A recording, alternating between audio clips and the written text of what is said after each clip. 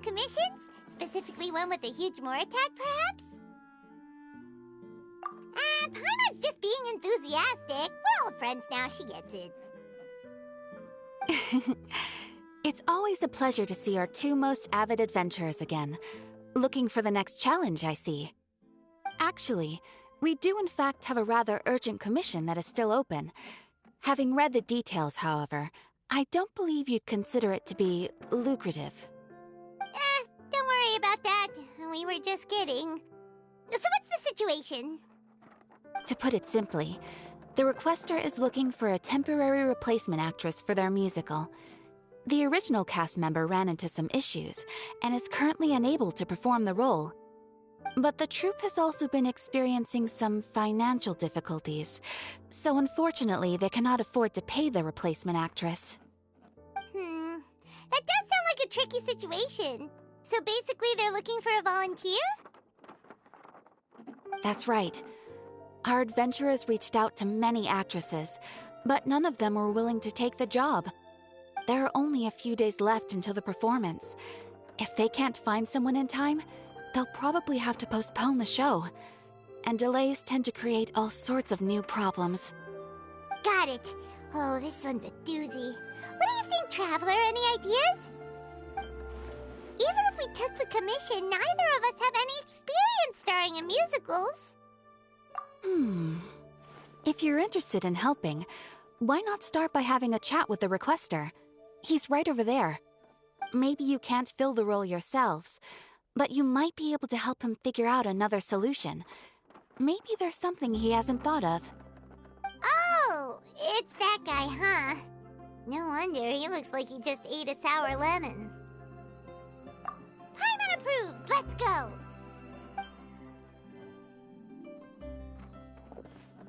Hello there! Are you the guy looking for a new actress? Wait, I know you two! Are you really willing to act in my musical? Wow, sounds like we're pretty famous in Fontaine already. But to answer your question, neither of us have any experience in musicals. But we heard that you're in a bit of a bind, so we figured we could at least try to help you think of a solution. Ah, I see. It's okay. I knew that asking for a volunteer was a long shot. If we can't find someone to step in, we'll have no choice but to cancel the show. It would be such a shame. That's the thing. We're not some high-profile theater troupe, just a group of amateur enthusiasts. All our sets and props are very crude. We're grateful enough just to get an audience, never mind ticket fees. If we had a way to make this profitable, things might have turned out differently. But now, it looks inevitable that we'll disband. Disband? You're splitting up the troupe? Oh, I guess the lady at the Adventurers Guild didn't tell you? Yeah, this is supposed to be our final show together as a troupe. One last show. And after that, we go our separate ways. So we were really hoping to end on a high note. Nobody wants things to just fizzle out. Not after all the time and effort we've invested into it. Yeah, the leading lady, in fact. She's been dealing with a chronic illness ever since childhood, and unfortunately, it flared up again recently. It really drains all her energy, so she's in no state to perform. The show just won't be the same without her. But for everyone else's sake, I still hope we can find a way to hold the performance on schedule. Got it. We have a clearer picture now. Let's see if we can come up with any ideas. What if we sponsored the show? Traveler, how much more are you carrying? Please, there's no need to go that far. I wouldn't feel right asking such a huge favor, and I can't promise that we'd ever be able to pay you back.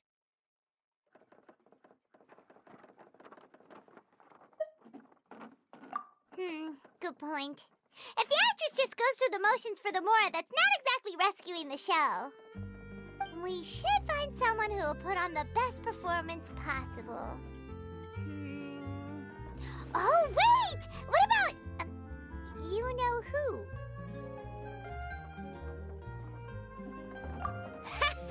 That's how you know we're the best of partners. Anyway, she should have all the free time in the world right now. She's she's really good at performing, and she was once super popular with the crowd. Performing in a musical should be a piece of cake for her.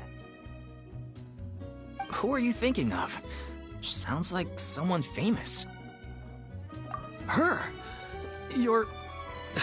That was a joke, right? Nope. Paimon doesn't actually know if she's performed on stage before, but Paimon's pretty confident that she'd be really good at it. You're not wrong there. She has actually performed in a number of big-name shows before. They were one of the reasons she was so popular. But even if she's no longer the Hydro Archon, it's not like she's suddenly a commoner. She's still an idol to many people in Fontaine, including myself. I just think Lady Furina might feel a bit out of place in an amateur troupe like ours. Well, yes, but... Fair enough. I mean, if she was actually willing to, then of course I'd be honored to have Lady Furina star in our show. I'm sure the rest of the troupe would be delighted too. I'm sure everyone in our troupe has probably dreamt of performing on stage with her one day. Of course, it all depends on whether she's interested. She might consider this opportunity beneath her. No point in stressing about that. We'll only know if we ask her. And besides, things are different now. There's no reason for her to be all high and mighty anymore. Thank you for your help. I guess I'll just stay here and wait for the good news. Good luck. Wait, where does Furina actually live nowadays? She used to live in luxury at the Palais Mermonia, but she's, moved out, right? As it happens, I have her current address here. I can provide it to you. Woo! When did you get here? I came over when things were starting to sound more promising. I thought I should be at the ready in case my assistance is needed. It is my duty to support commissioners in any way I can. Thank you, ma'am. Thank you so much. Well, now that we've got the address, we'll go find Furina. Back in a jiffy.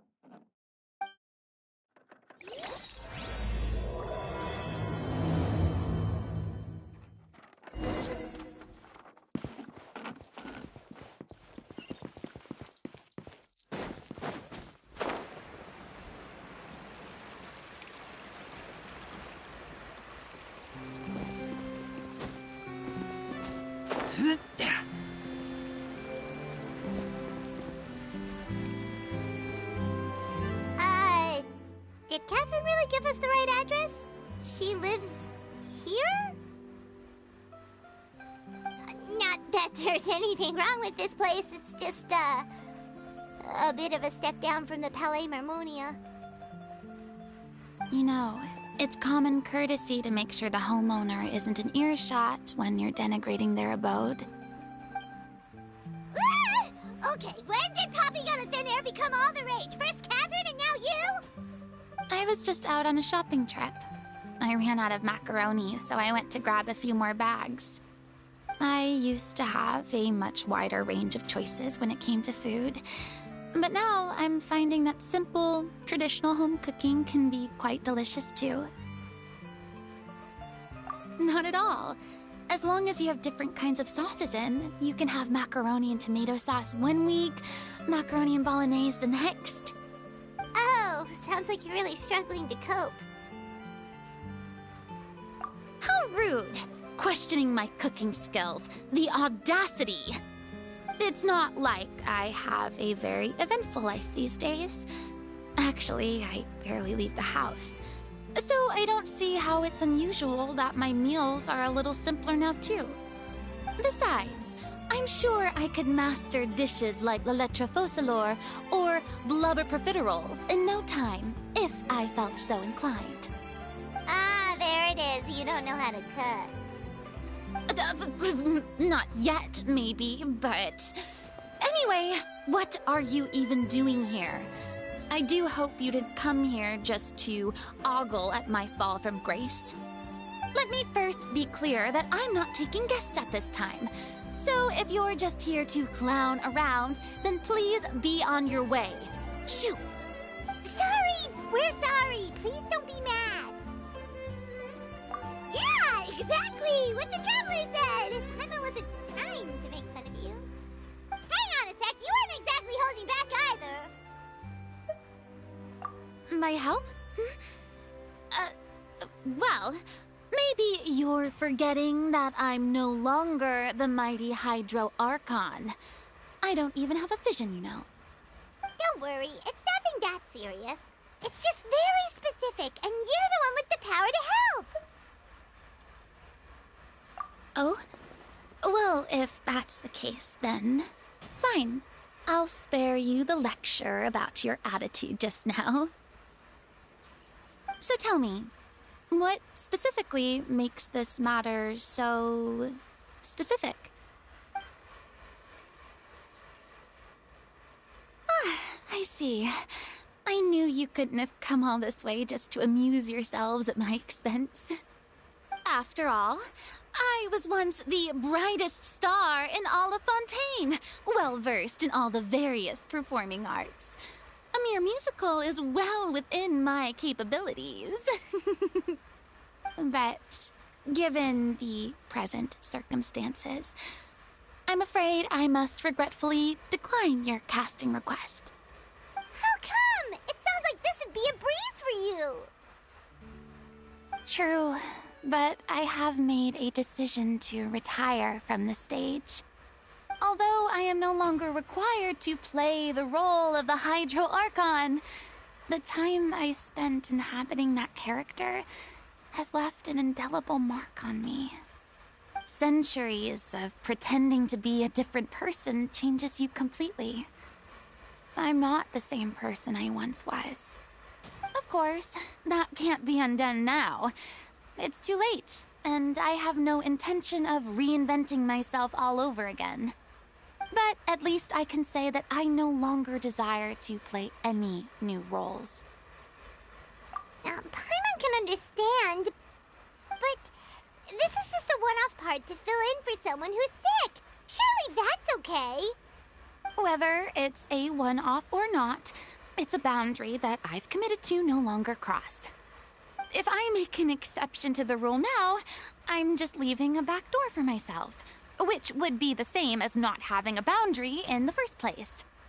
So I'm not going to perform, and that is that.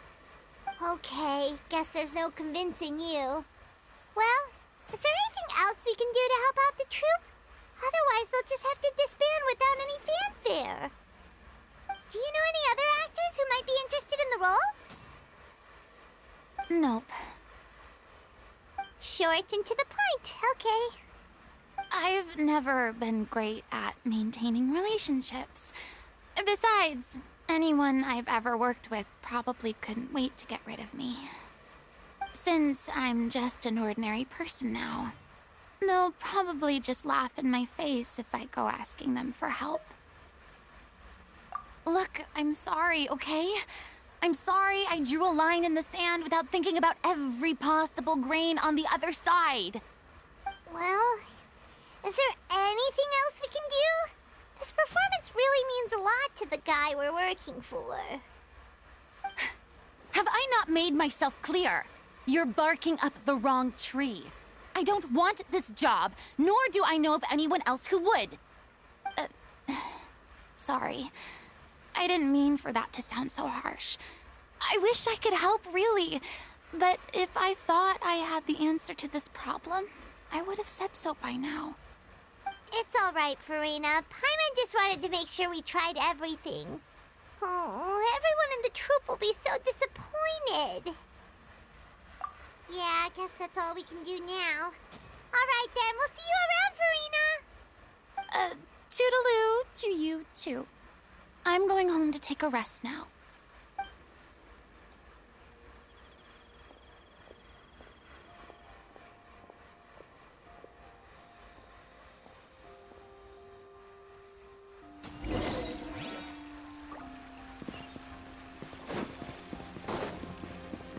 It's too bad, but we have to respect Farina's decision. Maybe the thought of performing brings up too many painful memories now.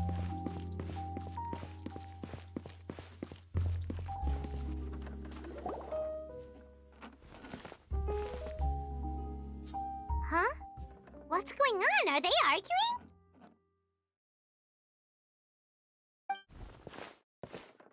That's besides the point. I'll ask you again. Why did you start looking for a replacement without my consent? When did I tell you I'm going to take a step back?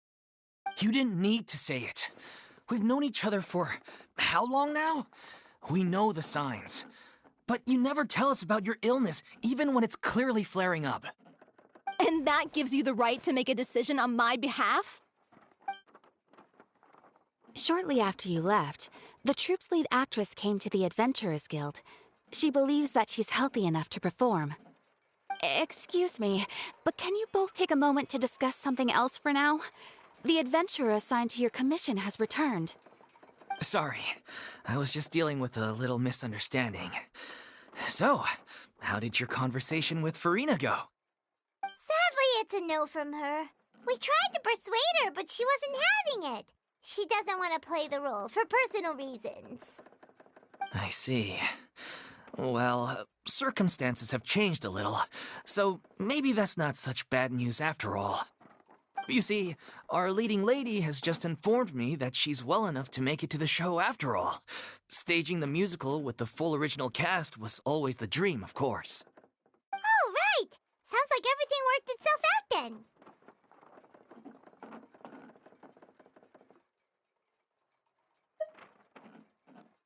Yeah, she'd be livid. We'd get the scolding of a lifetime. Jeez, is Lady Farina really so harsh with people? Only joking, calm down. So, guess we can consider this case closed now, huh?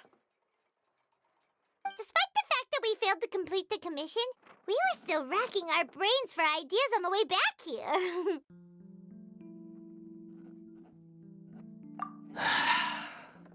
Look, there's no point arguing with you about this anymore. You've made yourself very clear, so I'll stop looking for a replacement. This is the last chance we have, though. If your illness flares up again, there won't be time to find anyone to replace you. So, are you absolutely sure you'll be able to handle it? The whole team is putting everything they have into this final performance. We have to make sure it goes ahead. Yes, I'm completely confident. I've been taking a new medication from the doctor, and it's working brilliantly. I'll definitely be able to tough it out until the performance day. I share everyone's desire to commemorate all our years as a troupe with a proper farewell show. So the last thing I want is to be left out. Every one of us thinks of this troupe as their home, myself included. You're right. I'm sorry. I let myself get too worried about the show. I should have asked for your permission first. All's well that ends well. Sounds like the show will go on. Sure.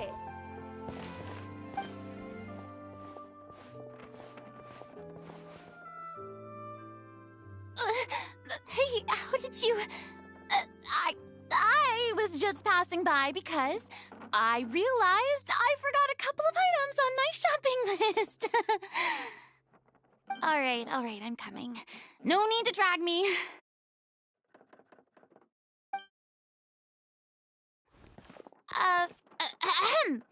Hello, one and all. I couldn't help but overhear your conversation just now. Farina? Didn't you say you were gonna take a rest at home? What are you doing here? I was just ever so slightly concerned about the situation you mentioned. Yes, a teensy bit concerned, that's all. When you came to talk with me earlier, I jumped right to explaining my position and said some strongly worded things. And all before I even had a full grasp of the situation. Anyway, I just feel a bit bad about how it went down. I'm sorry, Paimon. Oh, it's totally fine. Paimon didn't take any of that personally. You really have a knack for asking the most uncomfortable questions, don't you? I felt very sheepish, having had a change of heart after flatly refusing you. And then, to make matters worse, you caught me. But in any case, it sounds like the issue has already been resolved. Yeah. When they said they were gonna ask for your help, I almost had a heart attack. I mean, how could we be worthy of having Lady Farina star in our show? There's no need to think like that, and no need to keep addressing me as Lady. Just Farina is fine. I was wondering, if this troupe is so important to all of you, why does it have to disband? If the difficulties are purely financial, then there must be a solution. You could put the shows on pause while you look for a sponsor, for instance. Everyone seems so devoted to the troupe. I'm sure if you keep chipping away, you'll find a way through. We all want to believe that, but some things are just beyond our control. Everything's been going downhill ever since we lost our director. She was the heart and soul of our troupe. She kept us going. Her name was O'Reilly, and she was the founder as well as the artistic director of our troupe.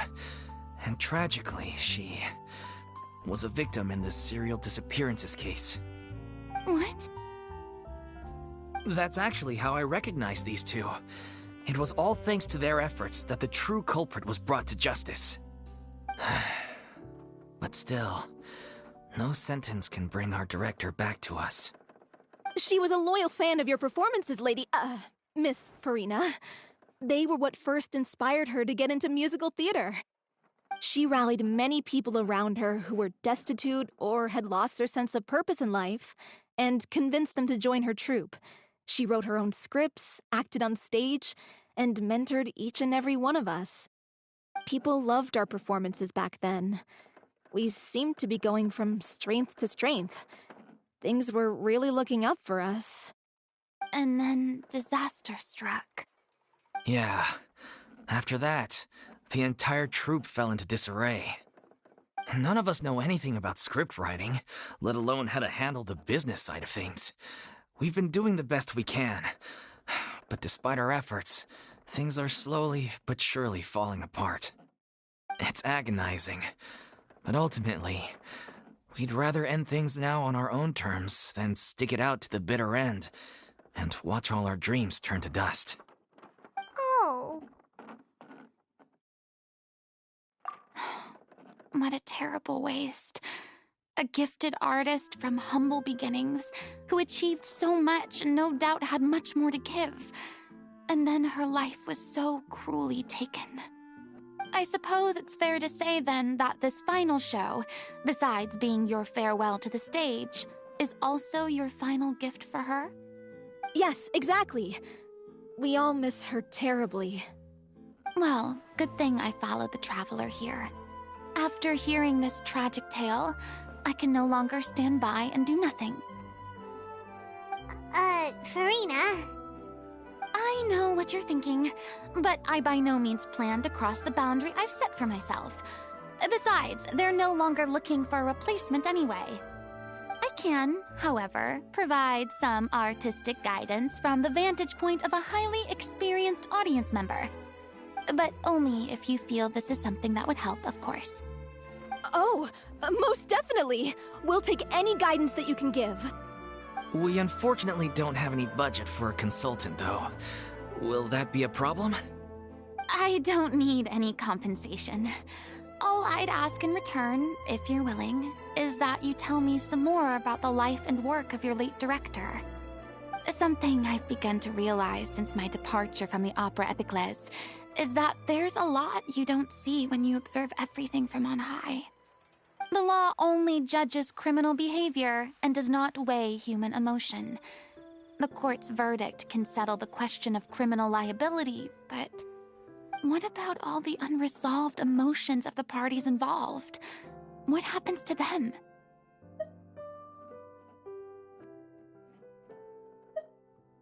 An interesting answer.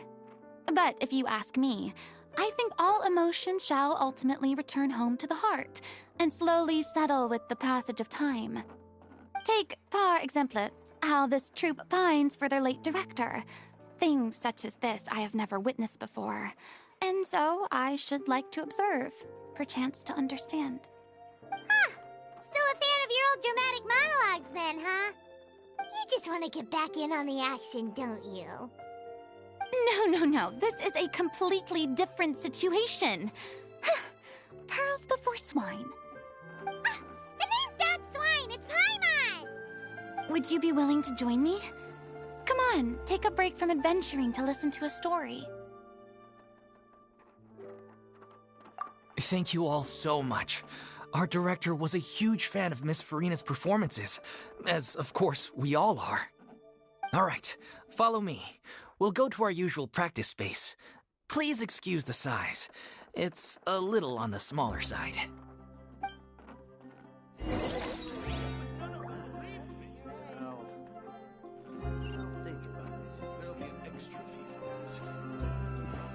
Ad Astra Ab...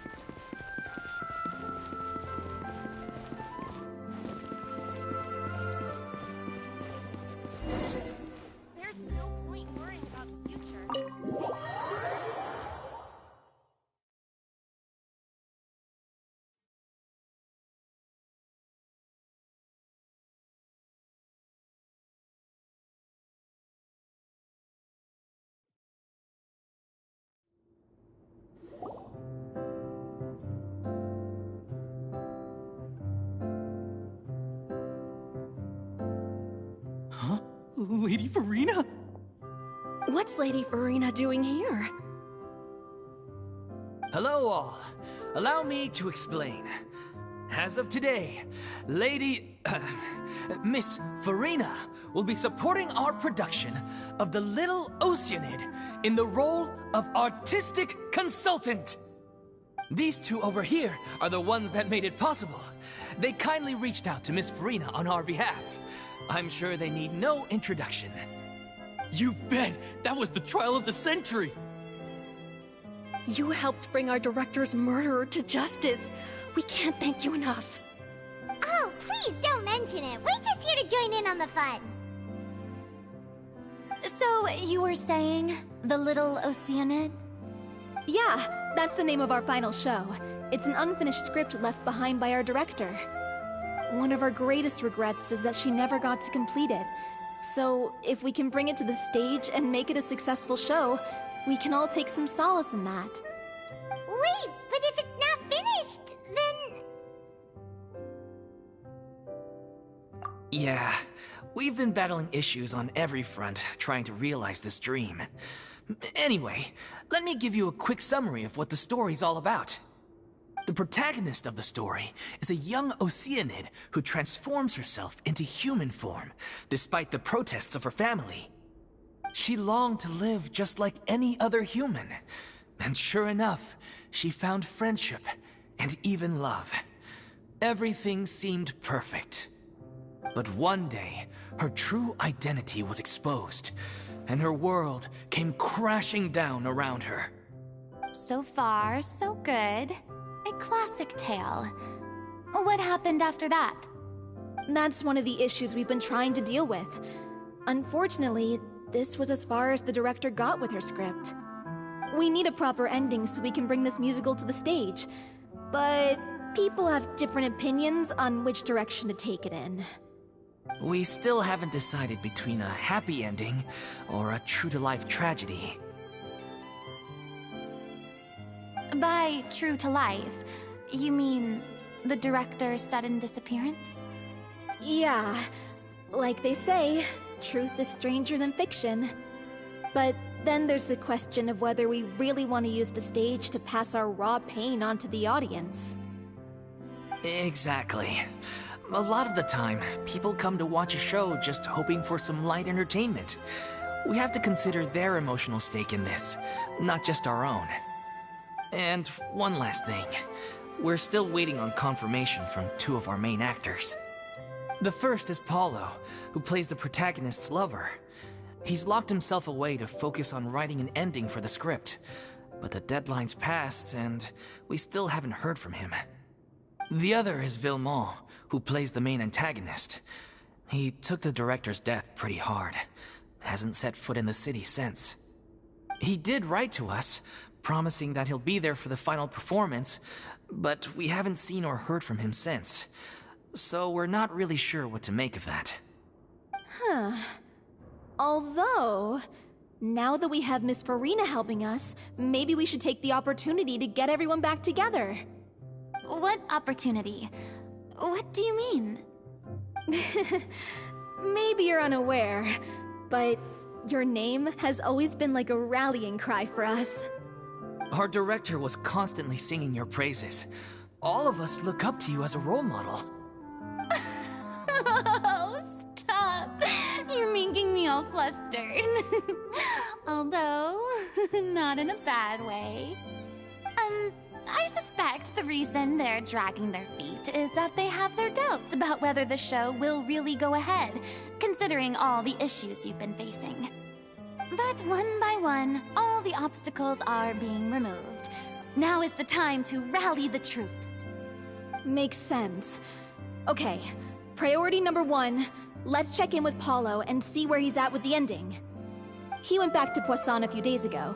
Said that staying in a friend's home might help him to relax and escape the feeling of isolation. I thought the last thing his friend would want right now would be to take visitors, given that Poisson was flooded not too long ago. But I guess it's the opposite. A friend in need and all that. Yeah, maybe he could use some company. Poisson? Nothing. I suppose my presence will be indispensable if we are to restore his faith in the show. So, allons-y. To Poisson!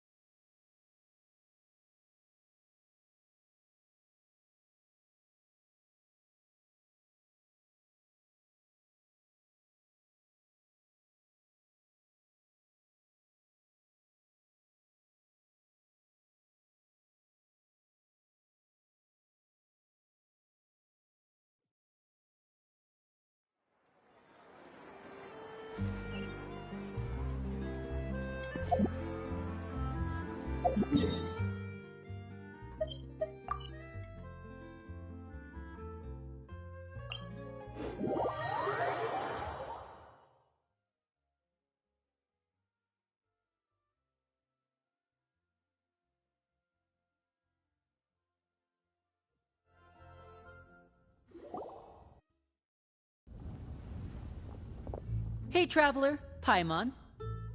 Oh, Paimon knows that voice! Over here.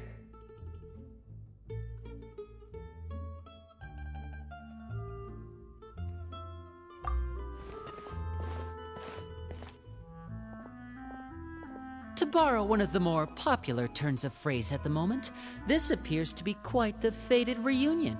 Running into you two out of the blue like this has really made my day. I certainly wasn't expecting it. You can say that again. What brings you to Poisson? Wait, Paimon's got it! You must be here for one of your magic shows, right? Actually, we've run into a bit of trouble on the home front, so Father arranged for us to stay in Poisson for the time being. Oh, are Lynette and Fremine here too? Yep, along with most of the other members of the House of the Hearth. You may have noticed Poisson seems a bit more crowded than usual. So you're saying nearly the entire organization has moved to Poisson? Sounds like you've run into way more than just a bit of trouble. What's really going on? Well... Since the two of you are so curious, perhaps I can fill in the gaps. You scared Paimon half to death! Father, you're here. You know... On second thought, maybe we don't need to know? It's all probably super confidential House of the Hearth stuff, right? We totally weren't trying to pry or anything. No need to be nervous. I could sense your genuine concern from your conversation just now. Of course, I can also understand your confusion. Sending so many Fatui here to Poisson, it's only natural that some might suspect an ulterior motive to be involved.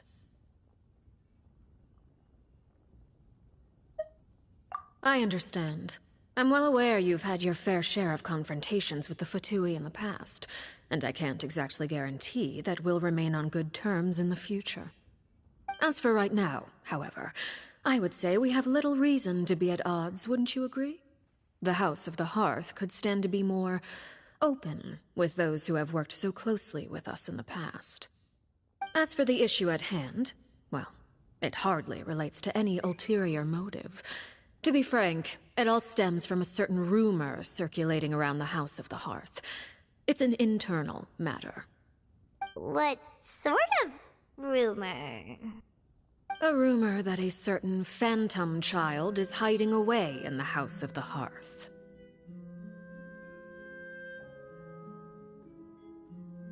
A phantom child? Ooh, just hearing the name is giving Paimon the creeps. A spirit that should have long ceased to exist is lurking in the shadows of the House of the Hearth. So I decided to bring the children to Poisson before continuing to investigate the situation. I expect I should be able to track down the spirit fairly quickly. After that, it's just a matter of resolving the situation, if you will. It shouldn't be much trouble at all. If you're curious, or if you still have some concerns, it might be advisable to stick around for a few days. I'm sure the children would be exceedingly pleased to welcome some visitors. Lenny, I'll leave you to entertain our guests. I have some matters to attend to. Of course, Father.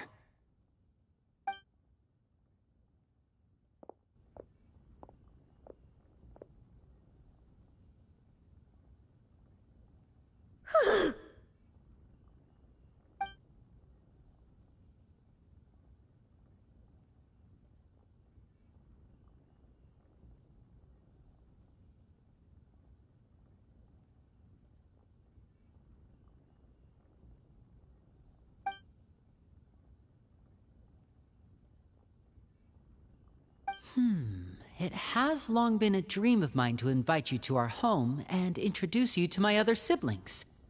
You're quite well known in the organization already. A lot of people have been talking about you, especially after everything with the prophecy. If you're willing, why don't you stay a while and have a little chat with us? Alright. We don't have anything else to do right now anyway. But let's be clear, we're just gonna be there as guests, okay? Don't get any funny... Oh, wait a second. For your guests, that probably means we'll be treated to lots of yummy food, right? Of course. During our stay in Poisson, we've been helping out the locals with some fishing. We bring in quite the bounty every day. In fact, today's the perfect chance for me to show you what I can do in the kitchen. Let's go. I'll take you to where we're staying.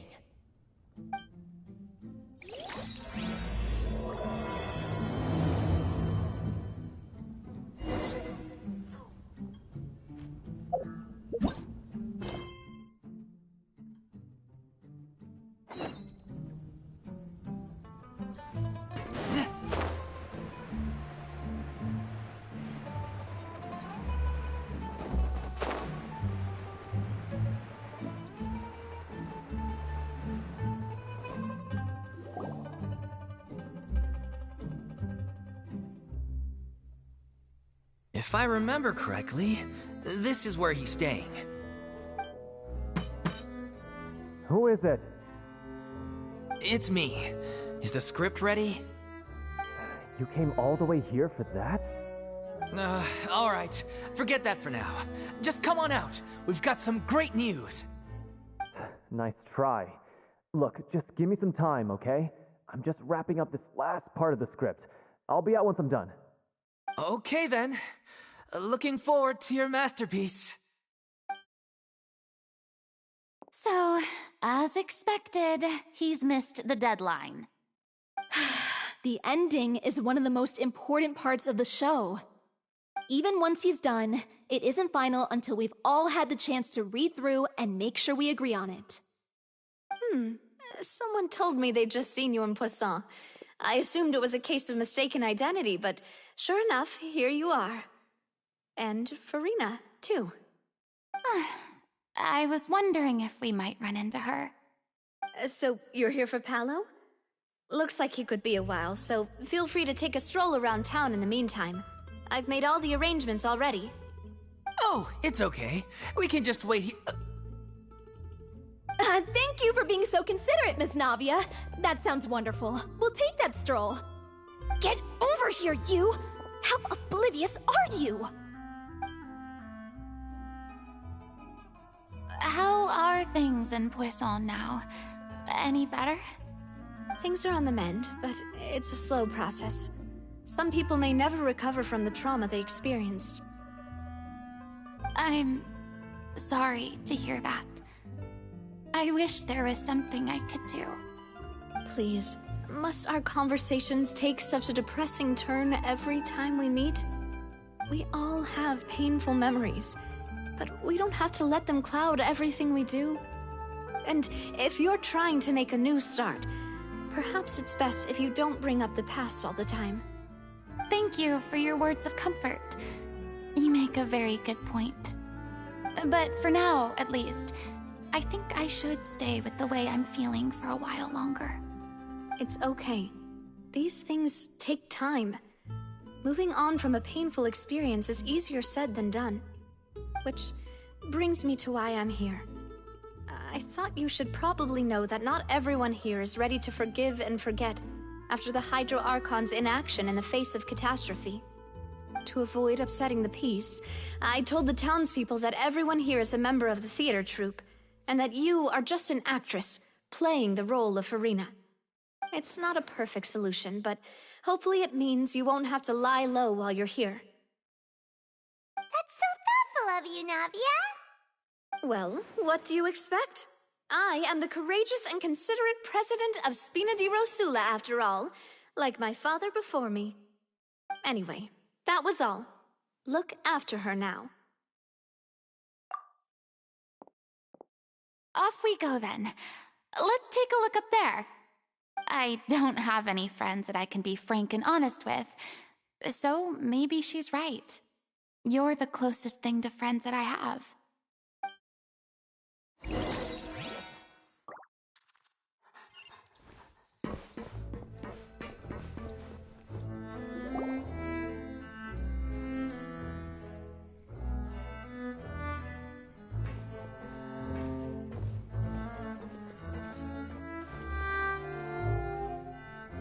I'm so grateful that Miss Navia was so understanding. To be perfectly honest, I didn't know if I was ready to meet her. It's always easiest to just run away from your problems.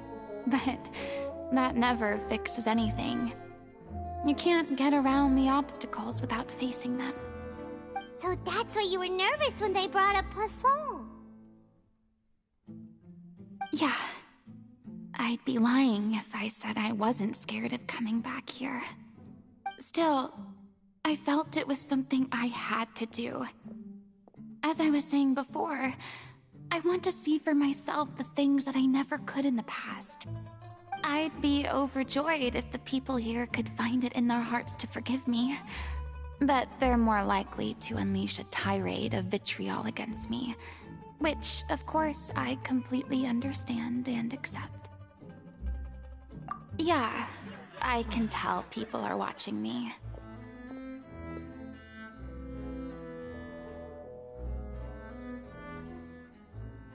I'm sure some people here see the idea of someone coming to Poisson dressed as the Hydro Archon as extremely disrespectful. I used to be terrified of the gaze of other people, especially when they had suspicion or resentment in their eyes. I guess I wasn't quite ready for this after all. Paimon's surprised you're making yourself go through all of this. I can't let myself see only the things I want to see. How would that make me any different from before? Look! There seems to be a crowd gathering over there. Probably time we made a move. How about we check out Spina di Rasula's ship? We should have a view of the whole of Poisson from there.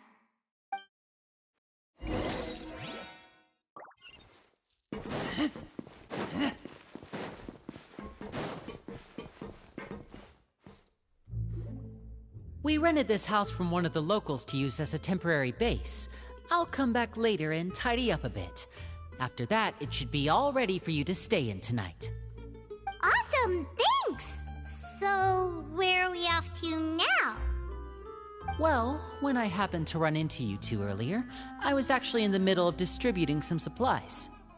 With this many people staying in Poisson, we have to bring in outside supplies every now and then. I should probably make sure the rest of these provisions get delivered, otherwise people might start to get antsy. Okay, we'll come with! There are all sorts of rumors about your organization floating around out there. Paimon's not sure if she could even take a wild guess as to what's true and what's not. But now that we finally have the chance to see a day in the life of the house, we can take a good look at how you operate! Well, you're more than welcome to come along. Just follow me.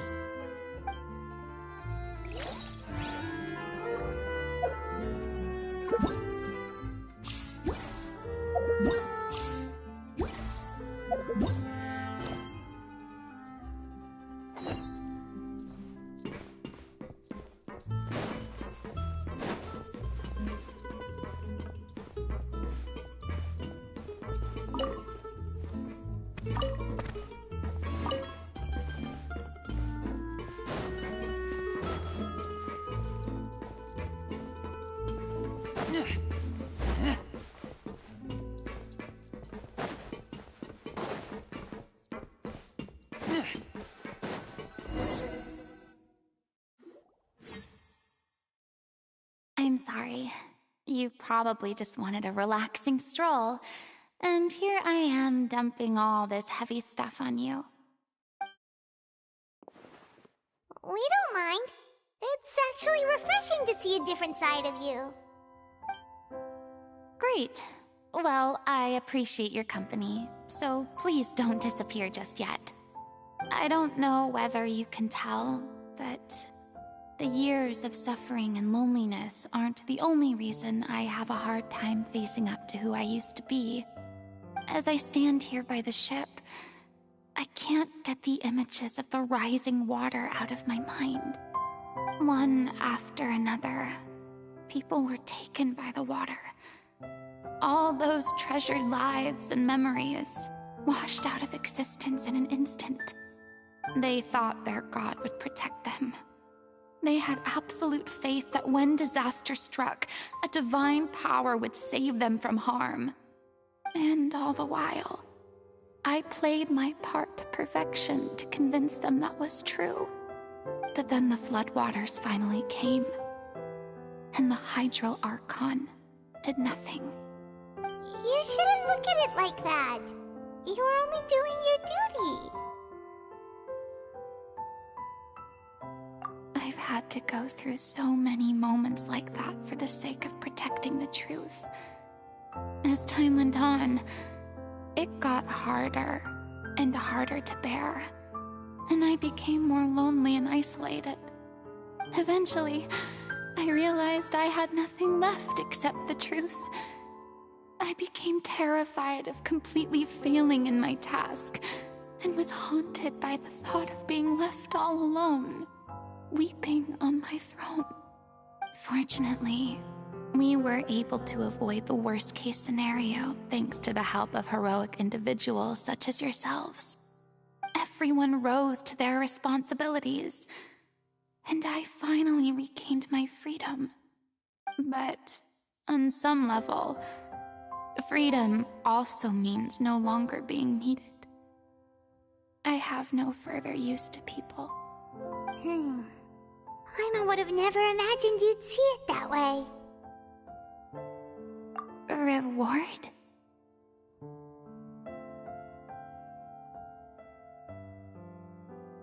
I guess so.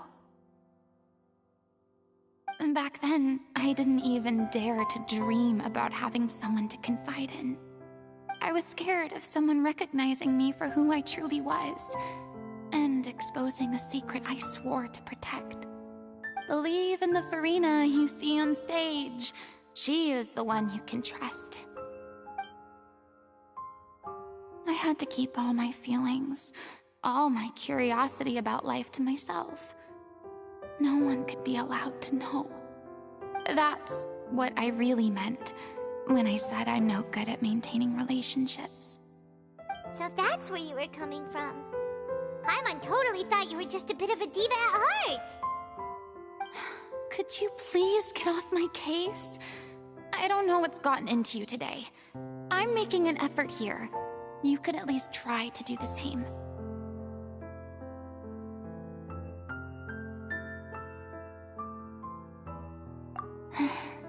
I do. I once had nothing but the truth, and now I'm finally free to live my own life again. And even though I have no idea where I'm going right now, at least the choice is in my hands. All right, it's about time to head back. Paulo should have finished the ending by now. Sure! Okay, let's head back and check it out.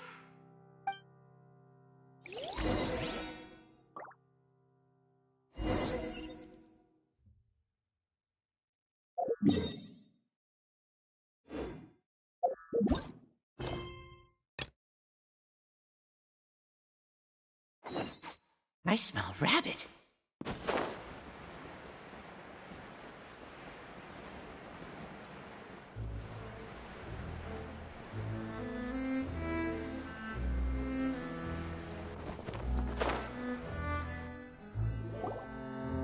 Didn't you say you needed to watch what you eat? You're supposed to be cutting down on fried foods, not wolfing down copious quantities of fish and chips, you know? Come on. It's not every day we get to dine at Spina di Rosula's expense. Can you believe how generous she is? I'm not about to pass on free food. Anyway, my character doesn't need to be slim and good-looking. That's your job. Are you kidding me right now? It's not your character's health I'm worried about, it's yours. I've spent my whole life battling the effects of ill health, and it kills me to watch you willingly ruin yours by filling yourself up with junk all the time. Oh no, looks like they're arguing again.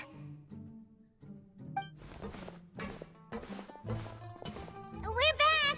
Could you maybe put your differences aside for a moment? Ah, you're back. We've been enjoying Spina di Rosula's VIP treatment in your stead. Paulo's nearly done.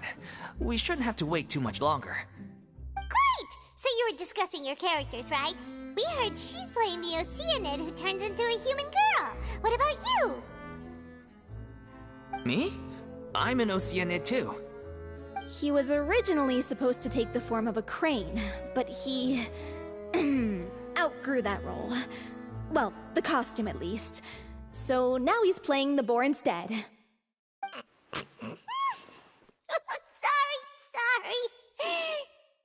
The boar's not a bad character, actually. He's the one who raises the little Oceanid, yes? That's right. He has some pretty memorable lines, too.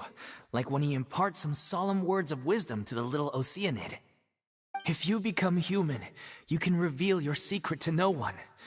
You will face suffering and loneliness. Is this truly what you want? Wait, that sounds kind of familiar. It's the most important line in the whole script. I think it's a symbolic statement about our director's life and legacy. She kept quiet about all the trials and tribulations she faced in running our troupe, allowing us to devote ourselves fully to performing. It was only after she was gone that we realized how tough her job really was. You mentioned earlier that the troupe is like your home. Yeah. I was born with an incurable illness, and once my family found out it couldn't be treated, they decided they didn't want me anymore. I spent some years taking whatever work I could find and trying to manage my illness with various medicines. But whenever I had a bad flare-up, I'd be lying in an alleyway for days at a time. It was like that until the director found me one day. She told me I had a great voice and asked if I was interested in studying singing from her. I said yes. She took me under her wing, taught me to both sing and act, helped me find Mora for my meds, took care of me when my condition decided to flare up. I know it was all a huge burden on her. She sounds like a really incredible person. She really was. She gave everything she had to her troupe and the people in it. All of us were so proud to call her our director. I was a lost child too when she found me. As the child of a murderer, my parents weren't around when I was little, so I got sent to an orphanage. The other kids were always picking fights with me. They'd say things like, "Come on, you must be pretty tough if you're the son of a murderer." It was just to taunt me, though. I was an easy target, and they knew it. One day, I got beaten up so bad that I just couldn't take it anymore, so I ran away. I lost all faith in humanity by that point. Thought the whole world was out to get me. Let me guess. Fortunately, the next person you ran into was the director. Yeah. For the first time in my life, I was somewhere I felt safe. And I promised myself I'd stay here until the day the group parted ways. The day you hoped would never come. How times change. Oh, you're finally done? Get your butt over here. There's someone I need to introduce you to. This is our new artistic consultant, Miss Farina. Farina? The Farina? Oh my god, how did you manage to wrangle that? Please, the honor is all mine. I was profoundly moved to hear about your troupe and your wonderful director. I just wanted to do something to help. Same here! Even so, this is just... Oh, wow. I'm sorry. I'll try to calm down. Now, where was I? Ah, yes, the script, of course. Let me give you a rundown of how the story unfolds in my version of the script. I'm sure you're already familiar with the beginning of the story. A little Oceanid decides she wants to become a human, against the wishes of her family.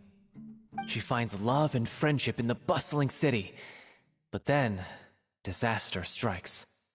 The people start to notice that all the fresh water in the surrounding area is slowly disappearing. The soil is becoming arid, plants and flowers are withering, and the people begin to panic. The little Oceanid, Cleo, and her lover decide to do something about it, and investigate the truth of the matter together. In the end, they discover that all the waste and pollution created by humans over the years has caused the fresh water to flee the land, as if driven by a consciousness of its own. Consciousness? You mean the water is sentient? Water as a conscious entity. There's actually quite a few stories that explore this theme. Since the little Oceanid is a water spirit, she immediately understands how the water is feeling. She then tells her lover about her true identity, as well as the truth behind the crisis. Her lover accepts her for who she is, and works with her to find a way to bring the water back. However, unbeknownst to them, there were some people eavesdropping when she revealed her secret. The little Oceanid is accused of being directly responsible for driving the water away, and faces the greatest dilemma of her life. And then? In the end, she makes the brave decision to sacrifice herself to save her lover, and the rest of humanity. Huh? But didn't they all treat Cleo like a villain? Why would she want to save them after that? Well, she mainly wanted to save her lover, plus everyone who'd stood up for her. Through her love for her human partner, she was able to find an even greater love one that extended to all of humanity. Surely the biggest strength of Cleo's character. There's actually something else that bothers me. You know the protagonist is supposed to represent the director, right? And she never had the chance to become a hero in our world. If we're serious about dedicating this show to her memory, we should make the ending as true to life as possible. What about if the little Oceanid is hounded to death by people who hate her, her lover makes sure her secret never gets out, and humanity continues down the path to extinction? That sounds like too cruel of an ending to me, and perhaps a little irresponsible to present to the audience. That ending would be a perfect mirror to Director Aureli's death, both arbitrary and meaningless. On the day when she went missing, Director Aureli had instructed us all, somewhat out of the blue, to leave the court of Fontaine and wait for her outside the city. We waited and waited at the rendezvous point, but she never came. By the time we returned to the city, she disappeared without a trace. We looked for her. The Gardamex looked for her, but she was nowhere to be found. Increasingly, all the signs seemed to point to her being the latest victim in the serial disappearances case. The director was the kindest soul in the world, yet she was senselessly sacrificed for the sake of a so-called experiment by someone who had nothing to do with her at all. But doesn't the way she suddenly told you to leave the city suggest that maybe she had some sense of what was about to happen? It almost seems as if she was moving you to safety. I've been trying to follow up on that ever since, but all my efforts so far have turned up nothing. Villemont might know something, but he won't open up to me. Villemont? The one who's playing the role of the villain? Yeah. He's been overwhelmed by grief. I think the director's death hit him hardest of all. Grief? Guilt, more like. Also, I have a hard time imagining that anyone took it harder than me.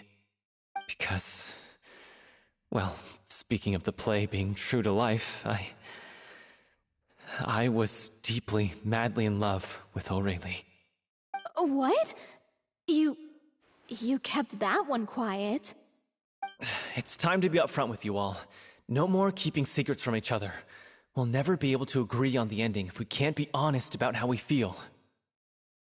I did tell her how I felt once, but she turned me down pretty much straight away. She said that we were all like brothers and sisters to her, and she'd never considered us as potential romantic partners. Not that it came as a shock or anything. It was what I was expecting to hear. So I told her I'd always be there for the troupe, and I'd always be there for her. I said, maybe one day in the future, when everyone's settled into their own lives and on the up and up, and managing the troupe no longer required her constant attention, well, maybe then she could reconsider what she really wanted in her life. And now, that day will never come. Oh, Paulo. So if I'm the one writing this ending, then I'm gonna make sure it does right by Aureli. I won't let anyone get in the way of that. In that case, you have to straighten things out with Villemont once and for all, face to face. We've all had our differences of opinion over the ending, but those two have never seen eye to eye on anything. One of them has to compromise if we're ever going to reach a final decision. Well, if that's where we're at, looks like it's time to go visit Villemont. Are you ready to face the truth? Honestly, I'm slightly terrified.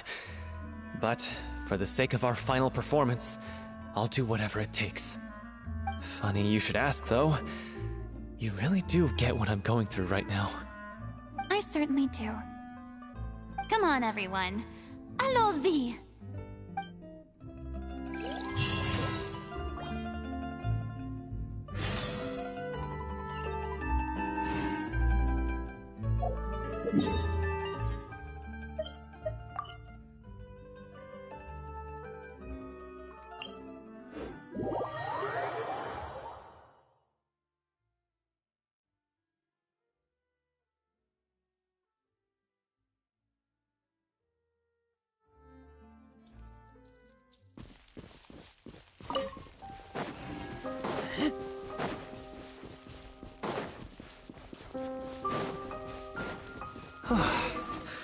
This is tough going.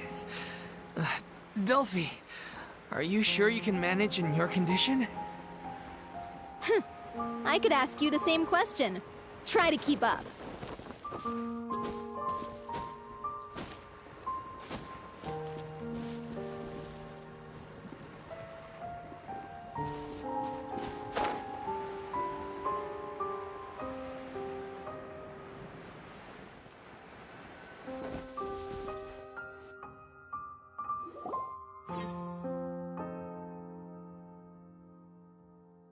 Ugh, as if this journey wasn't tough enough already without a roadblock. Don't worry. We should all be fine with the traveler here. We don't need to take a detour. Wait, why are you all looking at me? You're not seriously expecting me to fight, are you? We're just curious, that's all. I don't think anyone's ever seen Farina in a fight before. Yeah, but don't you remember why? The Hydro Archon willingly gave up all her power so it could be converted into indemnitium. Miss Farina said so herself. Precisely! And I'm not even the Hydro Archon anymore, so all my power is gone anyway. As much as it pains me, unfortunately, I should just stay put. I'm more like a damsel in distress more than anything. That sounded so smug. Ugh, secondhand embarrassment is unbearable. Hey, lay off, all right? My bluff is hanging from a thread here. I'm sorry. I got carried away. Please help us out, would you? Aw, too bad. I was so pumped to feast my eyes on fight mode Farina. Sorry to leave all the heavy lifting to you. Don't worry, piece of cake.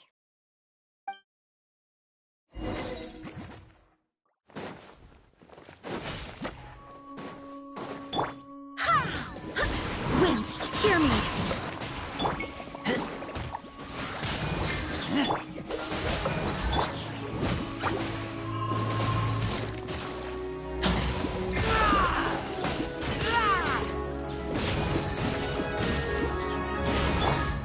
Verdict is...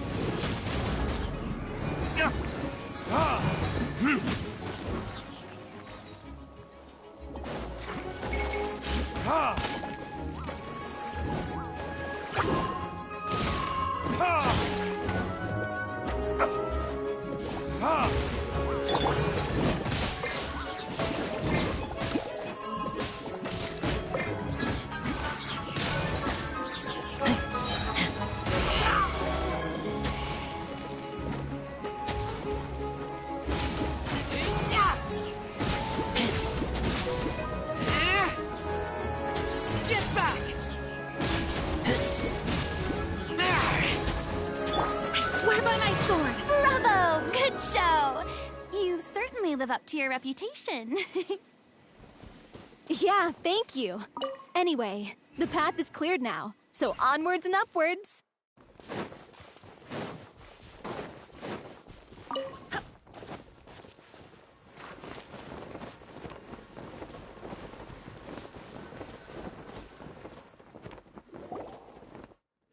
Vilmont, are you there? Huh? Oh, it's you guys. Wait, what's Lady Farina doing here? I can explain. We've been rounding up the whole troop. We now have everyone except you.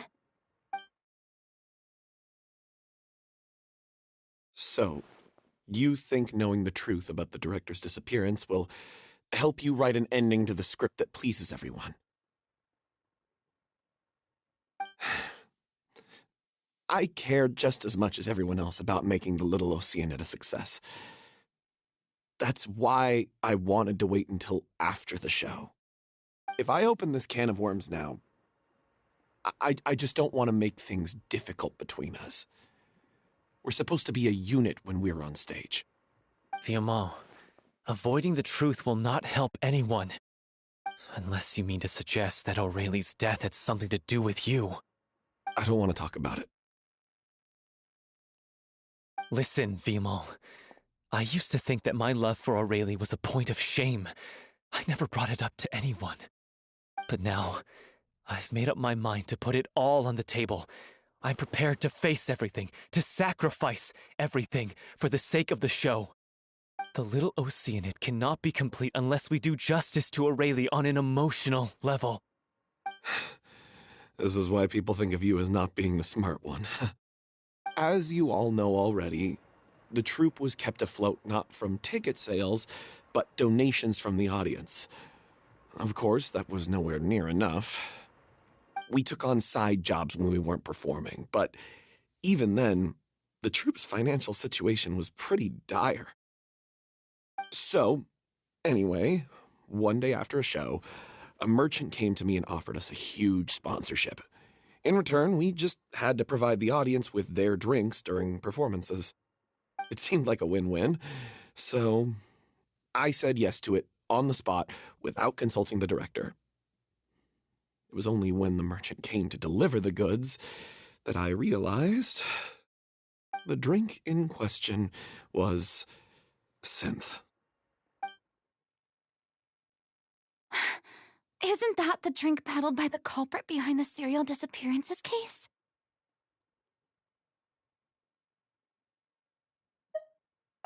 I freaked out when I saw the boxes. And I told the director everything right away. She was completely shocked as well. But she didn't reprimand me for making the decision without consulting her. Instead, she contacted the merchant and stated that the troupe could not agree to this collaboration.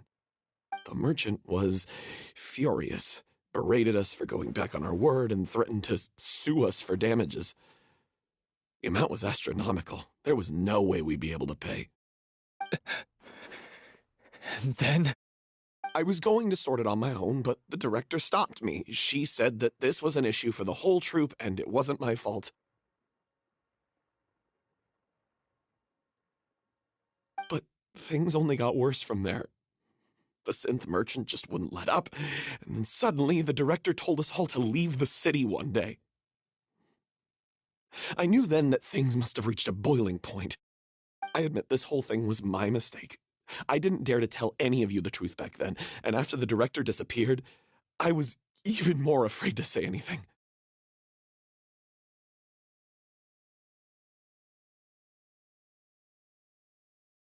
Yeah, I got Aurelie killed. There, I said it. Happy now? Hey, don't say that. You traitor! You knew Aurelie was in danger. Why in God's name didn't you tell us? What do you mean, you were afraid? This was a life-and-death situation. We could have saved her! How could you be so stupid? Please, try not to get too worked up. Yeah, listen to him. You need to stay calm. Stay calm? How can I stay calm? This guy got Aurelie murdered! She was the love of my life! And he has the gall to try and high-road us, claiming that he kept his mouth shut for the sake of the show! How about taking some responsibility for what he's done? All I can say is I'm sorry. Truly. I wanted to apologize to everyone in the troupe, but that won't bring back the director. What good is my apology now? I'm just a coward who made an awful, terrible mistake that I can never take back. Beat me up if you want. Kill me if you prefer. It's what I deserve. End my life so I can meet the director and apologize to her in person. Get out of my sight! Go! Get lost! I don't ever want to see your face again! That's enough! You've screamed and shouted at each other for long enough. Now pipe down, both of you! Can you stop conflating the show on stage with your real-life relationships in the troupe?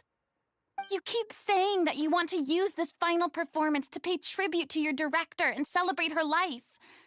How can you do that if you're just using it as an excuse to vent your own emotions? You're right. I'm sorry. On stage, The lead role is the focal point of the audience's attention. And you're all used to seeing the director as the heart of the troupe. But in her own life, her greatest desire wasn't to be the center of attention. I can tell how much she loved you all, and how much she loved the troupe. What she wanted was to build a warm home for all of her brothers and sisters. To shield you all from the storms that rage in the world outside. That's how you should remember her. And that's what you should be celebrating. I understand why you're trying to make her the hero of the story, but isn't she your hero already? After everything she did for you? Yeah. So think hard about what that means. And then think again about what you hope to achieve by arguing with each other. If you really hate each other and can't reconcile your differences, then you could just call it quits now. Why bother with the final performance if the group is already fractured? But you can't bring yourself to do that, can you? You care too much about Director O'Reilly and the home she built you all to let go. What are you laughing at? I don't see what's so funny. Sorry, I didn't mean it that way. It's just that, for a moment there, it felt like our director was back with us again. If she'd seen Paulo and Vilmont at each other's throats like that, she would have scolded them exactly like you did, in that same stern voice. Really? But she sounded like such a gentle person. Of course she was. Even her harshest lectures came from a place of kindness, and it showed. She really was a truly outstanding person. What you said, it really puts everything into perspective. I'm truly sorry. I really meant for this to be a genuine apology, but I ended up making it all about me and my self-pity. It's all right. Let's save all this for after the performance. So, the ending. What are we gonna do about it? Clearly, everyone needs to take a step back for now and reflect on what really matters. When emotions are running high, things get lost in the fray. The end of the story needs to focus back on O'Reilly herself. She's the true star of the show. What do you mean? The Traveler is right. You once investigated that underwater synth base and recovered items belonging to the victims. If you could find anything that O'Reilly left behind, perhaps we can get a better sense of what she went through in her final days. You really think that's possible? I trust that nobody would object to the ending of the story being based on O'Reilly's true feelings. No. Well, we'll leave this in your capable hands. Come, let's pay a visit to the Palais Mermonia. The rest of you, head back to the rehearsal location for now, and wait for our good news.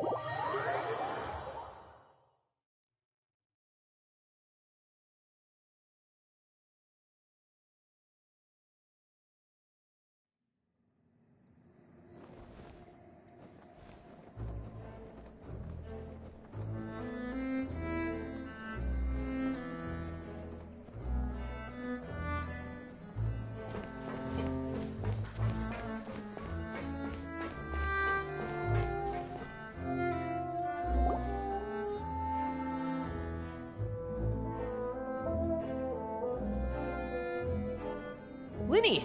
We're finally here. The supplies. I'm assuming you've... Brought them with me? Yep, here you go. Hello? Something caught your eye? It's the Traveler in Paimon! No way! Come here, everyone! Hurry! The Traveler and Paimon are here!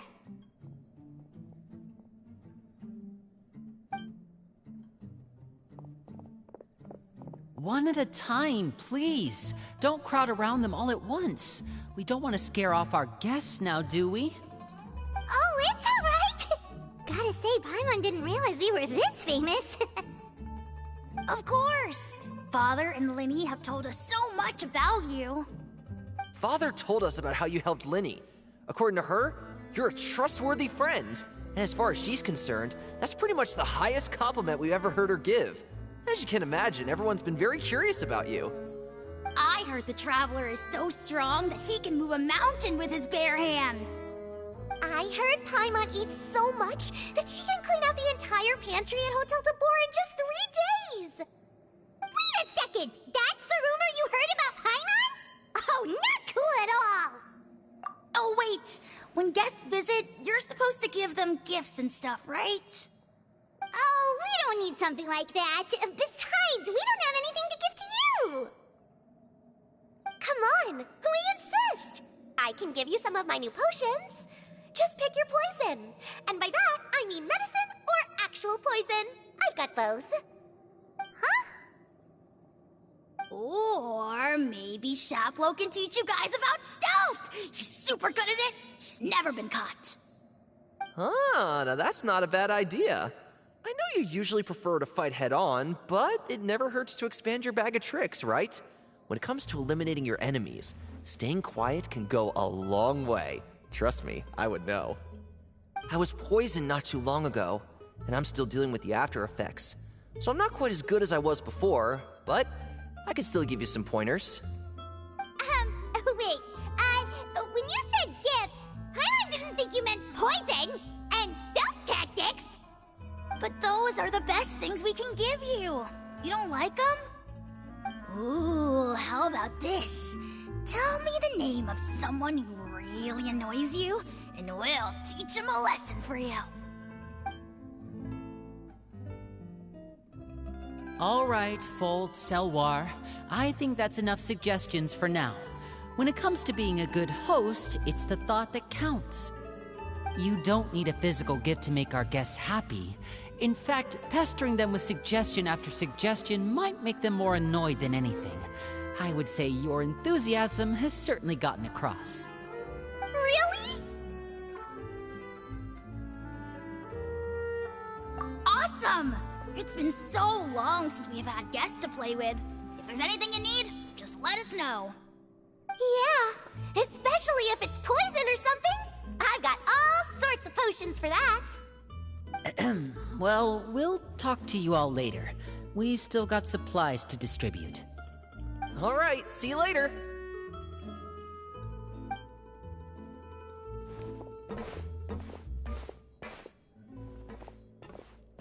Bye!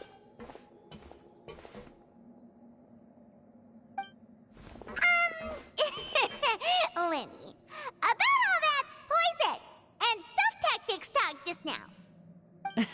Scared you, did it? That kind of talk comes with being part of the House of the Hearth. When Foltz was really young, he strangled all of his family pets, just out of curiosity. He was labeled a dangerous problem child and was abandoned by his family. Elwar has an unnatural obsession with potions.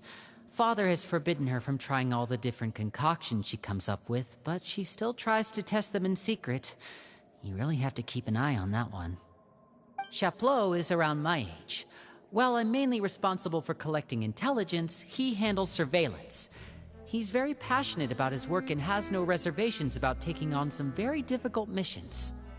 I know you two probably aren't used to that kind of talk, but I can promise you they only had the best of intentions. Things like stealth tactics and developing different poisons, they really mean a lot to them. They were just trying to share the best of what they could offer, that's all.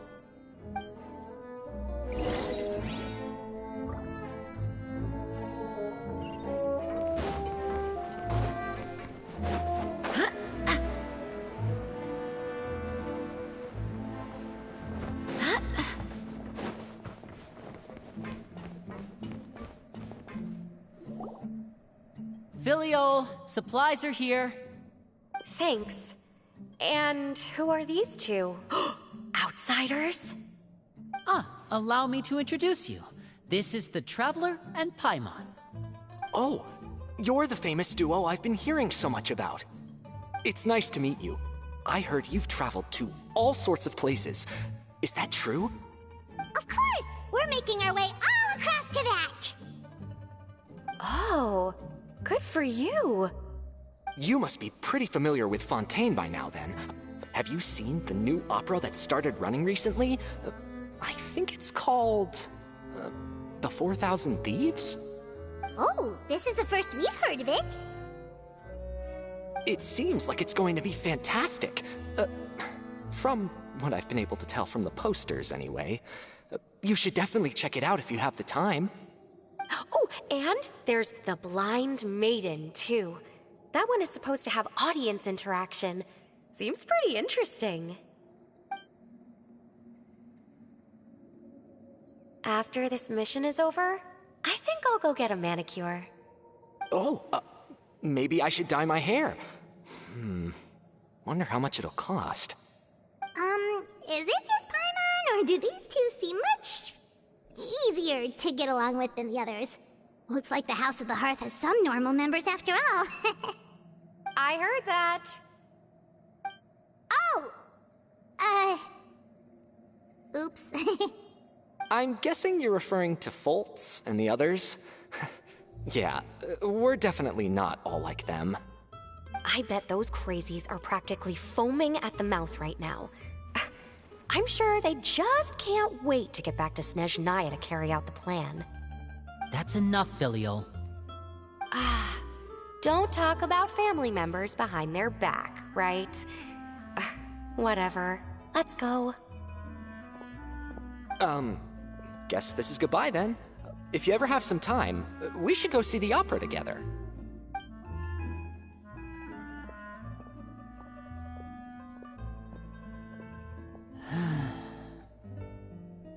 Well, that's it for the supplies. We should probably head back as well.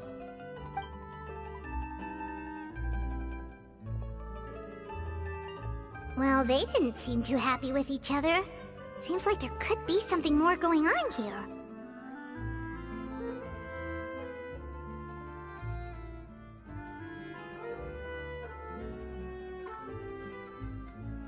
You're right. We're only here as guests after all. Oh, Linny's getting super far ahead. Come on, let's catch up.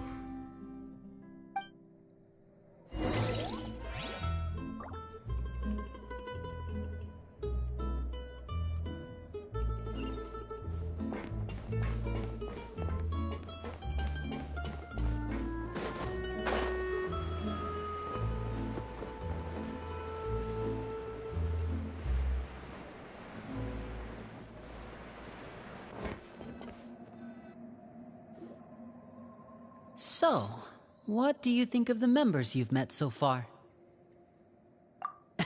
Well, Father is always encouraging us to be strong-willed and independent. So if there's one thing we've got, it's people who aren't afraid to speak their mind. Well, I should probably get cooking. Wanna join? Of course! Then let's head out and... Huh? Fremine? What are you doing here? Fremine! Nice to see you again! Oh, you too. I heard you're here as guests of House of the Hearth. Welcome. We were just going to make some food. Why don't you come along? I could use some help in the kitchen, and I seem to remember you mentioning you wanted to make seafood soup for the Traveler and Paimon. Seafood soup? Oh, Paimon's drooling already. Were you looking for something just now, Fremine? Maybe I can help. It's nothing. I just wanted to see if there were any extra supplies. Yeah, we've got some left over. What do you need? Some food and water, and some clean cloth, if possible. No problem. Give me a second here. Food, water... Wait a minute. What do you need all of those for? You're not on any missions as far as I'm aware, and you were just going to come eat with us. So what's this all about? I thought I'd grab an extra portion because I get hungry at night. Could be because I'm growing, you know? And... Fremine. You remember what I told you? You're not like me. Your lying skills still need some work. Tell me what's going on.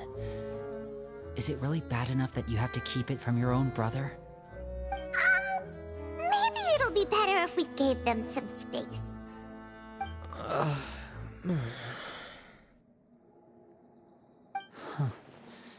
This is the first time I've seen that kind of look on your face.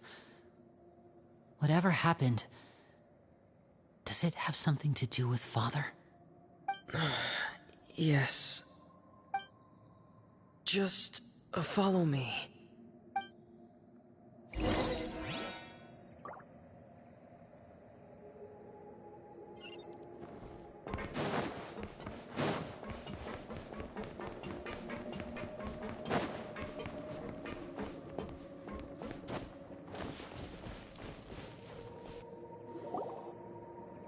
You're back!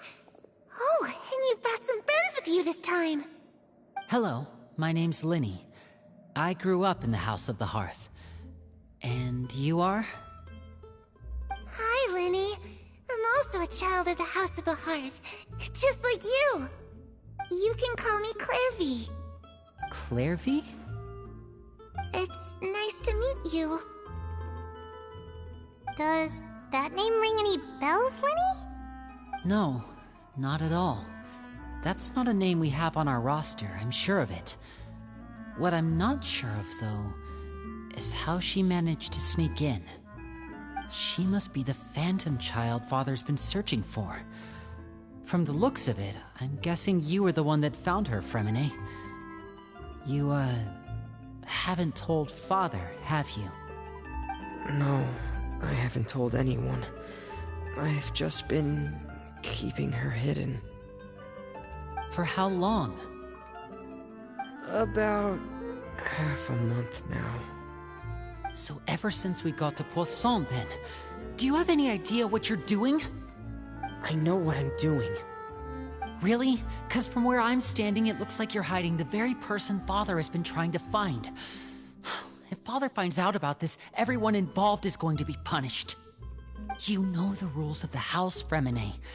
I know you do. Father doesn't tolerate any form of betrayal. So why are you doing this? I've thought it through. And I just can't hand her over like that. Linny, don't you remember last year? Sheplo nearly died after getting poisoned during that one mission. He wasn't able to get back before the poison started taking effect, and not a single person was there to help him. That night, while I was sleeping, I heard a voice telling me to go save him. I opened my eyes, but I couldn't find the source of the voice. I thought maybe I was just hearing things, but I went to look for him anyway. Luckily, I got there with enough time to save his life. That feeling of being haunted, of hearing voices, it's happened many times in the House of the Hearth.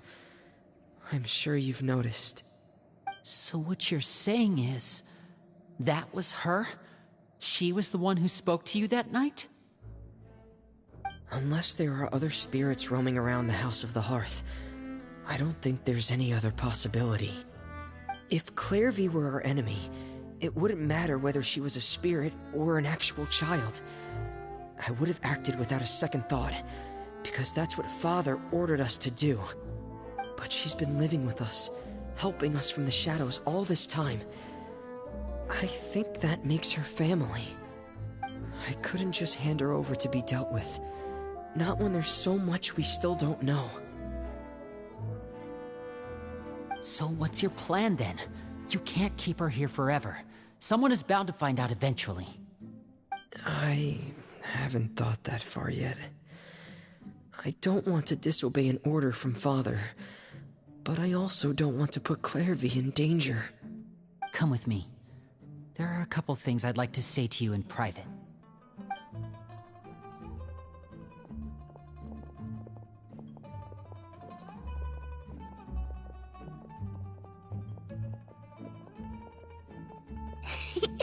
Those two sure care a lot about each other. Well, they got a funny way of showing it. From where Paimon was floating, it sure seemed like they were about to bite each other's heads off. No way! They have a really deep bond. I could tell right away, because I also have a friend like that. I just don't know how long that kind of bond can last. The darkness in the house runs deeper than you can imagine. No one can get out alive. I'm sorry, Linny. I really didn't mean to drag anyone else into this. Oh, really? You didn't mean to? 'Cause I, for one, wish you did. Huh? What do you mean? You know, when we were younger, you didn't call me Linny. You called me brother, just like Lynette. We grew up together, the three of us. We were all orphans, all rescued by Father. Of all the siblings in the House of the Hearth, I think our bond was the closest. Later on, when you started calling me Linny, I wasn't actually surprised. After all, Lynette and I are related by blood. We've had to depend on each other to survive long before we joined the house. Linny, The darkest and most difficult moments of my life happened before you and I had ever met. I'm sure that's true for you as well. Even so, Fremine, we've stood by each other for all these years now, and to me, that means more than blood. You and Lynette are the most important people in my life. No one can replace you. So I won't let you face anything alone. Not if I can help it. Oh, looks like things are getting kinda heated between Linny and Fremine. Maybe we should go check on them. Oh, it's raining.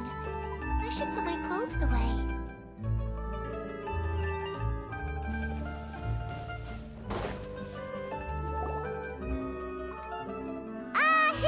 Hey, you two!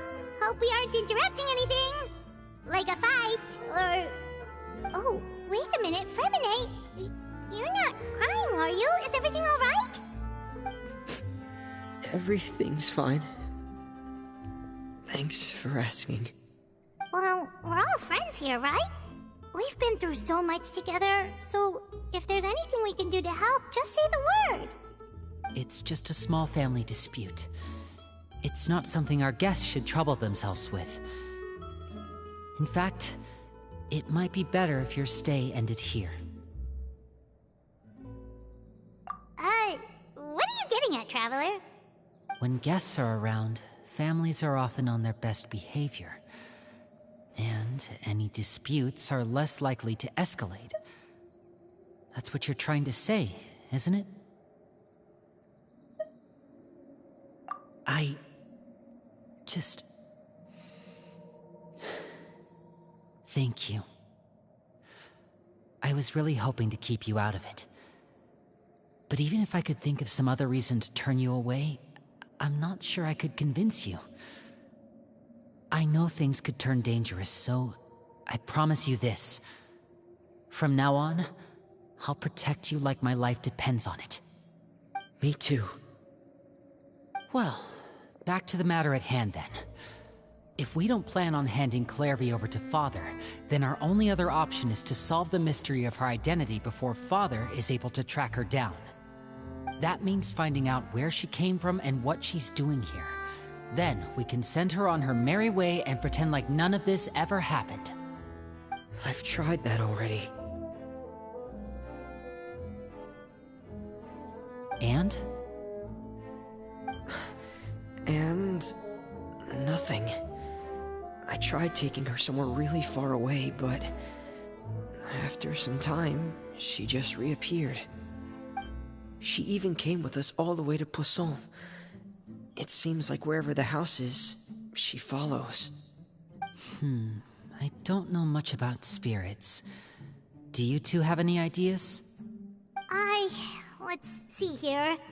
Paimon remembers hearing something like, if you fulfill a spirit's last wish before they die, they'll let go of whatever's keeping them here and return to the ley lines. Oh, it's just that Paimon doesn't really remember where she heard that, so it's not guaranteed to work or anything. Well, sounds like it's worth a shot. Guess that means we should go ask her about her wish. But first, Fremine, I need you to promise me something. What is it? I need you to promise me that this will stay between the two of us. We're the masterminds behind this whole thing. No one else gets involved. Can you do that for me? Of course. I promise. All right. Then let's seal the promise just like when we were kids. Fist bump on 3. Ready? 1, 2, 3. I swear.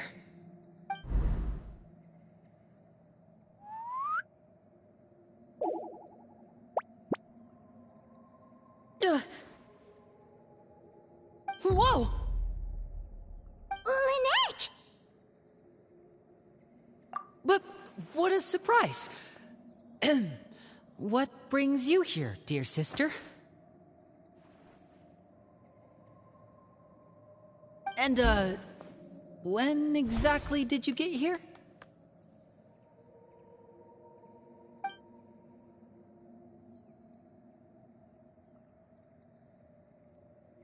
You're an idiot, brother. And you too, Fremine.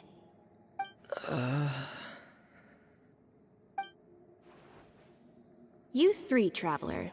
And you 4, Paimon. Wait, what did we do? I've seen Clairvy around the House of the Hearth before. I hadn't seen her in Poisson, so I figured she must not have come with us. But it turns out, you were just hiding her. I heard you talking about your plan. Rather than steering clear of the situation, I'd rather fully join in.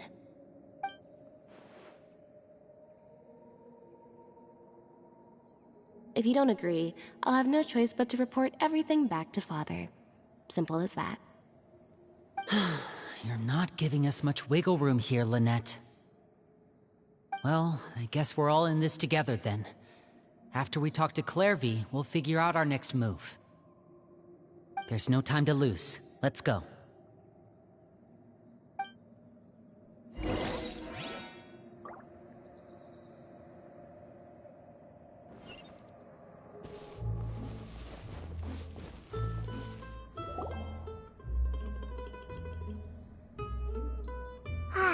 I'm full.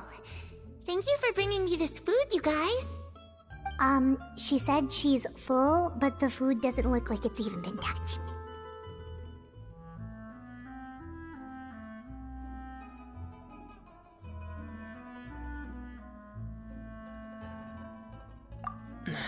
That's right.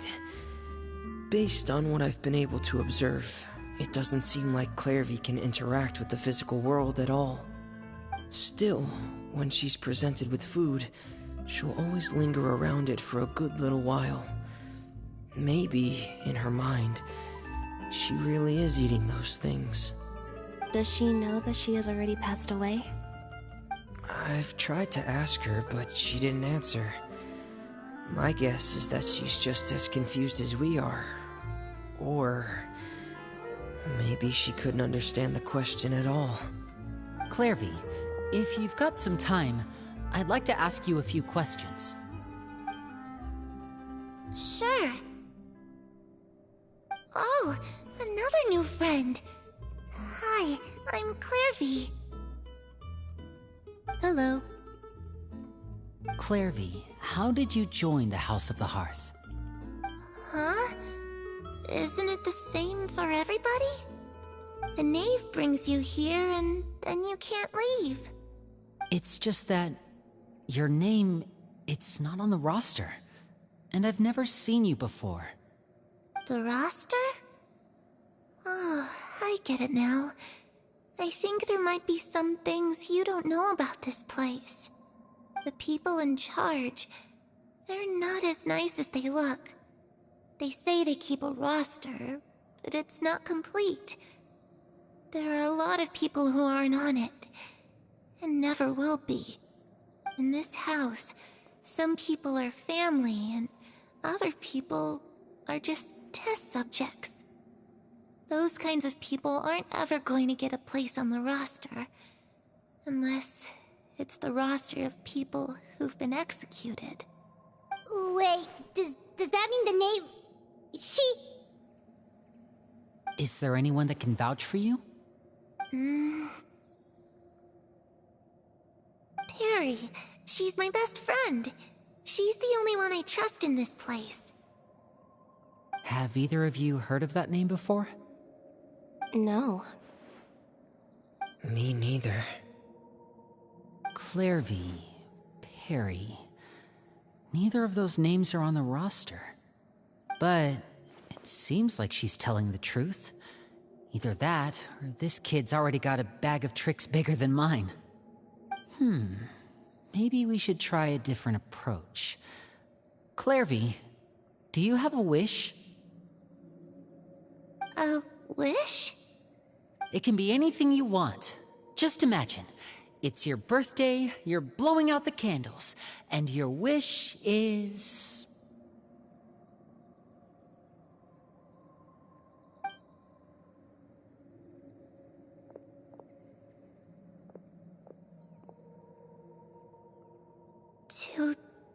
To go outside, where the sun can find me. That's it? Well, that sounds easy enough. The darkness in the house runs deeper than you can imagine.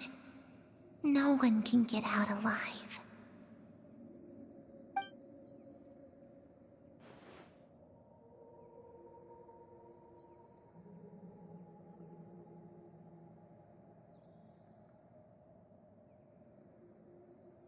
Okay, time to divide and conquer. Listen up, I've got a plan. I'll try and find a way to use basic illusory magic to take Clairvy outside and bring her somewhere with sunlight. Lynette, try and find the list of executions that Clairvy was talking about, and see if her name is on it.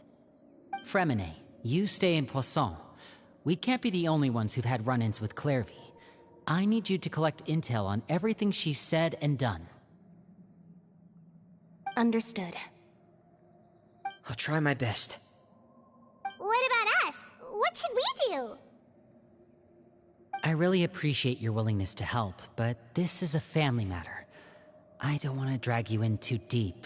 It's too risky. Let me think. Since Father considers you to be guests, maybe you could stick by her side for a little while. You don't need to do anything except keep up some nice, casual conversation. Ah, Paimon gets it. You want us to distract her.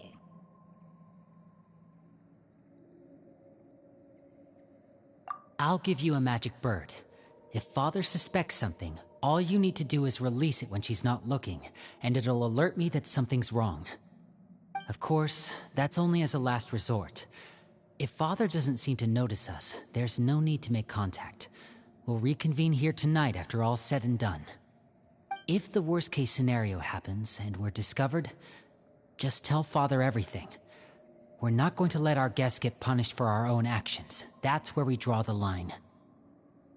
You too. Okay, this is where we part. Father should be at the beach nearby.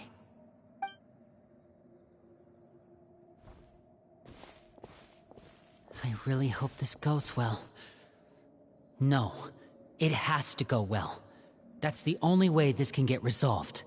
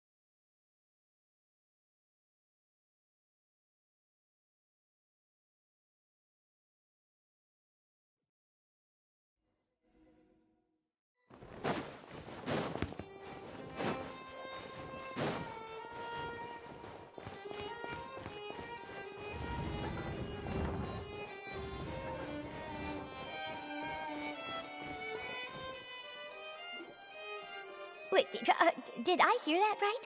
Monsieur Neurvalet, are you sure you'd like to take over the case yourself? That's right. Oh, but why? Technically speaking, cases like this are better left to the guards. Neverlet! Sidine! Hey there! What are you two talking about? Traveler in Paimon, please help me talk our Chief Justice out of this. He wants to investigate a case on his own. Now, this is completely unprecedented. How can we have the Udex acting like a private detective? Hmm?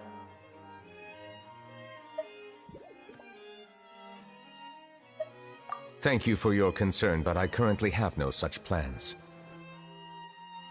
Oh, apologies. I took your question in earnest, but it now occurs to me that it was most likely in jest. So, what is it exactly? It sure sounds serious if it's something you've got to investigate personally. A Melusine named Kiara received a threat letter. And then? That is all the information I have acquired at this stage. Huh? I have no idea why you're so hung up over this. I've checked the schedule in advance, and it seems like there aren't any trials today. So, if you insist, I have no objections. Thank you for understanding. Then I shall return to my post for now. Should anyone visit while you are away, I will be sure to make a record of it. I sincerely hope that you will return soon.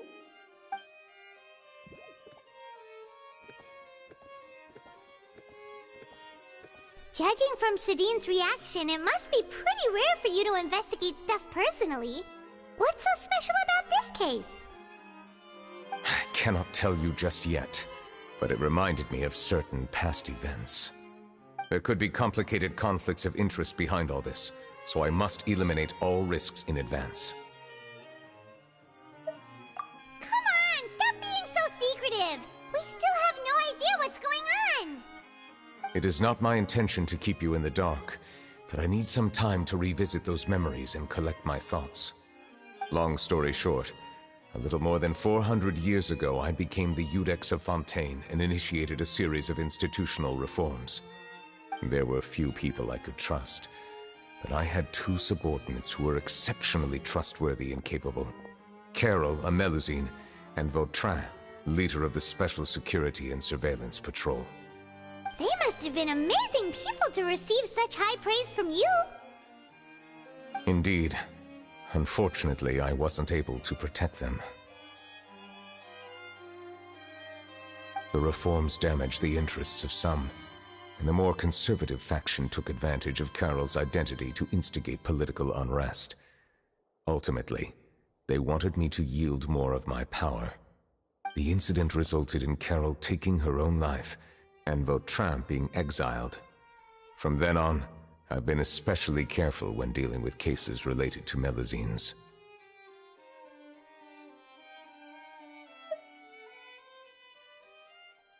All Melusines used to live a secluded life away from human society. I granted their wishes when some of them, including Carol, asked me to bring them to the court of Fontaine. Many common folk believe that I share a special bond with the Melusines, and whatever they do can be traced back to me. Some of them, especially those who hold a grudge against me, exploit that belief and stir up conflict over Melusines in an attempt to lay the blame on me. I have nothing against the opinions of others, but the moment a whirlpool of conspiracy forms, it inevitably affects the innocent. It has already happened once, and I want to make sure it does not happen again. Even so, why do you have to be the one investigating? There's the guards, the Maréchaussée Phantom, and the Special Security and Surveillance Patrol. Aren't they more than enough to figure out what's going on? Based on prior experience, there is a high chance that those who hold hostility towards me do not belong to the same department. The political system of Fontaine is relatively complex and involves the interests of multiple different factions. However, since I am technically an outsider in Fontaine, A lot of trouble could be avoided if I personally took on the case. Outsider? But aren't you the Chief Justice of Fontaine? Why would you be an outsider? I understand where you are coming from, but there is not necessarily a connection between my responsibilities and how I perceive myself. You know very well about my true identity, and have even met others of my kind in other nations.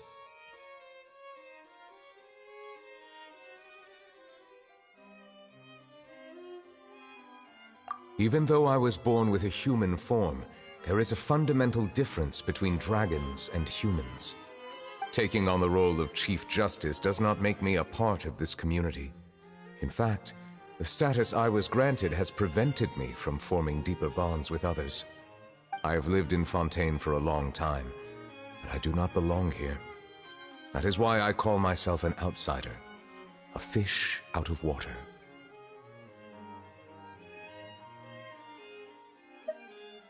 Yeah, we have nothing to do with all those organizations anyway. So how about we come with you on your investigation? Let's team up and round up all the bad guys lurking in the dark. That does not sound like a bad idea. I rarely investigate cases on my own, but with professionals like you around, I'm sure it will go a lot smoother. Paimon's starting to get a little embarrassed. Just leave it to us. Let us go. We should visit Kiara first and try to gain a better understanding of the situation.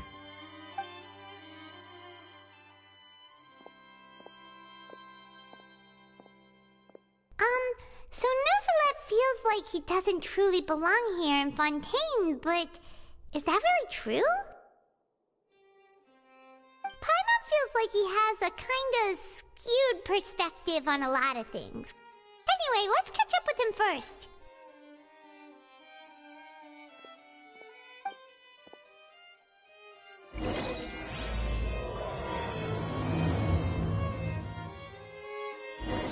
Paimon's been thinking. You called yourself a fish out of water, right? But since you're the Hydro Dragon, would a dragon out of water suit you better? Thank you for your suggestion. I will consider using the more accurate term in private occasions.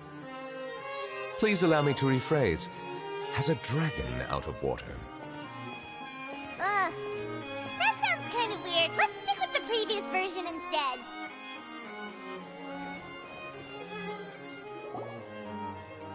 You want to review some recovered items connected to victims of the serial disappearances case? But, that case has been closed for quite a while now. Still, since you were the ones who discovered and submitted the evidence in the first place, you don't actually have to submit an application. Okay, please hold on. I'll have someone dig them out.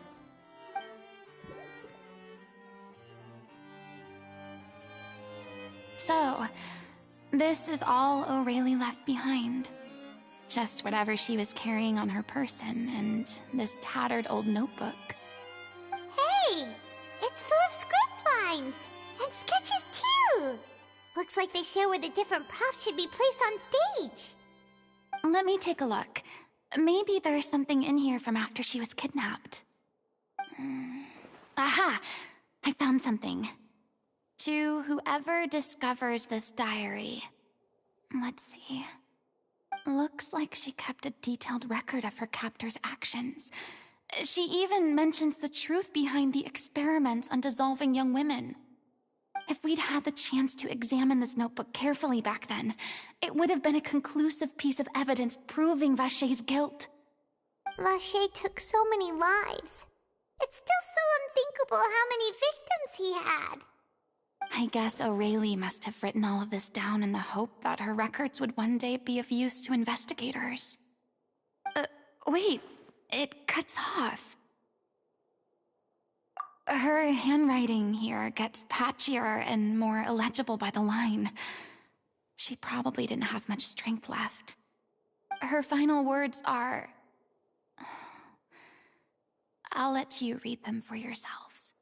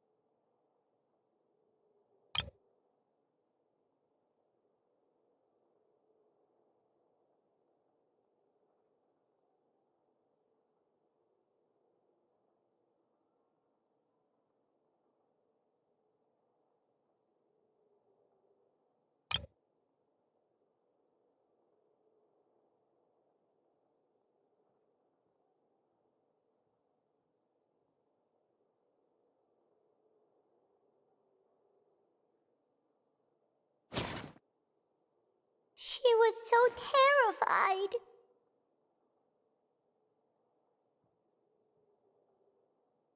She may have been a mighty hero in the eyes of her troop, but at the end of the day, she was only human.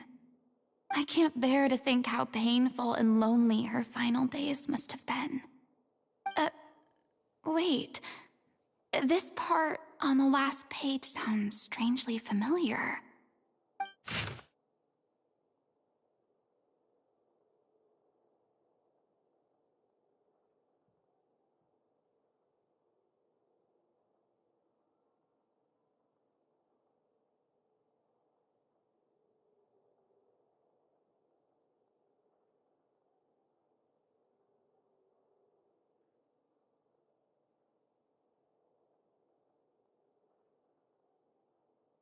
If you become human, you can reveal your secret to no one. You will face suffering and loneliness. Is this truly what you want? Isn't that the most important line in the Little Oceanid? Because I am an older sister to them. Oh. So she didn't regret her decision. Even as she sat in silence, waiting for death to come. I'm sure this is what the troupe would have hoped to hear as well. She had their utmost trust, admiration, and love, and she truly deserved it. Let's go. It's time for them to learn Director O'Reilly's final thoughts.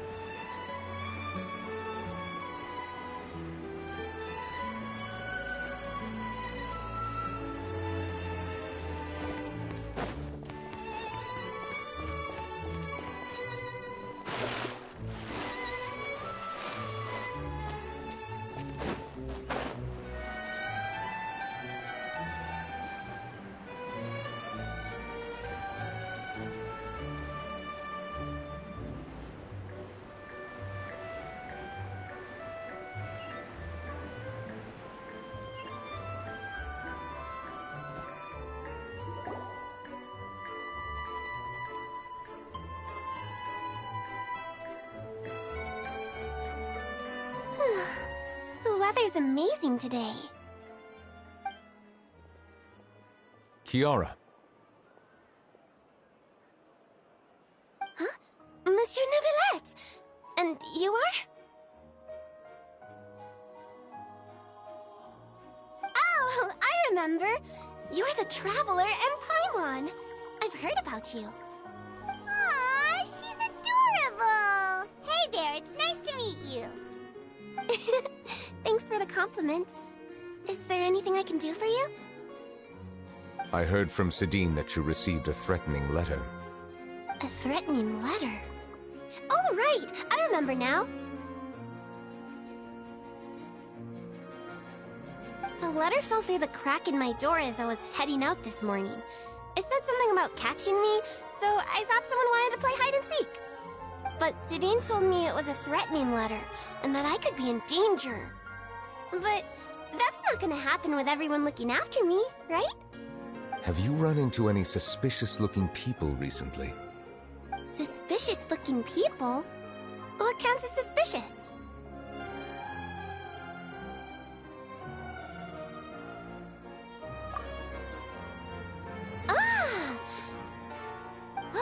Did you think of something? Nope. I don't remember meeting anyone like that. Do you still have the letter with you? I want you to show me what it says. Oh, let's see. Found it!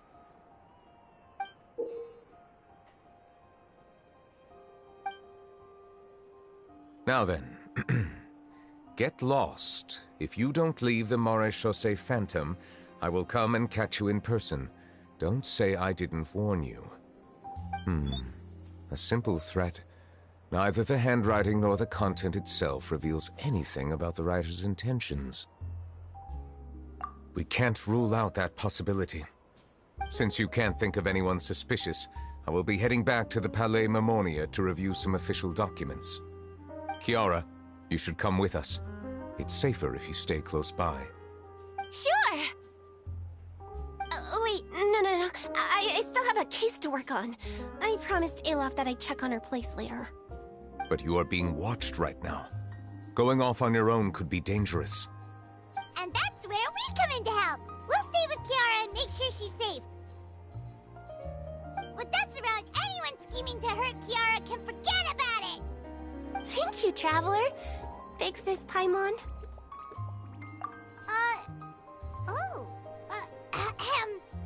Don't worry, your Big Sis Paimon is super strong. All right, let us go our separate ways for now. Please take care of Kiara. We'll take her to Alaf's place right away. See you around.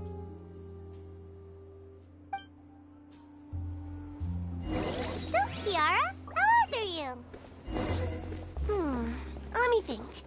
1, 2, 10? I can't remember. But I remember coming to the Court of Fontaine with Carol and Neuvillette. That must have been a long time ago. Carol? Didn't Neuvillette mention her just now? That was more than 400 years ago. Why would Paimon be a big sister to you? My memory isn't that good.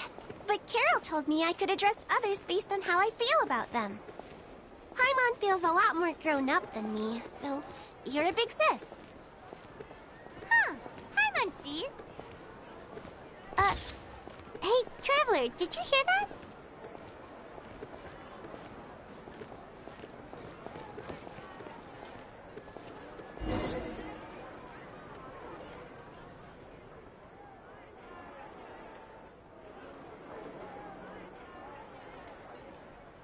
Strange. Paimon felt like someone was following us. Olaf! Kiara, you're here. Huh? Wait, aren't these two... Oh, they're the Traveler and Big Sis Paimon. I thought so. What brings you here? Did you run into any trouble? It's not really trouble anymore with us around. May I begin inspecting the store as planned? Of course. Go ahead.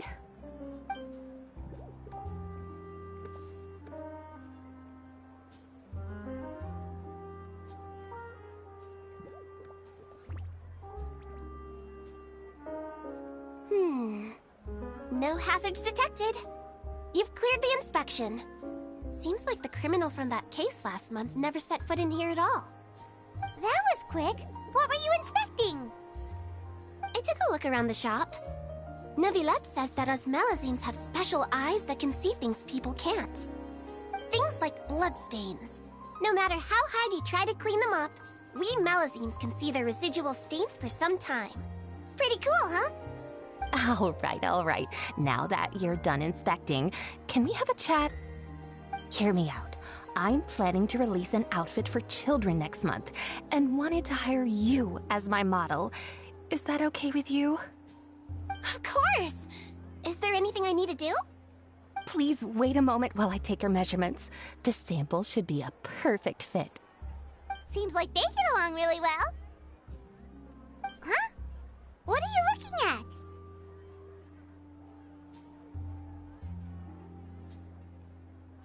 Is there really someone watching us? Shh! Let's sneak over and take a look.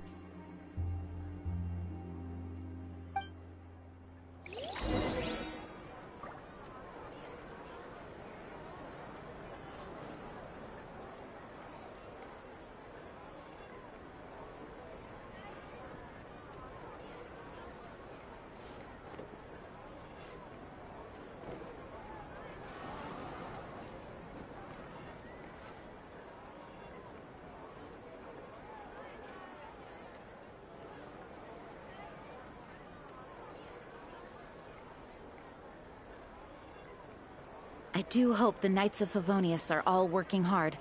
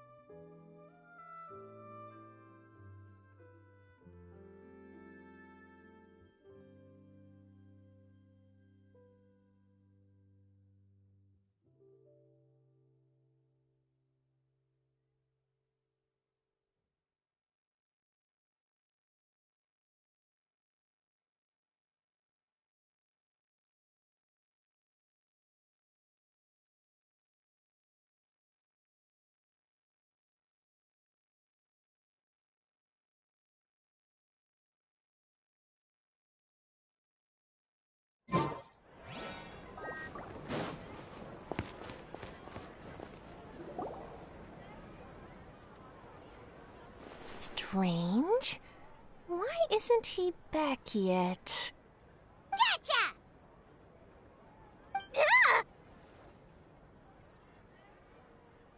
Charlotte, what are you doing here? Oh, wait, don't tell Paimon you're the one who sent Kiara that threatening letter.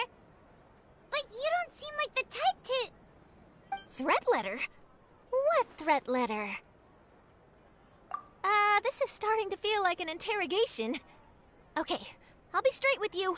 I don't know the slightest thing about that threat letter you mentioned. I only wanted to follow Monsieur Nouvelette and request an interview with him. You want to interview him? That's right. I'm not the only one, you know. Interviewing him is every journalist's dream. But it's not an easy task to accomplish. The Palais Mermonia rarely accepts appointment requests from us, and we never have the chance to interrupt when the court's in session.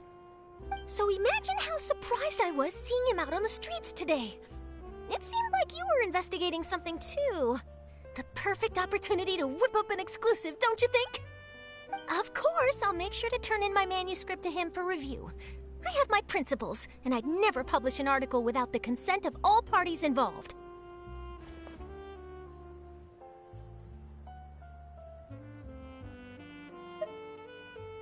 Yeah, we're doing a secret investigation that can't be made public knowledge. I see. Well, if you say so, I guess I'll put this matter aside for now. What a shame. Chances like this don't come by very often, you know. In exchange, could you tell me what the threat letter is about? I swear I won't tell. All right, then.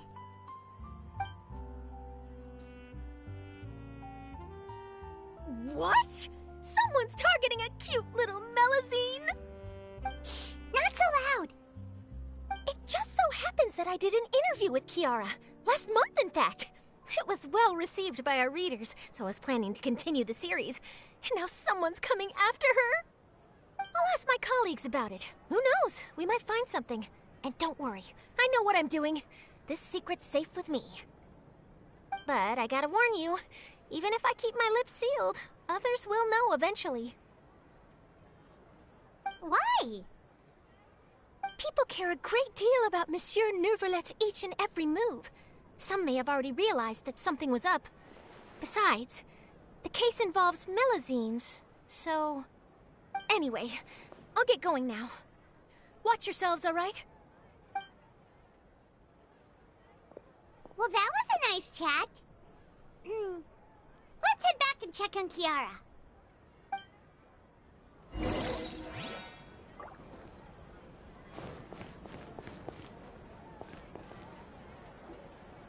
What do you think?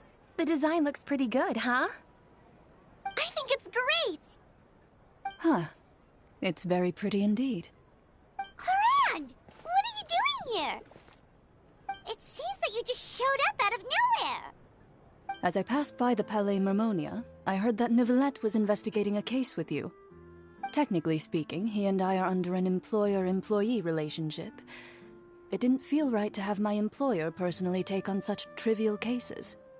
I happened to have some time at the moment, and came to take a look. I sometimes have my clothes custom-made at this boutique, in any case, so we always have a lot to talk about. Ah, Neuvillette sure is lucky to have someone like you. Leave this to me. You should go meet up with Neuvillette. Okay then, we'll leave Kiara in your hands. Come on, let's go find Neuvillette.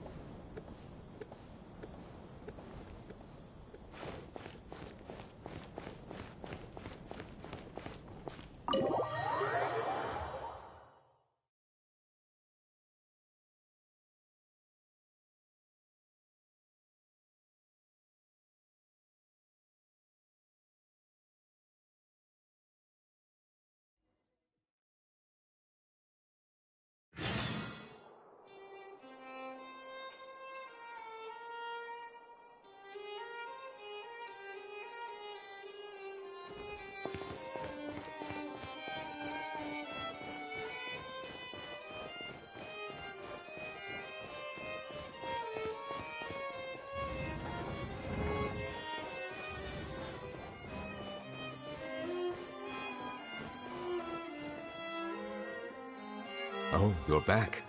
Is everything all right? We ran into Cloran. She offered to help us protect Kiara. That is good to hear. I trust her abilities.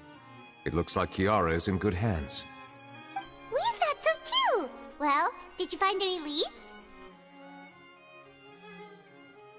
I've been looking over the case records, specifically inspection reports submitted by Kiara and major cases I've judged over the past decade.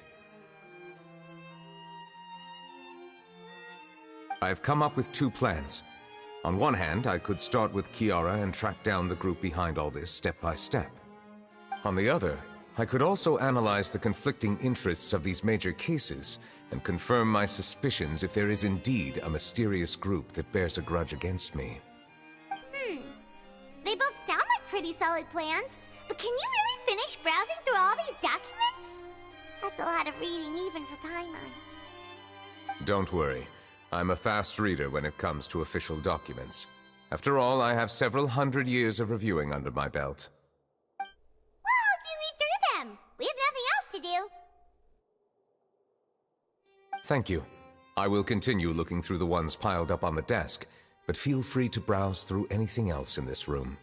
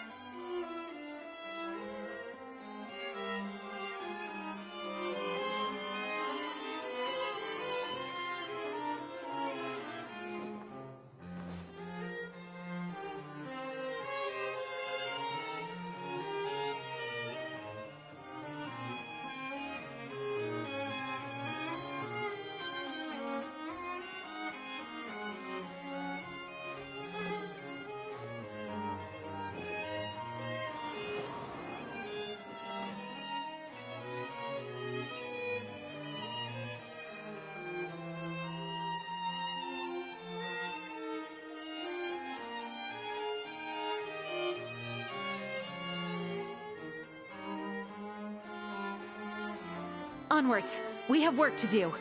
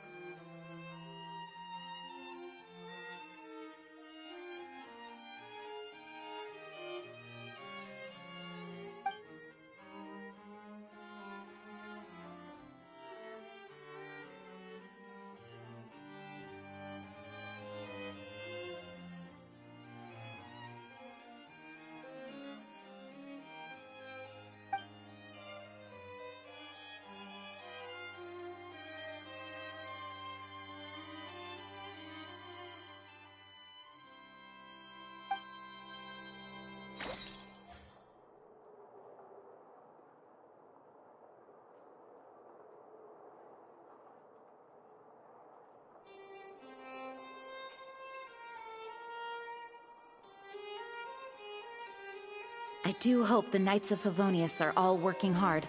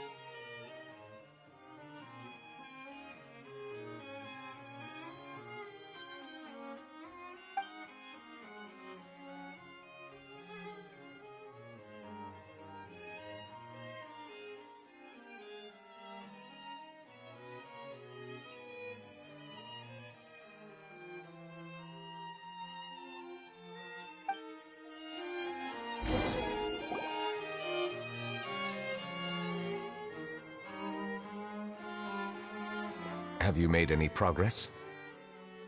We skimmed through some of them, but there wasn't anything useful. Oh, there's so many documents lying around. Just how many cases have you handled? I would love to answer that question, but the truth is I've never made a precise calculation myself. If memory serves me right, there should be at least 100,000 cases. The documents you see are just a small fraction of what's really there. Whoa, that's a lot. Looks like the work of a Chief Justice isn't easy at all. That might be how it seems from another's perspective, but trials and official duties are, to me, simply routine. There are many documents here. Take a break if you are tired.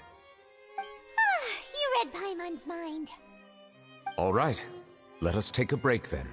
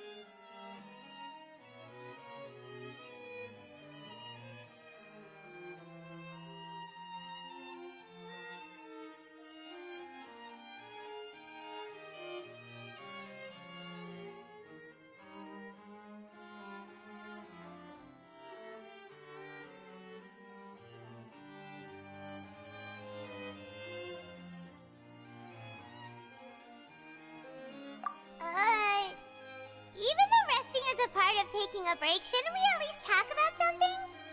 All this silence is making Paimon feel really awkward. Please pardon my lack of consideration. People rarely come to the Palais Mermonia for matters outside of work. To be quite honest, I am not sure what we should do. Would you like to have some drinks, perhaps? You must be thirsty after all that work. Ooh, drinks! Thank you! Paimon wonders what Neuvillette likes to drink. Oh, maybe he's a fan of really fancy wines. He seems like the type of person who'd own an entire winery. You know, like Diluc.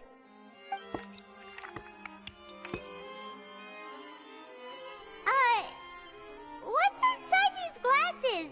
It looks just like water. An astute observation. It is indeed water.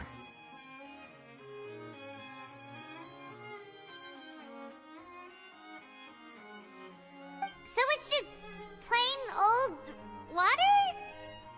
What did you think it was?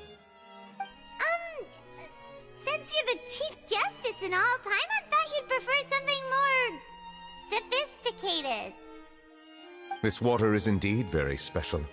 It would not be an overstatement to call it sophisticated. Huh? I believe you've already tried Fonta. In fact, there are many other drink factories in Fontaine, including those that specialize in packaging pure drinking water. said water is sourced from all across Tevat, including Mondstadt's Cider Lake, Liyue's Chintsa village, and Inazuma's Konda village. Here is one of their latest products, water from Sumeru's Apam Woods.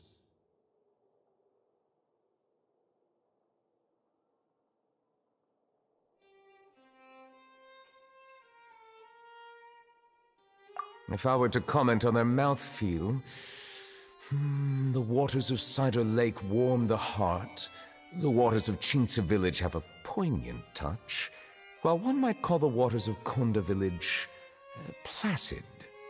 Distinct differences exist between the waters of each area. You will appreciate their intricacies once you taste them carefully. Really? Let Paimon try!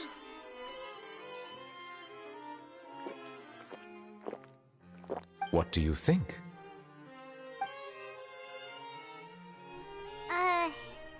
Nope. Paimon couldn't taste any difference at all. Isn't this just normal water? How regrettable.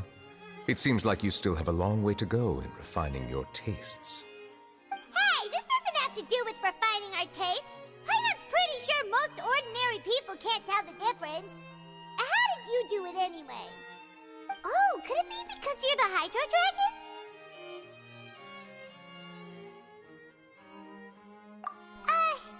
We are allowed to bring that up, right? Since no one else is around? Oh, Paimon's been wanting to ask this for ages. If you're the Hydro Dragon, why would you become Chief Justice in human society?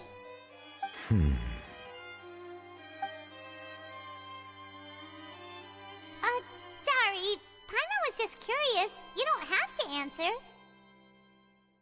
There's nothing to hide. I was simply organizing my thoughts. I accepted this position because I wanted to seek out answers to questions that have perplexed me. Questions? Are there really things you can't figure out? Many, in fact. But the one question that puzzles me the most concerns my own existence. In essence, I neither know why I was born in this form, nor do I understand where my long life should take me. For a long time, my memory was rather incomplete. With regard to the primordial sea, for example, I used to only be able to vaguely recall its connection to me, but I was unaware of what that connection was exactly. Perhaps the elemental dragons of other nations may have some form of an answer. However, they are scattered across all of Tevat. Abruptly visiting could very well pose an unpredictable risk. True. Some of them have very unique personalities, too. I have been holding on to these unanswered questions for a long time. But there is one thing I've discovered along the way. My emotions easily resonate with those of others. Even I don't have the slightest idea what they mean. My guess would be that there are at least some similarities between humans and myself. By observing their behavior, perhaps I could one day understand the meaning of my existence.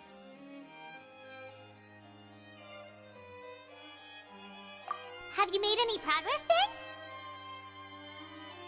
Perhaps, but I find such progress difficult to describe. As an outsider, chances to engage in meaningful interactions with others are few and far between. That's why I'm quite thankful for this chat. Such opportunities are rare. Alas, time is limited. We should move on with our investigation. Are we gonna continue reading these documents? Paimon's getting dizzy already. I wasn't able to find any leads even after browsing through most of the documents. But while we were on the topic of water a moment ago, another idea came to me. Water? Do you mean...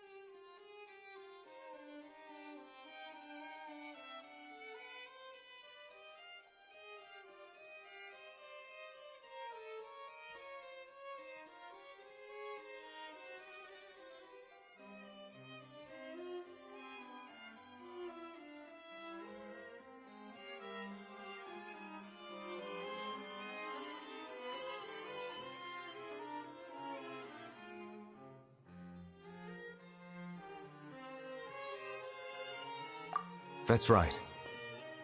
The Fountain of Lucine is where all of Fontaine's waters converge.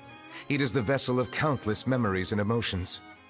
If there really were an organization attempting to use Melusines against me, they should also hold an intense resentment towards me.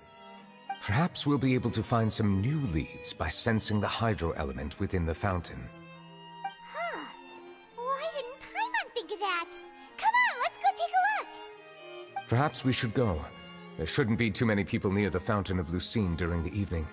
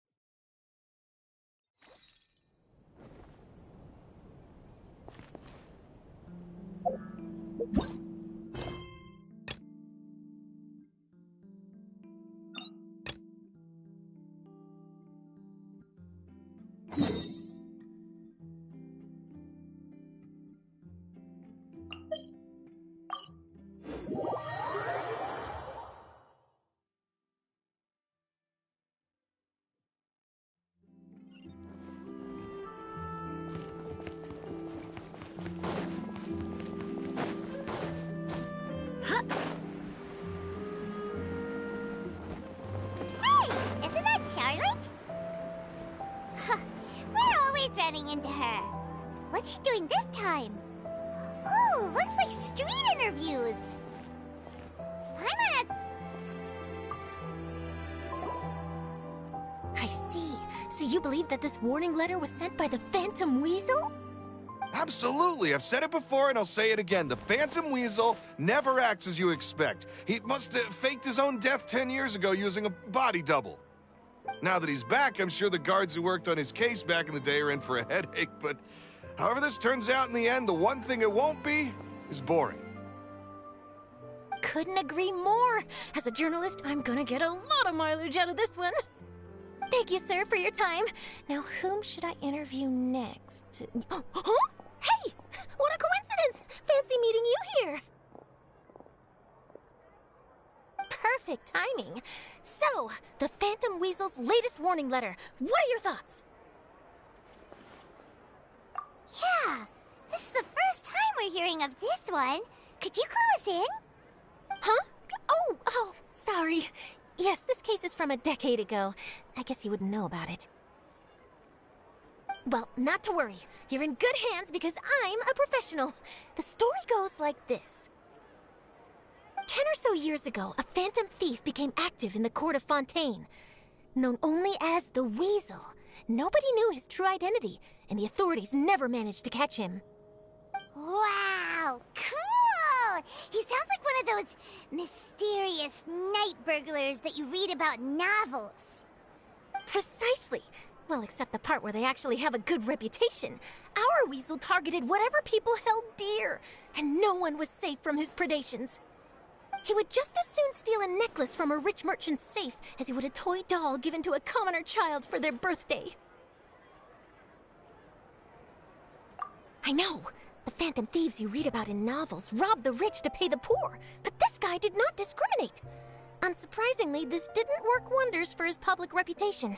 Every man and his dog wanted to see him behind bars. Yeesh. So, did they catch him? Not exactly. There's a good chance that the Weasel would still be at large to this day if it hadn't been for an accident 10 years ago. A magician named Caesar fell to his death in a botched high-altitude escape performance. When the police went through his personal effects, they found a hoard of stolen loot and gadgets used for criminal activities. And that was how the Phantom Weasel's identity was revealed to all. Sure enough, thefts in Fontaine went down after Caesar's death. But today, 10 years on, the notorious thief has once again issued one of his warning letters and pasted it on the gate of the Opera Epiclese for all to see. I had to squeeze through the crowd this morning to get a photo as soon as I heard. Here, it's this one.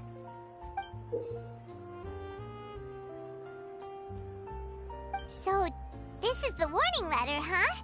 Let's see what he wrote. 3 days from now, when evening falls, I shall take from you that which you hold most dear at the Opera House, just as you did to me 10 years ago. This is, without a doubt, a clear declaration of criminal intent. After years of laying low, the Phantom Weasel is back with a vengeance. What once seemed like an open and shut case has been blown wide open again. But why has he reemerged now, and what does he want? I sense an epic scoop, and I'm going for it. Uh-oh. If this thief will steal anything that other people value, does that mean even we might be targeted?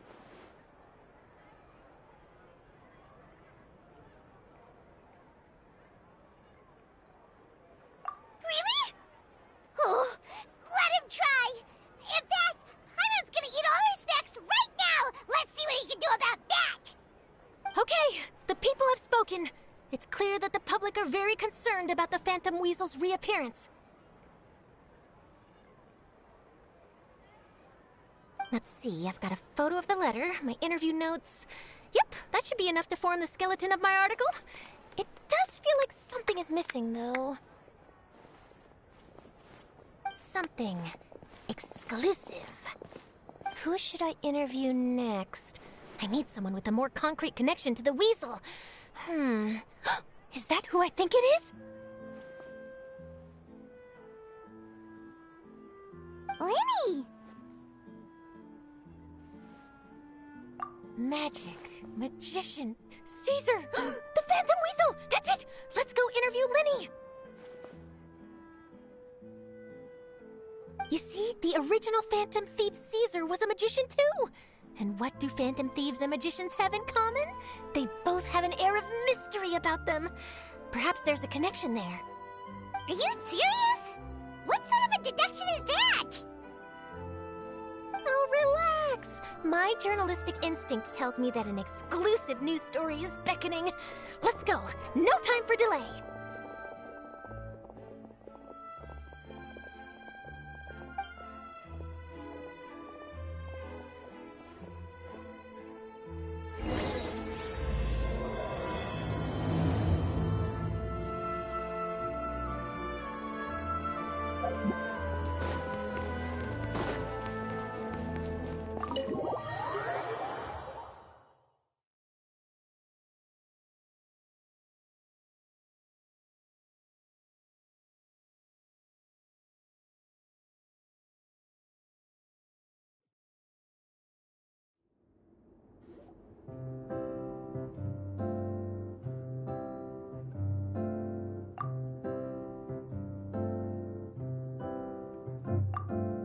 She deserves a hero's farewell.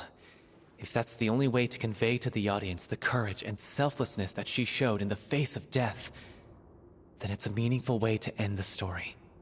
Even in the last moments of her life, she was still leaving a trail for others to follow. She did her best to protect as many people as possible, even if it meant sacrificing herself. We know what choice our little Oceanid would have made now. I don't think any more discussion is necessary. Well, Vilmont, if we put the past aside for now, do you think you can bring yourself to go ahead with the show? I will channel all my regret and put it into my performance, to make this a show worthy of our director. I won't ask for your forgiveness, and you don't need to worry about my feelings. This final farewell show should be about Director Aurelie and her alone. Then it seems like we've reached a consensus. I have a feeling that this will turn out to be the most mesmerizing performance of your lives. Really? How can you be so sure when you've never even seen them perform before? Don't underestimate my experience. After watching a countless number of musicals, I've learned one important thing. If you want to move the audience with your music, you must fully commit and immerse yourself in your role, pouring all your emotion into your performance. And aren't human emotions, love, hate, regret, and hope, just the most mesmerizing things in this world? I don't believe anybody could be more committed to bringing this story to life on the stage than they are now. Thank you for the vote of confidence, Miss Farina. And thank you for supporting us through all this. Then, let's not delay things any longer. We need to discuss the details of the ending and get it nailed down once and for all. Actually, before that, I'd like to make a proposal. During the curtain call, please allow me to use the director's name instead of my own. Huh? But then... After all, this role was originally meant to be played by the director. I'm just filling in for her. Besides, a role commemorating her life should be associated with her name. Well, if you're sure you're okay with that, I have no objection to it.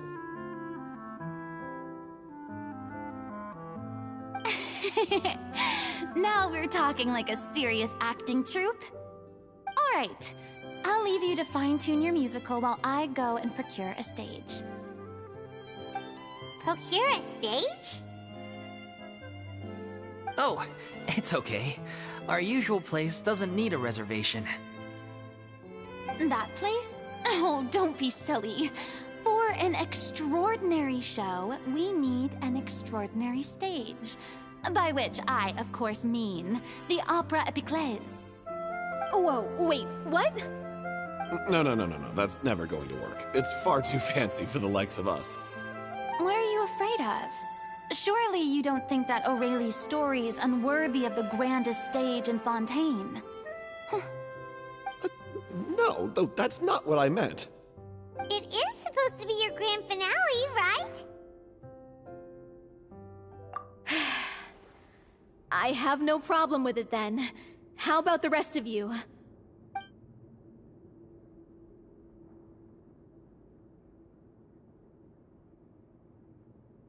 I'll take your silence as a yes. Thank you for giving us this opportunity. It really is a dream come true. Well, then don't disappoint me. If you mess this up, it'll reflect poorly on me too. Come on, we'll need to get the go-ahead from Neuvillette. I know just where to find him.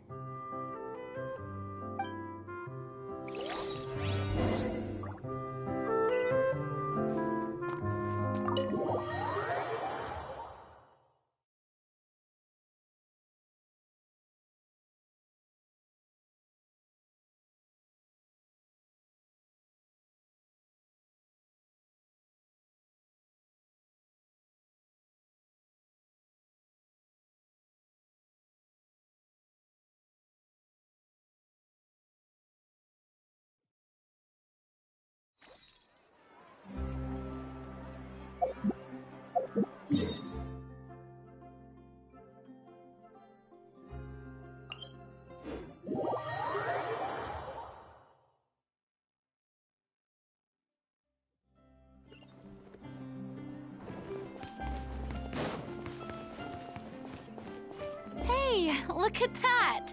Looks like I guessed right. You were just guessing?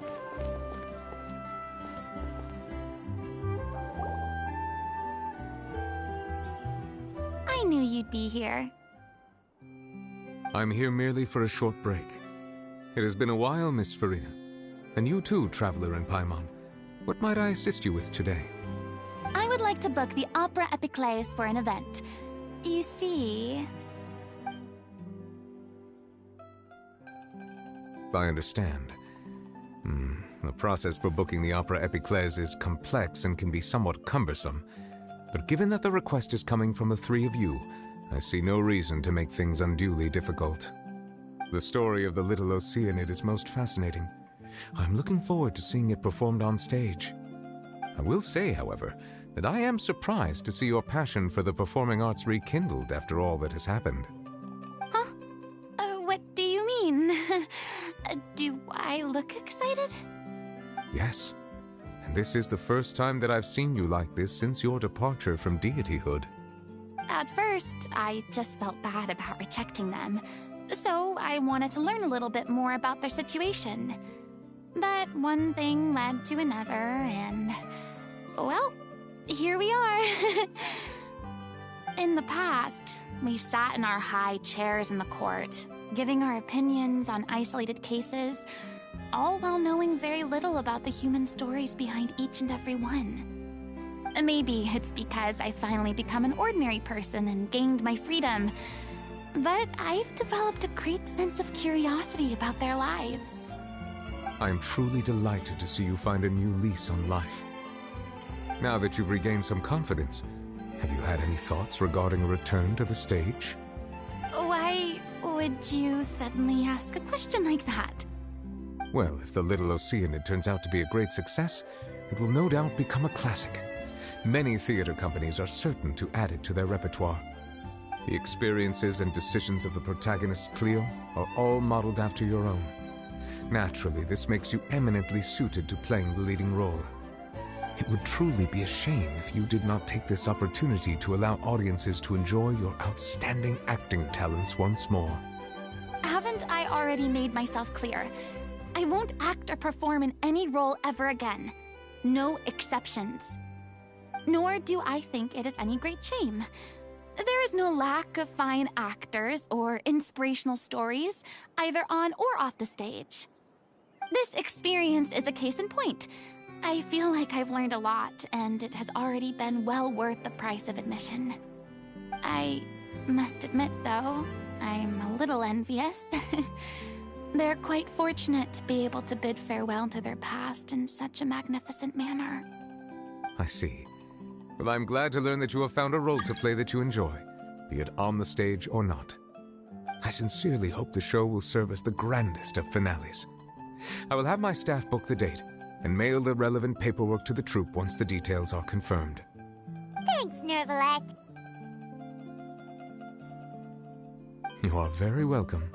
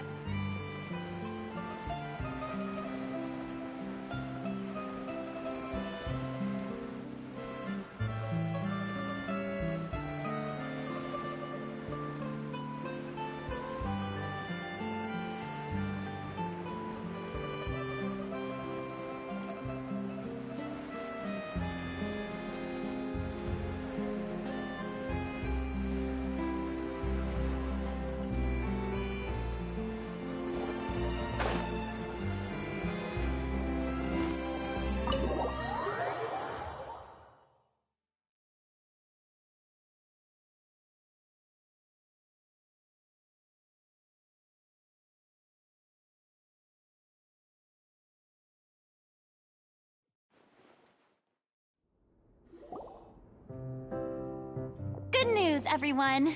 It's done. The Opera Epiclese is booked. Thanks to my eloquent and impassioned speech, Monsieur Nervalet was moved to provide us with a fitting stage for this special performance. We've had to fight every step of the way for this opportunity, but we now have all of the ingredients necessary to stage a truly spectacular performance. A touching story, a magnificent venue, and last but not least, a passionate and dedicated cast. Now, let's work together and make this show the best it can be. This is truly wonderful. The sooner we can finalize the ending, the more time we'll have to rehearse. Fiamma and I just went over some parts of the script and tweaked a few things. I think it's really going to resonate with the audience now. Wow, you two had a constructive conversation? That's great! Communication is vital to any good performance. Look at us! We've come so far. I never could have pictured this scene a few days ago. It's amazing! Even though Farina's still being a bit of a drama queen about it all, she's really fired everyone up! Please feel free to give us any comments or suggestions you have. We really value your input. Hey, Loic, get over here. Time to practice the opening number.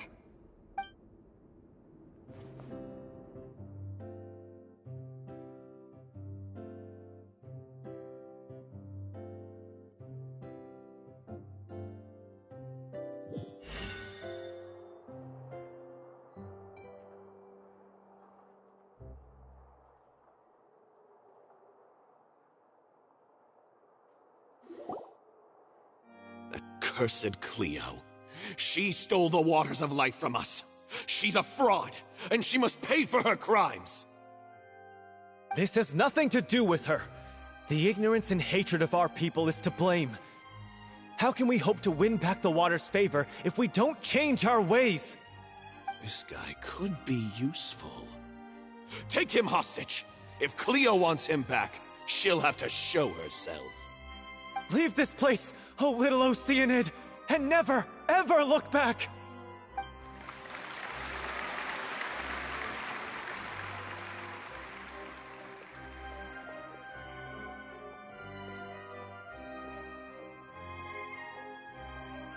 Everyone's really throwing themselves into their roles. I haven't seen such a fine performance in a long time. If only... What should we do? It's almost time for her to take the stage! Why? Why does it have to be now? Hey, what's going on? You're due on stage any second now. Oh no, not again. But why? What about your new meds? Did they stop working? They've been getting less and less effective over time. I've had to keep increasing my dose. What? I thought they cure it. So they were only managing your symptoms? I figured whatever it took to get me through this final performance. How could you do this to yourself? And after that lecture you gave me about not looking after my health. I'm sorry. I've let everyone down. You... This is a conversation for another time. How can the show go on without its star performer? Miss Farina, I'd like to make a request of you. Say no more. If you're sick, you need to rest. I know what you're going to ask. Loic, your character has no more scenes, correct? Oh, yeah. I think my scenes are all done. Although, I do have one more line. But I guess another guy in the troupe with a similar voice register could take it. Why? Please take Delphi back to her place to rest. I'll sing the finale. From the sublime to the ridiculous. After all that, everything's come full circle. Thank you, Miss Farina. I'm so sorry to put you in this position after everything you said. Never mind. What's done is done. It's really my own fault for getting in too deep. No one likes regrets, myself included. Leave it to me. I've watched you rehearse so many times that I've learned Cleo's part by heart. I do not doubt your acting skills, but please allow me to ask just one more question. After all, this show is dedicated to the life and legacy of our director. What, in your opinion, is the reason Cleo shines so brightly? It's her pure heart.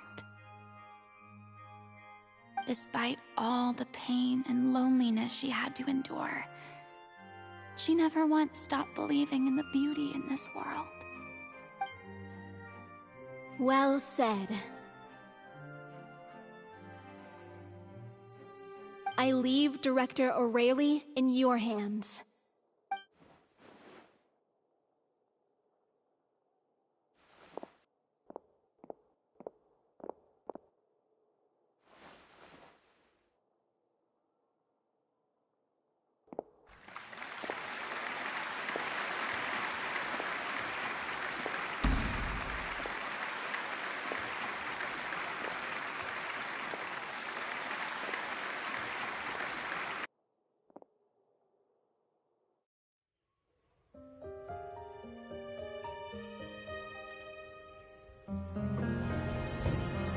Is she here yet?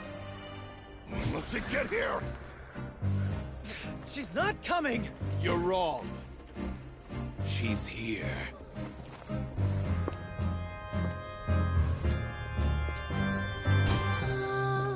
Si je pouvais vivre dans l'eau, le monde serait-il plus beau? Me pardonneras-tu, ô chère mère?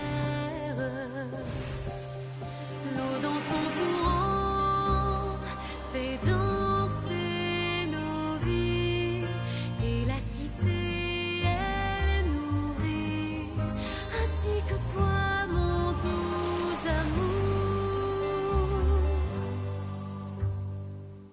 But what about your wish? My wish?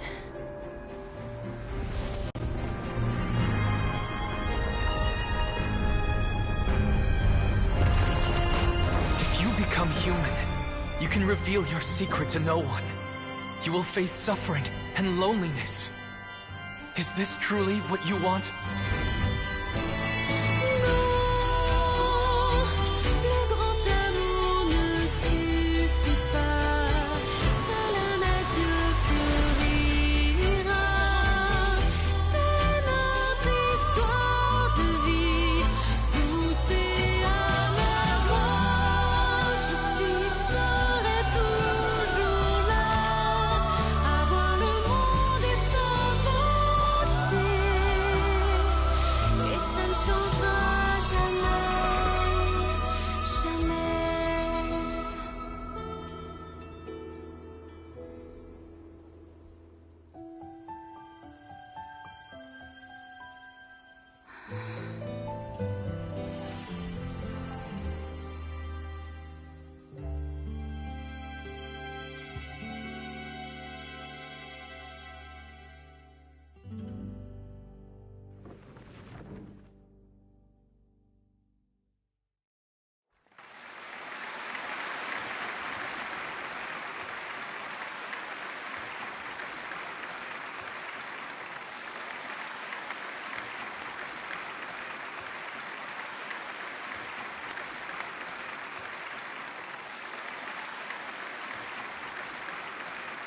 Is it just me?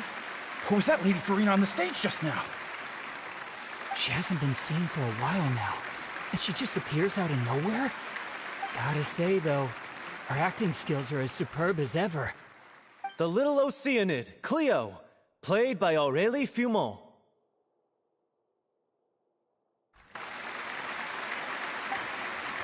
Wait, that's not her name. What's going on? I don't know. Maybe it's just a doppelganger. I've spent a lot of time out of the spotlight, and they didn't use my name during the curtain call either. Hopefully, not too many people recognized me. It's too bad that I had to break the one clear rule I'd managed to make for myself, even if I had no choice.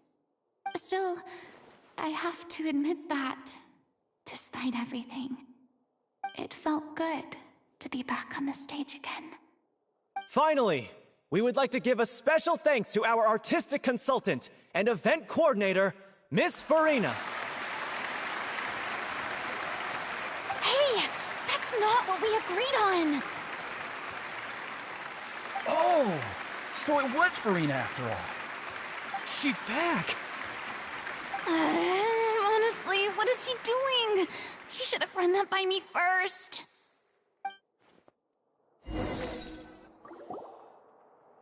All right, calm down. Don't be mad. This was a group decision. We just didn't want your contributions to go unacknowledged. After all, it's been the rule in Fontaine since ancient times that everyone's work, visible or invisible, is equally deserving of recognition. Yes, I know the rule, but it should still be applied on a case-by-case basis. I wasn't ready for this yet. It's no big deal. What's the worst that could happen? Oh, yeah? Well, since you think it's so easy, you can sign them for me. This is a great chat and all, but can we talk about that crazy thing that happened during the show? It nearly gave Paimon a heart attack. Paimon flew over to where she was supposed to be and was about to drop the prop vision, and then suddenly, a real one popped out of thin air! Oh, that. I've got no idea what happened there either. But hey, it worked pretty well, didn't it? I'll bet the audience has never seen such a realistic prop. Wait, what about Dolphy? I wonder how she's doing. Oh, let's go check on her as soon as we finish clearing the stage. Yes.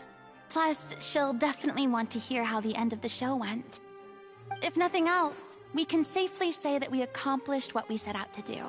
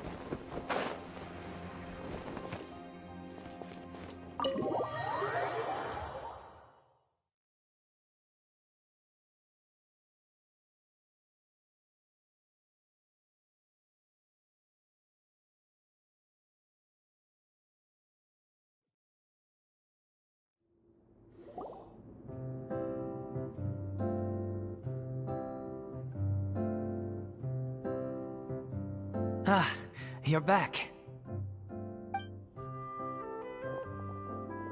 She's doing okay. Her condition stabilized after taking some of her original medication. From experience, though, I'd say she still needs a few more days of rest. How did the performance go? Was it a success? Did the audience like it? You'll be glad to know it was fantastic! Also, you're not gonna believe what happened while Farina was on the stage. You'll probably be able to read all about it in the Steambird first thing tomorrow morning. That's wonderful. I'm so sorry I failed to see it through to the end. I guess I was wrong to try and tough it out to begin with. Don't worry about it. Like they told me after announcing my name during the curtain call, everyone's work deserves recognition. Even though you couldn't see it through to the final scene, the audience was very impressed by your performance. It's safe to say that you made your mark on this memorial show. Well, one way or another, we did it. I've had bad luck ever since I was born, so I never expect things to go smoothly in life. I'm just happy to know that we went out on a high note. That's all that matters. Blaming your bad luck again, are we? Maybe if you didn't push yourself past your limits so much, your illness wouldn't be flaring up all the time. Oh, don't you start. I don't have the energy to argue with you right now.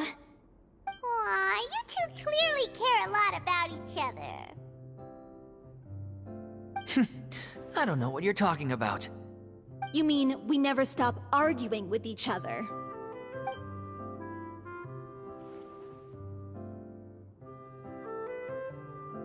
So, any plans for the next step? After the brilliant performance you put on, the reputation of your troupe is sure to spread through Fontaine like wildfire. You won't have to disband if you don't want to. You could capitalize on the rave reviews and license out the Little Oceanid to the bigger theater troupes out there. That would do wonders for your financial situation. No, we should still disband. Yeah, it's what we all agreed to. After all that's happened, I should give you guys some space. But maybe our paths will cross again one day. Hey, don't just walk off!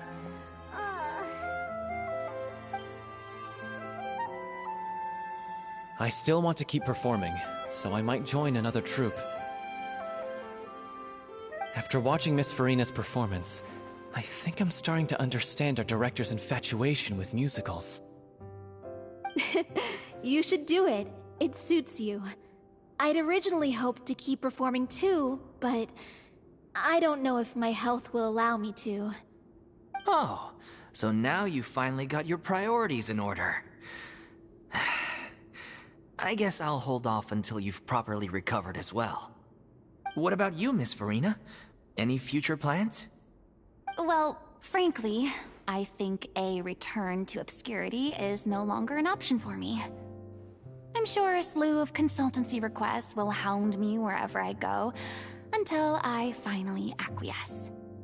You rather sealed my fate there with your special thanks at the end of the show. Sorry. It's quite all right. No need to apologize. What I meant to say is that this whole experience has shown me that perhaps I'm not as averse to a return to the stage as I'd previously imagined. Maybe Neuvillette was right. Maybe Cleo is the right role for me. I still don't wish to pretend to be someone else, but I do have a desire to express myself. So, maybe the show will go on for me after all.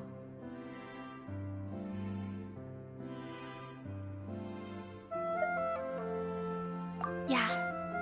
There was once a time when I was an actress in a masquerade, seeking only to hide the truth. But from now on, I want to spend my time learning real stories about real people and how they touch the lives of others around them. I want to watch them blossom and wither, see them refined on the page, retold on the stage, and remembered long into the future. I'm sure this is what captivated director O'Reilly as well. Sounds like you're ready to stop running from your true calling. The more you get out into the world, the more you'll discover what a fascinating place it is.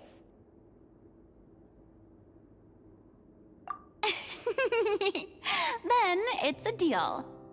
If a vision is a gift from the gods, then I should do my best to honor it.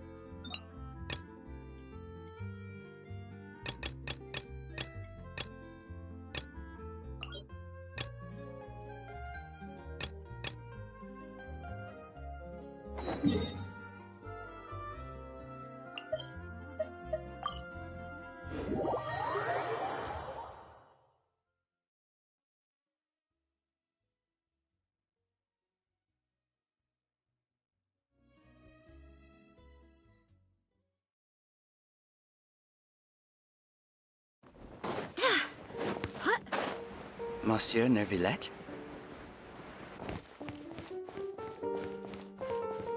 I probably shouldn't disturb them.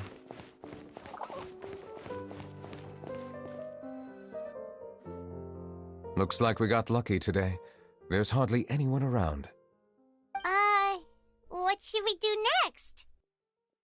Oh, Traveler, can you still hear the voices from the fountain? Perhaps leave the investigation to me. I need you to take a few steps back and keep a safe distance. A safe distance? Neuvillette, what exactly are you...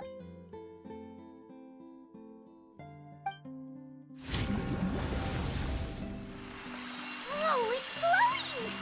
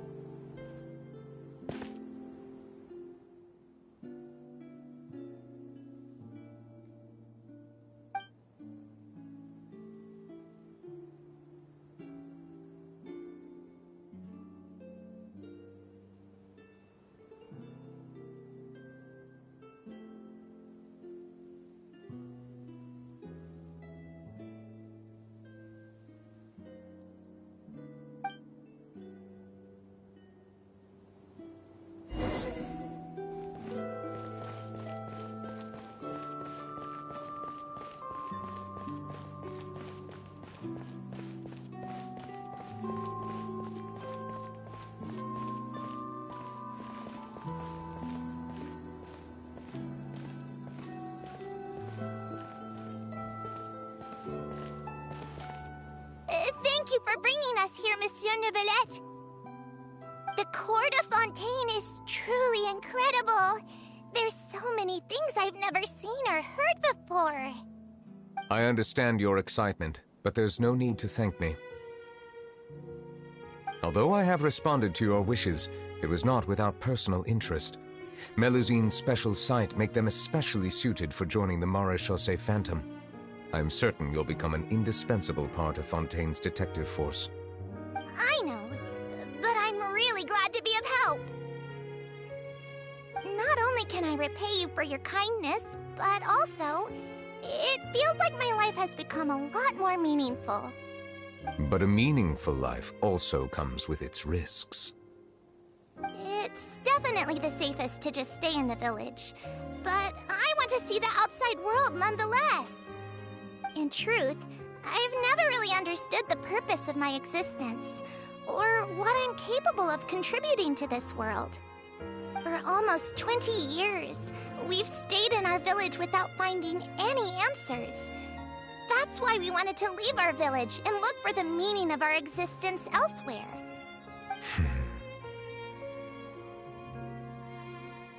I understand your confusion. In fact, I feel the same way. I too came here for an answer to my questions about my own existence.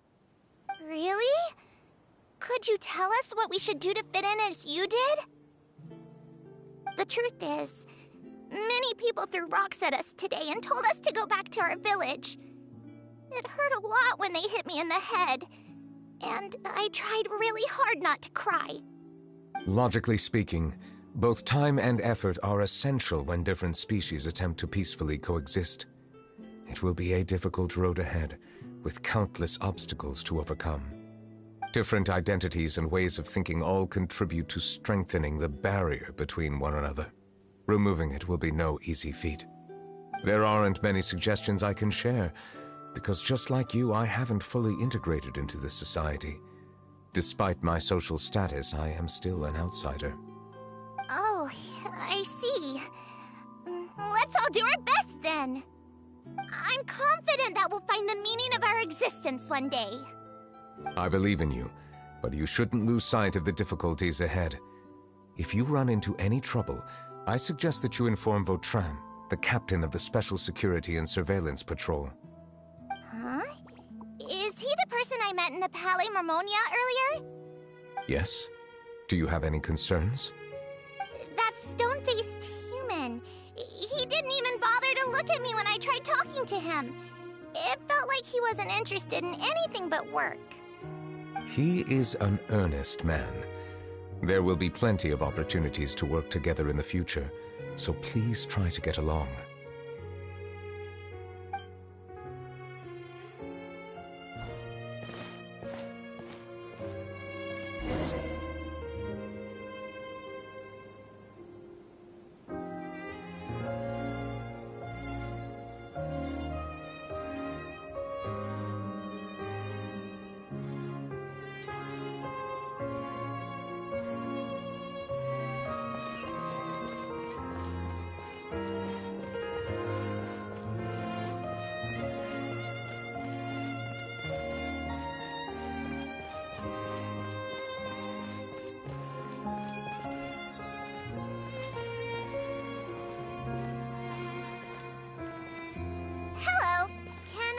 Anything. Thanks, but no need.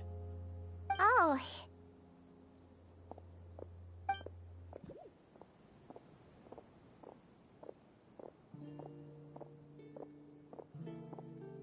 Hello, I'm Carol, a Melazine. Is there anything you need help with? Get away from here! I'm calling the guards. Please, calm down. I don't mean to cause any harm. Hard to say. Yeah, we should probably stay away from these monsters. Haven't you realized? Strange incidents have been increasing ever since they came. Why should we trust this species from who knows where anyway? I can't believe Nervilet allowed them into the court of Fontaine just like that. Exactly. That so-called Chief Justice even granted them official positions. Not only that, but they're now responsible for investigating cases as well. I swear, there's some hidden agenda at play here. Go away! Quit acting innocent! I'm not leaving. I won't let you say bad stuff about him. We joined the Maréchaussée Phantom and solved lots and lots of cases. We've never done anything wrong. Solving cases? With Nervilet in cahoots with you? You could have fabricated it all, and no one would know.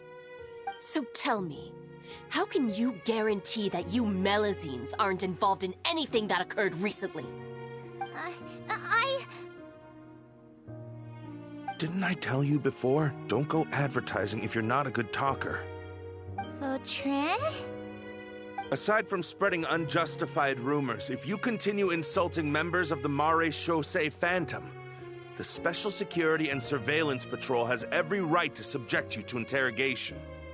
There have indeed been an increase in cases recently, perhaps due to the shifting currents of conspiracy, and I understand your concern. However, there's been no evidence pointing towards Melazines being involved. Even the captain of the security patrol is on their side. Nervilet's newly reformed police force is already corrupt to the core. How can two completely different species possibly coexist? You heard that? Yeah. I don't understand. Why won't anyone believe us? There have been rumors saying that you were born from calamity, and that you inherently bring danger to those around you. There are countless negative rumors about you floating around in Fontaine. It's near impossible for you to become a part of this society. Best if you give up before it's too late. Monsieur Nervilet said that we needed to put both time and effort in. I don't know how long it'll take, but I can at least try making my best effort. I still want to try a little harder. Thank you for bailing me out earlier. Okay, I won't be taking any more of your time. I painted a lot of flyers last night, so I have to stay and hand them out to everyone. Give them to me. You're not gonna take them away, right? We'll hand them out together. The faster we get this done, the sooner we can head back.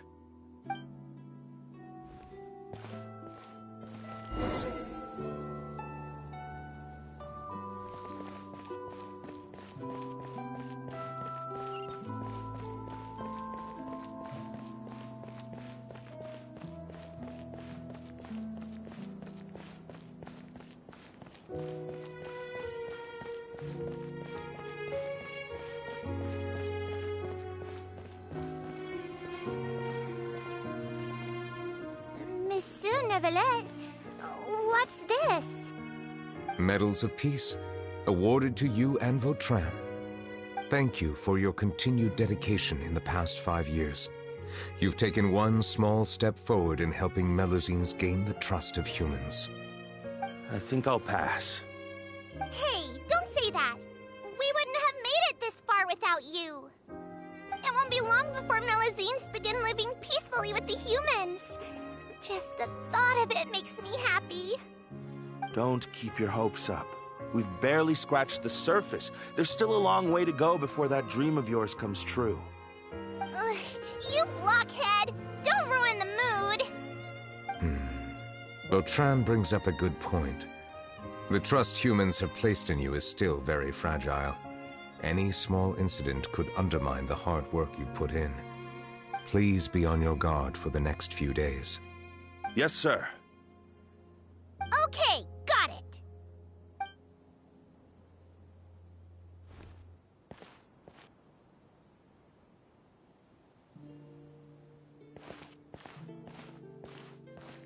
Medal of Peace? Peace isn't going to give us back what's rightfully ours. Are you sure we should do this? We're no match for Neuvillette, even with all our powers combined. What if... Nah, not gonna happen.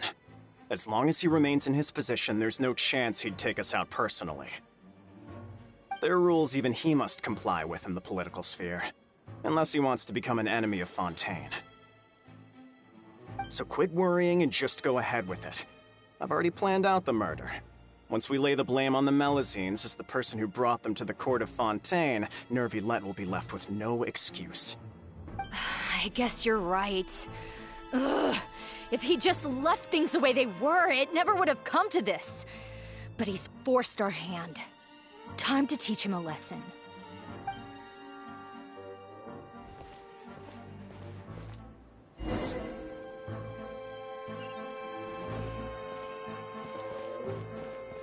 Turn the murderer in!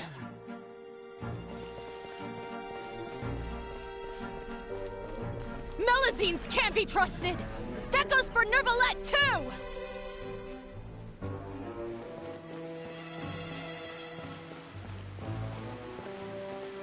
Peaceful coexistence?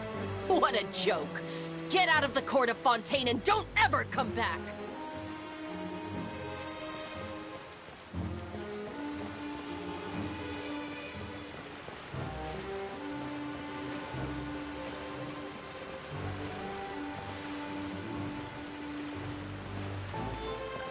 The results of the investigation are in, Captain Vautrin. Go on. There is no direct evidence, but reasonable inference indicates that the ones controlling the situation are supporters of the old regime, whose interests have been undermined by the reform. They tricked Miss Carroll into going to the crime scene and pressed charges against her. After that, they incited panic among the people in order to make Monsieur Neuvillette confess to his mistakes and yield up power. The guards were stopped by the enraged mob and couldn't intervene in time. Miss Carroll chose to sacrifice herself to pacify the situation. And she called me a blockhead.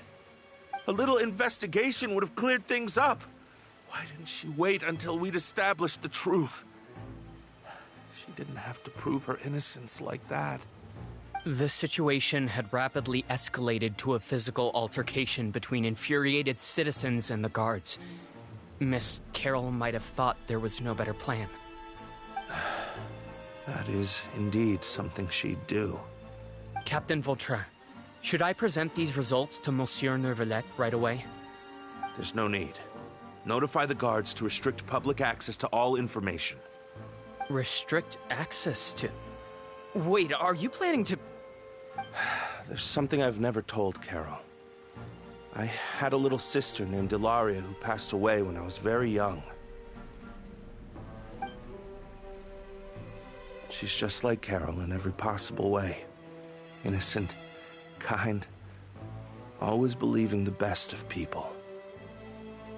People like her are the most vulnerable to deception and betrayal. From the moment I met Carol, I knew that she'd be easily manipulated by others. I kept a cold demeanor and tried lecturing her into giving up. Looks like she was unfazed by that. Yes. In fact, some of her spirit must have rubbed off on me instead. Because I too began working towards that pie-in-the-sky dream of hers. I should have known. Those cowards don't have the guts to confront Neuvillette. They even avoided causing trouble for me. They were after Carol all along. Can you understand how I feel? Right now, there's only one thought on my mind. Only through bloodshed can their debt be repaid. I understand, but I'm certain Monsieur Neuvillette wouldn't accept that as a solution. That's exactly why we need to keep this a secret. Give me the list of suspects. What happens after this has nothing to do with any of you. I will take responsibility for everything.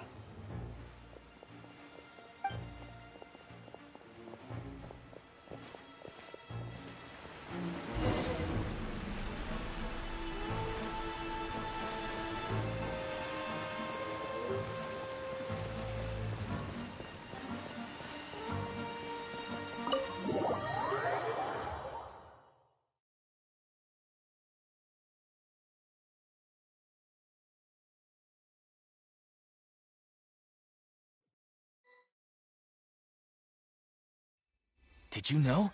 They're hearing a major case today, and the criminal is Captain Vautrin of the Special Security and Surveillance Patrol. Apparently, he resorted to personal measures to seek revenge for Carol and settled the score with the group that framed his friend. Hey, why aren't you saying anything? I'm thinking... we should try our best to bail him out when the trial commences. Bail him out? Why? Shh, keep it down! Haven't you realized? Both Vautrin and Carol are Nervillette's most trusted subordinates. After everything that happened to Carol, Nervillette's guaranteed to do everything he can to keep Vautrin around. Besides, now that the old regime has been uprooted, Nervillette's status is secure as can be. As long as we redirect public opinion, Neuvillette will be able to give Vautrin a reprieve. The benefits are endless. Vautrin sought vengeance for his friend for a valid cause. This represents the justice he upholds. Please, think about it. If the same thing had happened to you, wouldn't you feel the same way he did? Yeah, that's right!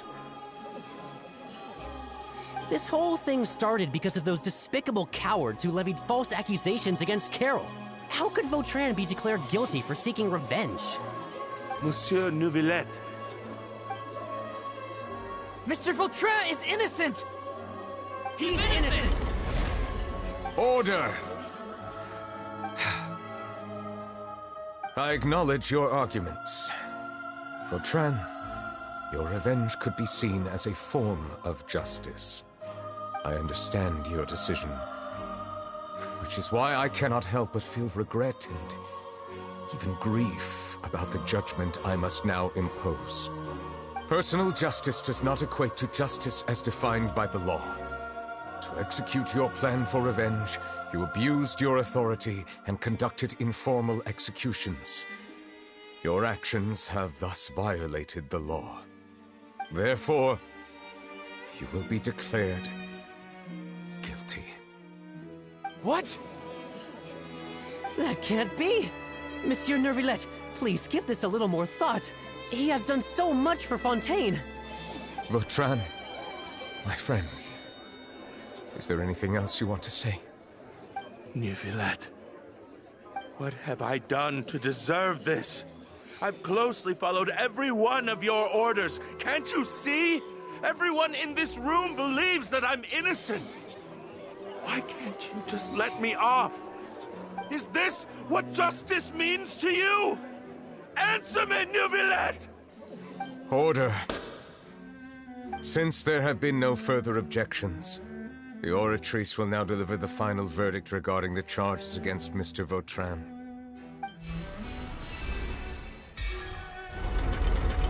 According to the judgment of the Oratrice Mécanique d'Analyse Cardinal, Mr. Vautrin will be declared guilty.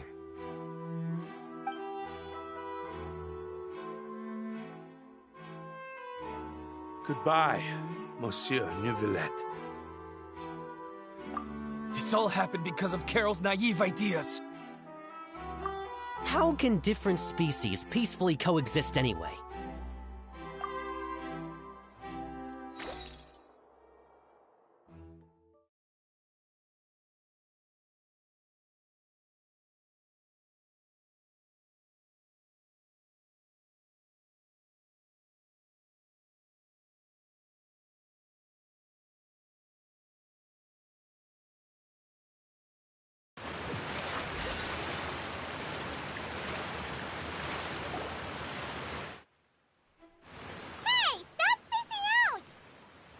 What's wrong? Are you not feeling well?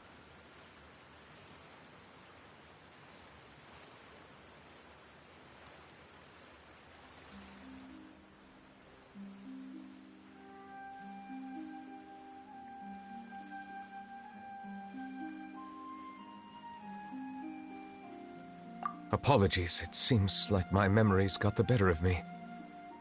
I tried my best to suppress the power of Hydro within myself, but it seems like it still caused the emotions within the Fountain of Lucine to boil over. Due to my negligence, the overflow of emotions and memories must have affected you as well.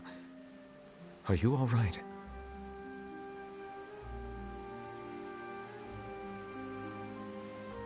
Wow. The Hydro Dragon is more powerful than Paimon thought. Anyways, the last time we came here, the Traveler only heard voices from the Fountain of Lucine. No emotions boiling over or anything. It is as you said. This might be because I am different. It is not only the fountain. I can sense emotions from all waters in Fontaine. Rivers, lakes, and even the rain. That sounds awesome! But I rarely ever do anything like this. Emotions carried by water are always chaotic and disconnected. As an outsider, having my mind occupied with irrelevant memories isn't exactly a pleasant experience. Which ones?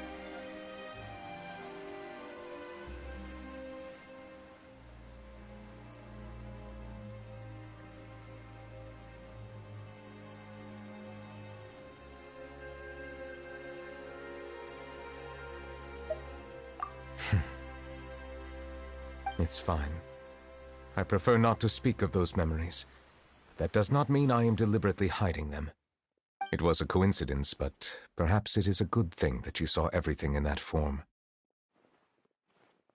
You should now understand why I believe there to be a conspiracy behind all this. These two cases are much too similar. I felt like I needed to do something. Paimon's starting to lose track of what you're saying. Don't leave Paimon out of the conversation. Paimon wants to help too. Then let us get back to the point. While I was investigating the fountain, I discovered something strange. I did not sense too much hatred towards me within its accumulated emotions. I don't know what caused this to happen, but it seems like there won't be a shortcut to finding the organization that may be pulling the strings here. However, I did find some resentment directed towards Kiara. If I remember correctly, it seemed to be related to a smuggling case. Oh! Didn't we read about that in one of the documents? You've read about it? In that case, the resentment should have come from that incident. Huh? What are you doing here? I was just about to look for you at the Palais Mermonia. Navia! Nice to see you again! Is there something we can help with? I've heard some things, but I'm not purposely asking around or anything. Don't worry. Rumors are abroad that someone's scheming against Melusines, and that you're investigating the case. So I told the Spina di Rosula to keep an eye out for leads. We've had unfamiliar faces showing themselves at the Fleuve Cendre lately. Maybe you'll find the suspects among them. Thank you.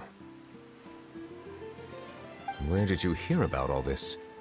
The Chief Justice out on investigation, accompanied by the Traveler from afar. No matter how you conceal your whereabouts, there will be countless eyes watching you. You talked to Kiara, but didn't ask her to keep things secret.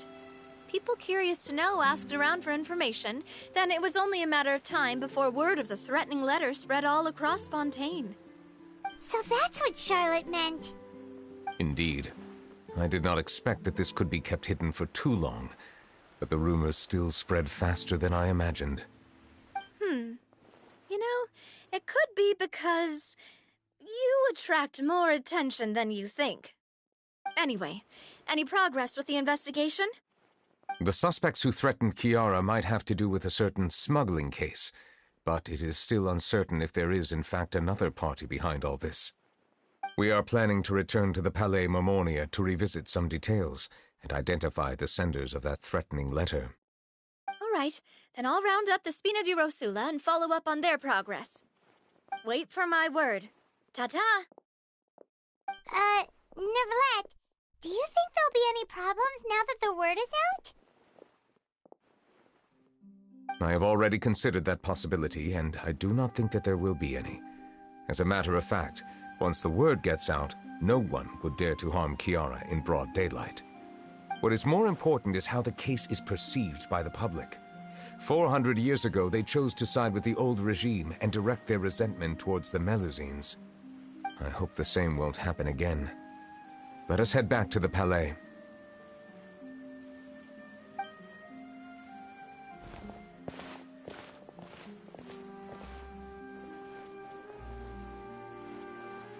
Strange. What are these people doing out on the streets so late at night? Did something happen? Let's take a look around.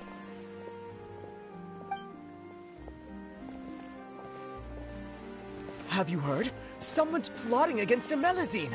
This is 100% the truth. Even the Chief Justice is investigating in person. What?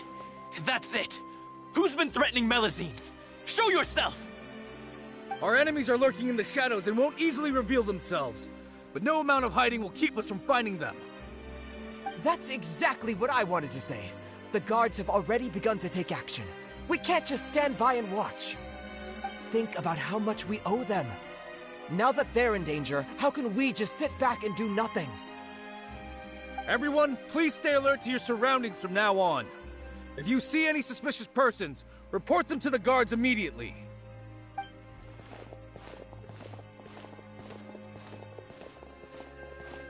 It feels like you've been following me this whole time. Did something happen? We were informed that. Nope. We just finished our shifts and happened to be strolling by. Have you had dinner yet? Why don't we check out the new items at the dessert shop together? This isn't a good time to be out and about. Come on, don't act tough. I bet you're hungry too. All right, let's go buy a cake or something. You shouldn't ever skip meals, especially if you have another shift scheduled for later.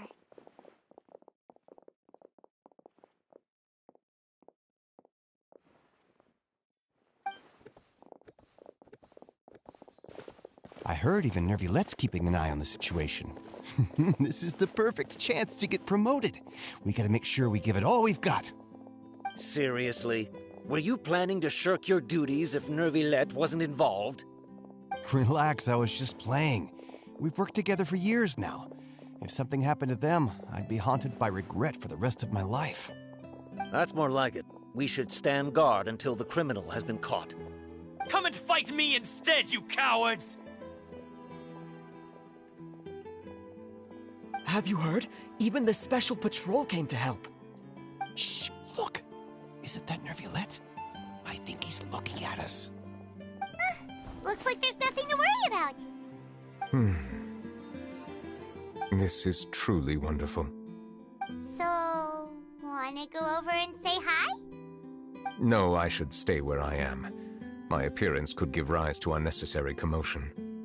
Let us stick to our plan and return to the Palais Mammonia. The faster we uncover the truth, the better.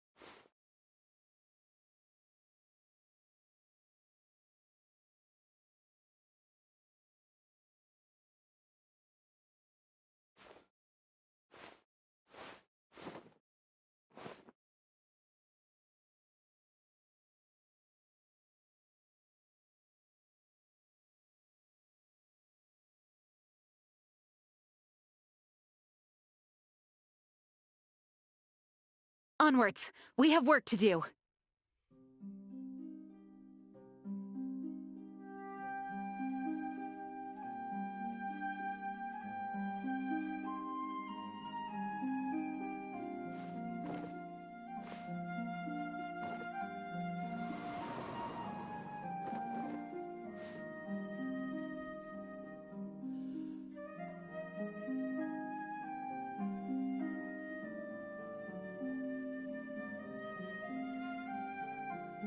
I do hope the Knights of Favonius are all working hard.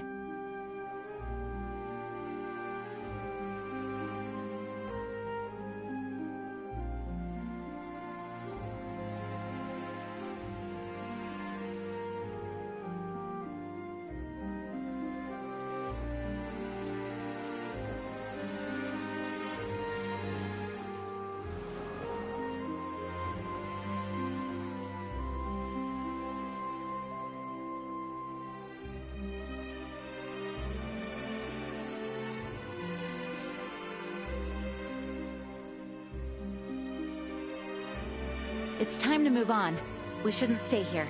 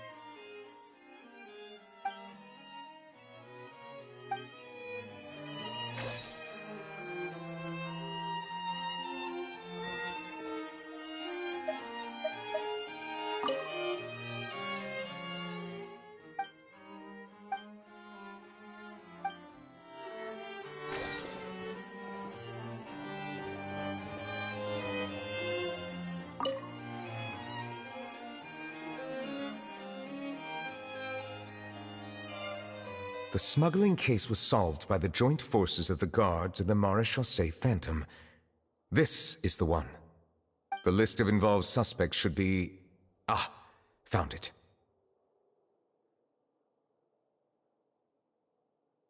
What does it say? The principal offenders Domenico, Inica, Yuna, and others have been caught. They have been sent to the fortress of Meropide following trial. Those with close connections or mutual interests with the offenders but who did not participate in the case will not stand trial. Among them, surveillance of Essin has ceased on account of his good behavior. All other personnel remain on our watch list. So many names. Is the one who sent that threatening letter to Kiara on the list? Yes, there is something suspicious about Essin, to be precise. It seems like he's closely related to the core members of the smuggling case, and he moves around without much restriction. Monsieur Neuvillette, someone claiming to be from the Spina Durasula just checked in with us. He said, and I quote, "We have located the suspect. They're chatting at the cafe." Huh? How did Navia find them so quickly? We've only just figured out the suspect's name. I too am perplexed. The cafe isn't too far from here. We should head over and take a look.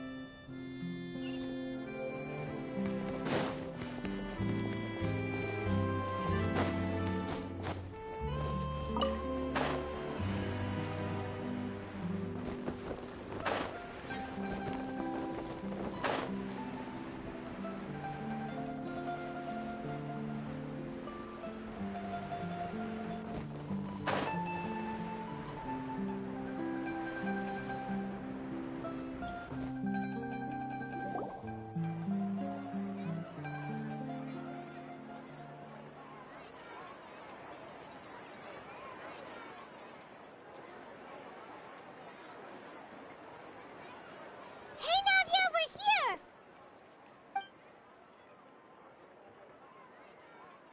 Whoa. Check out all these people. Hey there, are you Navia's friends too? These are the people who have had recent dealings at the Maréchaussée Phantom. They're usually hidden in the Fleuve Cendre, but I sent for someone to invite them over. Invite them over? Exactly. Now, I heard there's great coffee here, and so I asked them if they'd like to come and have some. Yeah, it's our pleasure to be guests of the Spina di Rosula. I've wanted to have a meetup like this for ages.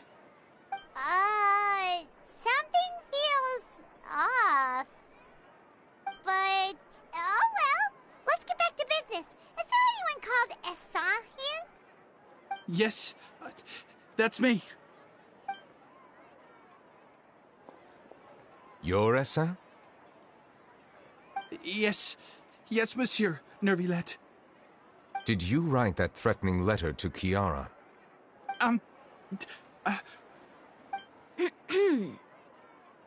I did, but I was just following orders. Orders from whom?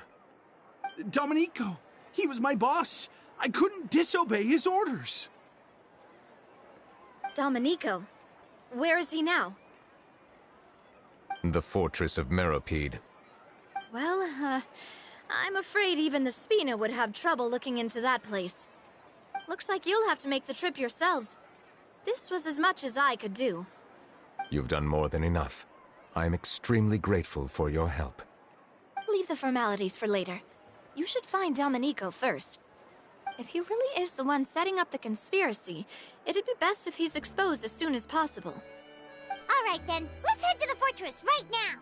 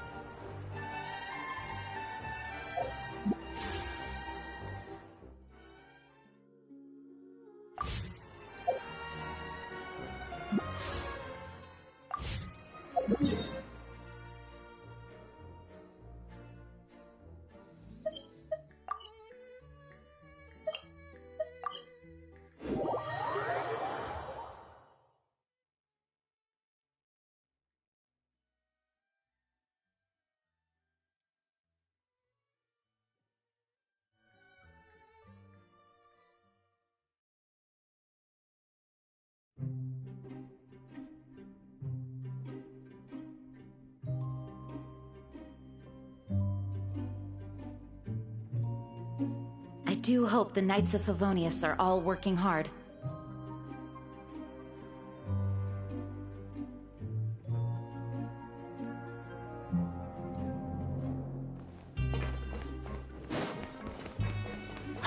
It's Monsieur Nervalat.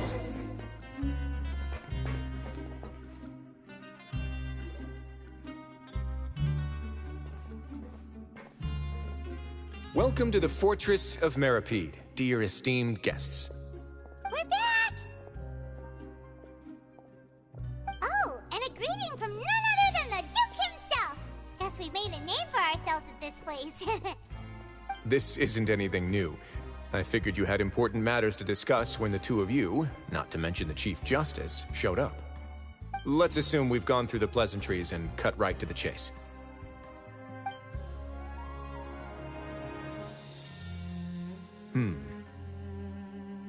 I do remember a thing or two about Domenico. He once attempted to round up the other inmates and instigate a protest. Who does this guy think he is? Paimon hopes nothing came of it. He once attempted to, I said, meaning that it was over before it even started. And now he's threatening Melazines, is he? To be honest, Domenico doesn't seem like much of a conspirator. The fact that the three of you bothered to personally investigate raises a flag. Is there something else going on behind the scenes here? He's got the same concerns we do. I am concerned about this incident because something similar has occurred in the past. I wish to meet Domenico in person and have my questions answered. That's an easy one. Let me think. I think he's at... Oh, did I hear someone say Melazine? What happened? Sigewinne!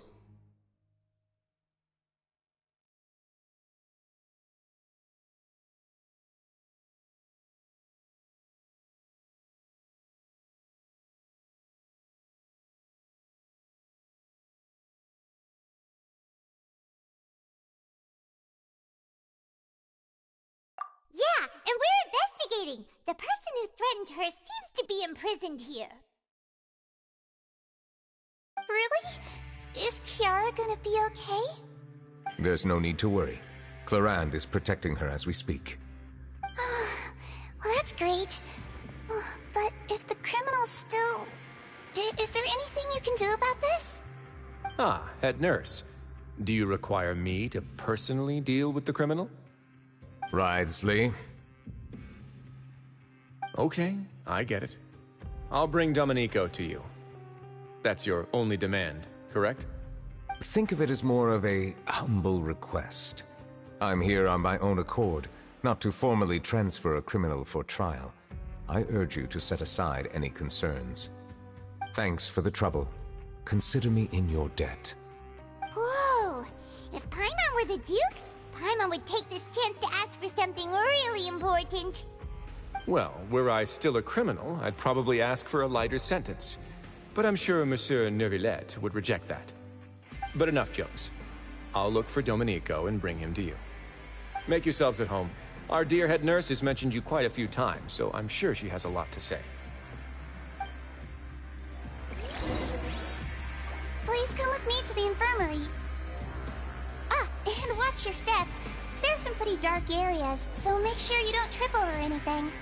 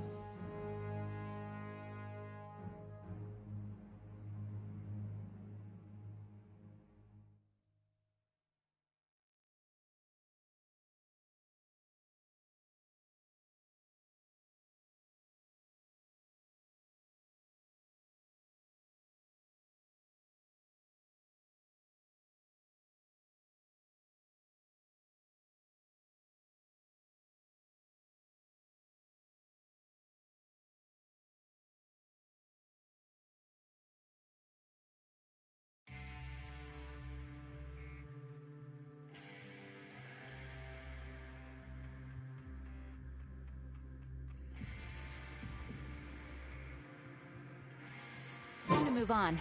We shouldn't stay here.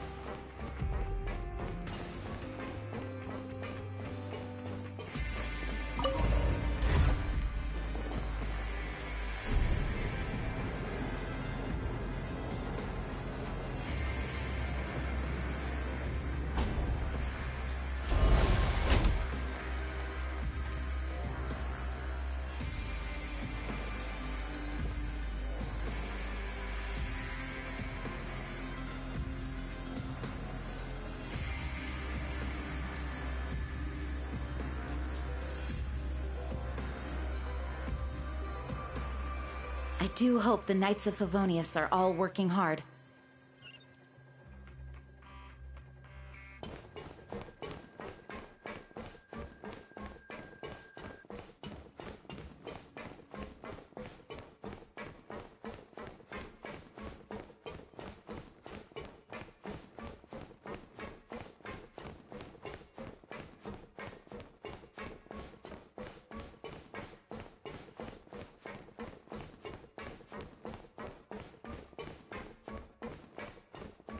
To Nervilet? Now that I think about it, I can leave this place soon. Huh?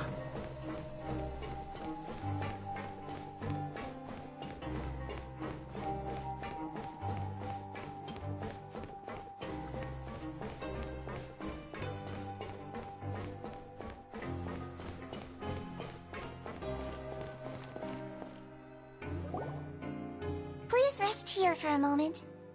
Oh, and would anyone like anything to drink? Paimon's not that thirsty, but thanks anyway. Thirst is a warning sign that you're dehydrated, which means you have to drink up even before that. I'll bring you some tea. I'm sure you'll have a lot to talk about. Typical Sijun. Concerned about everyone's health as always. Why aren't you two saying anything?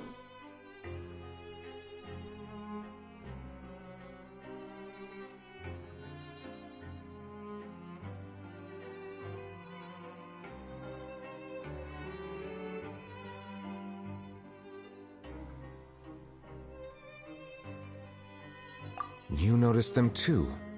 The badges they wore on their chests looked quite familiar. Familiar? Paimon didn't even realize they were wearing them. But if both of you say so, let's go ask them about it.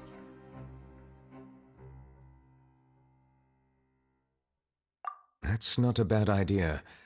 I will stay here and wait for news from you.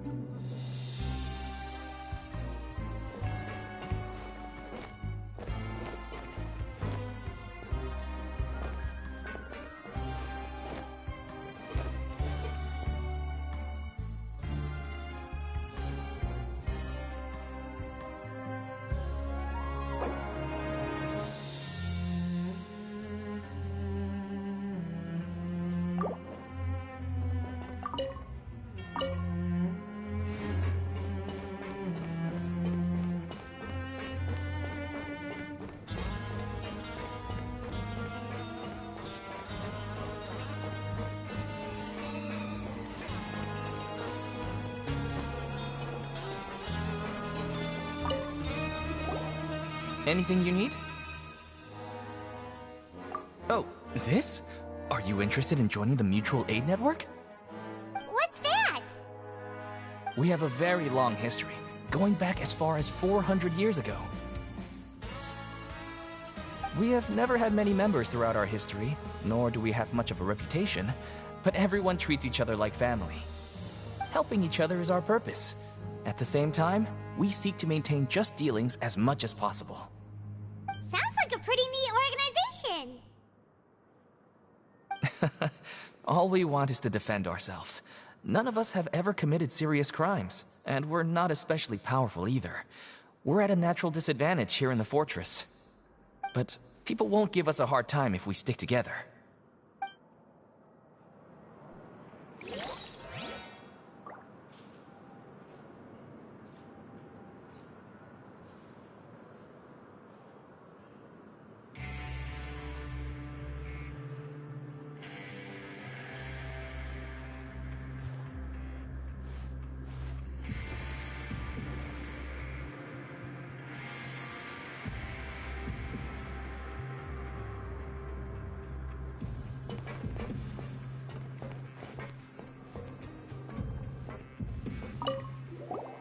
Interested in joining the Mutual Aid Network? If you'd like to learn more, here's our flyer.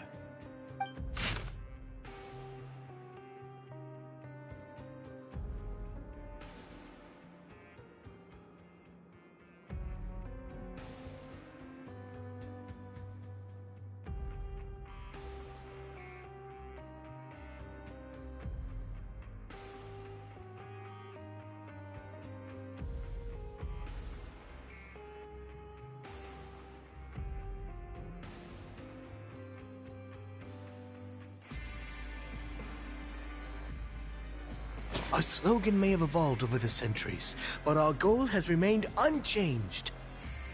Here, this book is for you. You're welcome to come and sign up anytime.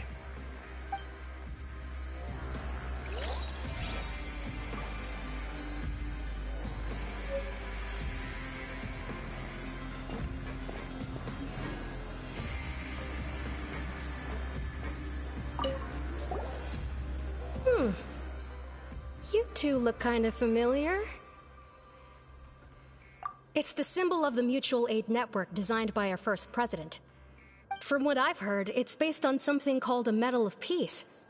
I've never seen one of those medals for myself, though. The first president of our network was an amazing person. Powerful as he was, he never used his strength against anyone. He encouraged the weaker criminals to stick together and look out for each other. All of us have a lot of respect for him.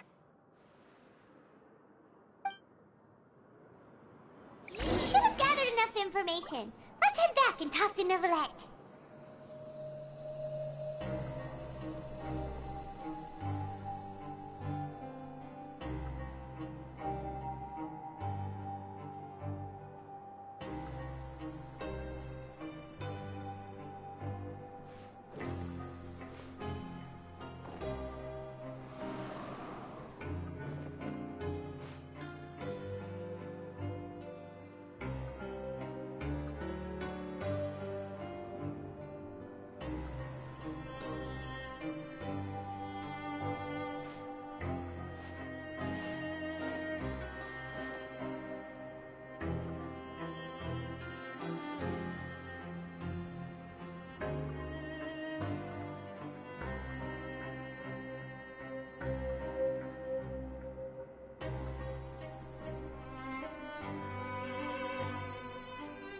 Onwards. We have work to do.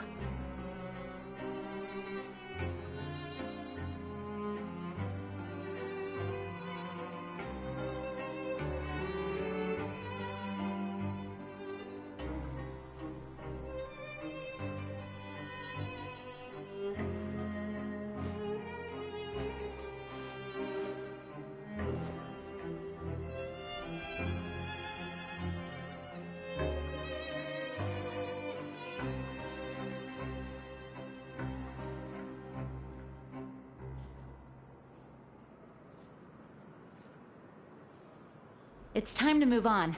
We shouldn't stay here.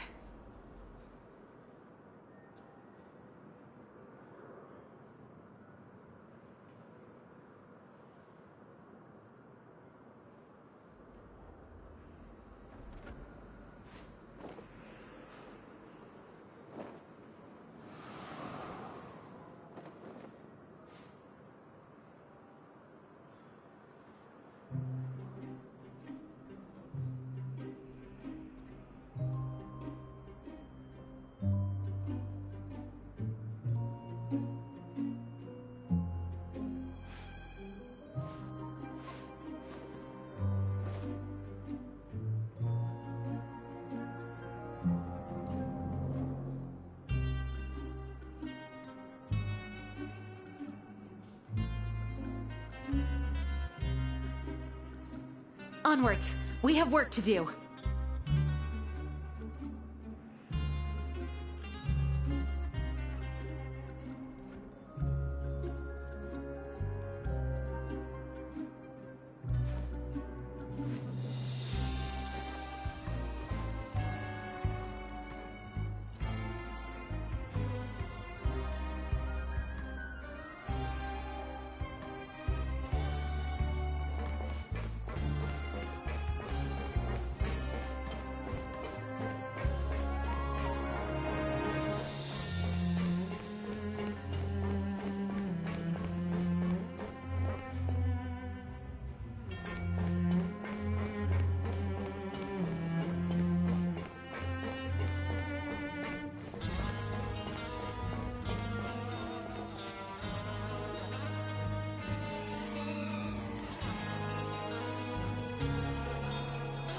Did you manage to gather any intel?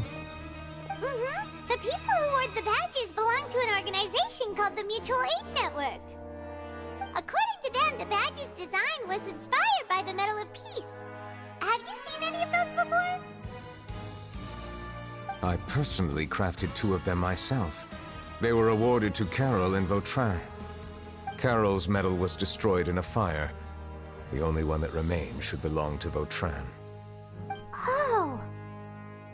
So the network was inspired by...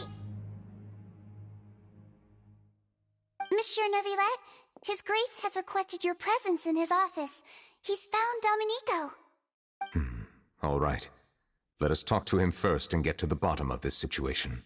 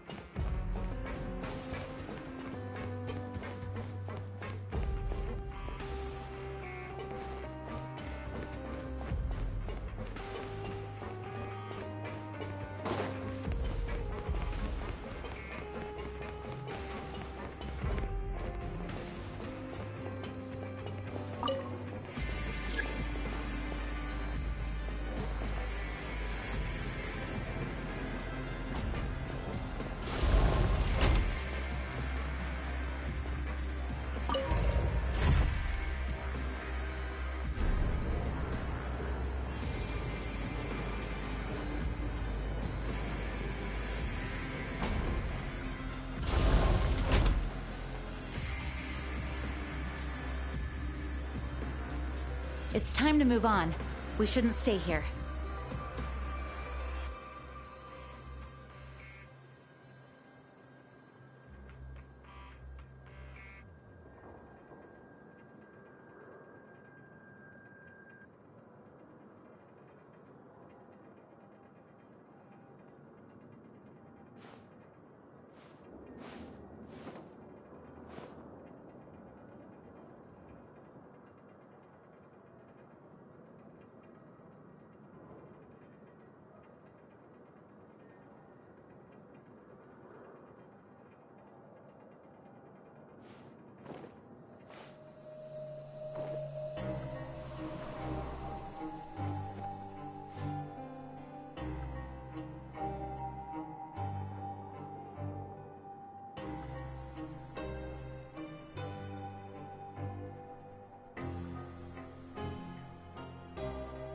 I do hope the Knights of Favonius are all working hard.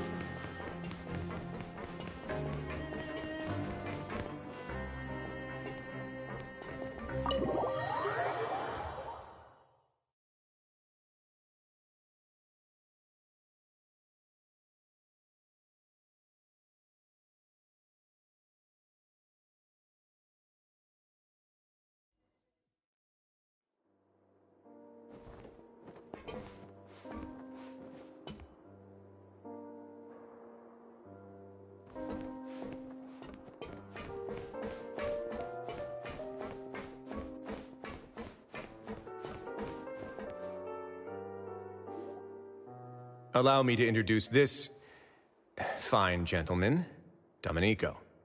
Why don't you explain everything to him? Neuvillette? What do you want? What are you gonna do, kill me? Calm down. I merely want to ask you a few questions. Was it your idea to send that letter to a Melusine? Hassan has already confessed, so there really isn't any need to keep hiding. That idiot! I can't believe I trusted him. Let me ask this another way. It was your idea to send that letter, correct? Yes. Who is pulling your strings? What? You're not trying to frame me for something I haven't done, are you? It's best if you realize the gravity of your situation. The Chief Justice of Fontaine has been personally investigating your case. I assume your previous attempt to incite unrest at the Fortress of Meripede has something to do with this as well. I admit I acted on impulse. I'll tell you the truth. But before that, you must ensure my safety. I can do that. You see, we're all reasonable people here. I only intended to do some small business at first. Someone contacted me about delivering some goods and promised me a generous sum of more in return. After making a few trips, I was suddenly approached by the Marechaussee Phantom. They accused me of smuggling prohibited items, and I was put on trial. But I refused to accept any of that. The ignorant can be rightfully absolved from guilt, right? Well, I suspect that someone got me locked up here so they could get their hands on my goods.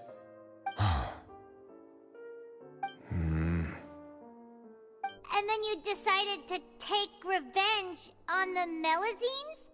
Over that?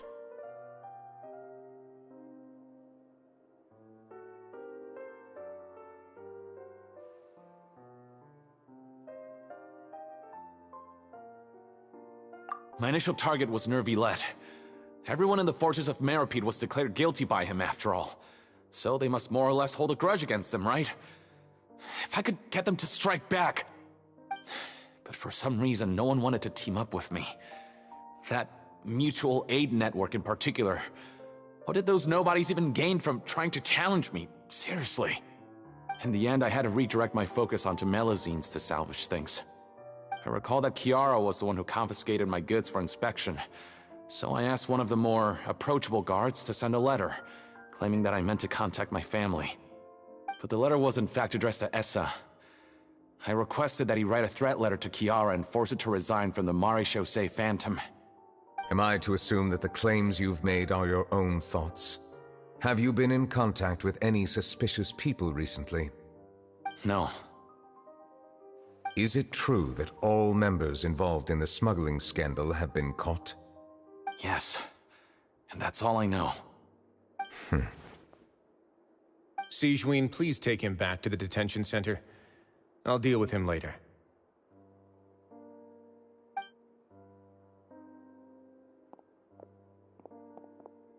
So, Monsieur Neuvillette, you were concerned that there might be a shadowy faction looking to capitalize on the delicate situation with the Melusines to stir up greater chaos?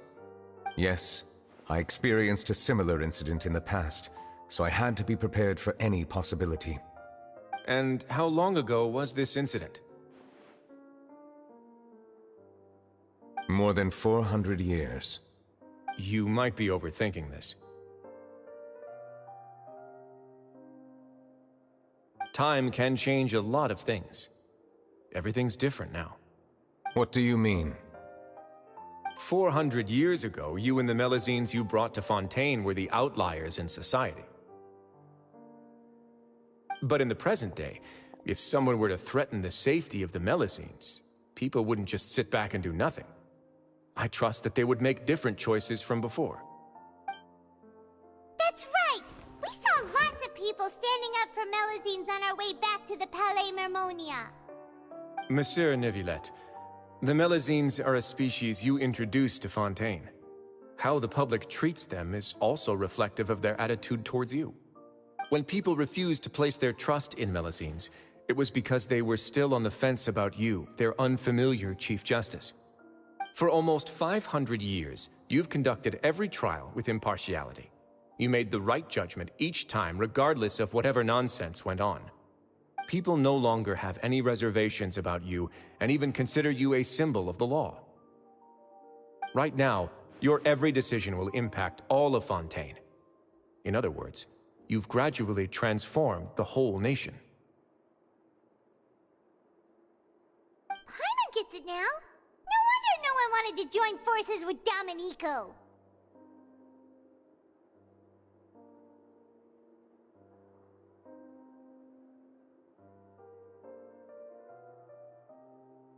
I am undeserving of such high compliments. From my perspective, I have simply been fulfilling my duties. It isn't anything special or worthy of praise. I'm simply fulfilling the promises I've made and searching for answers through my judgments. It is unnecessary to hold me in such high regard. The complexity of human emotions and willpower far exceed those of mine. As a matter of fact, I believe that you are the ones who deserve my respect. There's no need to be so modest. The current state of affairs says it all. You're no longer that outsider you were before. Even if you wished to investigate something on your own, many would take the initiative to lend you a hand. I must say that you've made a fair point. Thank you for clearing my doubts. Now that the case has been settled, I should get going. Huh? You're leaving? And so soon, too?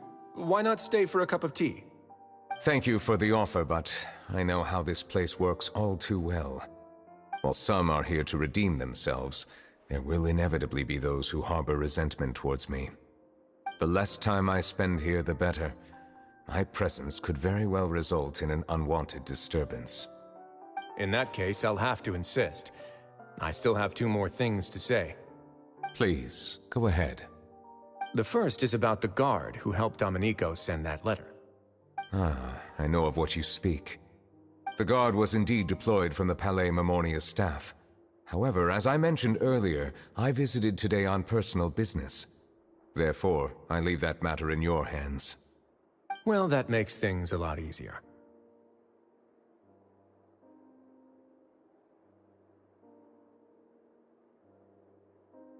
Hey now, don't let your imagination run wild. Those from up there have a tendency to sympathize with others. However, down here, such thoughts will put you at high risk. I'll have a chat with the guard and remind him to take precautions in the future. I see no issues with that. Great! That's one thing out of the way. What's the other thing you wanted to say? The other thing was born from my own sense of curiosity. Now, I've heard that you investigated the mutual aid network. Is that right? Yep. Neverlet thought their badges looked familiar. I noticed the small gang as well when I first took over the Fortress of Meripede. They were not great in number, but every member always made sure to stand up for what was right. I've looked into their founder, Vautrin, who once stood trial and was sentenced to imprisonment in the fortress. According to existing documentation, Vautrin remained disciplined throughout his imprisonment. He had never once engaged in physical or verbal aggression. In other words, how he presented himself in prison was very different from his behavior in court. What? During his trial, I could sense that his feelings were complicated. He appeared to be full of resentment, and I believe he had every right to feel that way. Perhaps he had been putting on an act. An act? Neuvillette and Vautrin had a close relationship as superior and subordinate. Vautrin must have known that the Chief Justice would make an impartial judgment. Thus, the more resentment he displayed, the clearer it would be to those present that you were upholding justice. And to those who had been sitting on the fence, Vautrin's act was a very meaningful one. That's all from me. Does anyone else have anything to say? Now's your chance. I don't have anything to say. Apart from expressing my gratitude, that is. Well then, let us head back. No need to see us off.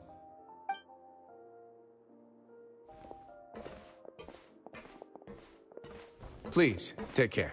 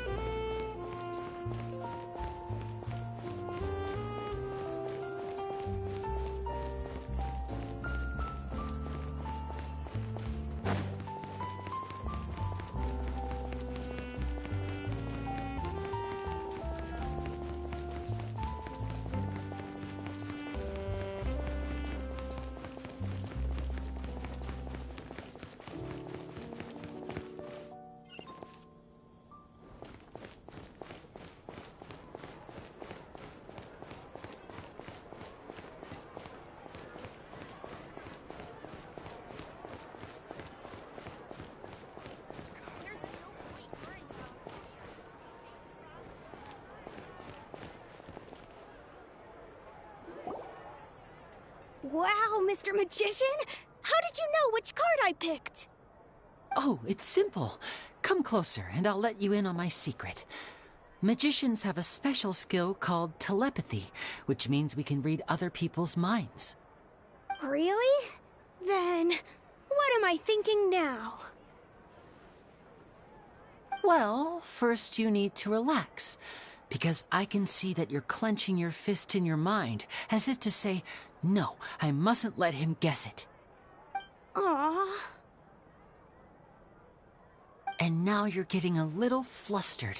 You're trying to find a way to empty your mind, to think of nothing at all. But the more you try to hide a secret, the easier it'll come out.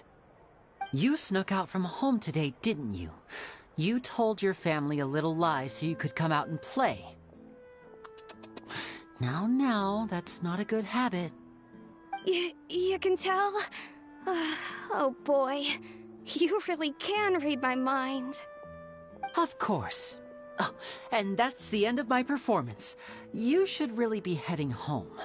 Remember to apologize to your family, all right? They must be worried about you. All right, got it. Bye, Mr. Magician.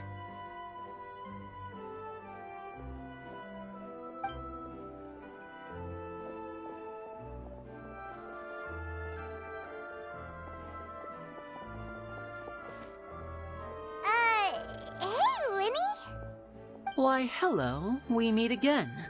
Are you looking for me? What's the situation? Well, why don't you guess, Mr. Telepathic? Oh, please. You didn't believe that spiel, did you? The power of telepathy is quite beyond me. I'm sure that child would beg to differ. Seemed like you were right on the money. That was nothing more than a little trickery. I made an educated guess based on his micro-expressions. That, plus the fact that he was the only kid here without his parents, and he looked as guilty as sin. He made it easy for me. You guys, on the other hand... Let me guess. Don't tell me you're here for the Phantom Weasel, are you? Wow! Got it in one! Is this more of your trickery at work? Wait, really? No trickery this time. It was pure luck. His warning letter's been the talk of the town, so I figured that maybe you were asking around about that. Bingo! I plan on writing a column reporting on the latest news about the Phantom Weasel. So, Linny, what are your thoughts on this infamous thief's reappearance? To be honest, it makes me angry. Angry? Why? You read his letter, right? The Phantom Weasel claims he's planning something in 3 nights' time at the Opera House. That's the night I'll be performing there. Huh. What are the chances? Wait a minute, you don't think he's after you, do you? Well, if he is, then his warning is clearly a direct challenge to me personally. And if he's not, then it's still going to be a huge headache for me. The mere mention of the Weasel's name is enough to scare people off. So once the contents of that letter get out, barely anyone will be showing up to watch my show. But I've been preparing for this for a long time. I'm not about to let him ruin my big day. This leaves me with only one choice. I have to expose the Phantom Weasel's identity before the show begins. Really? So what you're saying is, we might get to see a live duel between a famous magician and an infamous thief? Wow, this has exclusive written all over it! To be honest, I'm not sure if I'll emerge the victor. The Phantom Weasel is a notorious crook, infamous for his inscrutable methods. You're being far too modest, Linny. I think your magic tricks are even more inscrutable than those of a thief. Thanks for the compliment, though I have to say, I don't care much for the comparison. A lot of people liken magicians to thieves because we both have the ability to make things disappear without the person noticing. But there's an important difference that these people overlook. Allow me to demonstrate with a quick magic trick. Here, I have a flower, just an ordinary flower that was picked not long ago. Watch it carefully now. 3, 2, 1. It's gone!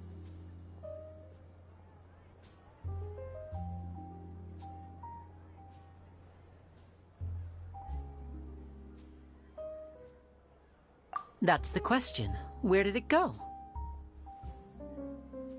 Therein lies the difference between us. Thieves make precious things disappear, but only magicians make them reappear. If I could now invite you all to check your clothes, there might be a surprise in there somewhere.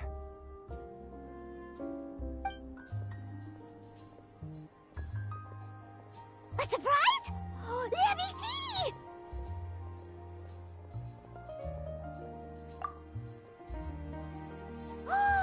It's right there! But how? You haven't moved this whole time! What an outstanding trick! Sorry, Linny, it seems that my previous praise was woefully inadequate. Clearly, magic is the superior art form to theft. Don't worry, I didn't take offense. I just wanted to take the opportunity to perhaps change some of the preconceived notions you might have about magicians. Since Caesar's death, a lot of people associate magicians with criminality. It can be quite frustrating. I can imagine. Coming back to your trick just now, might I presume that you are well versed in floral symbolism? For example, magicians often use rainbow roses in their flower-related performances to represent passion and romantic encounters. But you used a Lumidu spell, which, if I'm not mistaken, allude to separations. I'm curious to know if there was any deeper meaning behind this choice? Impressive knowledge. It's no wonder you're such a successful journalist. But I'm afraid I don't know the first thing about floral symbolism. I'm just in the habit of using Lumidu spells in my magic. It sounds like something I should look into, though. I'll buy myself a copy of Fontaine's Floral Language Facts when I have some time. But it'll have to wait until this Phantom Weasel business is behind us. Well noted. In that case, this brings us to the end of our interview. I, for one, am looking forward to the final showdown between you and the thief. Please feel free to get in touch to update me on any further developments. Otherwise, I will of course see you at your show in 3 days' time, but let's hope the Phantom Weasel is caught by then. If there's nothing else, I'll be off. You've given me lots to work with here, and I've got no time to lose if I want to write that exclusive piece. I'll see you all later.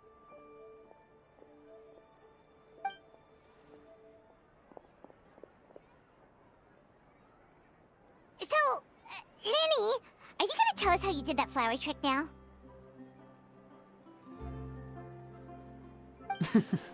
I'm afraid that's my little secret. Aww. Well, magicians are entitled to their secrets. But Paimon's really itching to know how it's done. You feel it too, right? So itchy!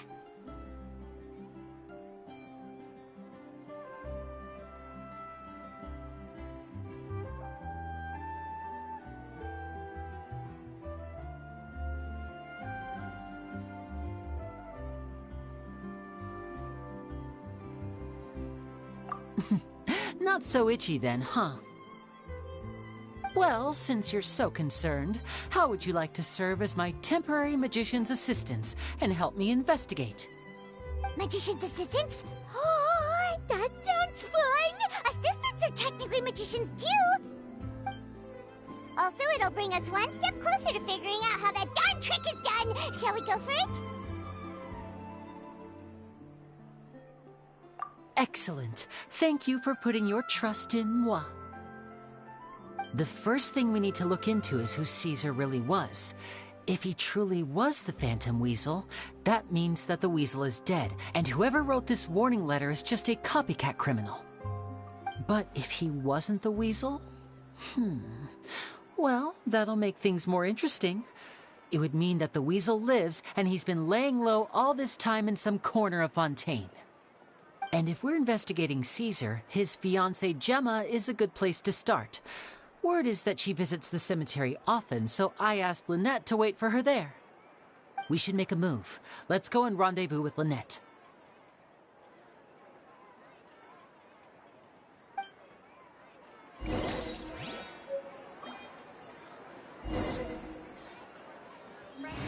Sweeter than syrup.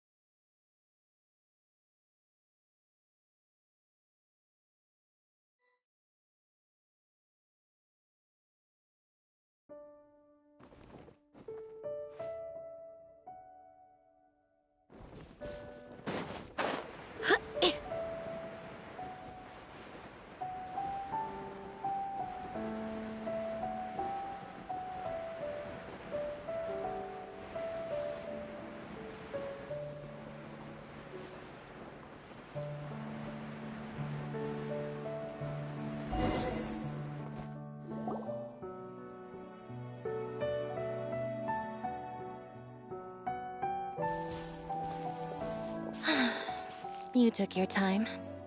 Sorry, I bumped into the Traveler and Charlotte en route, and we ended up chatting for a while. It's been a while, Lynette! We're working as Lenny's temporary assistants in the investigation of the Phantom Weasel. Thank you. It's good to have you helping. So, what's the situation? Have you seen Gemma? Nope. I've been here a while, and she still hasn't shown up. How bizarre. Maybe it was bad intel. Well, we won't get anywhere by standing around waiting. Traveler, Paimon, let's go ask around.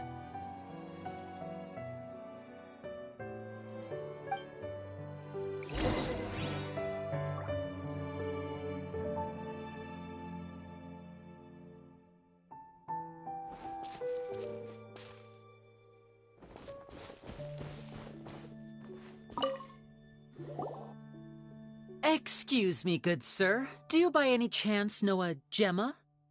Gemma? You mean Caesar's fiancée? Sure I do. What's this about? I'm just trying to get a hold of her because I need her help with something. I heard she comes here a lot. Yeah, she does. Poor thing. It's no secret why, either. She's heartsick. Ever since Caesar passed away, she's been coming here once every week to clean his grave. Often, she just sits there in front of his headstone, lost in thought. Sometimes she talks to herself. I asked her what she was doing once. She said she wanted to speak to him again. She knows he's gone and can't hear her from the grave, but she just likes to spend time there, telling her fiancé all about how her life is going. And she's been doing this ever since Caesar passed away? Oh, so 10 years. Wow, their love must have been really strong. I'll bet. Caesar's reputation fell apart after his identity was revealed, so no one else visits his grave. Gemma's the only one who still thinks about him after all these years. I don't know if the mind lives on in the waters after death, but if it does, I'm sure Caesar must be grateful to have someone who remembers him fondly. If I'm honest, I think this is all so unfair to poor Gemma. Her fiancé was a low-life crook. He doesn't deserve someone like her.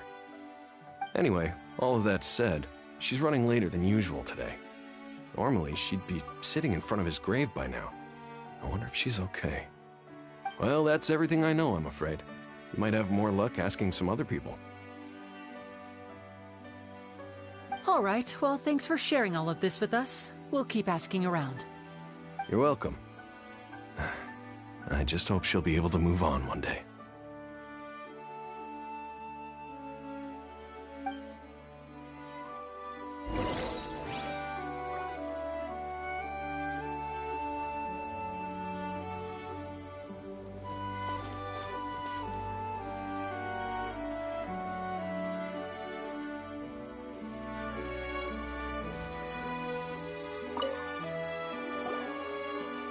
Did you hear the news? They're saying the Phantom Weasel's back. You're kidding. Wait, isn't he dead? I don't know anymore. All sorts of news flying around nowadays. I can never tell what's true and what isn't. But what if, just hypothetically, I mean, what if this Weasel's the real deal and Caesar was framed? Called it. Seriously, 10 years ago, on the day it all went down, I said to myself, you know what? This guy's been set up. The Caesar I knew was a good guy. He gave balloons to children on the street, for Pete's sake. What, are we supposed to believe that he was a balloon thief or something? Give me a break. Oh, please. Weren't you the one cursing his name to high heaven when the police announced the news? You were all, oh, that gosh darn lousy son of a, you think you know a guy, or words to that effect. Wait, did I say that? I don't seem to recall.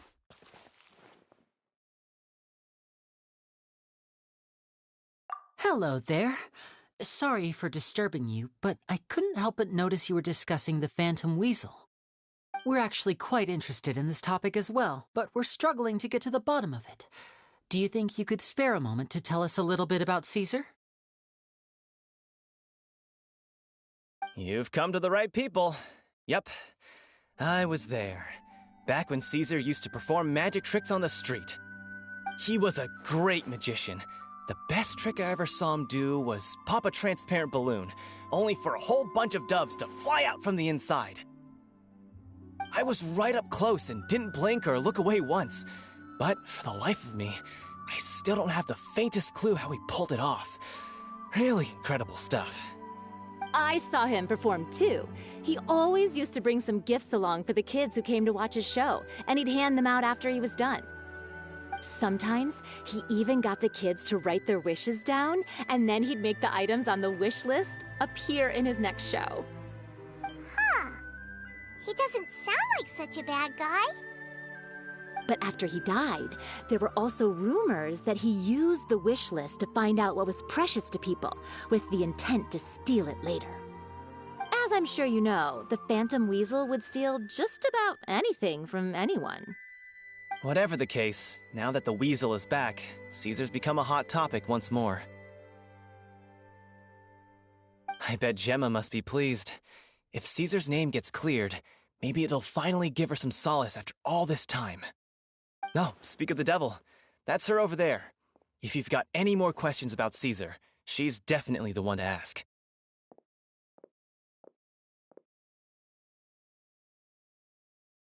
So that's Gemma. Is it just Paimon, or does it look like something's wrong? Wait, it looks like she's injured. Come on, let's see if she's okay.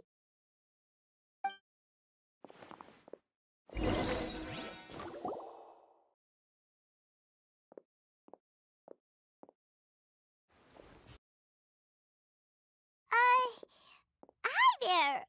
You're Gemma, right?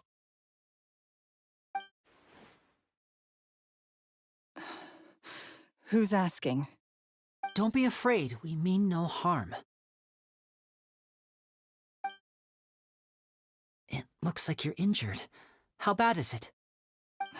Thanks for your concern, but you didn't answer my question. Who are you, and what do you want with me? My name is Linny, and this is my sister Lynette. My name's Paimon, and this here's the Traveler. We're investigating the Phantom Weasel. The Weasel posted a warning letter this morning. If he still lives, that means that Caesar was falsely accused. You knew Caesar better than anyone else. So if you're willing, we'd love to hear what you think about all this. I promise you can trust us. We won't hurt you. In fact, we'll do all we can to keep you safe. I never believed that he was the Weasel. Huh. I suspected as much. Okay, so going back 10 years, do you remember anything strange in the weeks leading up to the accident? Did Caesar have a falling out with anyone, for instance? No, not that I know of. Got it. All right, sorry for disturbing you. If you don't have any more questions, please leave. I want to be alone with him.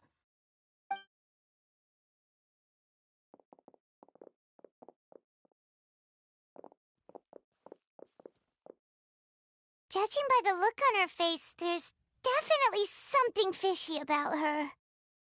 She's lying. She definitely knows something.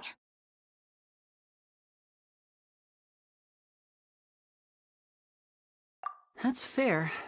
We're just a bunch of strangers who showed up and started questioning her about things that happened a whole decade ago. It makes sense that she'd be wary around us. In any case, I doubt we'll get any further here, so let's call it a day.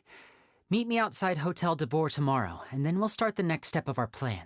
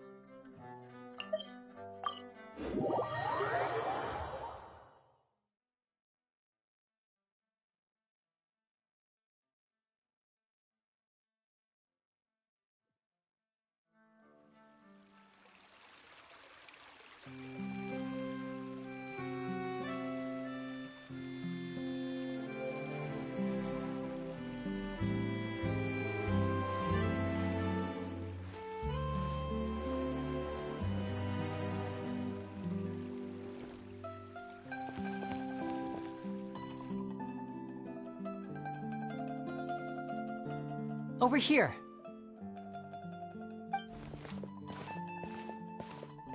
Lynette's not joining us today?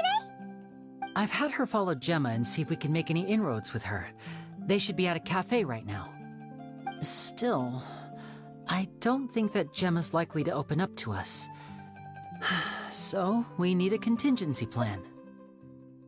Today, we'll be looking into a guy named Lorenzo, Caesar's former pupil and assistant. When Caesar passed away, all the stolen goods discovered in his home were confiscated and returned to their rightful owners. But Lorenzo was the only one privy to all his magic secrets, and he inherited his craft. Before long, Lorenzo was the next big magician in town, his fame surpassing even that of his master, and it made him very wealthy. He's since left the magic scene, though, and these days, he's a wealthy businessman with his fingers in a lot of different pies. I had to pull a lot of strings, but I managed to get him to agree to a couple of drinks with me. Be warned, though, I hear he's got a hair-triggered temper. We'd best be careful.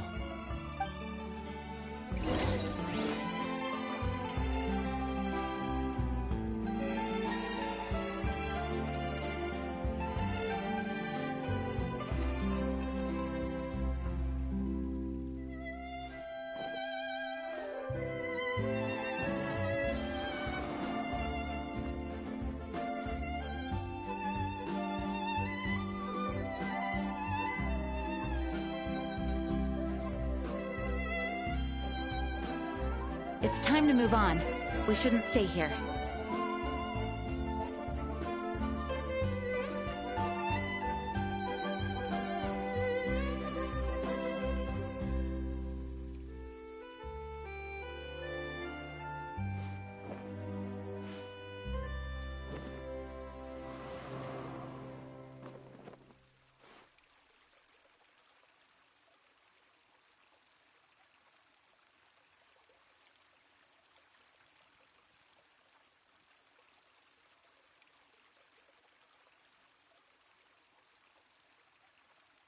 I do hope the Knights of Favonius are all working hard.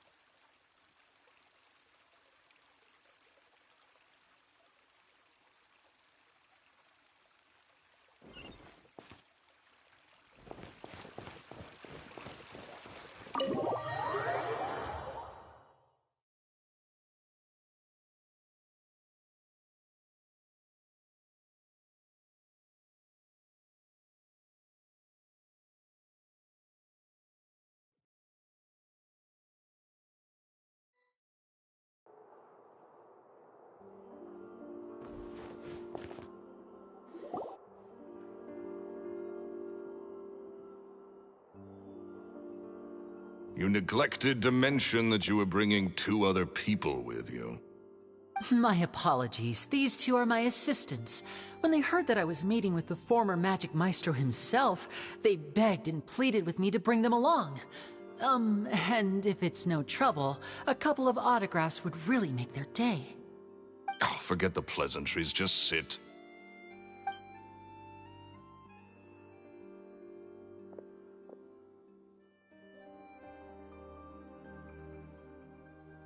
Get a load of this guy. Forget the pleasantries, he says, but he looks pretty happy about Lenny stroking his ego. I only agreed to meet since we're both magicians. Do me a favor and cut to the chase. I have more important things to do than drinking. Much obliged, sir. As it happens, the matter I want to address is also related to magic. Yesterday morning, a warning letter from the Phantom Weasel appeared on the entrance to the Opera House. He claims to be planning something for the same evening that I'm scheduled to do a magic show there. As such, I believe that I may well be his target. I have to get to the bottom of this to ensure that my show can go ahead as planned. Naturally, any investigation into the Weasel starts with a few questions about Caesar, who... What is there to investigate? Caesar was the weasel, and he's been dead for 10 years. So what if some sick creep thought it'd be funny to write a warning letter? It changes nothing. Are you trying to tell me you actually bought it? Please, sir, no need to get so worked up. I do concede that a copycat is but one possibility. Possibility? It's a fact, Linny. Look, my patience is limited, so listen carefully while I'm still willing to put up with you. The weasel is dead. Period. Everyone knows that, so do yourself a favor and quit this investigation. It'll lead you nowhere. Look, if this affects your magic show in any way, I will personally compensate you for any losses. Oh, sir, I'm honored, really. But this isn't about finances for me. My pride as a magician is what's at stake here, Lorenzo. Copycat or not, this person has thrown me the gauntlet, and I must meet their challenge head-on. Your pride? Don't mince words with me, boy. Just tell me, what exactly are you seeking to do? I want to find out the Phantom Weasel's true identity. I have to know for myself what really happened 10 years ago. What would that accomplish? And what do the events of 10 years ago have to do with you, anyway? Look, you of all people should know that a magician never reveals their secrets. And in any case, dead men don't talk. So if you really care about your magician's pride, then you'll forget about Caesar and move on. Uh-oh. This is getting awkward. Lorenzo? Is that? Oh, it is you! I know that big, booming voice anywhere. What's up, my man? Want to grab a drink with me? Another day, I'm busy.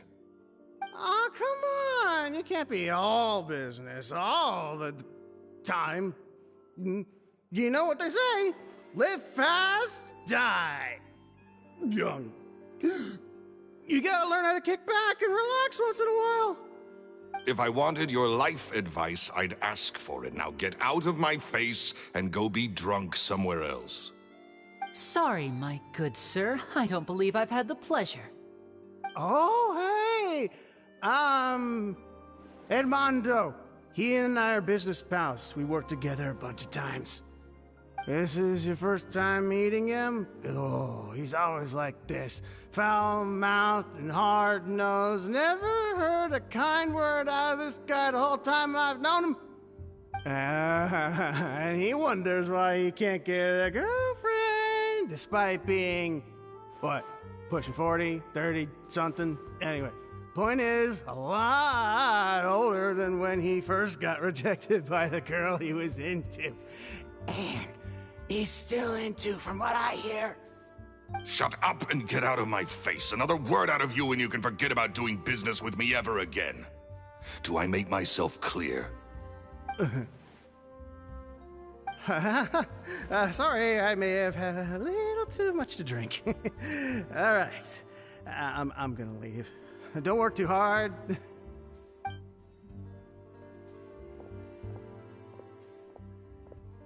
I think it's high time I made a move as well. If you really want to investigate this, Linny, be my guest. But if nothing good comes of it, don't say I didn't warn you.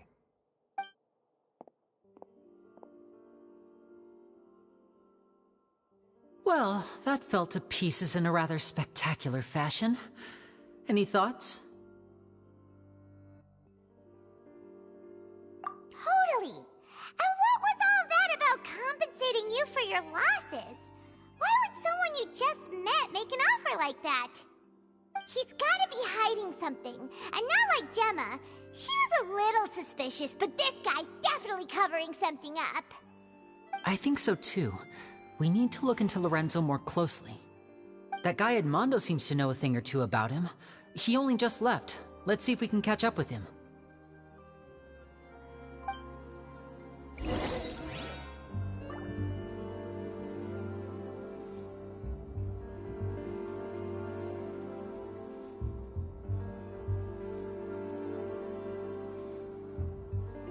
Forget about me. This is about what exactly?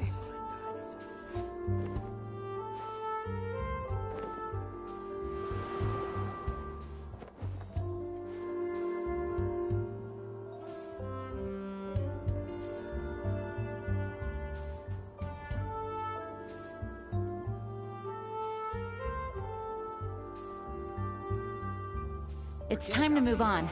We shouldn't stay here. What exactly?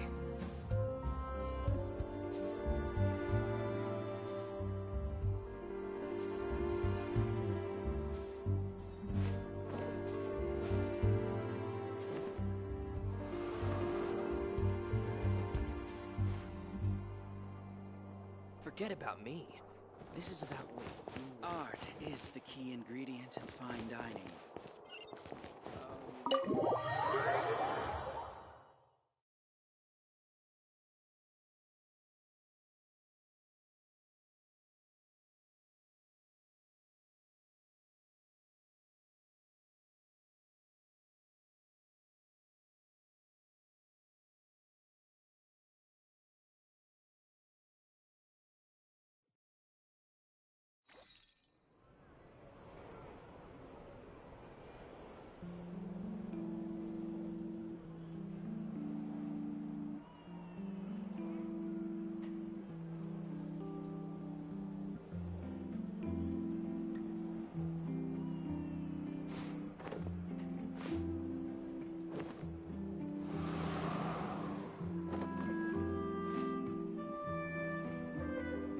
We cannot just rely on the ocean's self-cleaning ability.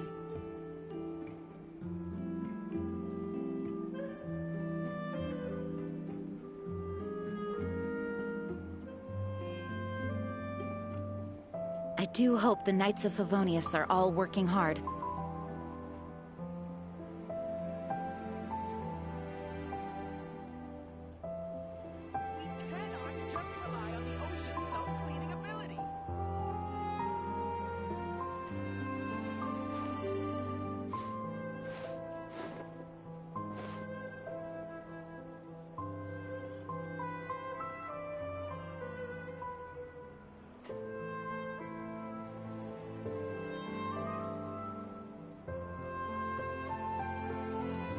It's time to move on. We shouldn't stay here. Rely on the ocean's self-cleaning ability.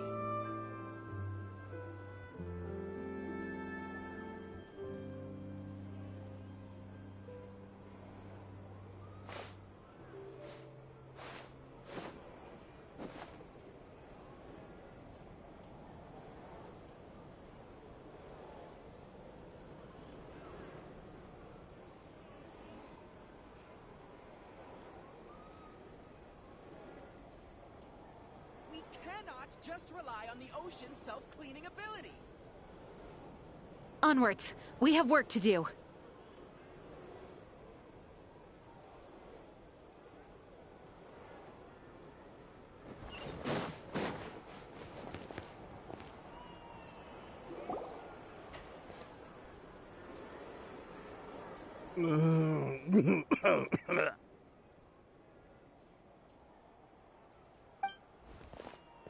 You okay there? Who are you? Oh, it's you guys. Don't worry about me. I must have had one too many. I just need to ride it out. I say way too much back there, didn't I? Yeah, I nearly talked myself into complete financial ruin. Note to self, no more drunken chats when Lorenzo's around. So, he was serious about threatening to cut you off? Paimon knew he was a bad egg! Hey! Keep your voice down. Don't go prying into Lorenzo's personal affairs. Bad things happen to people who ask too many questions, or make an enemy out of him. What kind of bad things? Don't even ask. I'm sorry, I'm gonna have to cut this conversation short. I'm not crossing that line again. And take it from me, trouble with Lorenzo is one thing you don't need in your life. You saw him flare up back there. I don't know what you said to him, but clearly it touched a nerve. That's not a good sign. You're too young for this. Don't get in over your head. I'm leaving.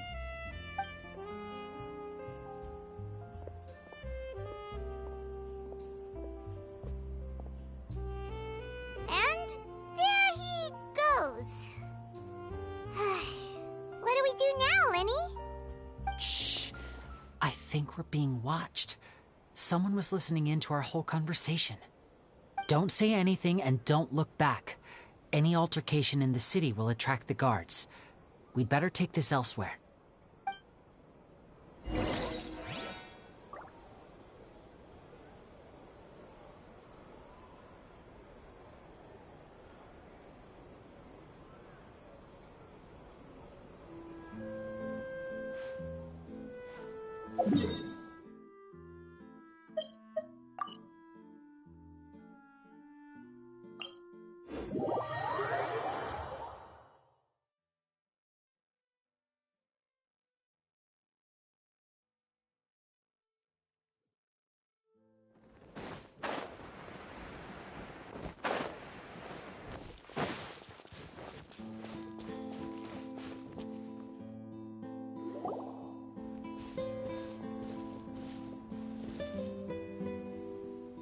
You followed us a long way.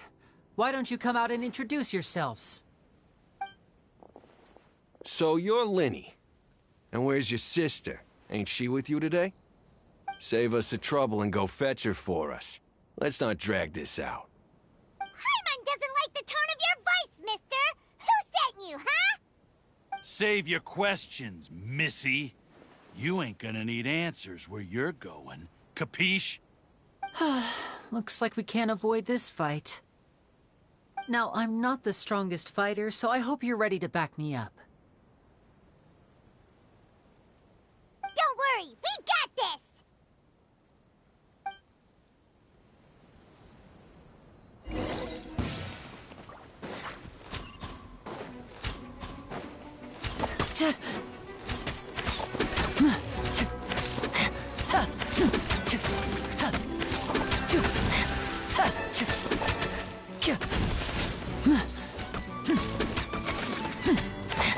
I'm fine.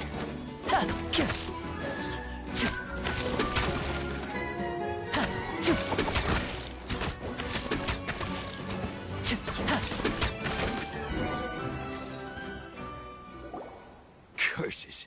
They're tougher than we thought. Vision wielders are always trouble. Intimidation ain't gonna work like it did on the lady. Come on, let's scram! Hey, wise guys! We ain't through with you yet! Oh, they got away! Did you catch what they said just before they left? Something about intimidating someone else. Sounds like they just wanted to rough us up as a scare tactic, and they've already done it to someone else, but who? You're right. She was injured when we saw her yesterday, and she acted like she had something to hide. Maybe she was too scared to tell us the truth because those guys had threatened her. Well, if that's the case, she should be more willing to open up to us once she learns that those thugs won't be bothering her anymore. Let's head back to the cafe and see if we can get any information from her.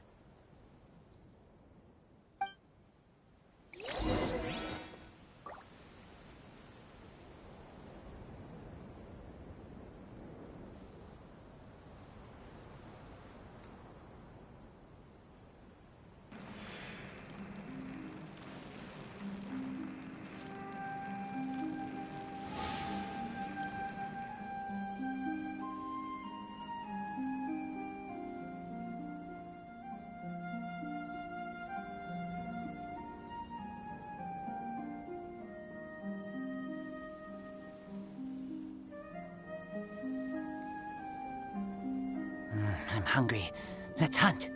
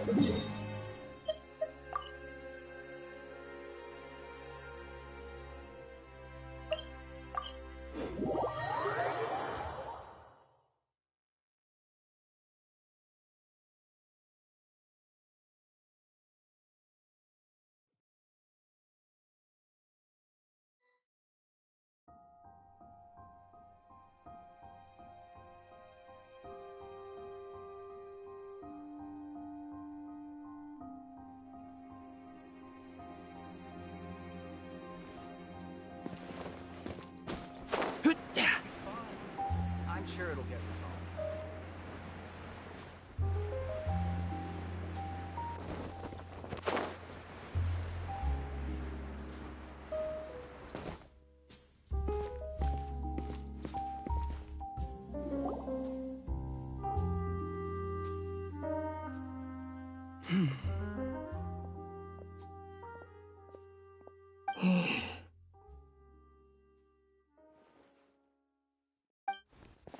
Gemma?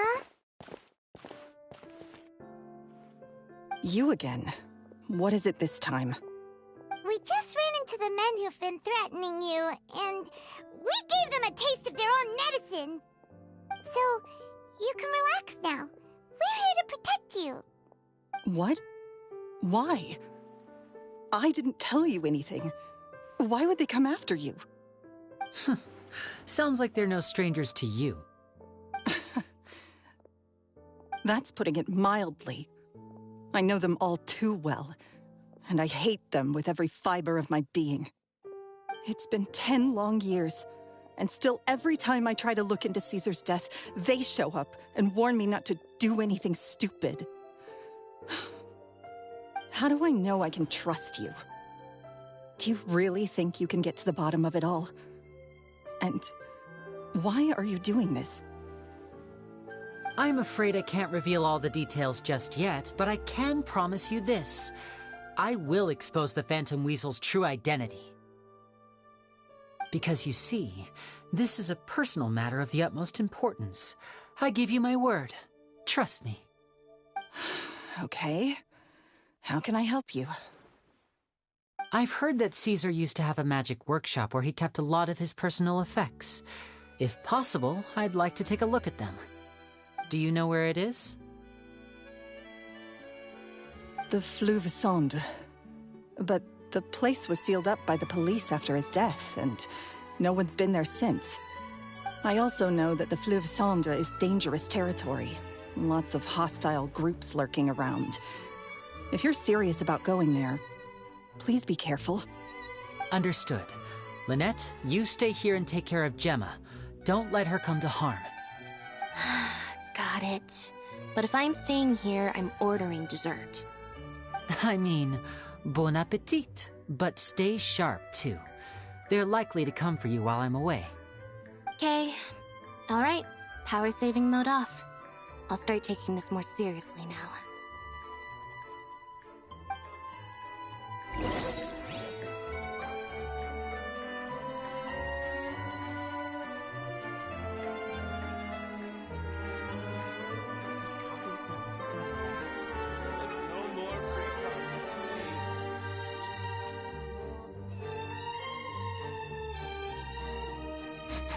I smell rabbit.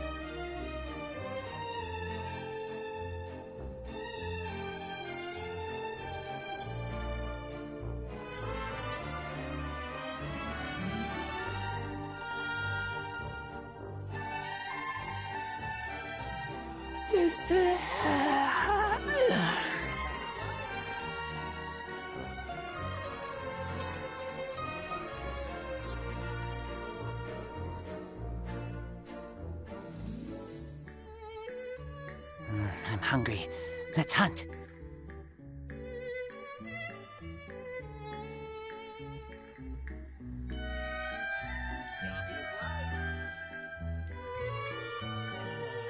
Looks like no more free coffee.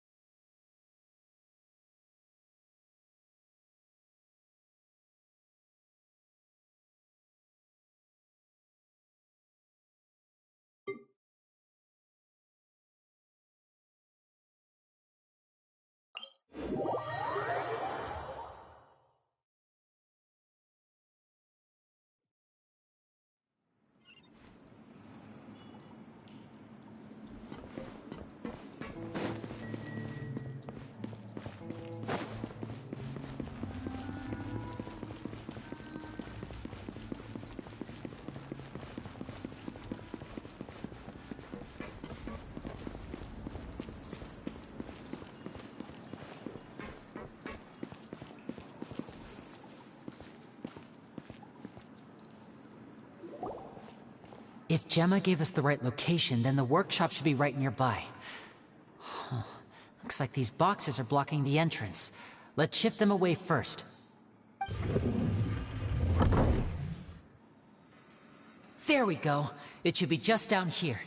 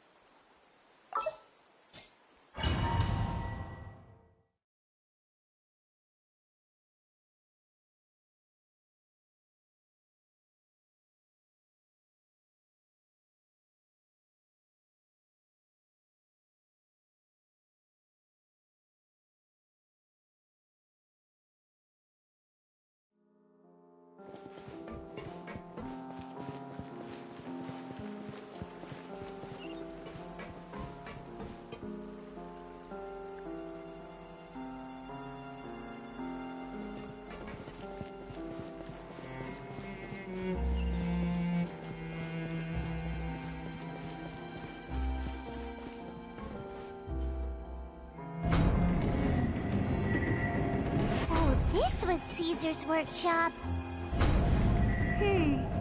Nothing suspicious here, just normal magic props. Let's head in further.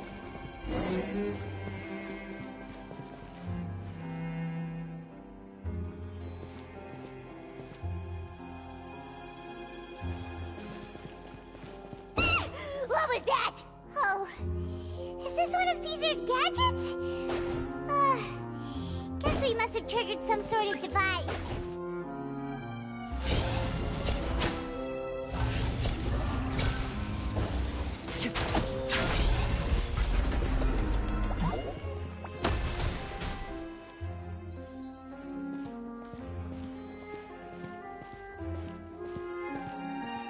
Now disappear!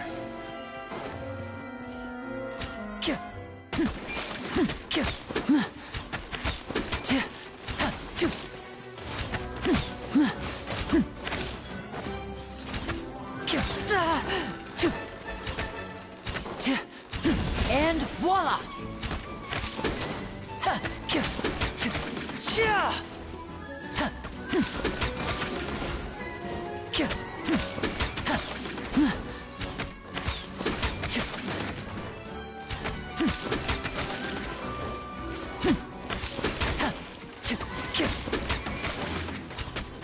Now disappear!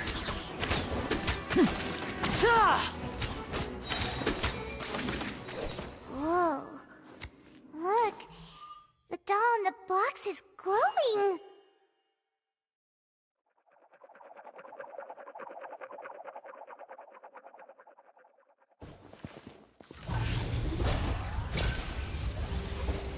There's something written on the card on this doll. Let's take a closer look.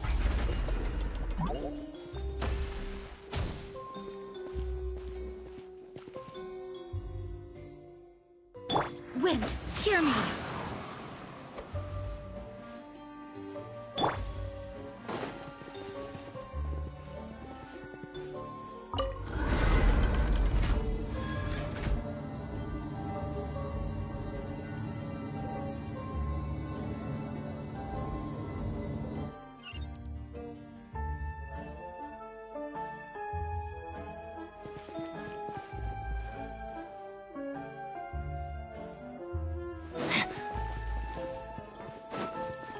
Looks like we've reached the end of this route. Shall we try a different one?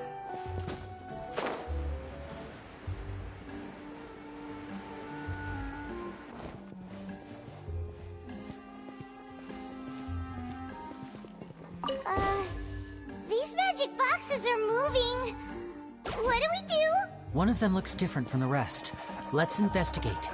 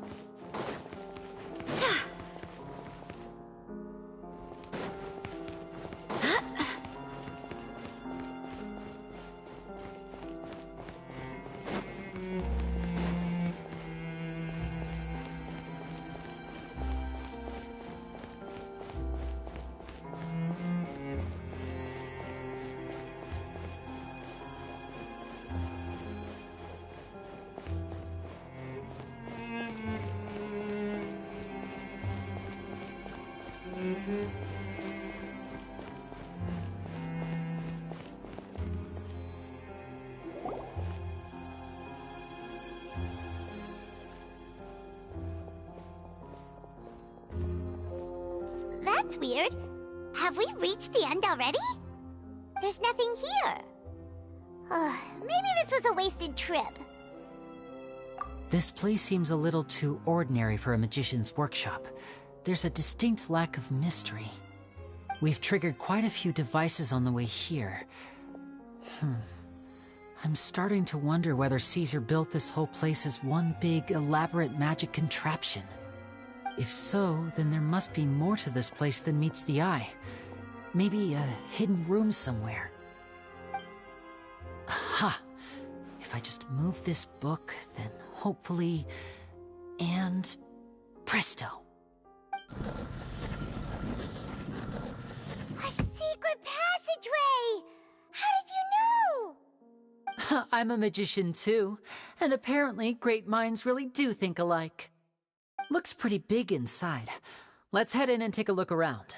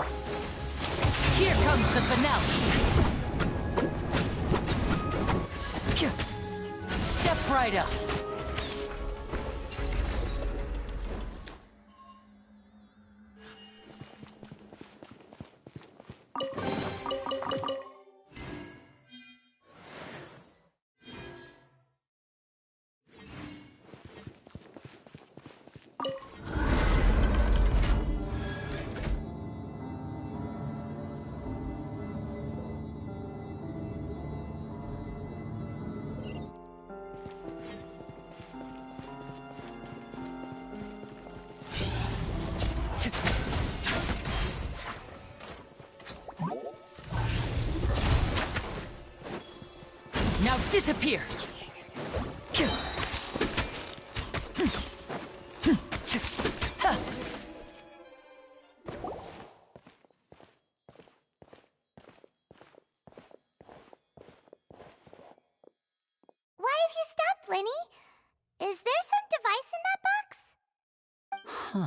It just looks familiar somehow.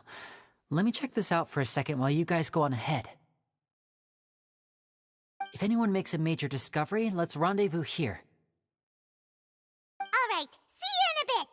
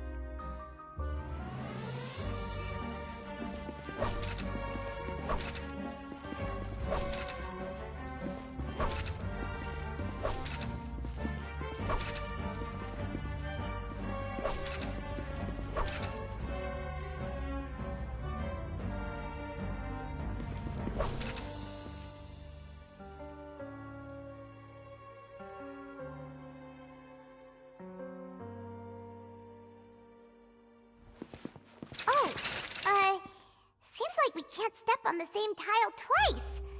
Guess we've got to finish it in one run, huh?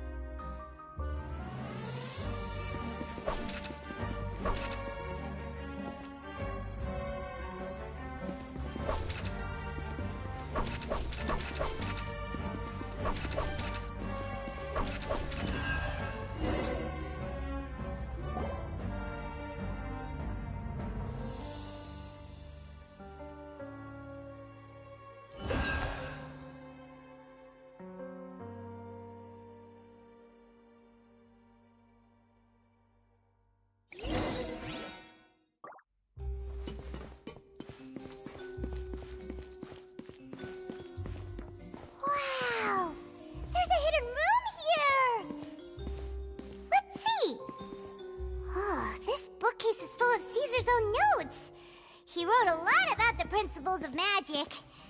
Whew. Much too advanced for Paimon. Hey, look! Is that Caesar's diary on the table?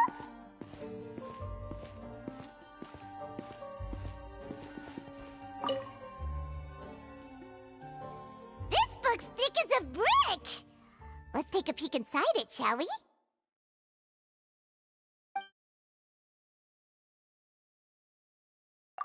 At one of my shows a few days ago, a child asked me how I pulled candy out of my hat. As a joke, I told the kid that the hat has a built-in wish-granting machine. Next thing I know, today a whole bunch of kids were pestering me to pull all sorts of things out of the hat. So I told them another white lie. The machine needs time to power up, but in the meantime, you can write your wishes down. Well, they took me up on that offer, enthusiastically. As I write this, I've only just got back from running around all over town, buying the things they wanted. Boy, are my legs sore. I wound up saving very little this month, but that's not a major issue. I now have a bigger problem. How am I going to hide all these things inside my hat?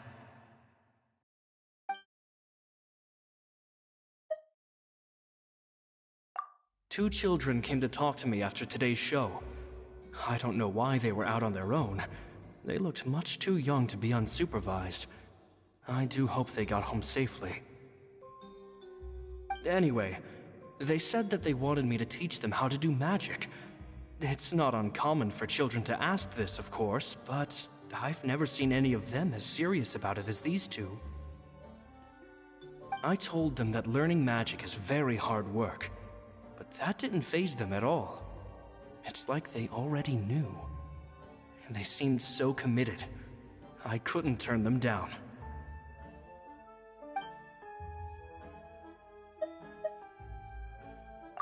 It seems like something's bothering Lorenzo lately, but he won't open up to me about it. Surely he's not upset that I agreed to teach those two children. I'll have to talk him around.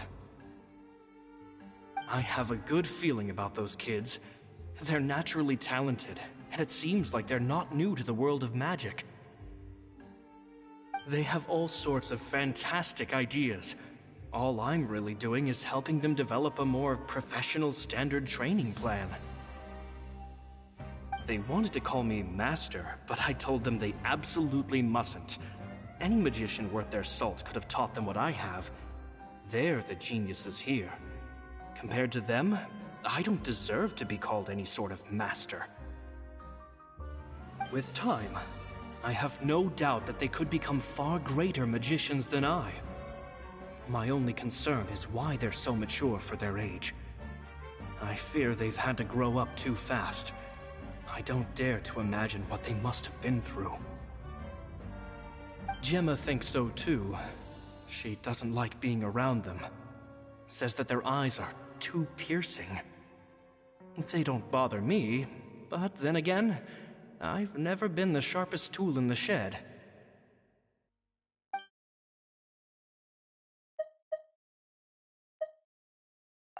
It's nearly time for me to go on tour. I asked the two kids if they'd like to come with me, but they shook their heads. I once overheard them talking about their father and their mission.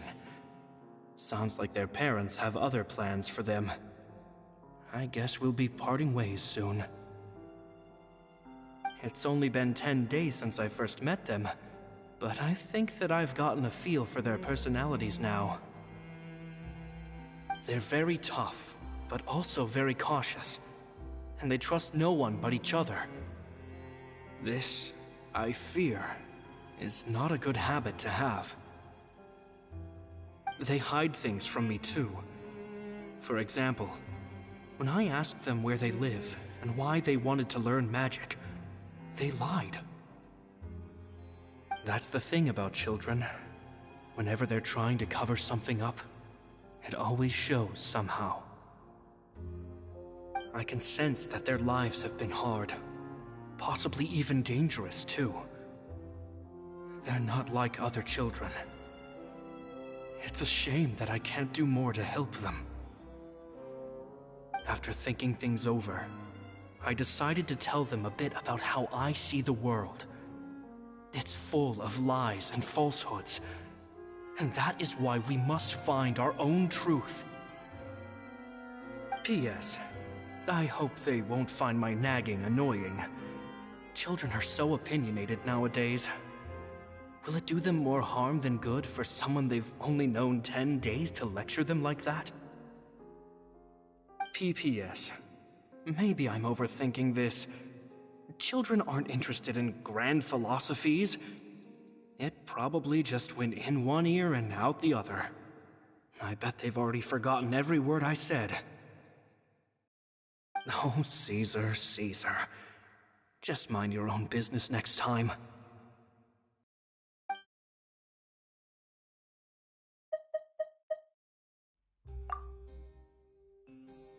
Two magic geniuses with a father and a mission, huh?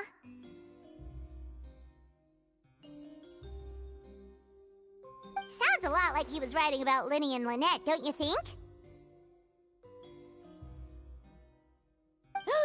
So did they meet Caesar when they were kids? Let's go ask Linny!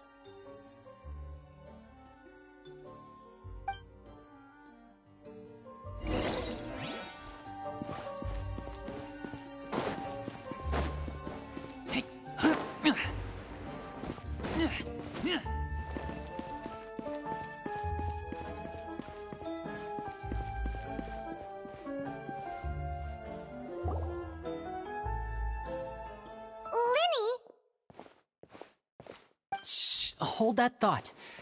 As I expected, there's a lot of fishy things going on in this place. Fishy? Uh-oh, what have you found? All in good time.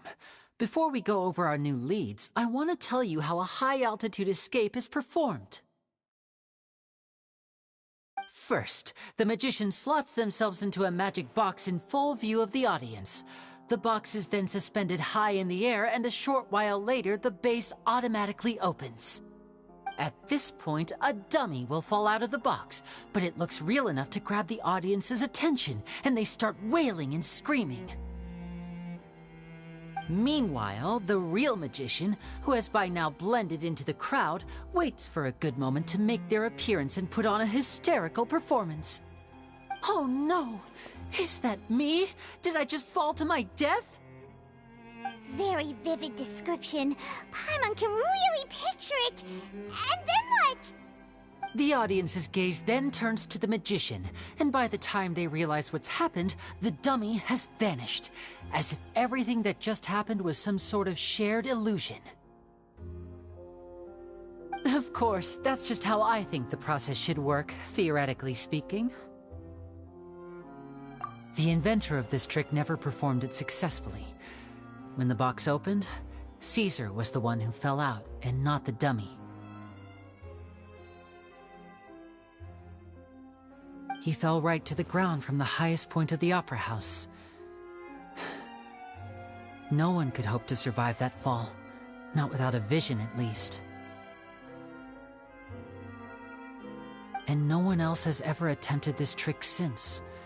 My understanding of how it works is just based on what I could gather from his notes and the relevant gadgets here in his workshop. So Caesar's famous high-altitude escape has never been done, huh? Paimon was about to say how cool it would have been to see it in person, but if it's that dangerous, it's probably for the best that no one else tries to do it. Wait a second. So if a dummy's supposed to drop out of the box, then where does the real magician go? How does he get out? Glad you asked. That brings us to the secret of said box. This box right here is the one that Caesar constructed himself to use in the performance, and it's not as simple as it looks. Inside, there's a device that only the magician himself would know about. Once the magician's inside and the box is lifted up into the air, the audience's view of the box is fixed at a certain angle. From where they're standing, they have a clear view of the front, sides, and bottom, but the back and the top are now no longer visible. At this point, the magician presses a button inside the box, opening a secret door out of view. He then escapes through this trap door onto the opera house roof, waits for the dummy to fall and distract the audience, and quietly returns to ground level. That's way simpler than Paimon imagined. Even Paimon could probably do it. Well, there's a little more to it than that, of course. The hardest part of this trick is controlling the audience's mood and reactions. That takes an exceptional degree of showmanship. There's the falling dummy, the miraculous reappearance, the pompous performing. Maybe the magician would even have themselves tied up before it begins to strengthen the impression that there's no escape. Many days and nights of careful research and painstaking practice would have gone into this, all culminating in a performance just a few minutes long, but one that still manages to transform the shock and grief of a tragic accident to the joy and laughter of a mesmerizing magic trick. Caesar was a highly accomplished magician, but unfortunately, even he didn't manage to pull it off. So, how did it go so wrong? You said you found some fishy stuff here. Have you figured out what really happened? I can make a pretty good guess. I looked into the case files. The magic box Caesar was using at the time of his death had the secret button I mentioned positioned on the right-hand side. And, sure enough, he always used his right hand as his dominant hand in public. Okay. Nothing suspicious there. But here's the strange thing. Most of the devices in this workshop have the mechanism on the left-hand side, including this box right here, which leads me to believe that Caesar was in fact left-handed.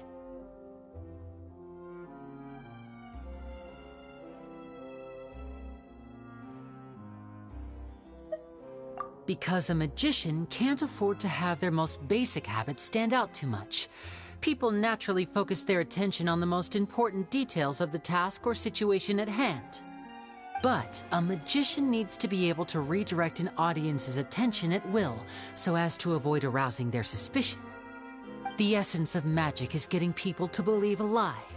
If even the truth raises eyebrows, the falsehoods become all the more difficult to mask. And so, Caesar trained himself to use his right hand to align with his audience's expectations. Great magic always requires sacrifices. But in his most stressful and nerve-wracking moments, and when no one was watching, reflex would kick in and he'd use his left hand. That's why he set his gadgets with the mechanism on his left.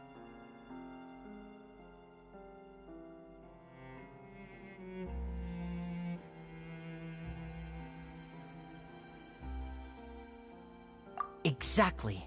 I think that's likely what happened. Caesar would have been under a lot of time pressure during the escape. He'd have had mere seconds to open the hidden compartment, retrieve the dummy, then open the secret door and make a swift escape. But I'm sure he was confident. He would have rehearsed countless times to the point where it was second nature. He'd barely need to think about what he was doing because muscle memory would guide him through. So he opened the compartment, took out the dummy, checked everything was in order, and then went to leave. With his left hand, he reached for the button, and suddenly, his heart skipped a beat. It wasn't there. Much like when you reach for your keys but find your pocket empty, his mind needed a moment to process what was going on. Instinctively, his left hand would keep feeling around for the missing button, maybe for another second or two, until the bottom of the box gave way. With the stakes being as high as they were, just a 2-second delay cost him everything. The authorities would find nothing suspicious and conclude that his death was due to his own error. When in reality, someone switched the boxes, and they did it to murder him. But how would they be able to make the switch without being noticed? That would be difficult to pull off, no? It would have to have been someone who knew that he was left-handed, and who could move his props around without arousing suspicion. Someone who was always by his side. Isn't that right, Lorenzo? You just couldn't let sleeping dogs lie, could you? There's not a lot of people who'd go to all this trouble for some magician who died 10 years ago. I didn't want to have to do this, you know. Silencing you the hard way just creates more problems for me to deal with. But I gave you your chance. I hoped you'd do what's good for you and back off like the lady, but you disappoint me. You mean Gemma? So you are the one who's been threatening her! Yes, although however stubborn she might be, she was never much of a liability. But you people, you never even knew him, but for some reason you just wouldn't drop it. Which is why you can't leave this place alive. Take them out, and make it quick. Do your worst!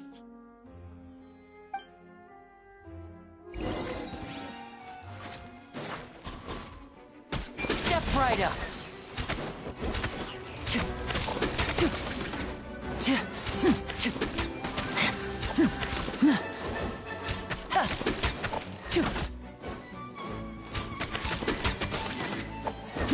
And voila!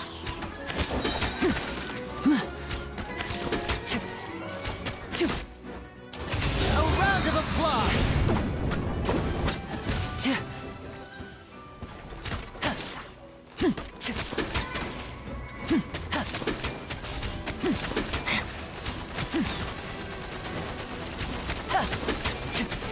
Now disappear!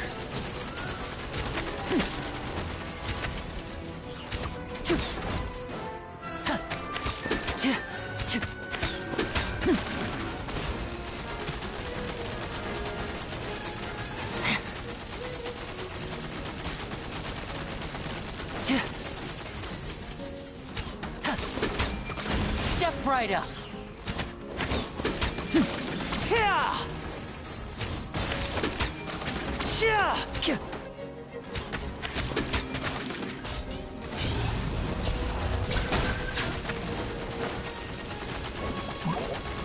And voila!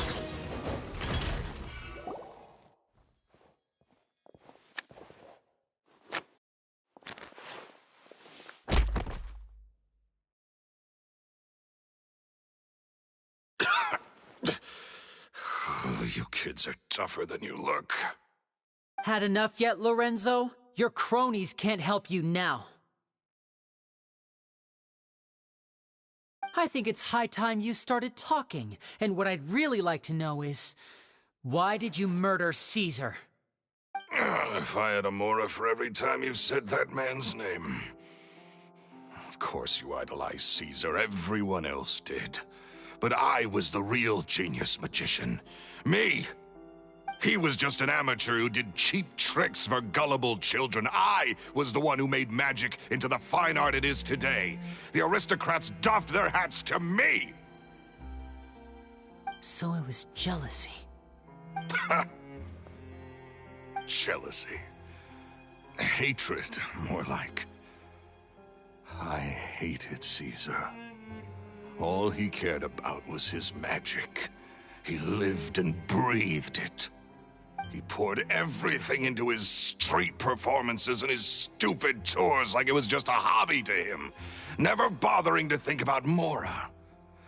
What sort of fool devotes their life to the art of deception and never has a Mora to show for it? But the people loved him, didn't they? Oh, how they looked up to him. No one gave me a second look. All I ever heard was, "Oh, your master's amazing, isn't he?" Amazing? Yeah, so amazing that he was completely broke. Every other apprentice was living it up at their master's expense, but no, not me. I put in all the work, mastered all the skills, and it brought me nothing more than the life I already had.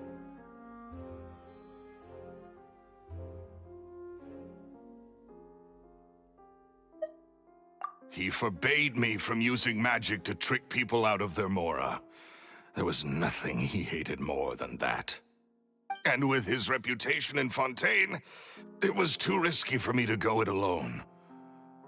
As long as he was alive, if I dabbled in my own brand of money-making magic, he would expose me, and it would destroy me.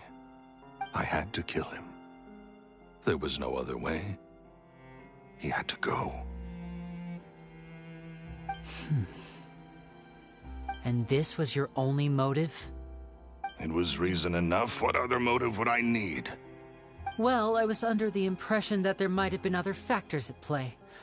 For instance, maybe you were in love with Gemma, but she was engaged to Caesar. In love with Gemma? Don't be ridiculous. Guess I was wrong about that then. Next question. Are you the Phantom Weasel? I am. Caesar was so strict with me. He insisted that his way was the right way, that the sole purpose of magic was to bring joy to the world. I never bought into any of that. I was more interested in the practical value of magic. Sure enough, it helped me fill my pockets with all kinds of valuable treasures. Oh, yeah! Charlotte told us that the weasel would steal whatever people valued, no matter how much it was worth. That's just how it looked from the outside. What would any thief want with second-rate loot? I've only ever targeted high-value items. I stole cheap things as a way of practicing my craft. It was other people's overactive imaginations that conjured up the preposterous image they then dubbed the Phantom Weasel. So, that's the story, huh? Well, I hope you're ready to tell it all over again during your trial. What choice do I have? You're a pack of wolves, and you've got me between your jaws. You've seen what's here, and my last-ditch effort to stop it getting out has failed. What else can I do? So be it. I've enjoyed power and wealth for the last 10 years, the likes of which Caesar could never give me. I wouldn't choose for things to end this way, but I regret nothing. Very well. In that case, I'll contact the guards. Traveler, Paimon, keep an eye on Lorenzo for me. I'll meet you just outside the workshop when I'm back.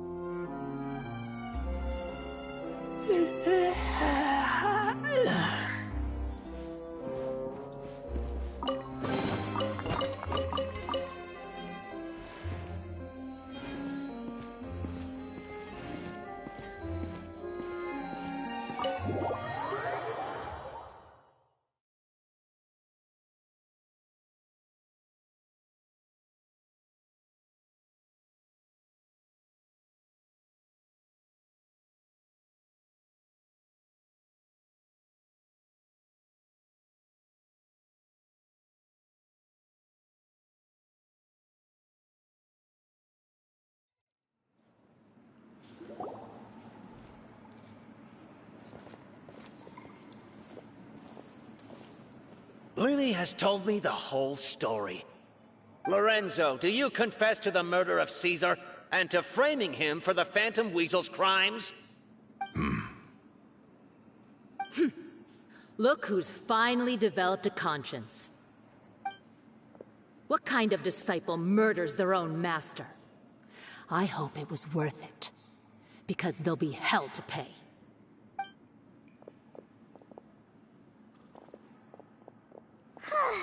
Looks like it's all over. What should we do next, Lenny? Should we start preparing for your show? Let me think. Let's rendezvous with Lynette and Gemma first. With Lorenzo in custody, Gemma will no longer have to fear for her safety. Good point! We should go tell Gemma the good news right away! It'll give her some peace of mind for sure!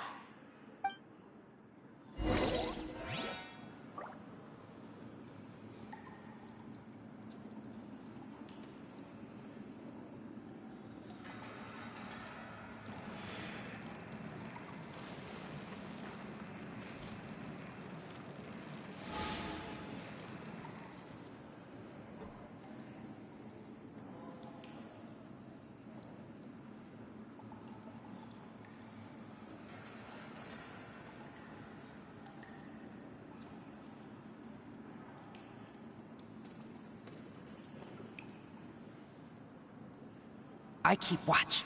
You leave, you call me.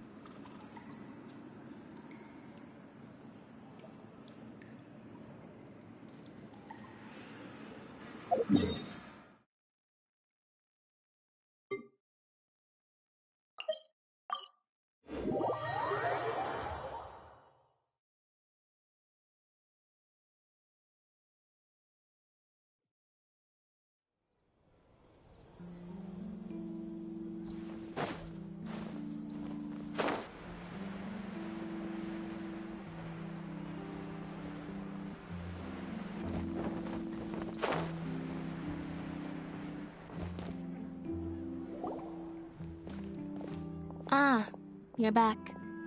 You were so quick. I've only just finished my third dessert. Your third? Lynette, come on, we've talked about this. Everything in moderation.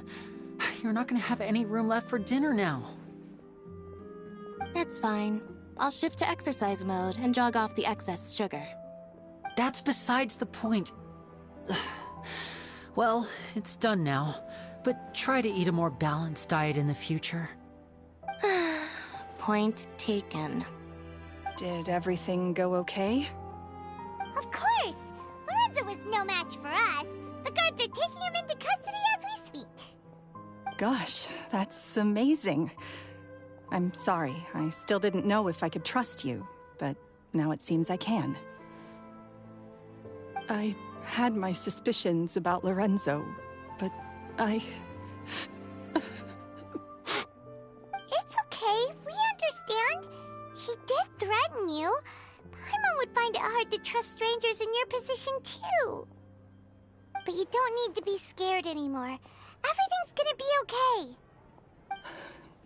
Sorry. My emotions are all over the place right now. I've been waiting for this day to come for so long. I always wanted to report Lorenzo. He took all of Caesar's property, which I found suspicious. But I had people watching me all the time, so I couldn't risk looking into it. I was so afraid. I was scared he'd do something terrible to me, and then no one would be left to visit Caesar's grave. So I never had the courage to speak out. Thank you all. Truly. Thank you so much.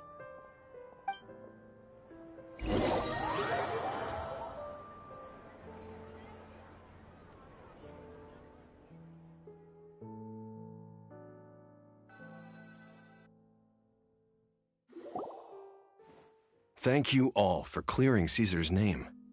I never would have guessed that Lorenzo was the real Phantom Weasel. He never showed any signs that there were problems between him and Caesar in public. From the outside, it looked like they got along great. And to think that lowlife's been living life to the fullest all this time, while Caesar's name was getting dragged through the mud. It's a travesty. At least his soul can finally rest in peace now, thanks to your efforts.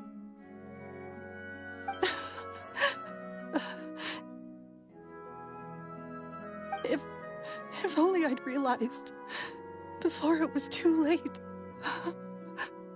Don't blame yourself, Gemma. This isn't your fault. Yeah, you still have the rest of your life to live. Caesar wouldn't want to see you spending it feeling guilty. Cheer up, Gemma. My brother's doing a magic show at the Opera House tomorrow evening. Would you like to come along? It might raise your spirits. This show will be a special one. We're holding it in Caesar's honor. In Caesar's honor? Really? Oh, thank you. I'll be there. Great. We'll see you tomorrow evening.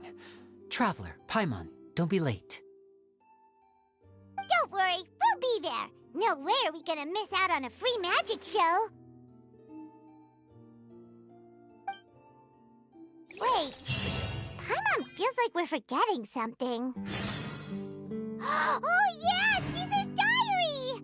We never found out if the two kids Caesar taught magic to were Linny and Lynette or not.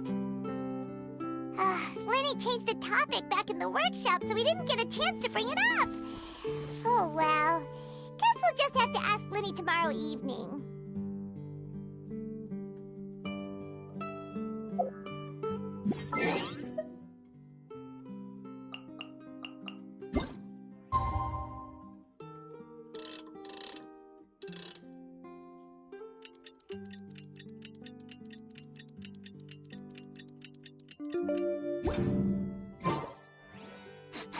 I smell rabbit.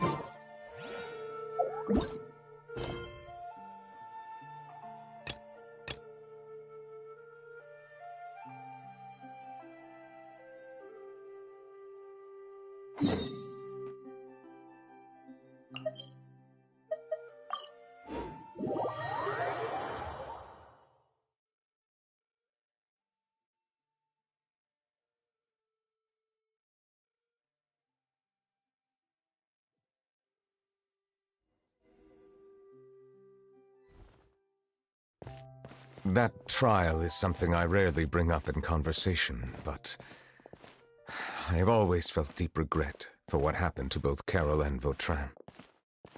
The words he spoke in court often replay in my mind, as if urging me on to do something. But Risley said he never resented you, right? Isn't that a good thing? I believe I now understand what he wanted to tell me. I feel conflicted about those words. How should I describe it? Surprise, relief, fear, and regret. But this blend of emotions has led me to finally understand some things. I would like to hear your thoughts, too. What do you think of me?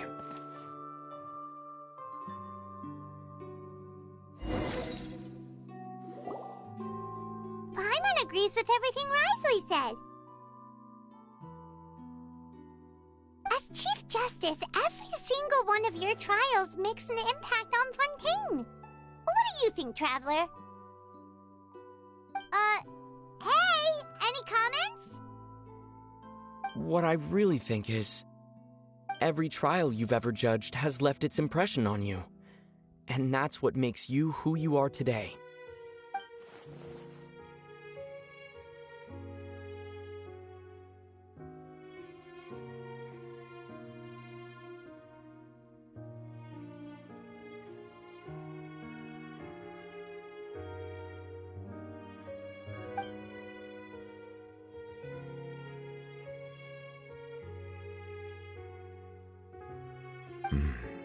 That is indeed a reasonable assumption. As I said, I find it difficult to express my emotions because I cannot fully understand myself. But I trust your judgment. Since some time ago, I have begun to notice the changes that have occurred upon my person. These changes were not due to any specific occurrence, but emerged as a result of time itself. I will try to contemplate this further. Thank you both.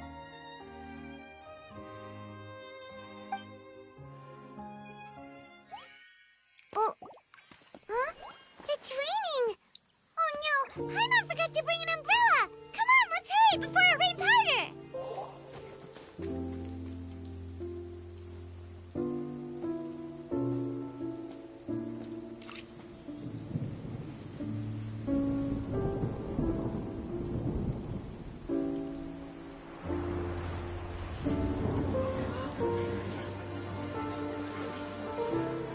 It's raining again? I've had enough of this weather. There go my travel plans. Did you read the news this morning? Quick, put away everything on the clothesline. When is this rain going to stop?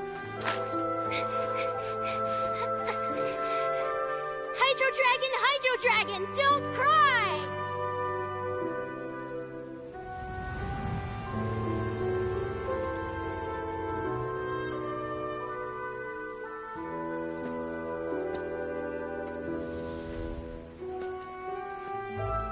They're planning to reanimate the monster. We have to report this to the Chief Justice.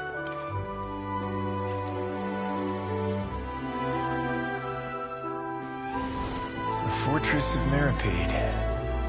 It's a good place for me.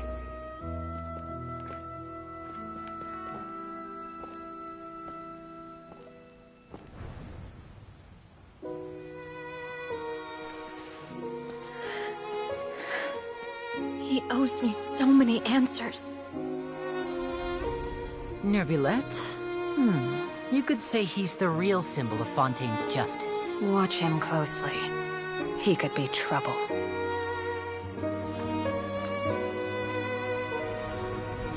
How can two completely different species possibly coexist? Who's been threatening Melusines? Show yourself!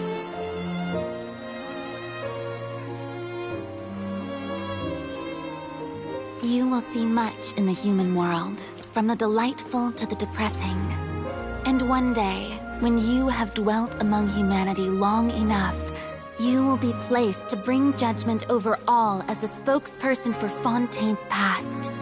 Good morning, Monsieur Neuvillette! The rainy season's almost over! The skies are supposed to clear in a few days! I hope you find time to enjoy the sunny days ahead.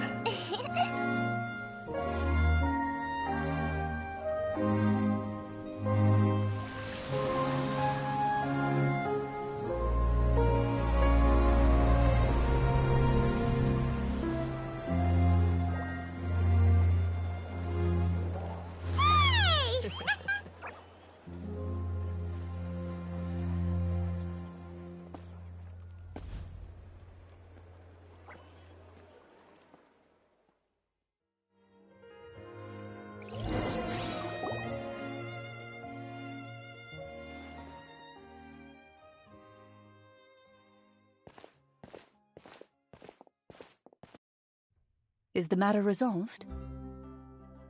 Yep, we found the person who sent that threatening letter. Risley said he'd keep a close eye on him, so the Melusines should be safe now. Oh, that's wonderful. Sorry for dragging you all into this. There's no need to apologize. Yeah, you didn't drag us in. We got involved of our own accord. By the way, where's Kiara? At the Palais Mermonia, more than 50 people offered to protect her. Some even hid within the bushes to look out for danger. I was worried that the excess of protection would make her feel uneasy, so I asked her to stay inside the Palais. It's very safe in there. What a relief. Well, now it looks like the dust has finally settled. To celebrate this joyous occasion, Monsieur Neuvillette, would you be interested in an exclusive interview? That's not how you celebrate! I will consider it. Really? Of course. My schedule is full for the following weeks, but I should be available next month. Come up with questions during the intervening days, and I will answer them to the best of my ability.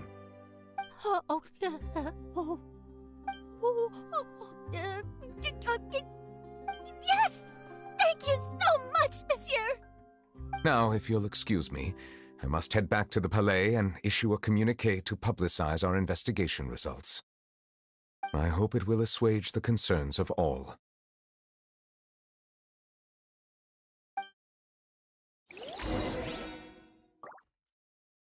Welcome to Chiaria Boutique.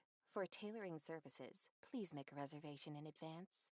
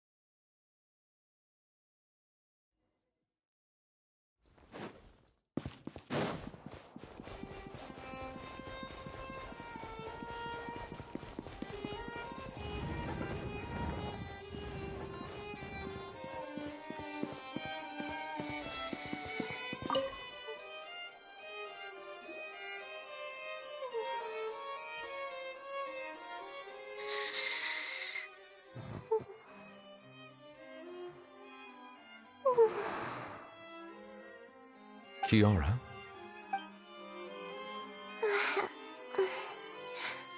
Monsieur Neuvillette? Sorry, I accidentally fell asleep. It's quite all right. I'm here to tell you that we have caught the sender of that threatening letter. You're safe now. Thank you, Monsieur.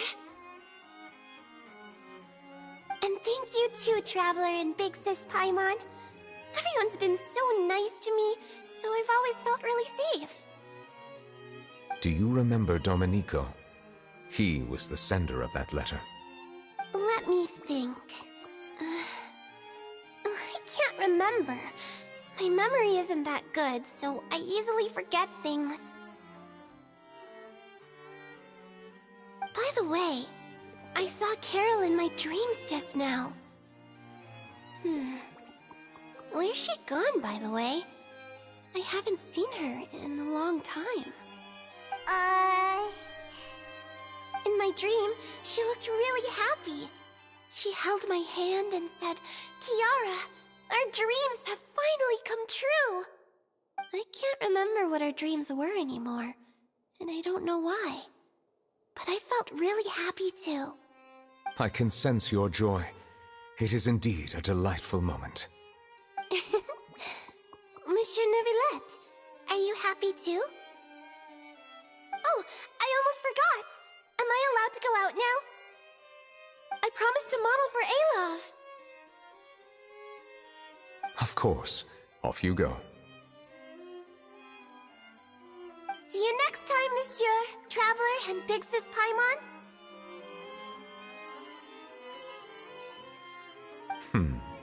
See you next time.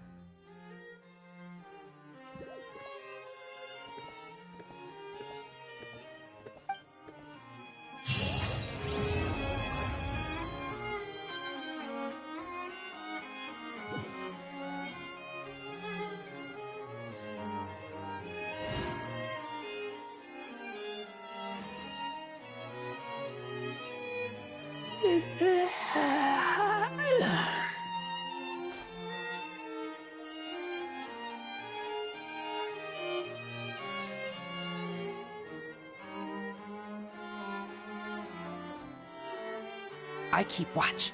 You leave, you call me.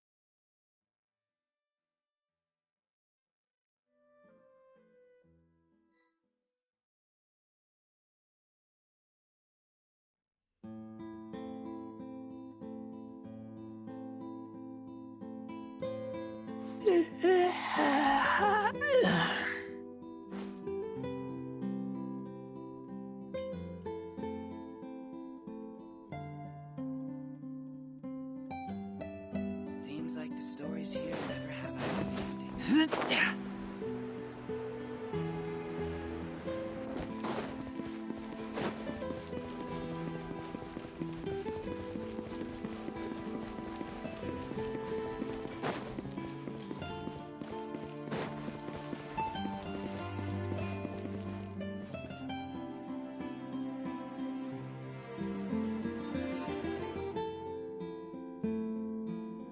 Honestly, I'm not a big fan of opera. No two cases are alike. The details guide the story.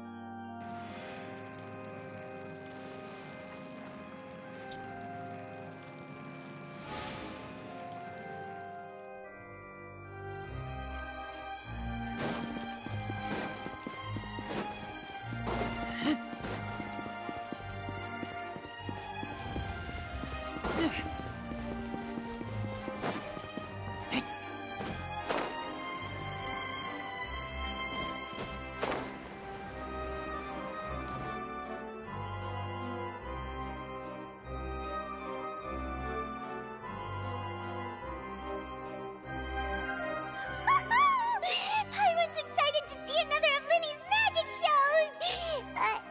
Wait.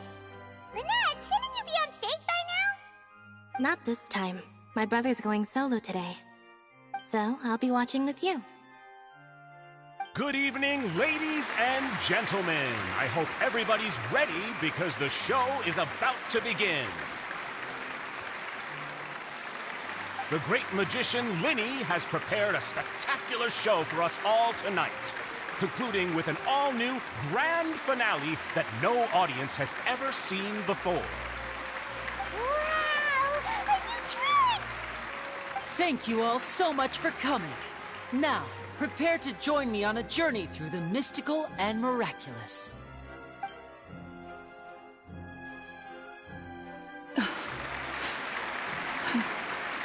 Exciting stuff, isn't it? Yes, it's just... It reminds me of him. No wonder. Caesar was a famous magician too. So, how did you two first meet, Gemma? Well, I was out on the street once, and I saw him performing for little children. Children love magic, because they're willing to believe in things that can't be rationally explained. Caesar had this amazing way of bringing them into a dreamlike world. And somehow, I felt drawn to him too. So I went up and asked him to do a trick for me. Aw, that sounds so romantic. What trick did he do?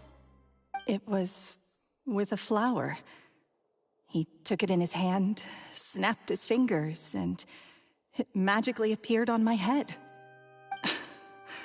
I was so happy that day. No one had ever given me a flower before that.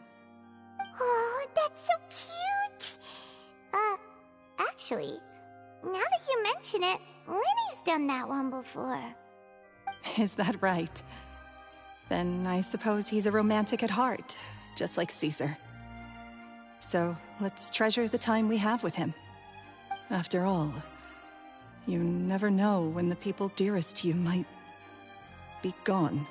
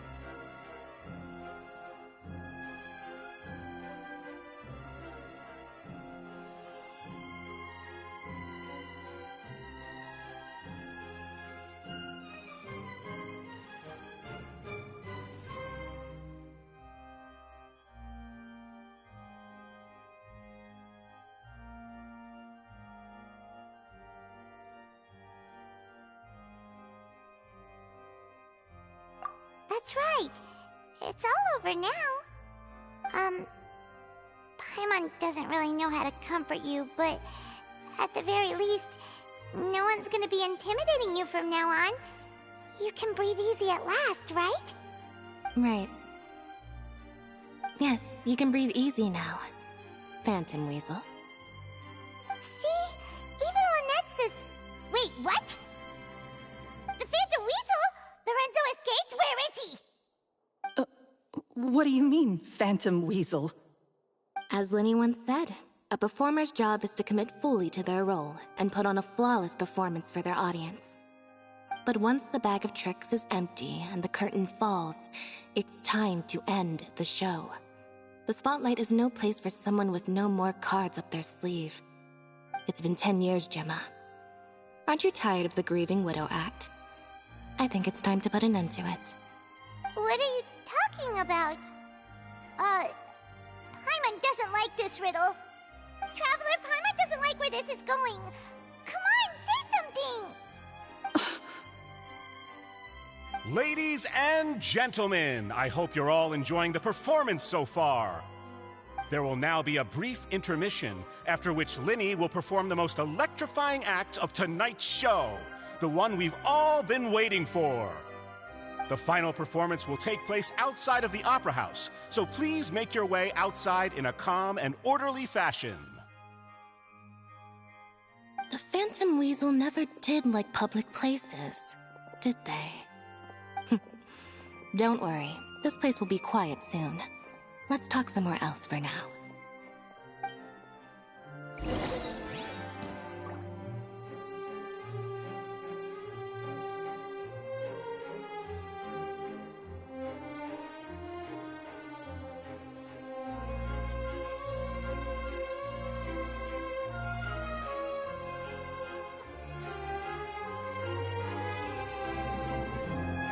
I'm hungry.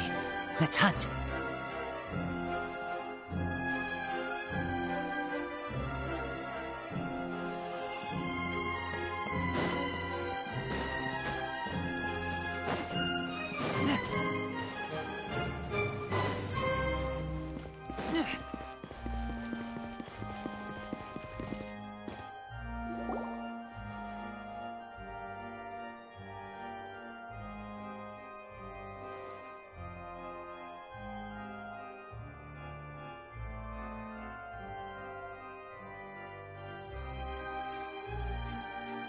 Dear me, this is awkward, isn't it? And unfortunately, I'm all out of gadgets, so I'm afraid I can't do any tricks to liven up the mood. This is a big mistake for a magician to make, but thankfully, I do have a backup plan. Now, who wants to hear a story? Linny, don't we have more important things to address right now?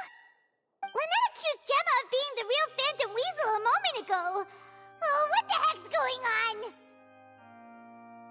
All in good time. Magicians are good at guessing what people are thinking. I know the questions you want to ask. And as it happens, the story I'm about to tell might answer a few of them. Really? Well then, let's hear it! Paimon's dying of curiosity here! Let's go back to the very beginning. A decade ago, when the Phantom Weasel was terrorizing the court of Fontaine. She never missed a target, never left a trace, and no treasure was safe from her thieving hands. But as her infamy grew, so did the readiness of the police, and her opportunities to act became ever fewer. Every day, she ran the risk of being exposed for who she was. Of course, she could not simply take this lying down, and before long, she found her ticket to freedom. She would create a scapegoat, a false weasel to close the chapter on her behalf. After weighing her options, she set her sights on a renowned magician, Caesar. After all, magic and theft shared enough similarities for people to buy the story when the truth came out. So then what? Being the master deceiver she was, the weasel easily earned Caesar's trust. Now, all that remained was to frame him for her countless crimes. But as she was considering how to make her move, she noticed Caesar's aggrieved pupil, and a new thought entered her mind. Maybe I don't need to get my hands dirty after all. At her encouragement, Lorenzo tampered with Caesar's magic box, causing him to fall to his death. Afterwards, Lorenzo seized his master's property, and the weasel set about tarnishing Caesar's reputation. Two co-conspirators committed the perfect crime.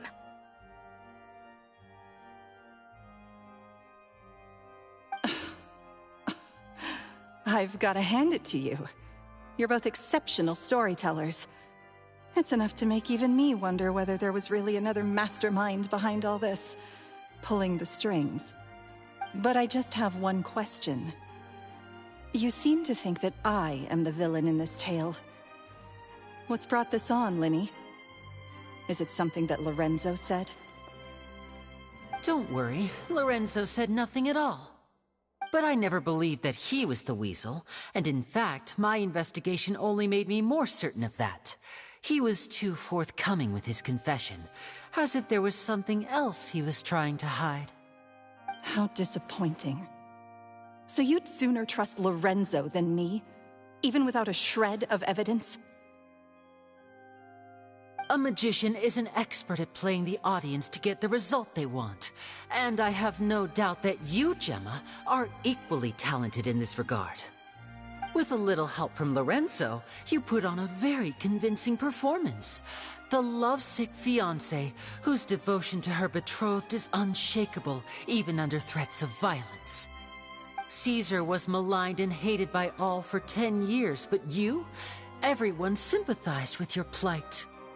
Who would suspect for 1 second that the lovely young lady always seen weeping in front of Caesar's grave was actually the mastermind behind his demise? No, not that poor lady. Perish the thought. Wait, so you mean the whole intimidation thing was just a hoax? Gemma and Lorenzo were both in on it? But why would Lorenzo agree to that? And why didn't he sell her out even at the end instead of admitting to being the weasel himself? Yes, why indeed? Maybe Gemma herself could enlighten us on that question. Well, Linny, if you're so confident in your version of events, then I think the answer should be obvious. Having killed Caesar with his own hands, Lorenzo was plagued by overwhelming guilt. Revealing the Phantom Weasel's true identity would serve no purpose. But if the Weasel remained free, then she could take care of Lorenzo's loved ones. An excellent answer, though sadly a little dull. Is that right? Well, don't let me bore you. If you'd care to change the topic to something more interesting, I'd be much obliged. As a matter of fact, there's one thing I'd really like to understand. Why would the real weasel have targeted things that only have value to other people? Could you shed any light on that? Of course. After all, we're just telling stories here, aren't we? If I had to guess, I would say that the real weasel must have had a terrible childhood. Left to fend for herself after her parents died young. Betrayed, scorned, beaten. She'd scrounge waste paper from garbage bins to draw on, using twigs and dirt for lack of ink and pen. She'd sew ugly rag dolls from whatever scrap material she could get her hands on. This was her only source of happiness in life. But it was all she needed, and she was content. Until the world decided that even this was too good for her. Once again, she was betrayed. And this time, everything was taken from her. She felt like life was a miry pit that dragged her further down the more she struggled to escape. At that tender age, she should have been happy. Instead, she stood in the shadows and watched with envy as all good things in the world passed her by. This was a fate too cruel for anyone to bear. Her pain became a breeding ground for dark thoughts. Thoughts which festered and grew into a twisted solution to her troubles. I detest the happiness of others, in all its forms alike. I will rob them of everything they hold to be good and true, and it will fill the void in my soul. That's some pretty heavy stuff. Now it all makes sense. Does this story satisfy you, Linny? Yes, it is quite to my tastes. Thank you for helping to clear up my confusion.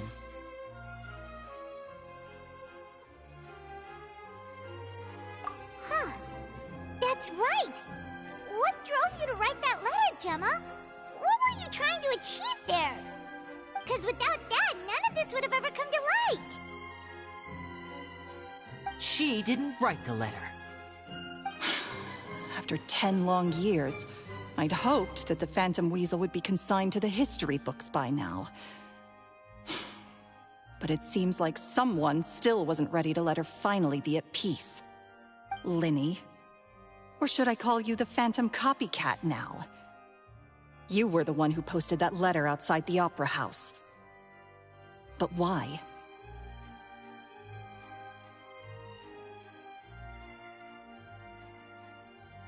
Very sharp, Phantom Weasel. Still as shrewd as ever. Well, no need for me to be coy about it. Our goal was to clear Caesar's name. The most straightforward way to change the public's impression of Caesar was to force the Weasel to show themselves. That's it? You had no other agenda? Of course we did. We made it quite clear in the letter, I believe. I shall take from you that which you hold most dear, just as you did to me 10 years ago. 10 years ago? You mean Caesar's death? You met him?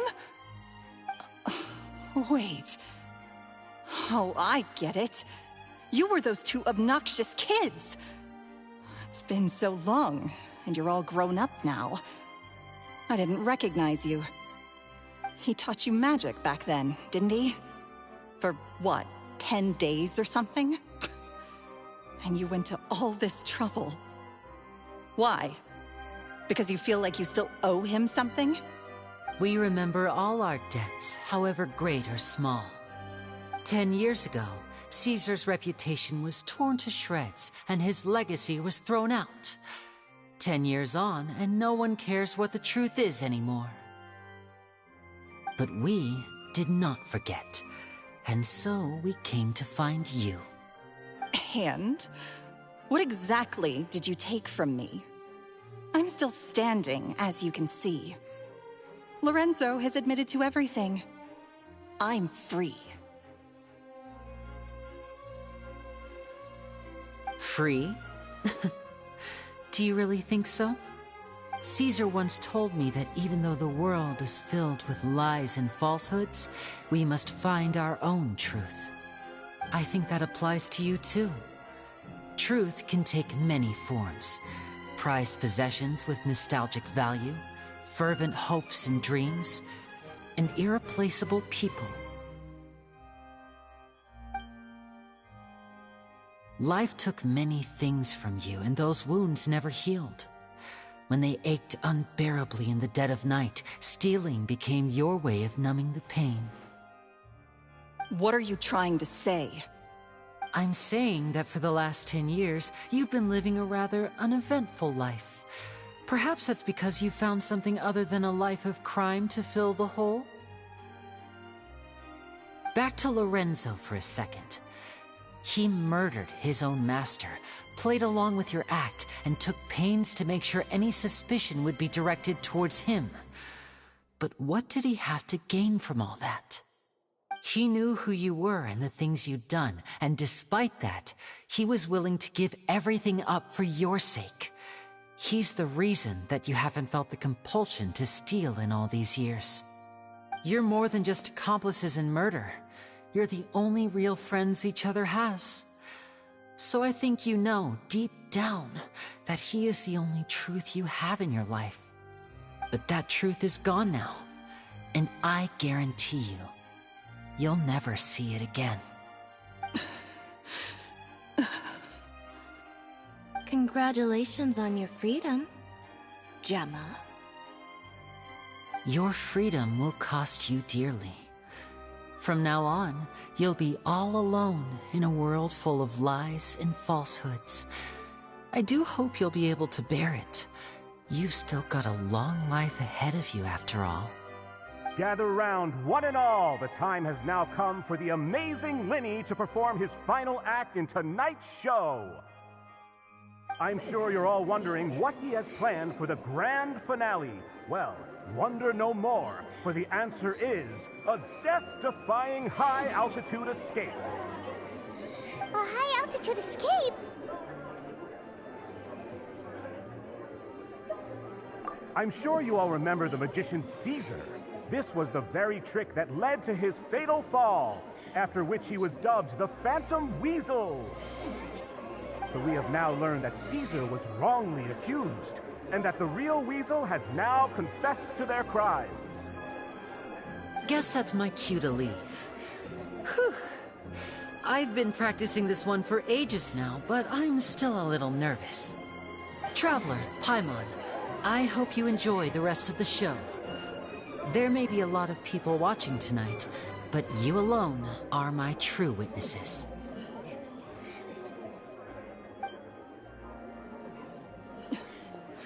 Lenny, wait. You two hid a lot from Caesar.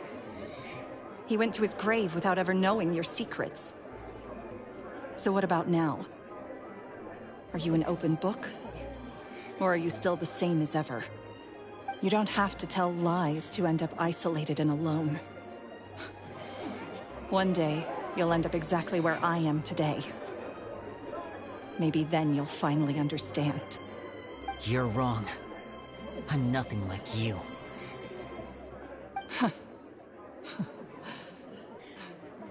So, what are we, doing now? Like Lenny said, when you're ready, let's head outside and watch the show. But what about Gemma? She'll figure out what's best for her soon enough. Oh, and if you'd like to see Lenny after the show, you know where he'll be. The usual haunt. All right.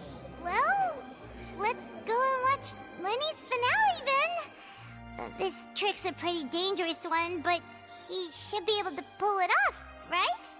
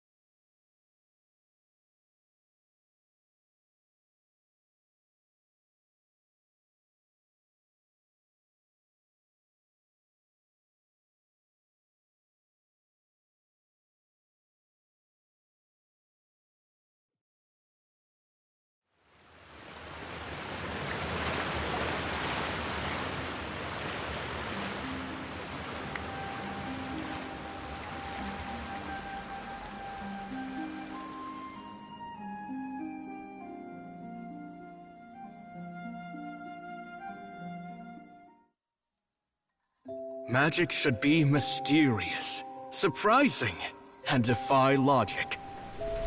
Magic is hard work. Every single movement has to be practiced thousands of times. It's alright. We're used to that.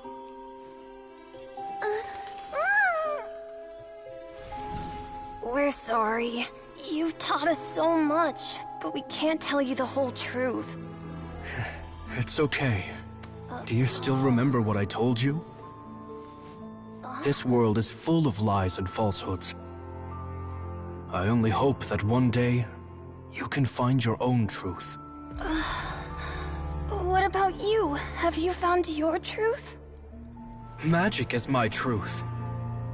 I want to perform a magic trick so great that people will always think of me when they talk about it. For a magician, what greater honor could there be? Look!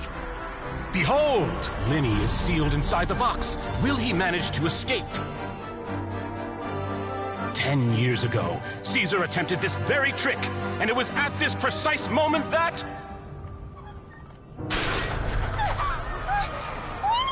Watch out!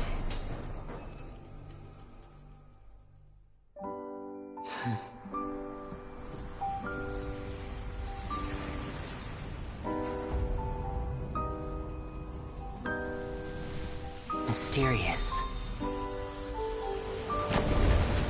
Surprising. And logic-defying. Isn't that right? This honor belongs to you, Caesar.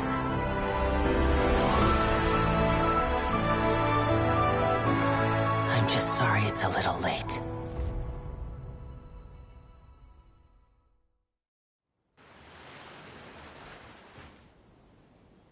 Did you see that? 1 minute he was falling, and the next, he turned into flowers. How could he possibly have done that? How mysterious. I didn't blink once. He just vanished, right in front of my eyes. What a heart-stopping magic show. This was really worth the trip.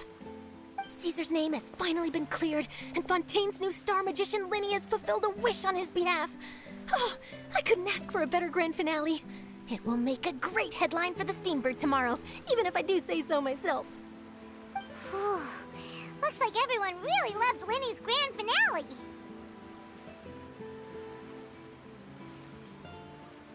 Paimon doesn't see Linny anywhere. Where'd he go? Oh, Lynette said he'd be waiting for us at the usual hunt. But, where is that? Oh, you mean the one where Caesar's buried? Yeah, that's probably it. This whole magic show kinda seemed like Linny's way of saying goodbye to Caesar. So it makes sense that that's where he'd be afterward. Alright, let's go look for him there.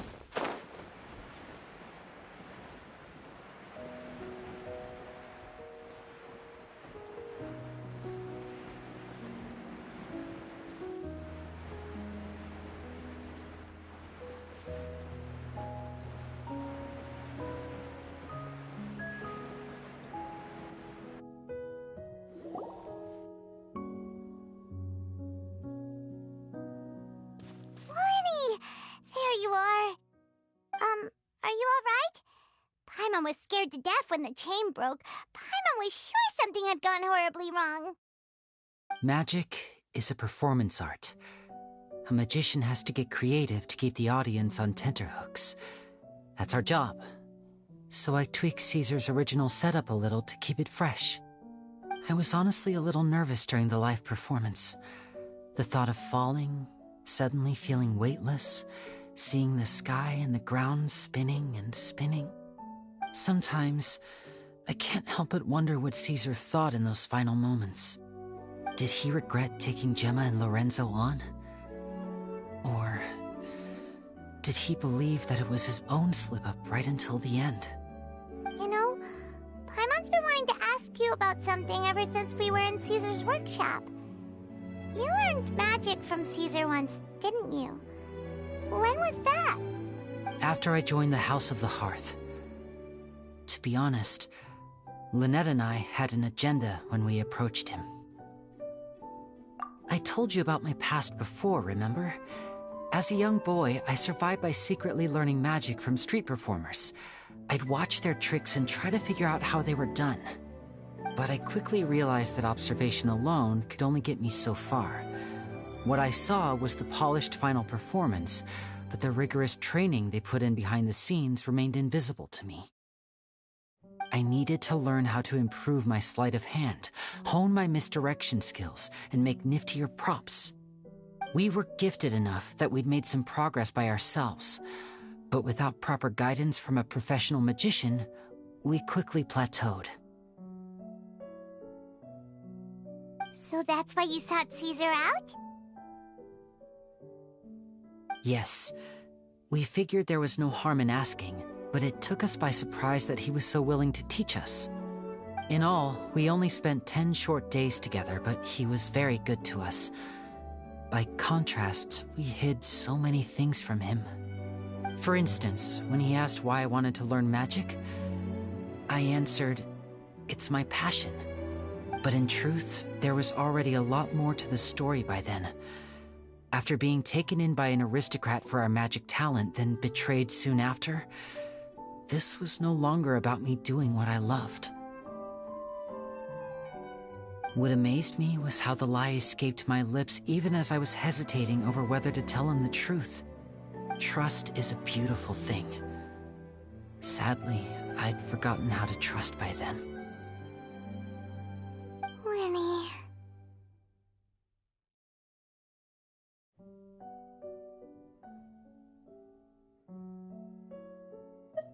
Still worried about the way I feel?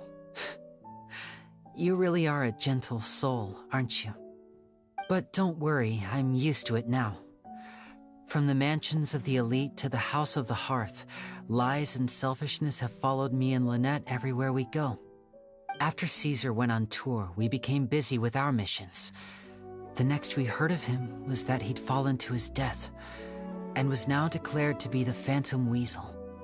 That night, I remembered his smile. But as I lay there, I didn't know what to say to him. To keep secrets is to put up walls. The longer you keep them up, the less you let people in.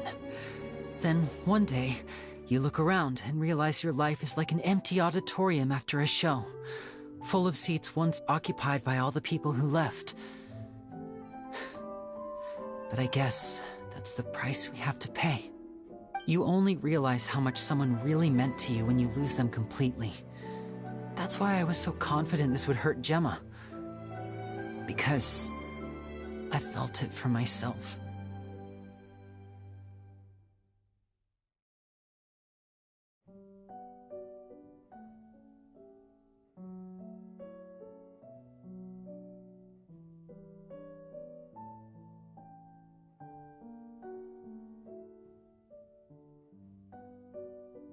Yeah, cheer up, Winnie.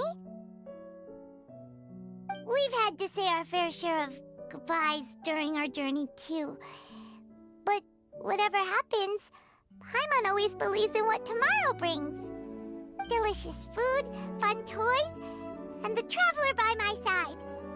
Paimon just needs to focus on things like this, and all the unhappy stuff goes right out the window.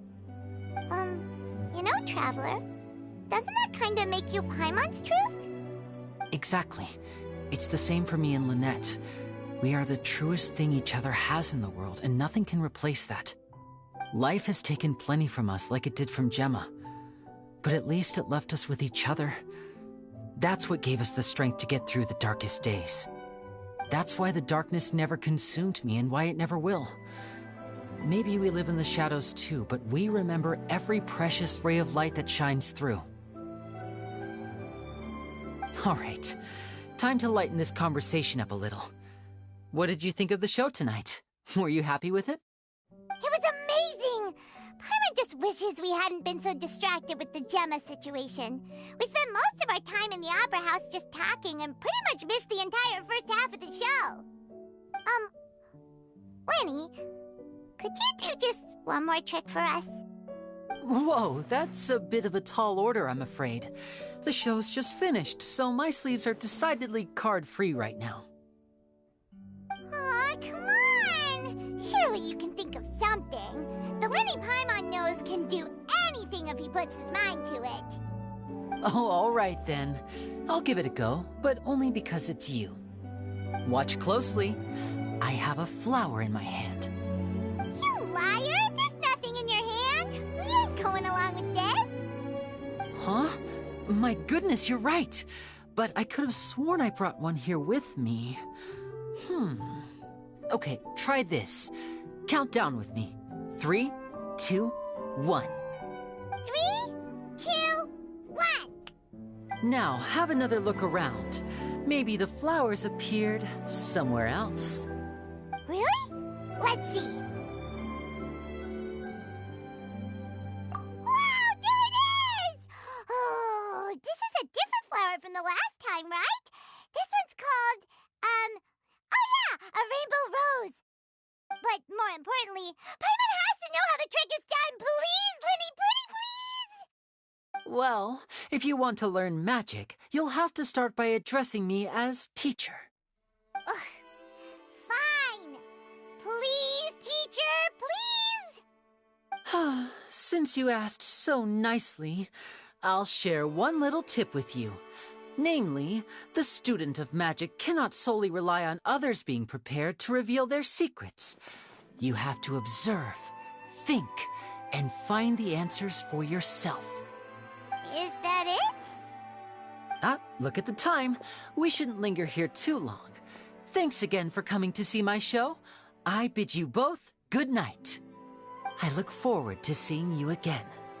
All right, fine. See ya. Shall we head back now, too?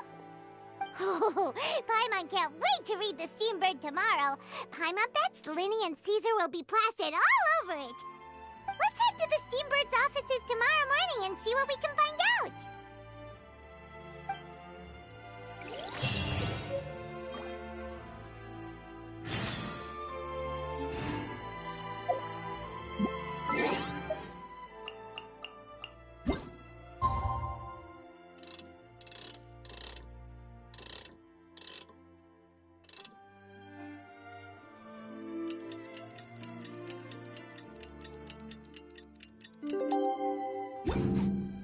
I smell rabbit.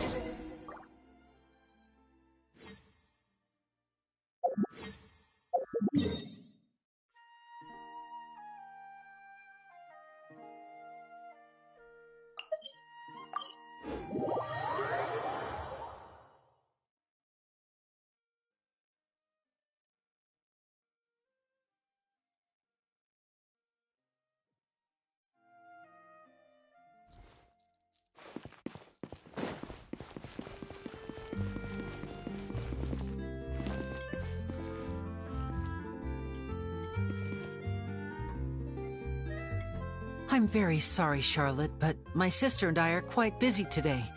I'm afraid we'll have to decline this interview. Oh, please, Linny, I'll only take a moment of your time, if you would be so kind. Huh? What's happening here? I spent all night writing my piece about the Phantom Weasel, and it was going to go to print this morning. But just as dawn broke, I suddenly received news that Caesar's fiancée, Gemma, had contacted the guards and confessed to having been the real Phantom Weasel all along. That was quick.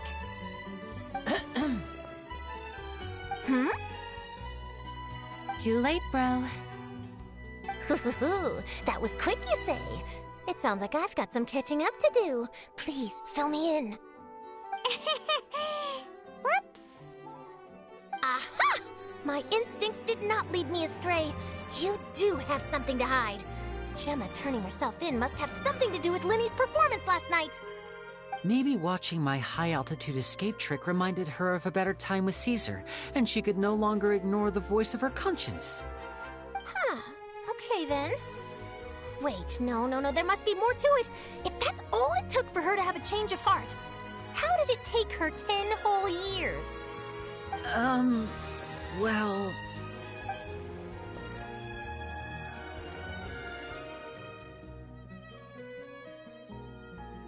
Oh, I remember now! You and Gemma were nowhere to be found after the show. What happened between you? Quickfire question! Where did you all go after the show? Oh, we went to the cemetery and Linny did a private magic trick just for us. Actually, glad you mentioned it, because that reminds Paimon, guess what? Linny started using rainbow roses in his tricks! What? I don't recall ever having received a rainbow rose from you myself. Is this supposed to mean that they're more important to you than your own sister? No, I just, What Oh, did Paimon say something wrong again? This is getting pretty awkward. What do we do, Traveler? Seems like this interview wasn't meant to be. Well, never mind. There's always next time. Forgive my persistence, but when there's explosive news waiting to be found, I can't turn away. The news about Gemma has already made waves, and I'll stop at nothing to get to the bottom of it all. Apparently, one of the things she said to the guards was that her final wish is to see Lorenzo one last time. There's clearly a web of complicated relationships there. Can't blame me for being curious. All right, I guess I'll leave you to continue the rest of your conversation in peace. Bye for now.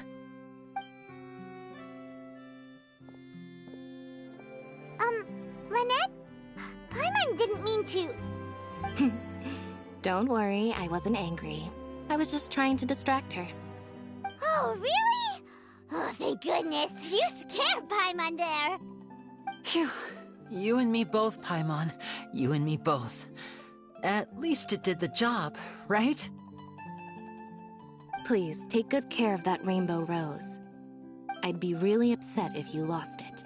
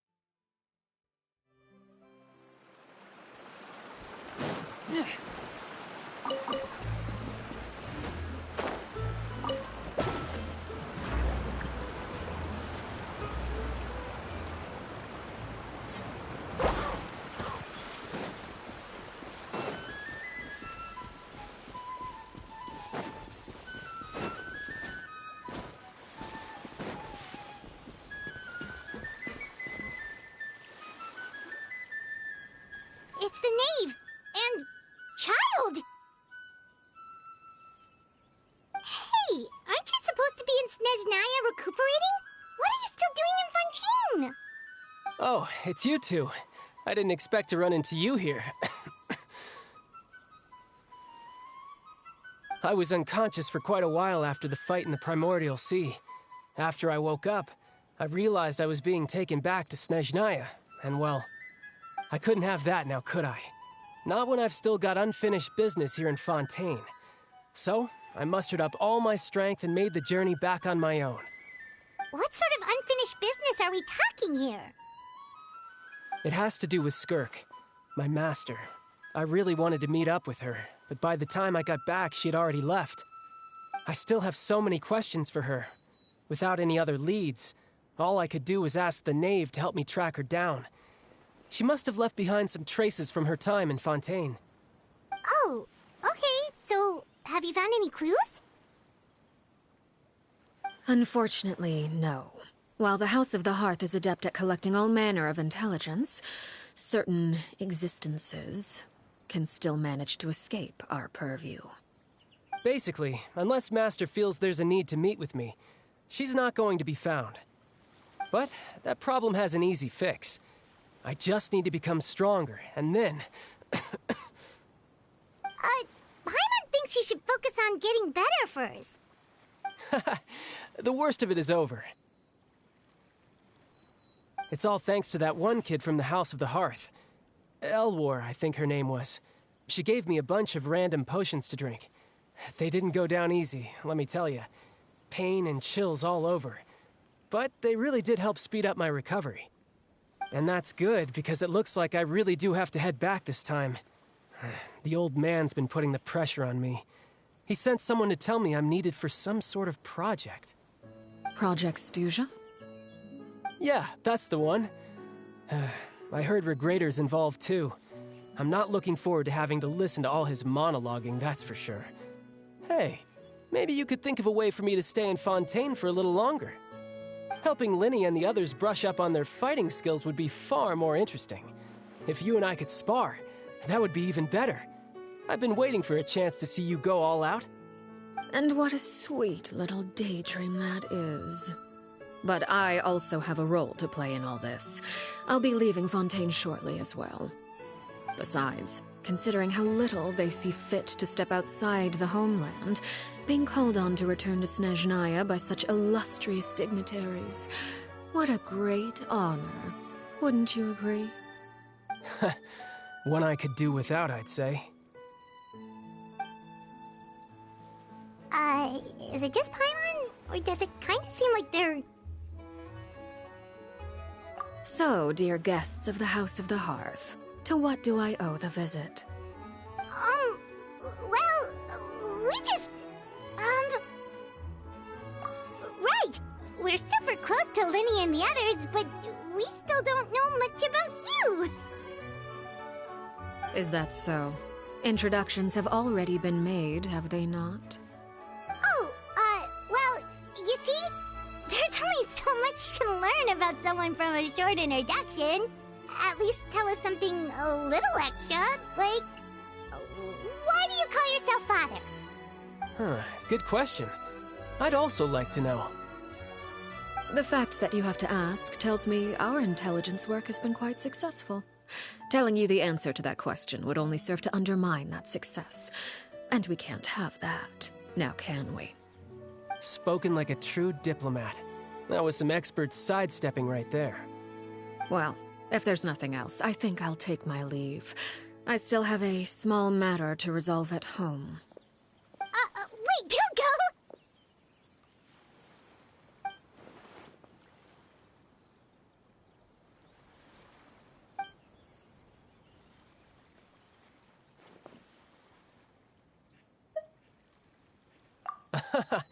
I'd also like to hear the answer to this. I've met some of the members of your organization, and they all seemed like really good kids. They actually reminded me of Tonya and Tusser. Which, by the way, if you ever betray them, I'm just letting you know, I won't let you off easy. And why would I betray them?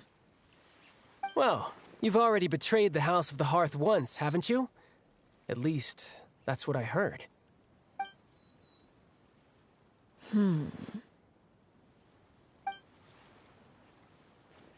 Okay, I admit. That's just what the old man told me. The rooster, I mean.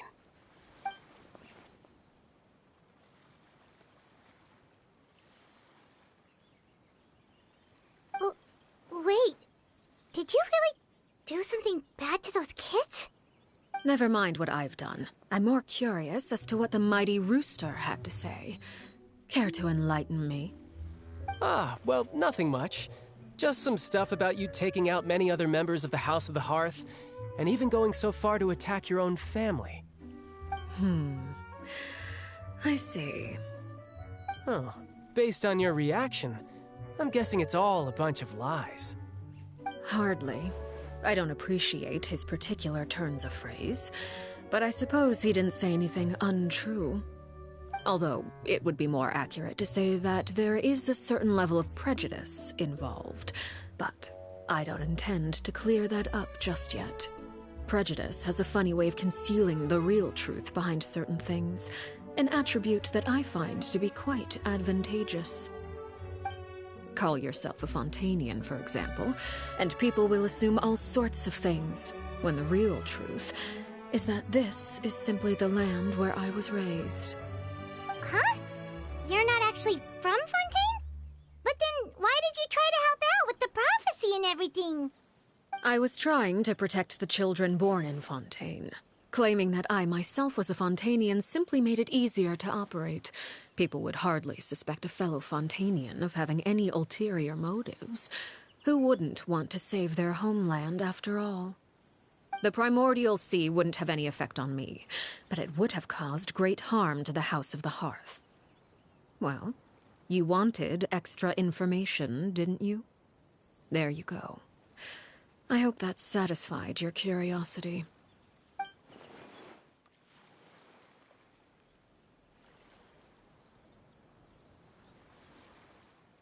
So, you stayed in Fontaine for the kids. I guess I was wrong to believe you'd betray them. Apologies. Looks like I was holding on to some prejudices myself. Good.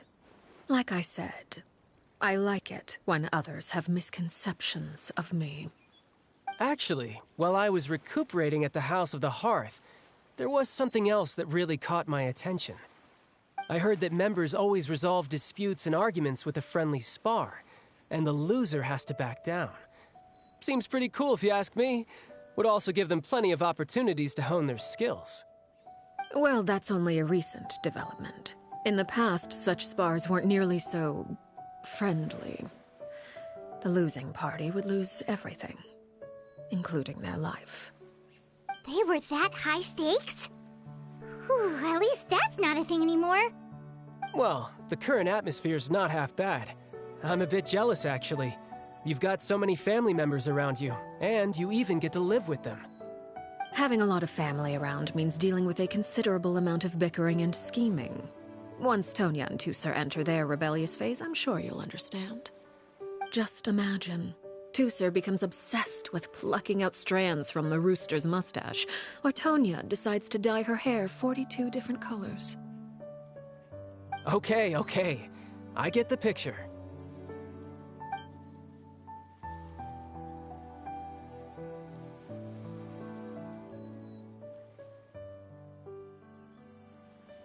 Well, would you look at the time? I should probably get going.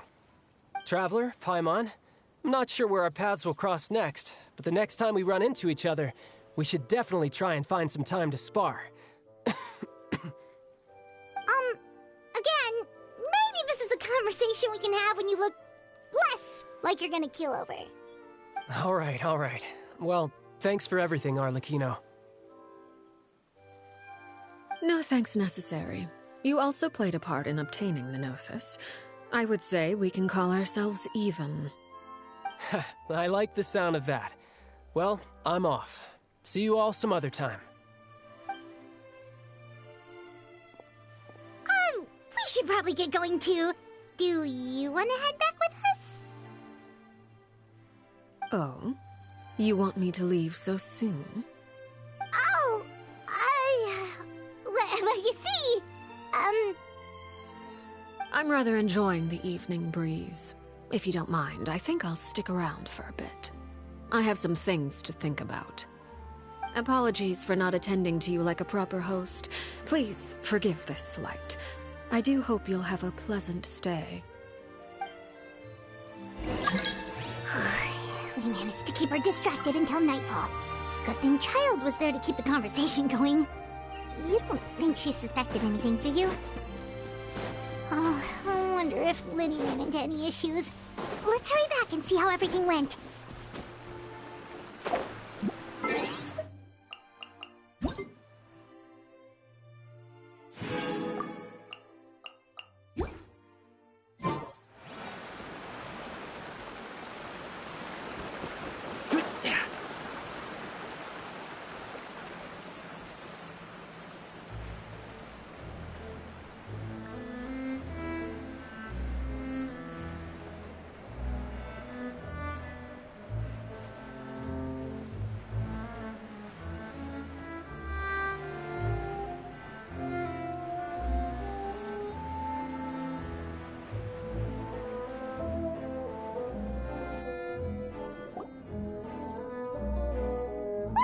How did everything go?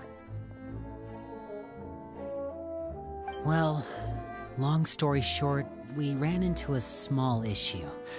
Clairvy can't go into the sunlight. Everything was fine at first. She followed me up to the surface just like I told her.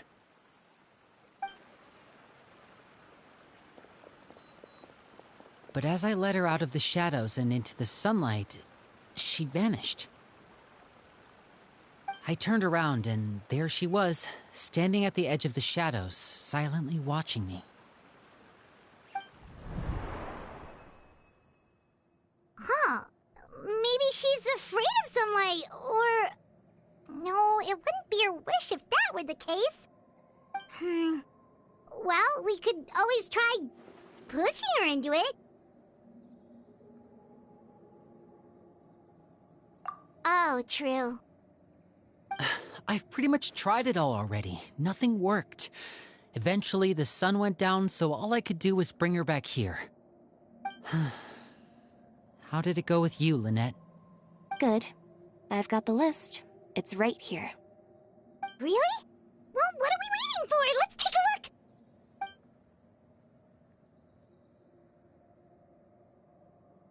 Oh, that's a lot of pages.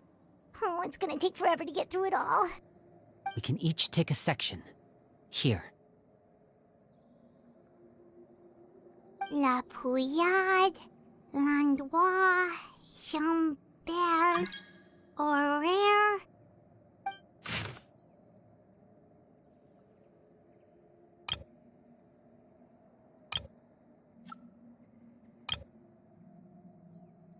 Oh, yikes. That Horaire guy has a huge scar on his face. He's kinda giving Paimon the creeps. I've met him before. The scar is from an injury he received during a mission. I still remember him joking with me about it. He said any future lover would take one look at him and then lose all interest. Did he say anything else? Well, I asked if there was someone he was interested in. He said no, and that's where our conversation ended. It was only later that I learned he really did have someone he liked. He risked everything to escape so he could be with her, but it didn't work. One day, Father asked to see him, and, well, I never saw him again after that. Wait, so that means the knave, she... It may seem cruel, but it's just one of the rules of the house. Betrayal is not to be taken lightly. We know too many secrets to come and go as we please. So, if you do try to leave, you pay with your life.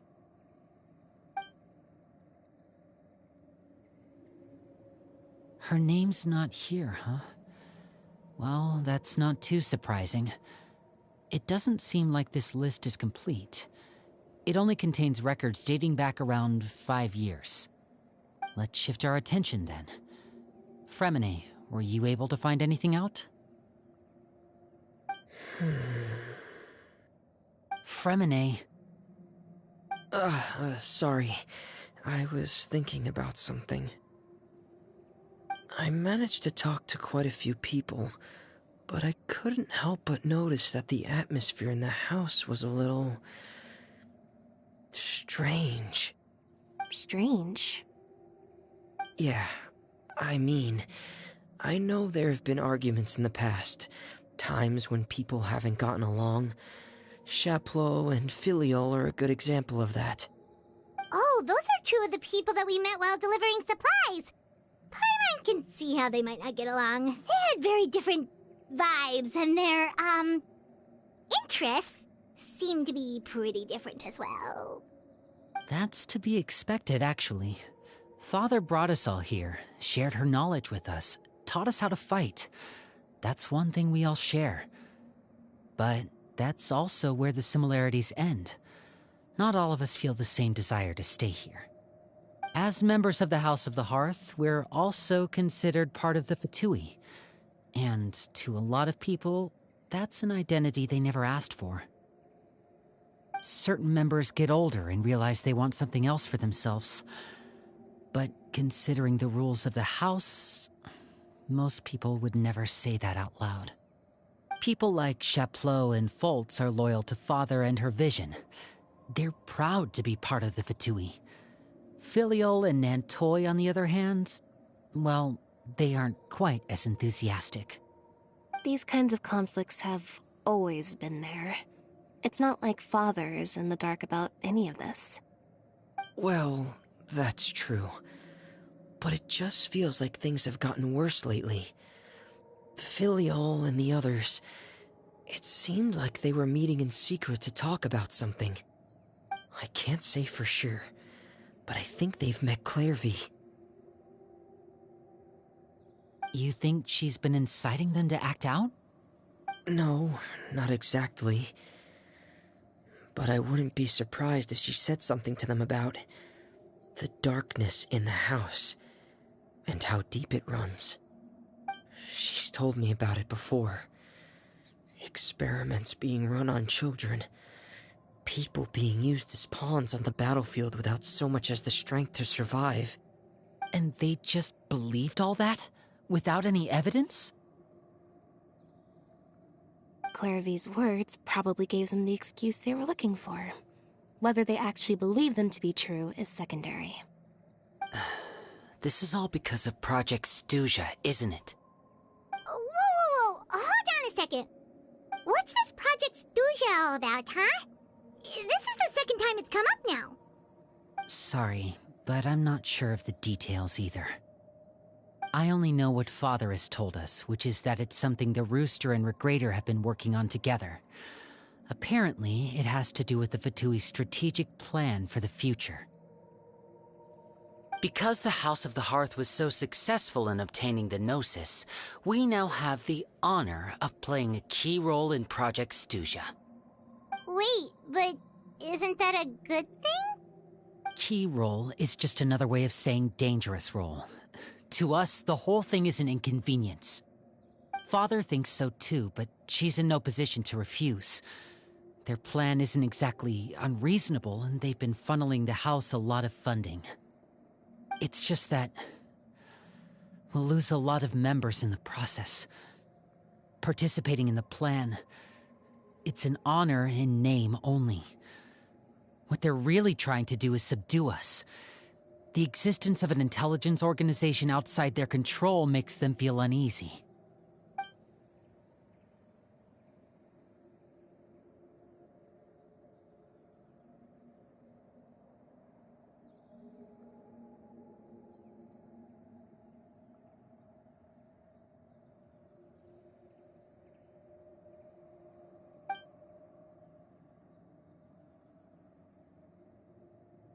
Okay, super complicated top secret Fatui business aside, what does all of this have to do with the conflicts you were talking about earlier? Paimon doesn't get the connection. External pressure has a way of exacerbating internal strife. You can't overlook the power of fear either. People are afraid of dying, and that fear is often the impetus for a lot of stupid decisions. I thought resolving the Clairvy situation would make everything go back to normal. But it looks like things are more complicated than I thought. If we leave Filiol and the others to their own devices, sooner or later, Father will be forced to take action. We can only focus on one situation at a time, brother. You're right. Even if we confront Filiol and the others, it won't do any good. It might even make matters worse. We should focus on Clairvy for now. Well, it's getting late. We should head back and get some rest. We'll try again first thing tomorrow. Lynette, you stick with me this time. Fremine, keep a close eye on Filiol and the others. Make sure they don't do anything they'll regret. Good work today, everyone. Have a good night, and I'll see you tomorrow.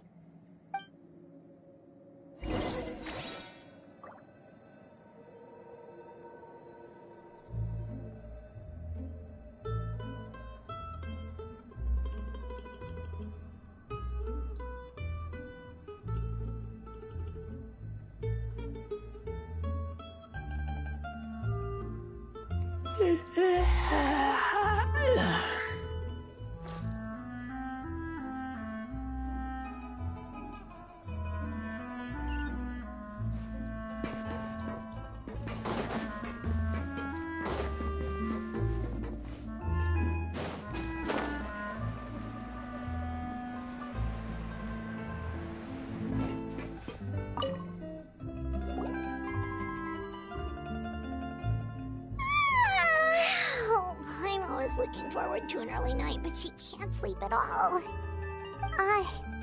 Hey, you don't think the knave will be too angry with Linny and everyone if she finds out about all this, do you? She's even scary when she smiles. If she were to actually get angry... Ooh, you have to protect Paimon if that happens, okay, Traveler?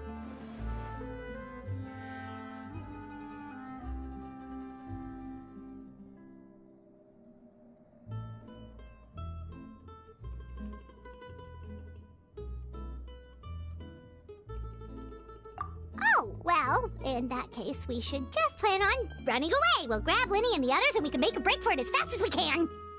Look! Look over there!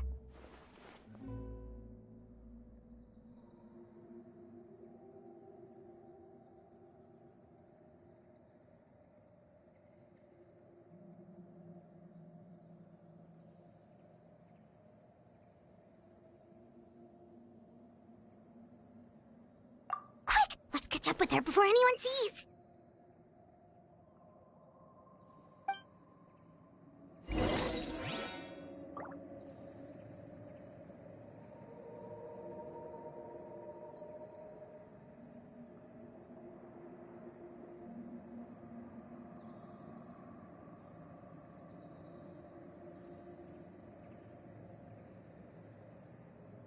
I keep watch.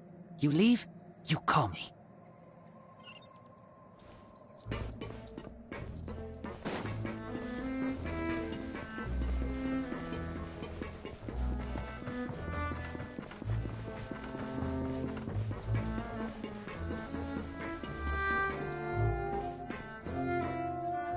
Over there!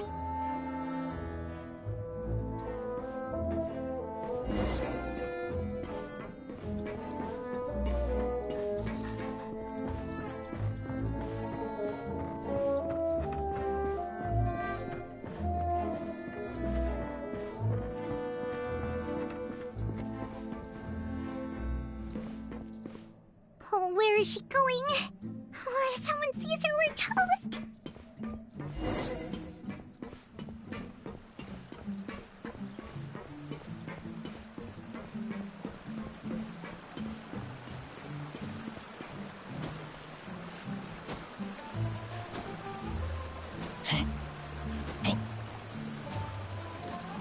Oh, look!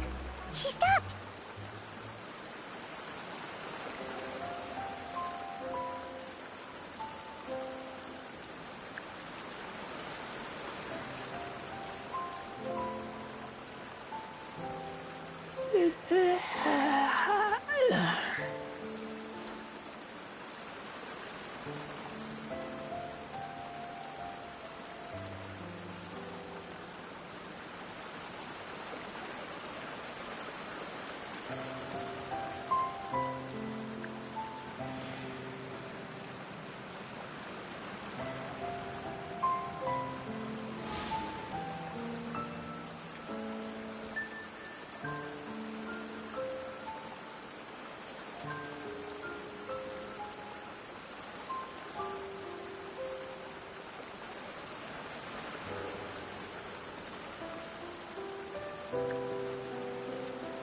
I'm hungry.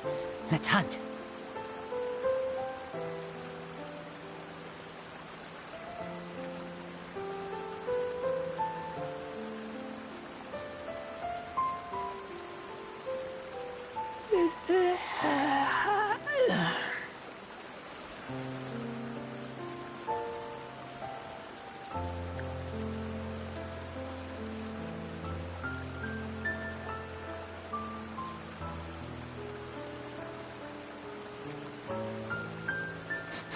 I smell rabbit.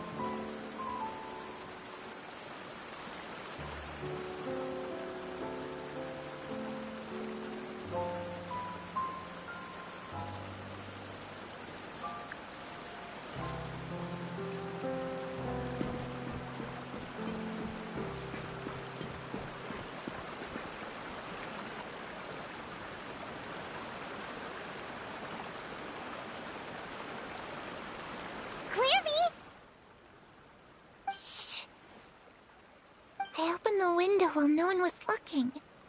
Look how pretty the outside is.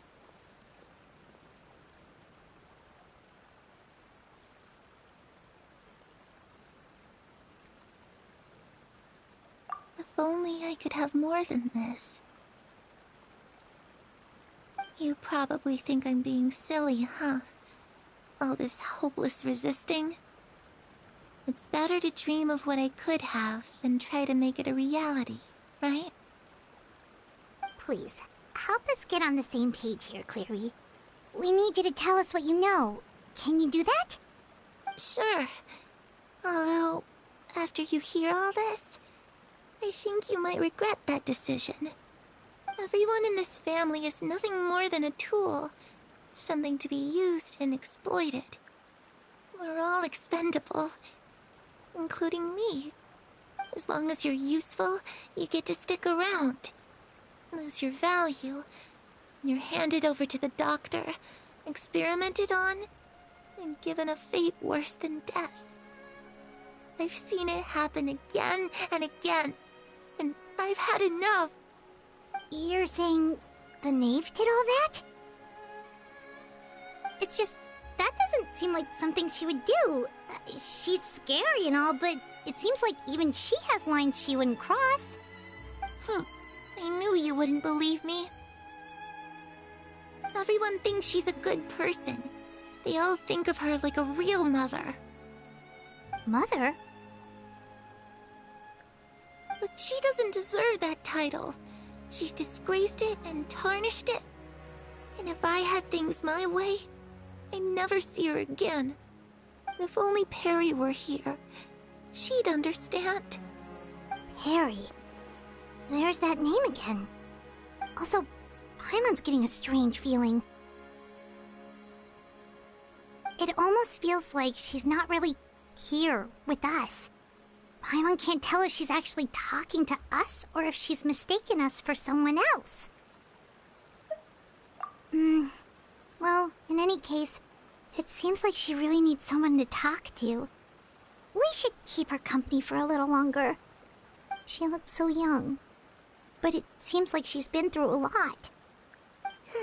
It's getting windy. I should close the window. Ooh, look at the moon. Isn't it pretty? Hey, wanna hear a secret? I heard that if you look up at the night sky in Snezhnaya, you can see the aurora. It's supposed to be super pretty. Even prettier than the moon tonight. Perry and I promised each other that once we're older, we're gonna go see it together. But I can't find her. I'm worried she's also been... No, that wouldn't happen to her. She's special. Mother likes her a lot. I should really go talk to Mother, but we just fought. She doesn't want to see me, and I'm too scared to face her. What should I do?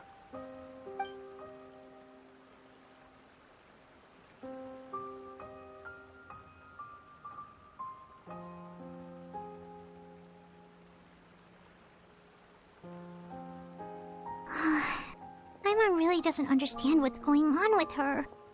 Well, let's head back. We've got an early morning tomorrow.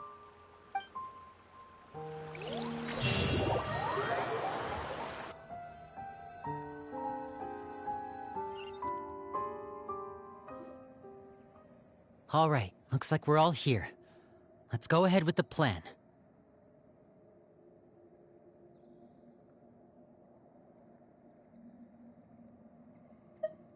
Oh?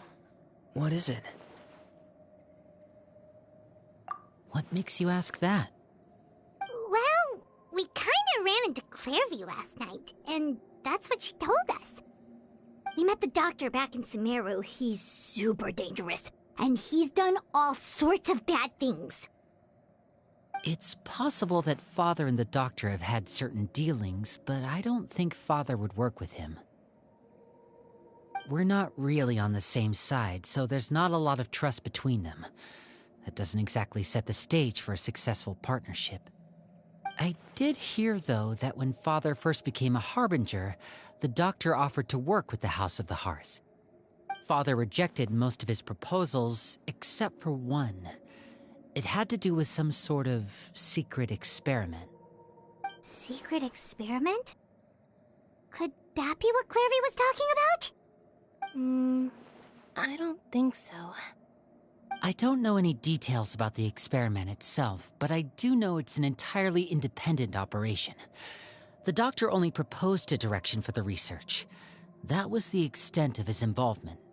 I still don't think that counts as working together. The details of the experiment are confidential, but complete records are kept on all participants. That doesn't seem to be the case with the situation Clairvy referred to. I know you don't agree with some of the Fatui's methods, and I'm not asking you to. But I am asking you to trust us on this. The House of the Hearth has its own principles. There are certain lines we're not willing to cross. Alright, that's good to hear at least. Clairvy seems to think the knave and the doctor worked together to do something horrible. If that turned out to be true, Paimon doesn't know how he would even face you guys. It's just that it doesn't seem like Clairvy is lying either. The easiest thing to do would be just ask the knave directly, but Paimon doesn't think she'd tell us.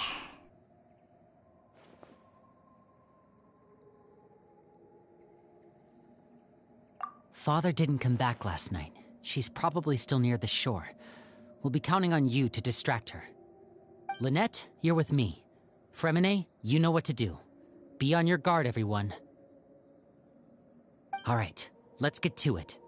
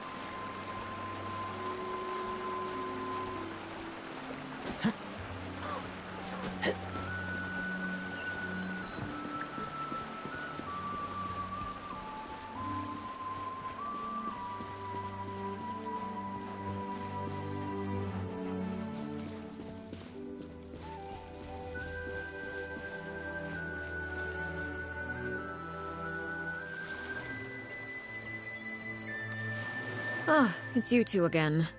I must say, you look a bit pale. Did you have trouble sleeping last night? A little.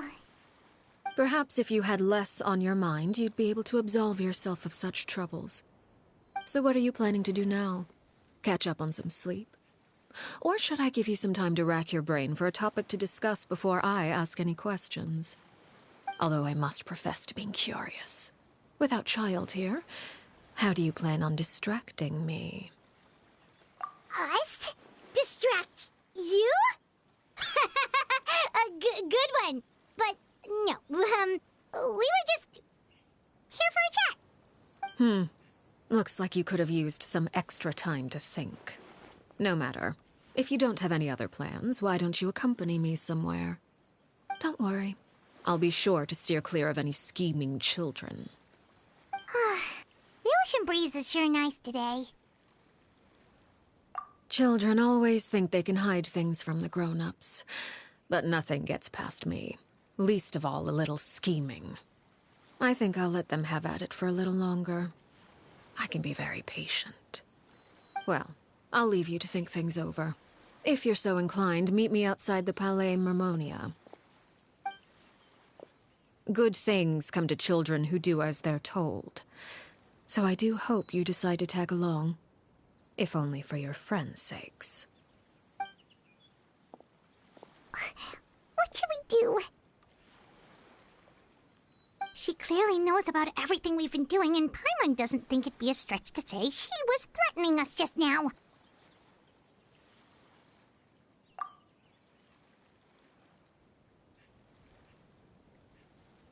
Oh, good idea. Hopefully he sees it in time. Well, we should probably head to the Palais Mermonia. Paimon doesn't want to find out what happens if we don't show up. Based on what the knave was saying just now, it sure didn't seem like it'd be anything good. Okay, then we probably shouldn't keep her waiting. It seems like Linny and the others are on thin ice, so let's do our best to not get them in any more trouble.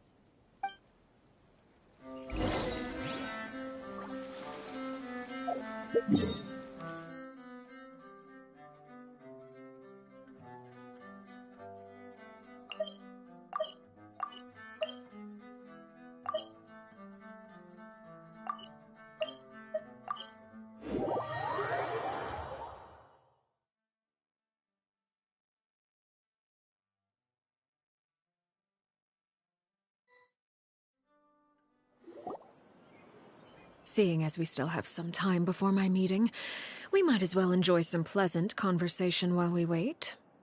I'm glad to see you get along with my children.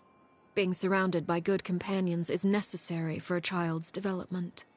You're not planning on doing anything to them, are you?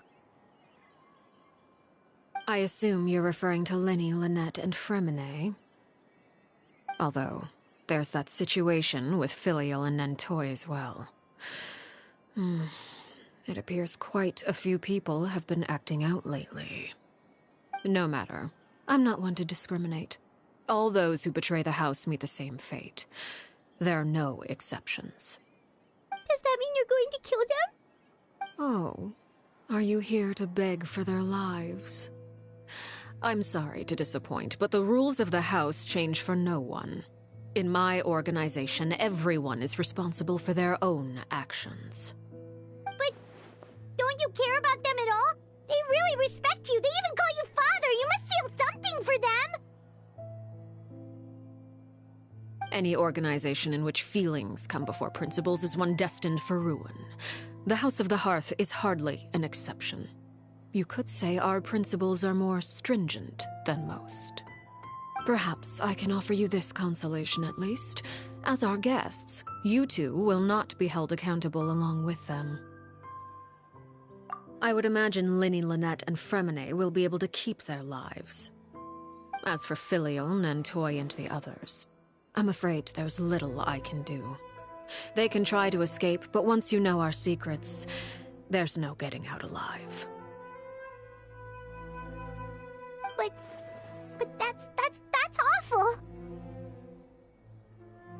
Ah, you seem concerned. Out of consideration for my guests, I suppose I could turn a blind eye for a little longer. If Linny and the others manage to dispose of Claire V in the meantime, all evidence of their wrongdoing will be lost. In that case, I could hardly punish them for something I couldn't prove. If their efforts are unsuccessful, on the other hand, all will be held accountable, and the punishment will be severe. Of course. Oh, and here, I believe this belongs to you. Do try and keep better track of it next time. It takes a considerable amount of time to train a bird like this. It would be such a pity if you were to lose it. Permanently. Wait, where did you get that? Well, I'm afraid that's all the time we have to chat. Now, for the matter at hand. I asked you to meet me here because I have business at the Palais Mermonia. It has nothing to do with you, but I think it would be prudent for you to stick by my side for the time being. There will always be time later to run off and tell Linny what you've learned. Well, time to go. Looks like we wrapped things up just in time.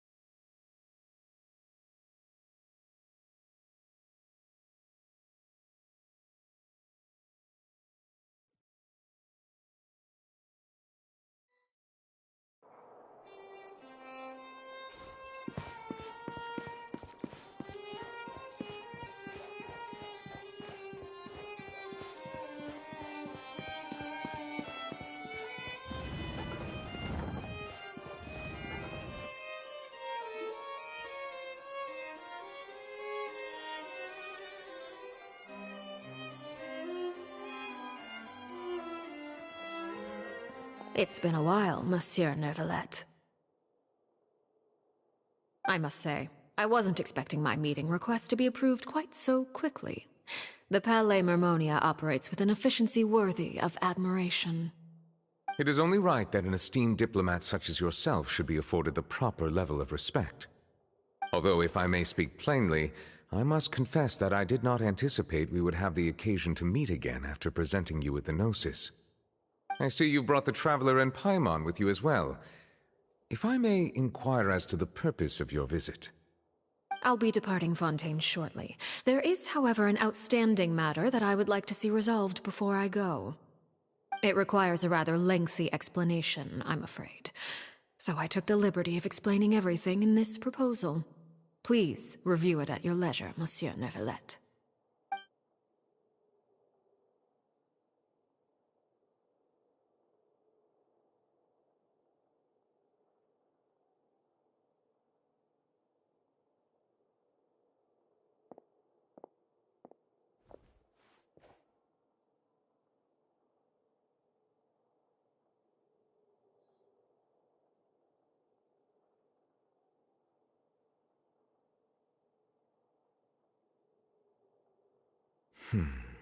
I understand your request.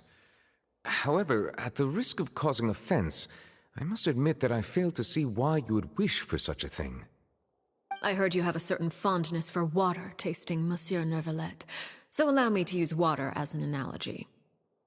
A family is like a large body of water with countless rivers flowing in and out. As someone who watches over this system, I would hope that each river that flows from the source will eventually reach the ocean. Of course, objectively speaking, I know this is impossible. Most of the rivers will dry up along the way, disappearing into the ground and leaving nothing but a barren riverbed behind. Not all rivers are destined to reach the ocean, but I would not see their existence rendered meaningless. I believe the water that flows within them is simply meant for a different destination, like a field in need of irrigation.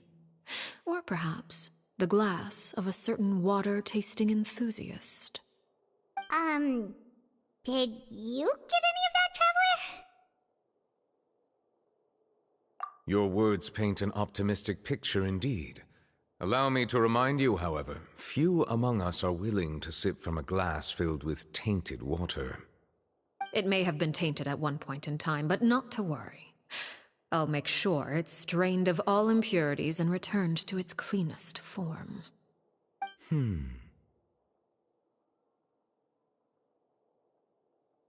I seem to recall there being a transactional aspect to your proposal. Perhaps you could expound on that? If you accept my proposal, Monsieur Neuvillette, I will gradually withdraw my forces from Fontaine. And, unless absolutely necessary, I will no longer carry out any special missions within Fontaine. I presume I can take your words to mean that, in the future, cases similar to the Tartuffe assassination will cease to cross my desk? Tartuffe?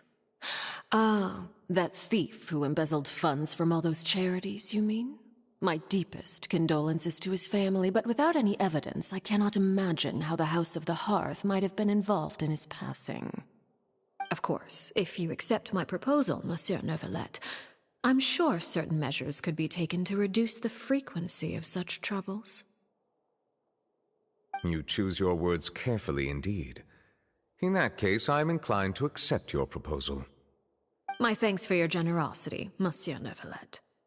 Well, with that settled, we should be going now. I took the liberty of bringing along 2 bottles of spring water from Snezhnaya for you to enjoy. I do hope I get the chance to hear your impressions. Perhaps at our next meeting, yes? Indeed. I trust you would not overlook your commitment in the meantime. All right, Traveler Paimon. Time to go.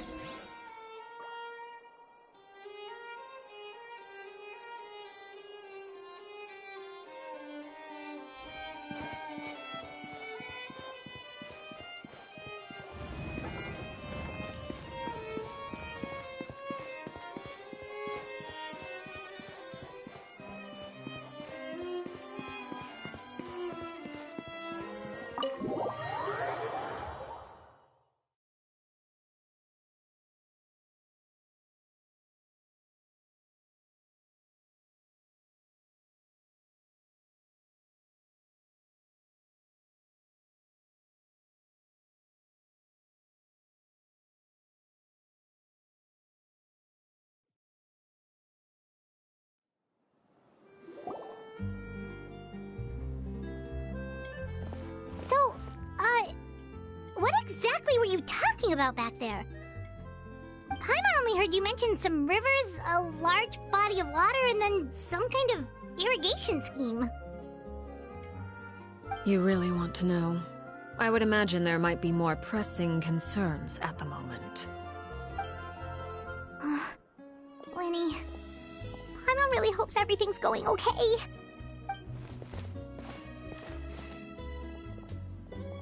Oh, Paimon recognizes that look. You've got your thinking cap on, don't you, Traveler?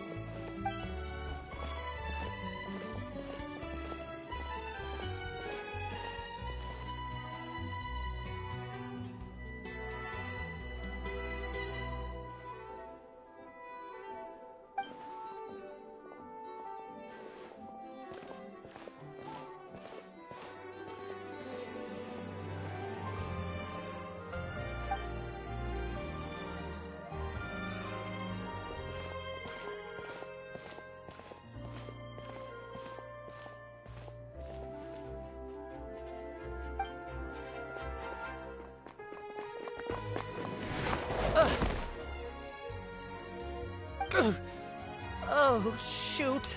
Are you alright? Oh, jeez. I'm so sorry. I was so focused on selling these papers, I wasn't looking where I was going. Well, let me make it up to you at least. Here, take this paper. On the house.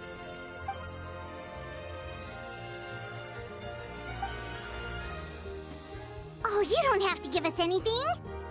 Please, I want to. It's not like I'm short on supply.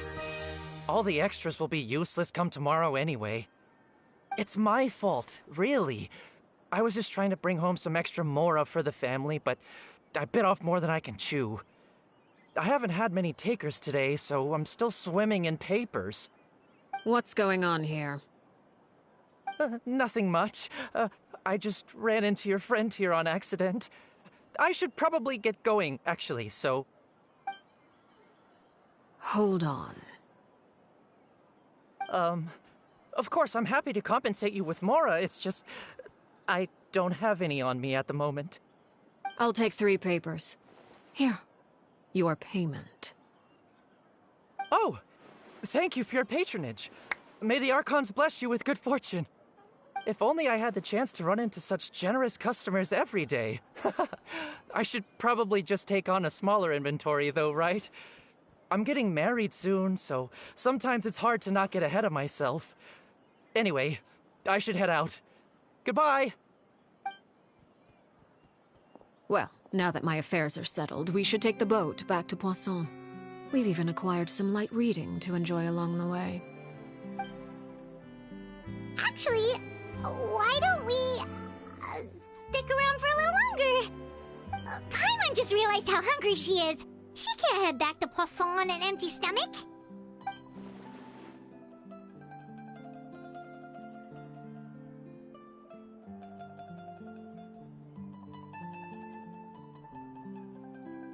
It appears you two are under the impression that delaying our return will somehow alter the situation in your favor. I'm sorry to ruin your fantasy, but your efforts are meaningless. That being said, I could be persuaded to give Linny some extra time. I just have one condition. If you agree to my request, I'll even answer some of your questions. You're quite curious about Claire V, are you not? And my relationship to her. Wait, why are you being so generous all of a sudden? You're not gonna ask us to do something bad, are you? You overestimate yourself. You don't have the talent for bad things. Then what can you possibly... The most important consideration in a negotiation is that both sides receive something they want. Demands and threats only get you so far. Wonderful. Here it is. When the time comes, make the choice that you deem most appropriate in the situation, and lend your help to the House of the Hearth. Okay, sounds normal enough. But what do you mean, when the time comes? When is that supposed to be? That is for you to decide. Then we have a deal. Follow me.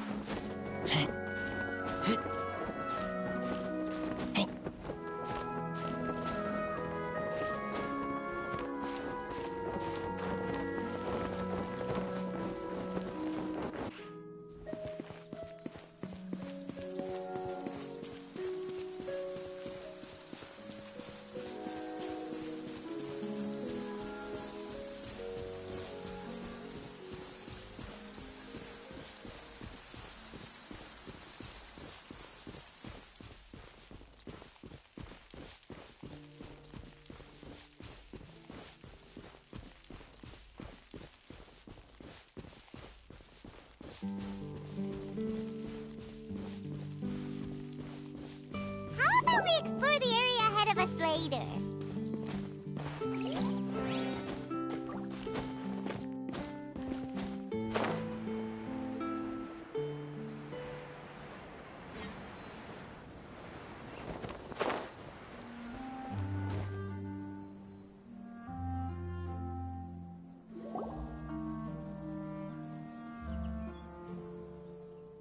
What is this place? Somewhere long forgotten by everyone. It used to be a grand building. Now it's nothing more than a pile of rubble. No one comes here anymore, nor does anyone care about what once happened here. Although, this place does have something to do with the story I'm about to tell you. It was before I became a Harbinger, and before Linny and the others joined the House of the Hearth. Due to certain events, I first killed Clairvy and then her mother. And this is where it all happened. You were the one that killed Clairvy?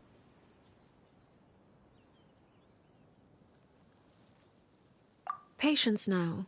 Allow me to explain Clairvy's side of the story first. I'll start from the beginning. Clairvy was 6 years old when she was brought by her mother, Crucibina, to live in the House of the Hearth. From the outside, it seemed like a fairy tale. A thriving family made up of kind adults and friendly children. Crucibina was the knave at that time, and the House of the Hearth was under her control. She was Clairvy's mother by blood, but she was also the mother to all the children in the house.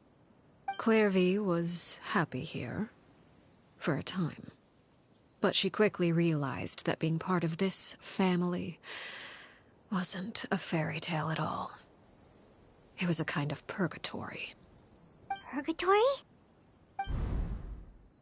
Exactly. The House of the Hearth takes in war orphans from all over Teyvat. But as for how to raise them, that depends entirely on the person in charge. Crucibina came up with a novel idea.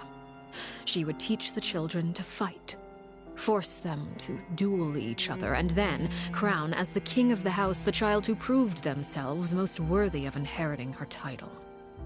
It's difficult to estimate the number of children who died or were maimed in the process. There's little I can say about the ones who died. The ones that emerged with permanent injuries, on the other hand, well, they still served a purpose. They would be handed over to the doctor to be experimented on, or sent away on dangerous missions. Nothing more than tools to be used and then discarded. So those were the experiments Clairvy was talking about. But what actually happened to her? You said that Clairvy was Crucibina's daughter, so if Clairvy tried to convince her to stop what she was doing, Crucibina probably would have listened, right? Despite being Clairvy's mother, Crucibina cared little for her daughter. She forced Clairvy to join the House of the Hearth only as a means to demonstrate her own impartiality as a mother, to prove that she treated all her children equally. Clairvy did try to convince her mother to change her ways, but it was to no avail. After her efforts failed, the only other option was to rise up and try to fight back. Unfortunately, the other children had already been thoroughly indoctrinated into the illusion of happiness Crucibina had created. Of course, there was one exception. Someone Clairvy's age who knew the truth about the House of the Hearth. Her name was Peruere. Wait, the friend that Clairvy mentioned? Friend, huh? I suppose we can call her that for now. Clairvy was a cheerful and passionate person with a tenacious spirit. Peruere, on the other hand, was rather cold-blooded. Her cold-blooded nature allowed her to see through Crucibina's facade. Yet, it was also this cold-bloodedness that prevented her from acting against it. At least at first.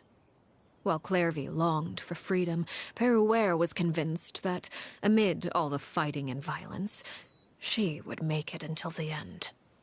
Despite their differences, the two became fast friends, united by their knowledge of the truth.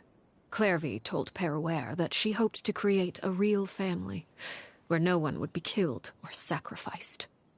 There may have been a certain naivete to her ideas, but Clairvy proved her determination many times over.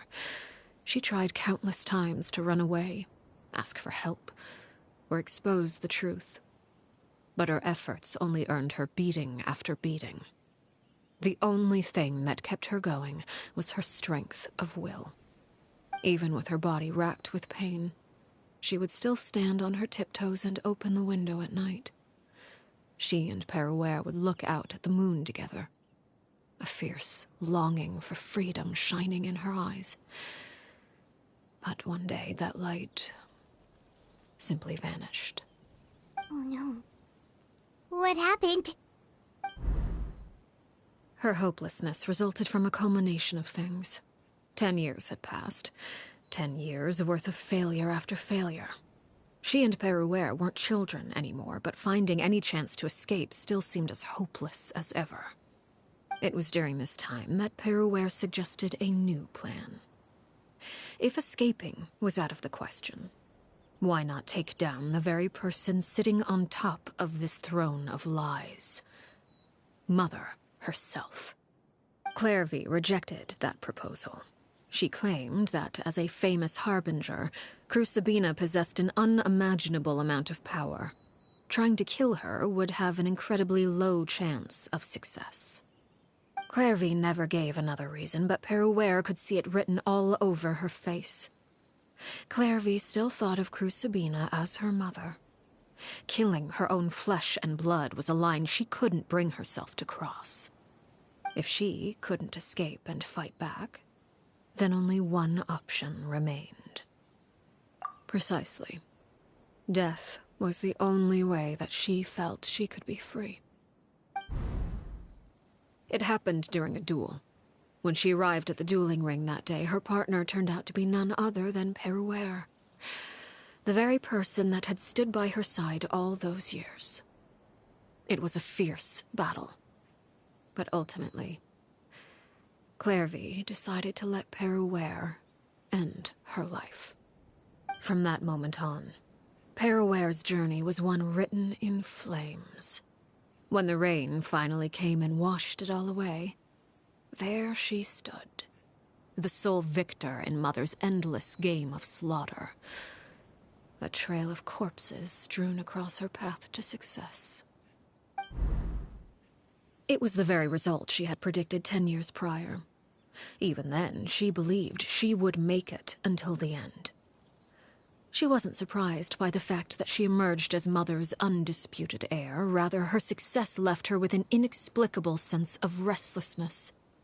She was unsettled, and there was only one thing that could quell that sensation. Perhaps you two would like to take a guess as to what it was? Crucibina, you mean? But... Correct.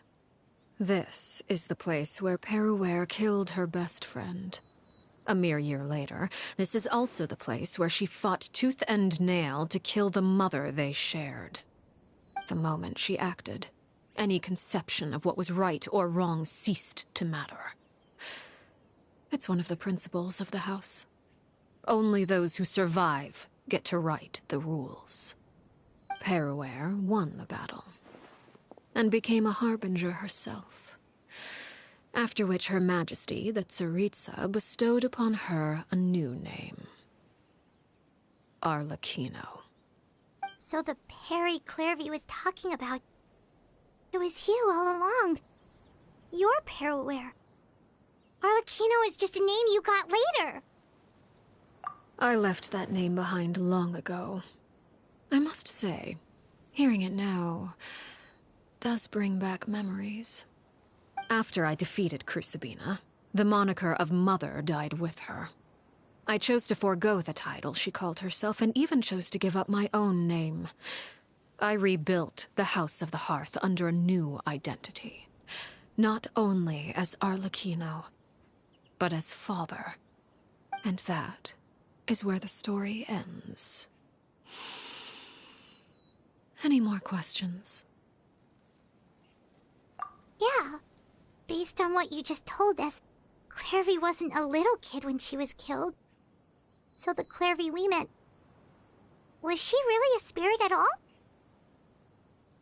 I suppose you could call her an illusion born of flame. Her existence is like ashes to a fire. Something left over in the wake of blaze and ruin. You see, a certain power runs through my veins. It's not unlike a curse.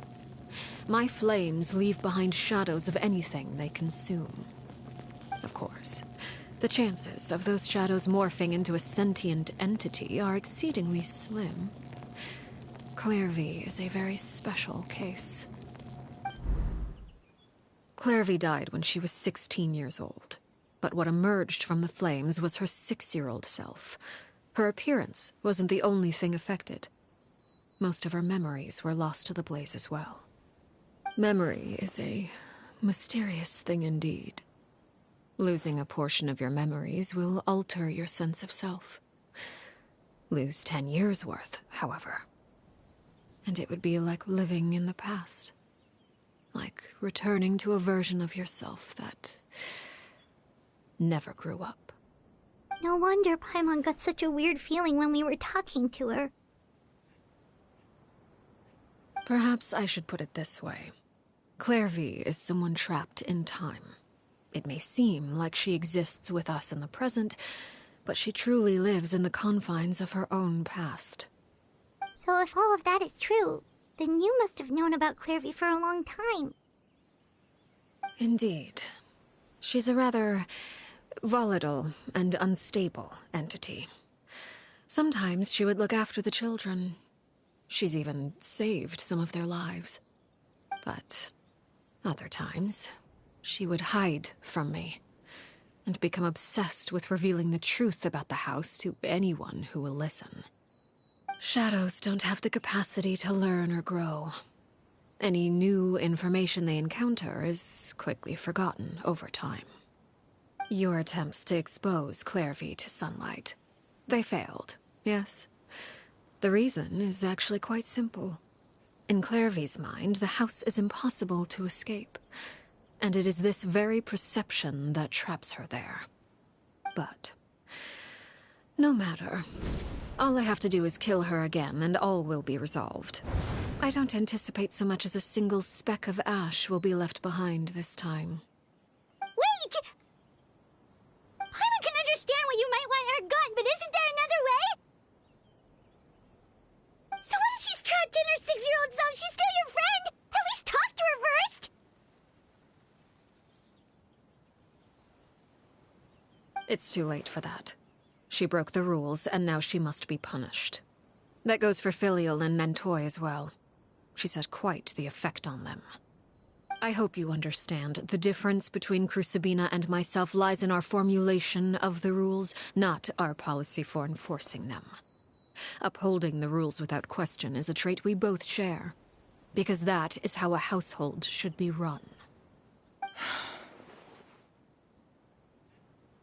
Is this really what you want to do? Whatever could you mean?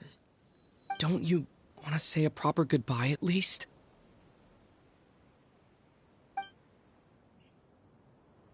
Whether as a killer or as a father, there are two things that must be avoided at all costs: anger and sorrow. Anger makes you impulsive. Sorrow causes you to waver. Well, it appears it's about time to proceed. Before we arrived, I told some of my well-behaved children to bring our troublemakers here by nightfall. I do believe I've kept my end of the deal. I gave your friends quite a bit more time. As for what happens now, we'll just have to wait and see.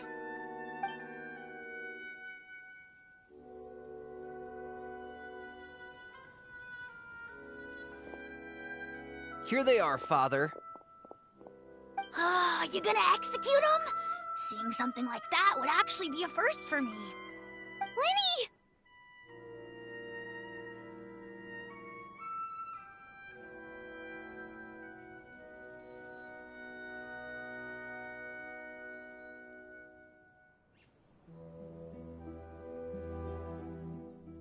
I'm sorry. I heard about how you helped buy us more time. But I still failed. I couldn't find a way to fulfill her wish. Huh? Are you... Perry? Indeed, it's been a while, Clairvy. Perry! Shh, stay right there. I'm sorry to postpone our reunion, but first I believe certain scores need settling.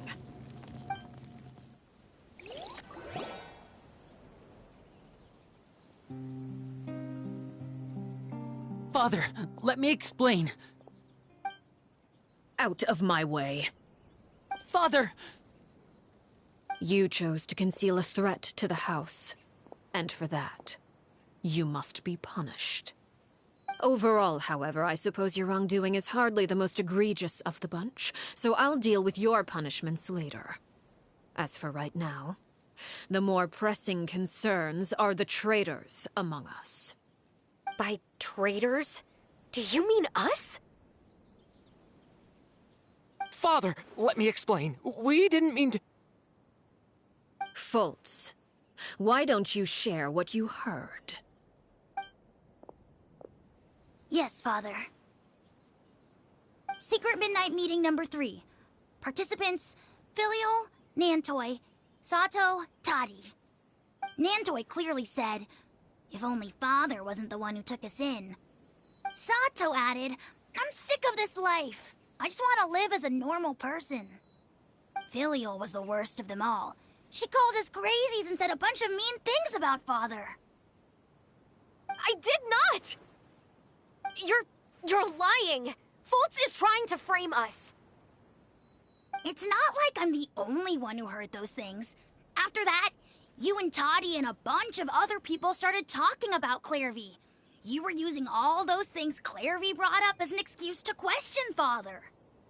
We're birds locked in a cage. The only way out is to destroy it. That's what you said, wasn't it? You little... You just want me gone, don't you? What did I ever do to you, huh? And you, Sheplo, have you forgotten who stood by your sickbed, watched over you, and changed your dressings? Come on, let's hear it then. What's your reason for all this?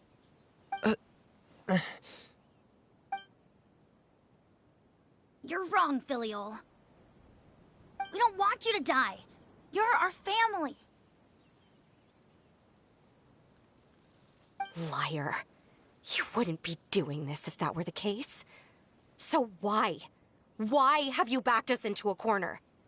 We all live in the House of the Hearth. You know the type of work we do, Filial.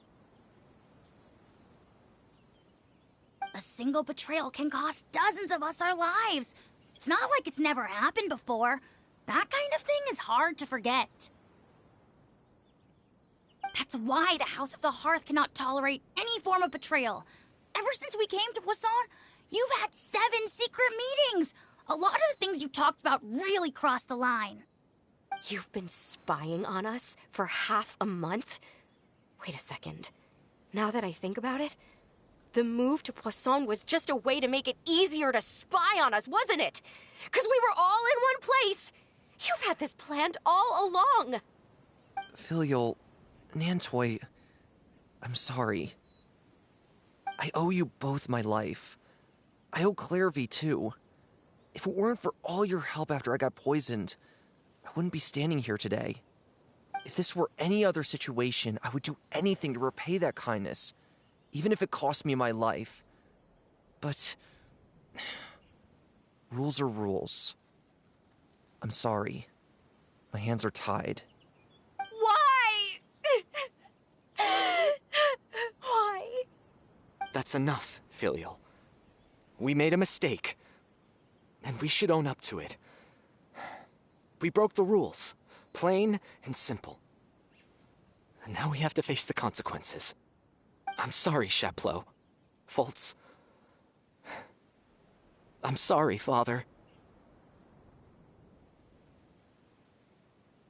We accept our punishment. Chapleau, according to the rules of the House of the Hearth, how should these traitors be punished? All those who betray the house pay with their lives. And so it shall be.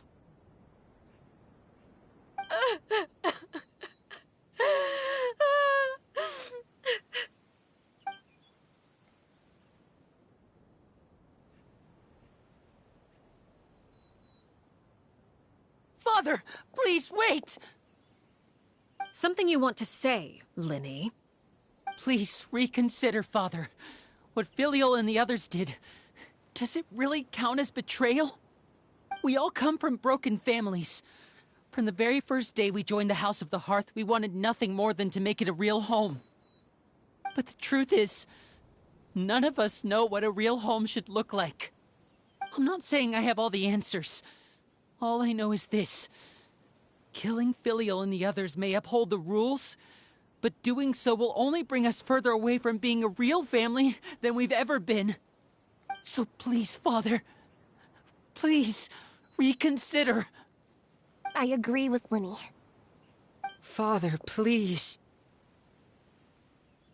Linny, you...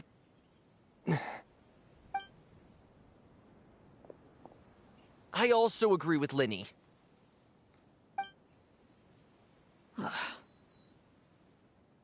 An order once given cannot be rescinded. However, given the extent of your determination, I suppose we shall have to go about this a different way. Draw your weapons and face me. Our weapons? Father, are you referring to a duel? Precisely. The rules of the house will not be altered. Traitors must be punished. However, resolving disputes with a duel is also one of our rules, one that also applies to me. Demonstrate a sufficient showing of strength, and I shall offer a concession. Wait. Beat Father in a duel? Impossible. Father is way too strong, even for Linny.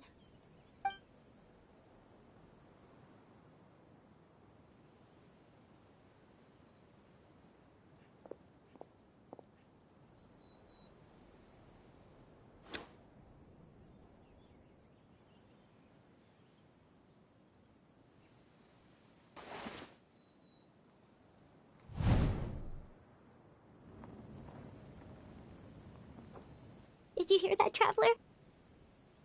Linny and the others have to duel the knave. What should we do? Can they really win something like that? If they lose, those people from the house are really gonna be executed. Hey, are you listening?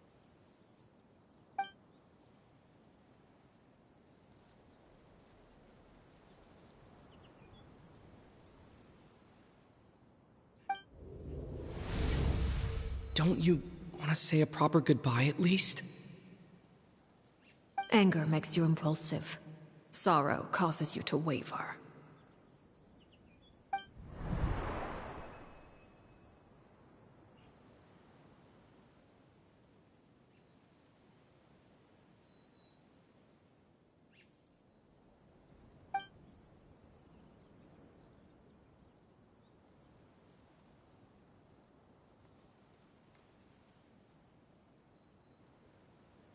Oh.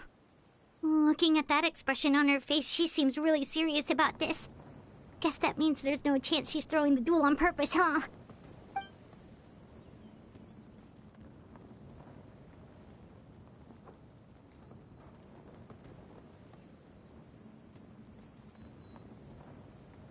When guests are around, families are often on their best behavior.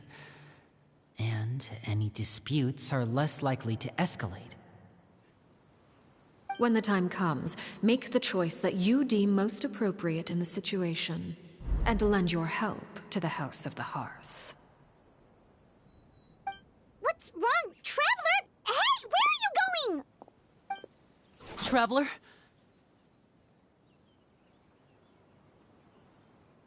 You're asking to join the duel against the knave? I'll allow it. We do have a ready-made dueling ring at our disposal, after all. All I would advise is this. Keep a firm grasp on your weapon, and give it your all. Any less, and you may just lose your life.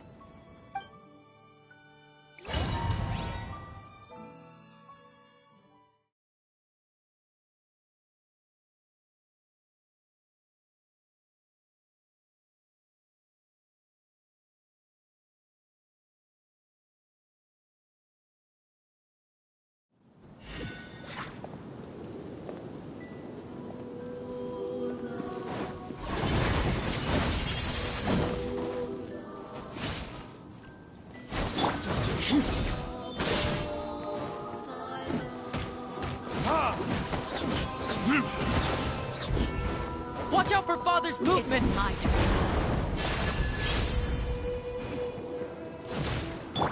Go as one!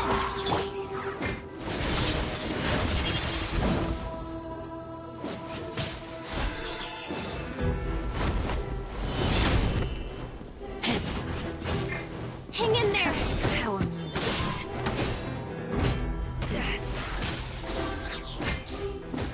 With these rising flames!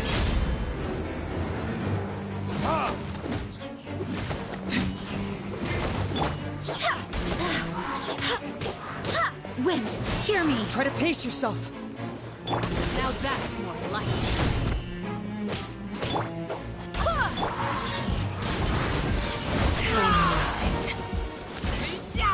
With these rising flames! Oh, so sorry.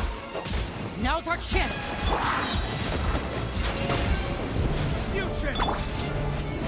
Spare your energy. Running is of little use.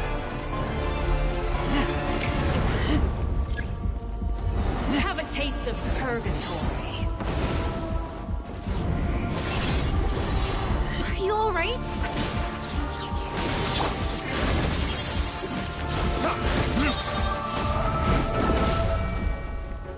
Is it my turn now? I swear by my sword!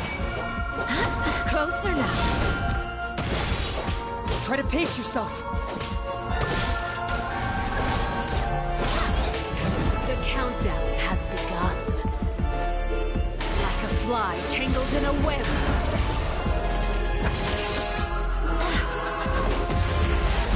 With these rising flames! Watch out for Father's movements! Is it my turn now?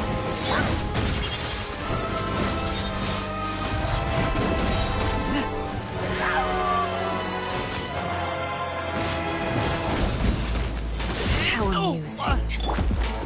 Over here!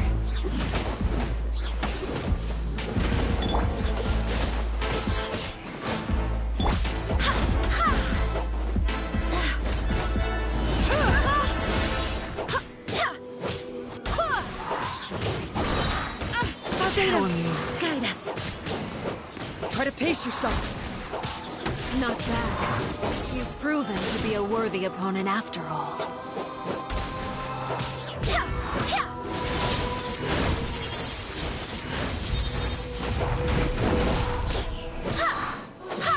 Is it my turn now?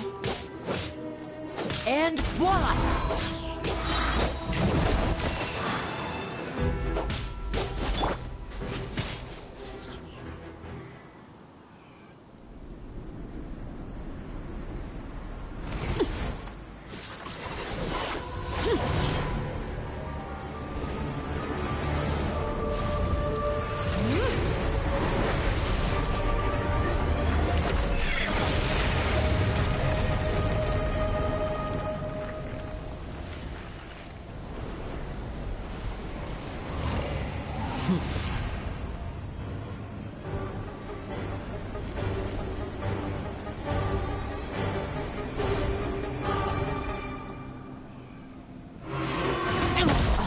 Has been seared away. My blade is all that remains. Verdict is...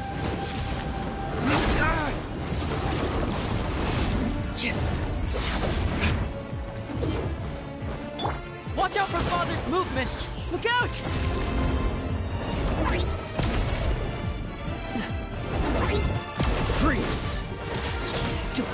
frostbite.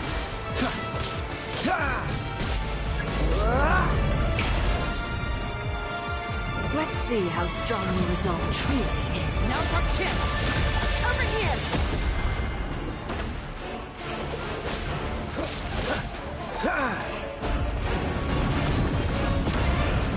The sun and moon have set. Only ruin remains. All hope has been extinguished. Watch out for Father's movements! Look out! Barely a scratch!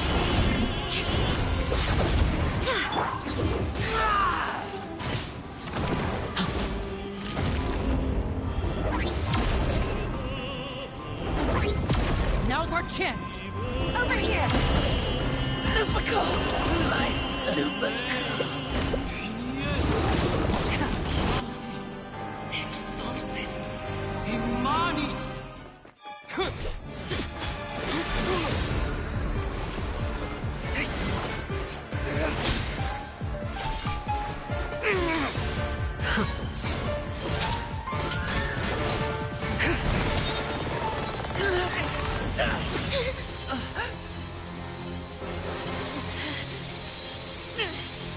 You should know better than to crowd in one place.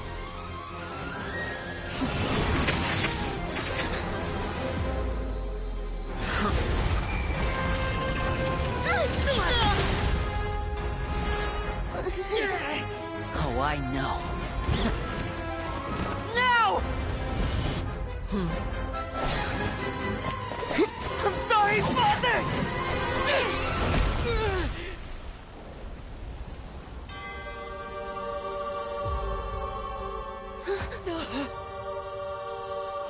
Sorry for what? This pitiful excuse for an attack.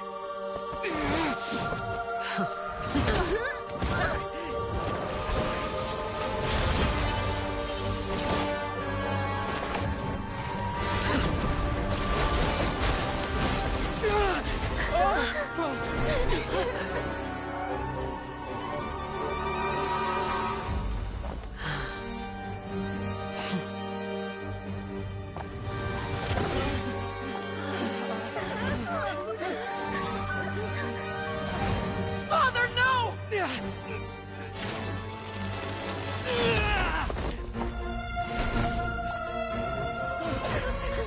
Made it out, did you? You're stronger than I expected.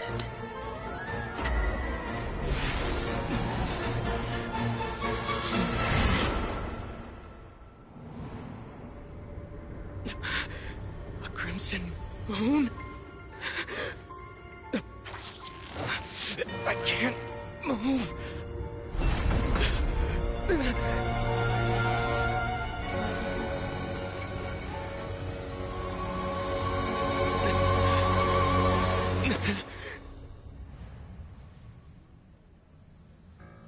Still, not strong enough to beat me.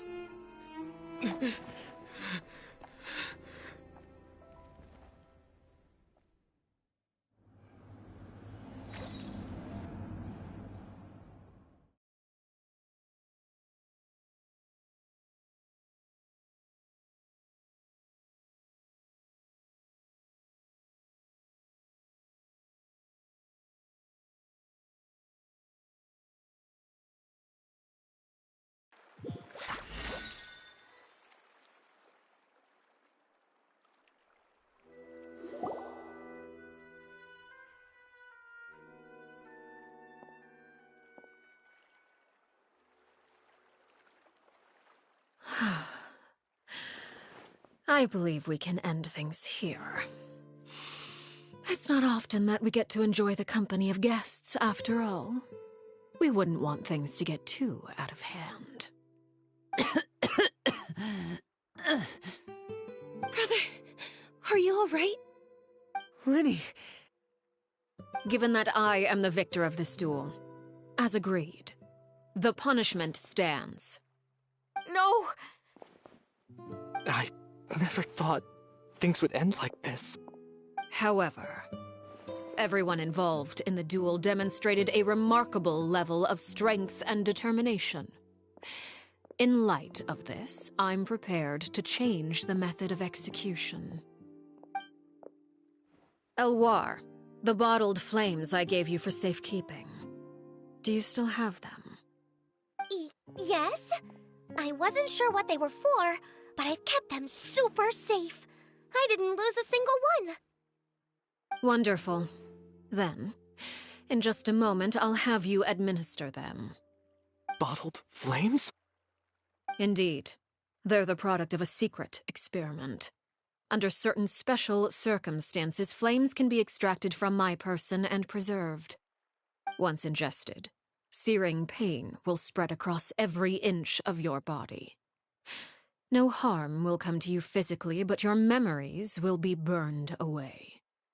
If you can withstand the pain, when you awake, you'll have forgotten everything you know about the House of the Hearth, and will be expelled from the organization. In other words, administering this concoction will kill the version of you that grew up in the house, and give you a new identity.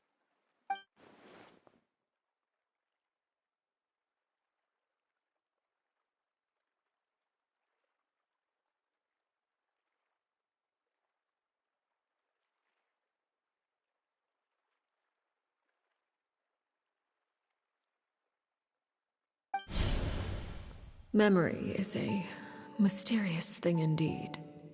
Losing a portion of your memories will alter your sense of self.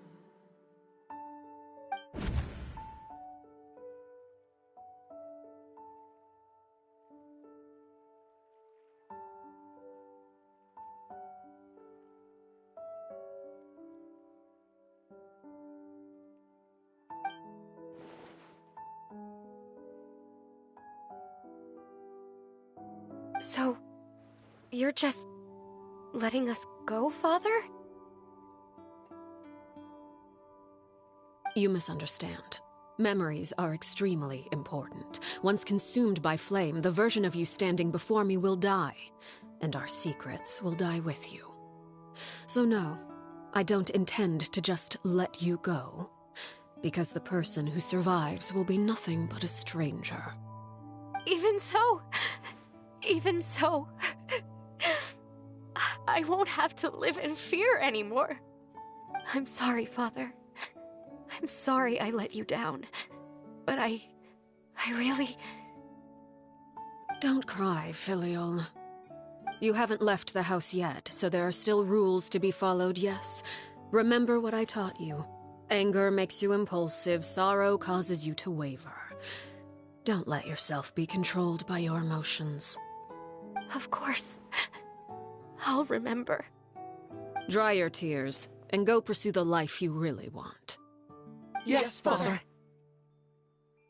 Chaplot, Foltz, Elwar, take them back to Poisson. And bring Linny and the others as well. I prepared 3 extra vials of bottled flames. As for whether to take them, the choice is yours. Goodbye, children. The next time we meet, I will no longer be your father. Thank you for all you've done for the house. I hope you have bright futures ahead of you.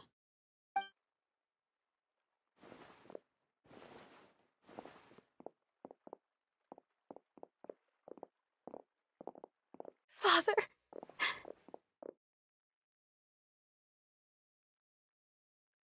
Let's go.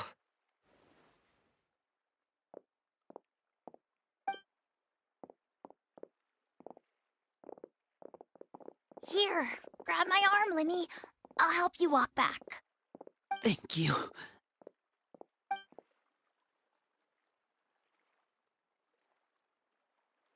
Clairvy.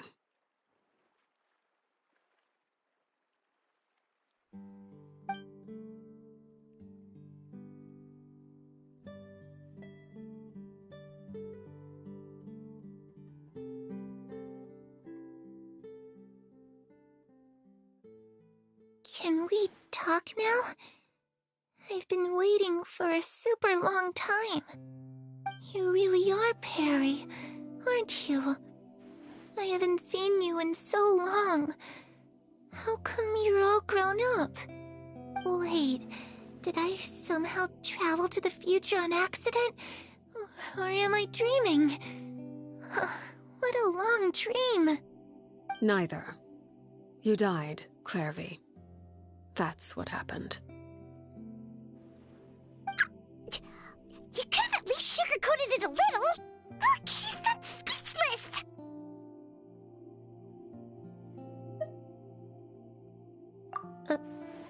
Oh. Okay then. Huh? That's it? You accepted it just like that? Yep. If that's what Perry says happened, then I believe her. Perry wouldn't lie to me. Plus, I don't really need to know why I'm like this. I'm more curious about what happens in the future. If you're a harbinger now, Perry, that means Mother is gone, isn't she? Can you tell me about it? I want to know what happened to her. And to me. You never stopped trying to defy fate. At first, no one believed you. You could only vent your frustrations to the moon. In fact, you often sought comfort in the night sky. You wanted to see the aurora, so one night we promised each other we would go to Snezhnaya to see it together. Later on, you tried to run away, but you were brought back each time. Mother spared your life, but it wasn't out of kindness. Instead, she decided to make an example of you by slowly torturing you over time.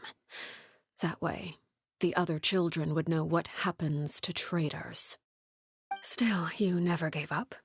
Mother hoped that through ruthless duel after ruthless duel, she would be able to crown an ultimate victor among the children she raised. But you called on everyone to unite, to fight to a draw in order to reduce casualties. Your efforts may have only delayed the inevitable, but still. You gave them hope. You tried everything you could think of, but every attempt ended in failure. Still, you never turned your sword on Crucibina, and you never turned it on me. On that gloomy day, you told me, "For the last 16 years of my life, I've done everything I can to fight for freedom. But now, I realize that the only freedom I truly possess is the freedom to choose to die." I never imagined I would say something like that. I must have been feeling really worn down. But somehow, I still think I understand. According to Mother's plan, only one of us was going to make it until the end. And I always hoped that person would be you. If I could do it all over again, I still don't think I would make a different choice. Even when I first met you, I knew you'd be able to do what I couldn't. Is that so? Even now, I'm not sure I truly understand what kind of freedom you were trying to pursue. But as the head of the House of the Hearth, and as the children's father, I've tried to give them the most basic of freedoms. The freedom to choose their own fate. It's something I discussed with the Iudex of Fontaine. The children who want to leave the house will have their memories wiped clean of all secrets pertaining to the organization. In return, they will be allowed to live a normal life in Fontaine without being prosecuted for their past. Of course, I won't simply hand freedom to them on a silver platter. They have to fight for it and prove themselves worthy of it. Only freedom that is earned has true value. That's more than enough.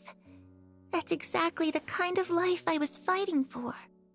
You know, Perry, I think you're a pretty amazing king, and a really great father, too. I'm really happy that you're the one who took over the house. I guess I do have one regret, though. I still haven't seen the outside world. Well, it just so happens that our dear guests over here have been to many nations and traveled to countless places. Perhaps they would be willing to tell you what the outside world is like. Really? Of course! We've traveled all over the place. We've got so many stories, we could probably talk your ears off for 3 days straight!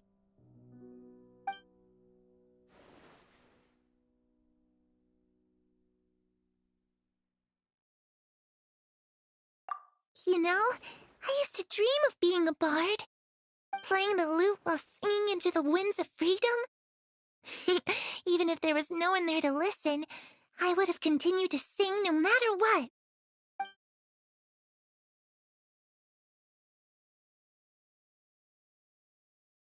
Ah, that's where Mora comes from. I never knew that before. If I had some Mora, I would buy 3 new dresses. One for me, one for Perry, and one for Mother. It's just too bad Perry doesn't like wearing dresses. And Mother, well, she probably wouldn't accept something like that either. I guess I'd just have to keep them all for me then. I could wear a different one every day.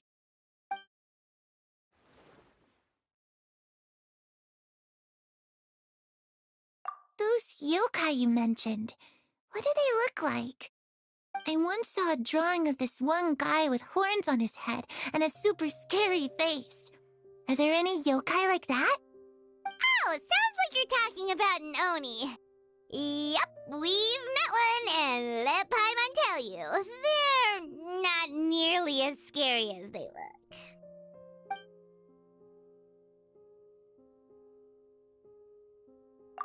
I was always too afraid to skip Mother's fighting lessons. But at the academia, I bet you could do all sorts of secret things in class. Things that have nothing to do with studying. I'm just kidding.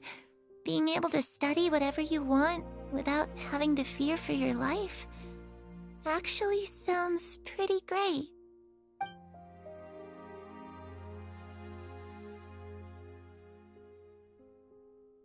The situation was super dangerous. Lenny and Lynette were accused of committing a crime, and they were going to have to stand trial at the Opera Epicles. Oh no, that must have been hard for all of you. What happened next? Don't worry, we were able to turn the situation around super quickly, all thanks to Detective Paimon, of course. How'd you do that? Come on, tell me. Okay, so it was like this. After the failed magic show, we rushed to the scene and...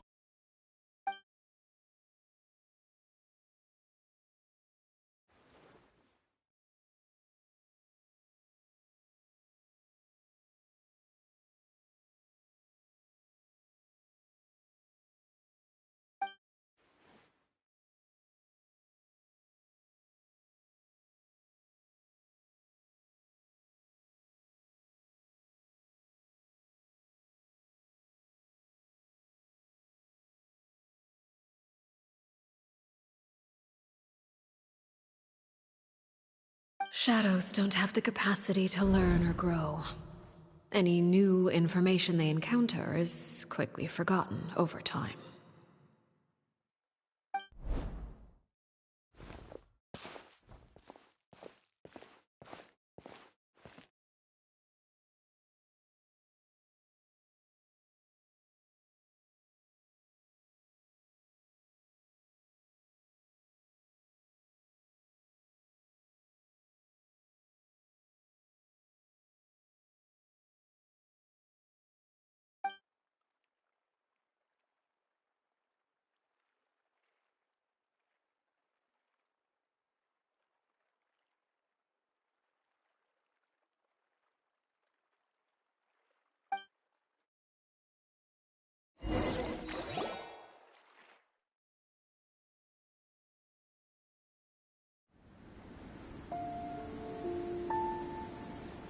Clairvy, you've worked tirelessly from the shadows to overthrow the House of the Hearth. Now, by my authority as the Knave, I shall announce how this matter ends. You are hereby expelled from the House of the Hearth. You are no longer tied to this place, nor are you bound by its rules. You're saying that I can finally leave? I get to experience the outside world as well? Oh, I almost forgot. There's no getting older for me. Still, seeing who you grew up to be makes me really happy, Parallel. of yourself. Goodbye. May we meet again someday.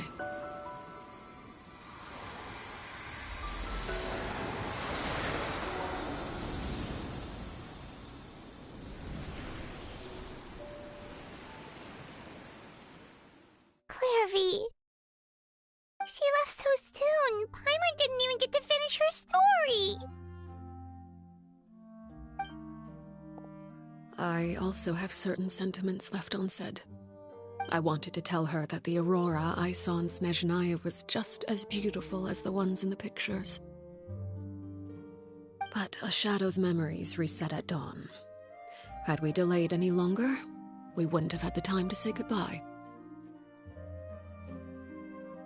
Whatever regrets may linger, let them be lost to the coming of a new day. Father? It's Lyney! Hey, Lyney!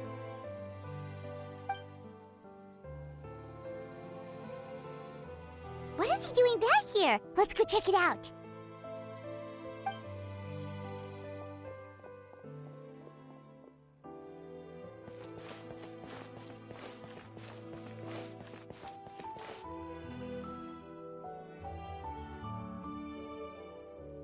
Father, the bottled flames have been administered.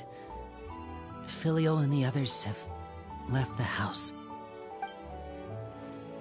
And you? What have you decided? Thank you for giving us that choice, Father. But we never wanted to leave the house. It's the only home we've ever known. Lynette and Fremine feel the same way. They're recuperating back at the Hotel Bouffe d'été. But I decided to come back and tell you where we stood. I'm sure you're well aware of the expectations I have for you. I want you to follow in my footsteps and become the next king of the house. Yet you seem to have different ideas. I must admit, I'm rather surprised by your decision to stay. There's nothing wrong with choosing to live a quiet life.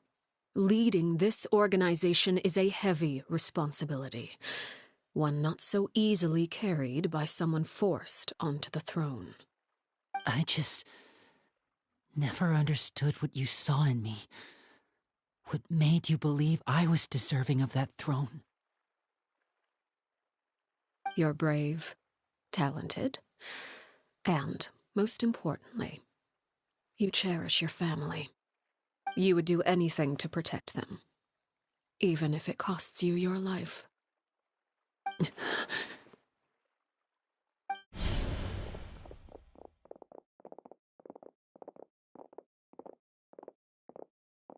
Speaking up back there was so brave of you, Lyney.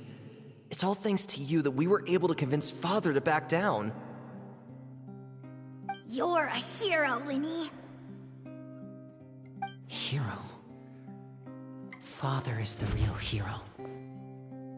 Had Father gone all out during the duel, there's no way I would have walked away with my life. She must have had it all planned from the beginning, from the very moment she suggested a duel. I'm not deserving of that title. I'm not strong enough or smart enough. You're wrong. In my opinion, all you need to be deserving of the throne is conviction and the necessary strength to act on it. We may have different ideas of what it means to be a family, but you can hardly be said to lack conviction. What you truly lack is strength. For someone of your talent, though, that's something that will come with time. Even without that strength, you still chose to face me in a duel, even though the odds were stacked against you. That capacity to honor your convictions is what I truly see in you. Father. No one knows what the future holds, what tragedy or triumph may be in store. Being at the head of this organization requires the strength of will to face whatever comes. Caution will only hold you back. If reaching a certain standard were required to go after what you want, I would never have succeeded in killing my predecessor. Back then, there was still a considerable gap between our abilities. Strength may decide the ultimate victor, but those who let a lack of strength dictate their decisions or undermine their convictions will never be worthy of the throne. I understand, Father. Thank you. Children must grow up to surpass their parents. Only then can a family continue to flourish. The road ahead is not an easy one, so I'll ask you one last time. Are you certain you want to stay? You've done so much for me, Father, and that kindness must be repaid. Plus, with Project Stuja at hand, there are many dangers ahead, and I, for one, don't intend to back down. Protecting my family at all costs. That's my conviction. Then you're welcome to stay. As for Project Stuja, you need not be too concerned. If those cowardly businessmen and heartless dignitaries try to take us down, I'm prepared to teach them a lesson. Having members who longed for the light was our organization's last weakness. With those members no longer among our ranks, the House of the Hearth is like a spider hiding in the shadows. We need only wait for our prey to come to us. At present, our imperative is to use their plan to our advantage. In doing so, a crimson moon shall rise amid the frigid blizzards of winter. No demonstration of loyalty shall go unrewarded, and no sacrifice shall be in vain. As for the two of you, whether we meet again as friend or foe, I'll remember the camaraderie we shared in this moment. No matter how arduous the journey ahead, I hope we both reach our desired destination.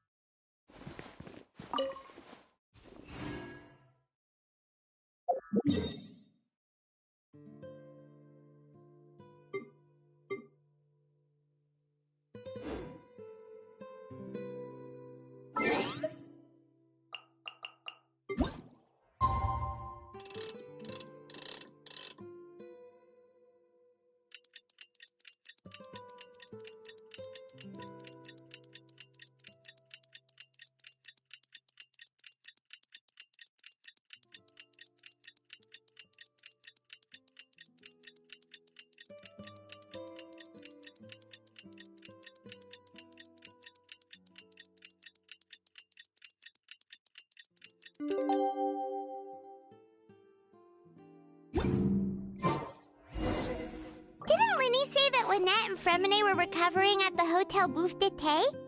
Oh, Paimon wonders how they're doing. Maybe we should go check on them.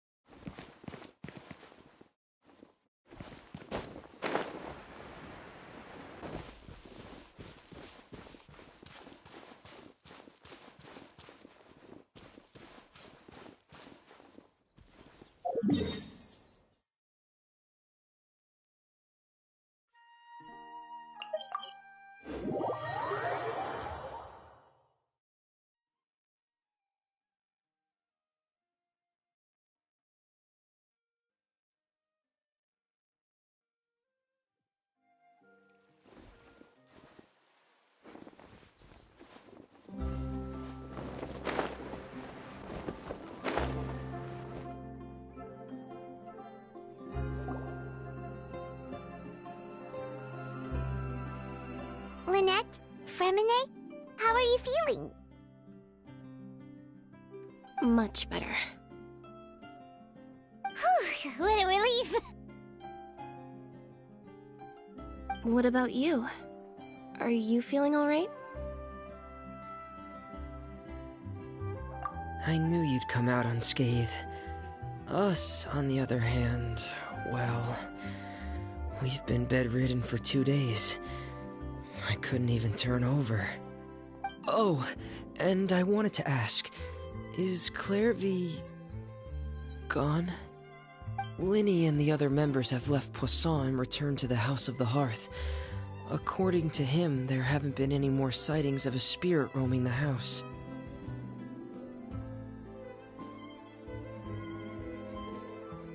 I see. I'm glad. Father came to check up on us 2 days ago and told us about what happened with Crusabina and Clairvy. Actually, I've met Crusabina before.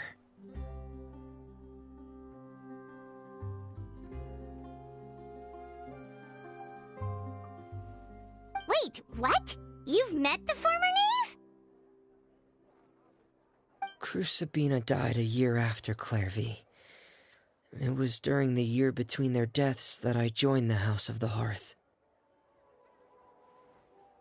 Crusabina had an extremely cruel and radical way of doing things. While she was alive, the atmosphere in the house was suffocating. When I joined, though, the experiment she valued so much had already come to an end, and all the people involved, dead and injured alike, were gone. Crusabina never talked about the past with us newcomers. A couple of months after I joined, Father killed Crusabina and burned all her files. With that, the names of all the people subjected to her experiments, Clairvy included, were lost to the flames, along with the painful memories they represented. Father took in Lenny and me a couple months after that, but she never mentioned anything about Crusabina or Clairvy. It really seems like something she was planning to keep to herself. The last time you talked to her, did she mention why she kept it a secret for so long? She said she didn't want us to be affected by the darkness of the past. She was worried we'd develop a false sense of gratitude towards her if we knew about it. The foundation of a family should be free of any corrupting influence. Whatever happened in the past, it has nothing to do with who we are now. And that's what Father told us in the end. But I still thanked her for everything. It was only after hearing about what Crusabina did that I finally realized how insignificant our lives could have been. The members of the house meant nothing to her. To say that she valued them in any way, even just as a tool, would probably be giving her too much credit. If Father hadn't taken over the House of the Hearth, I probably would have already...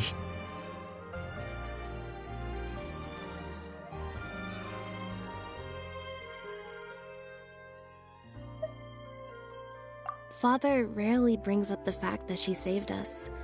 She doesn't believe that being indebted to her should be what ties us together. But even if we didn't owe her anything, we would still choose to stay. Because this is our home. We may have arguments or times when we feel wronged. Some people may even choose to leave. But as long as Father is here, we will always have a home. Whether the path before us is bathed in sunlight or shrouded in shadow, we'll follow Father wherever she chooses to go. So I wanted to say thank you for helping us make it through this crisis. Without your help, we could have lost a lot more along the way. Oh, we didn't do anything, really. Of course. You're welcome anytime. Are Filial and Nantoy okay? I actually saw them at a cafe this morning. They didn't recognize me.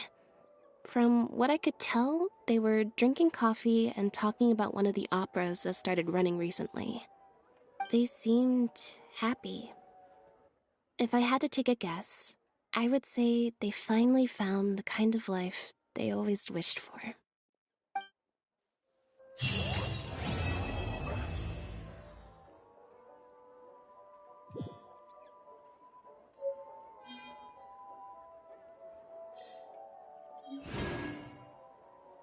No way!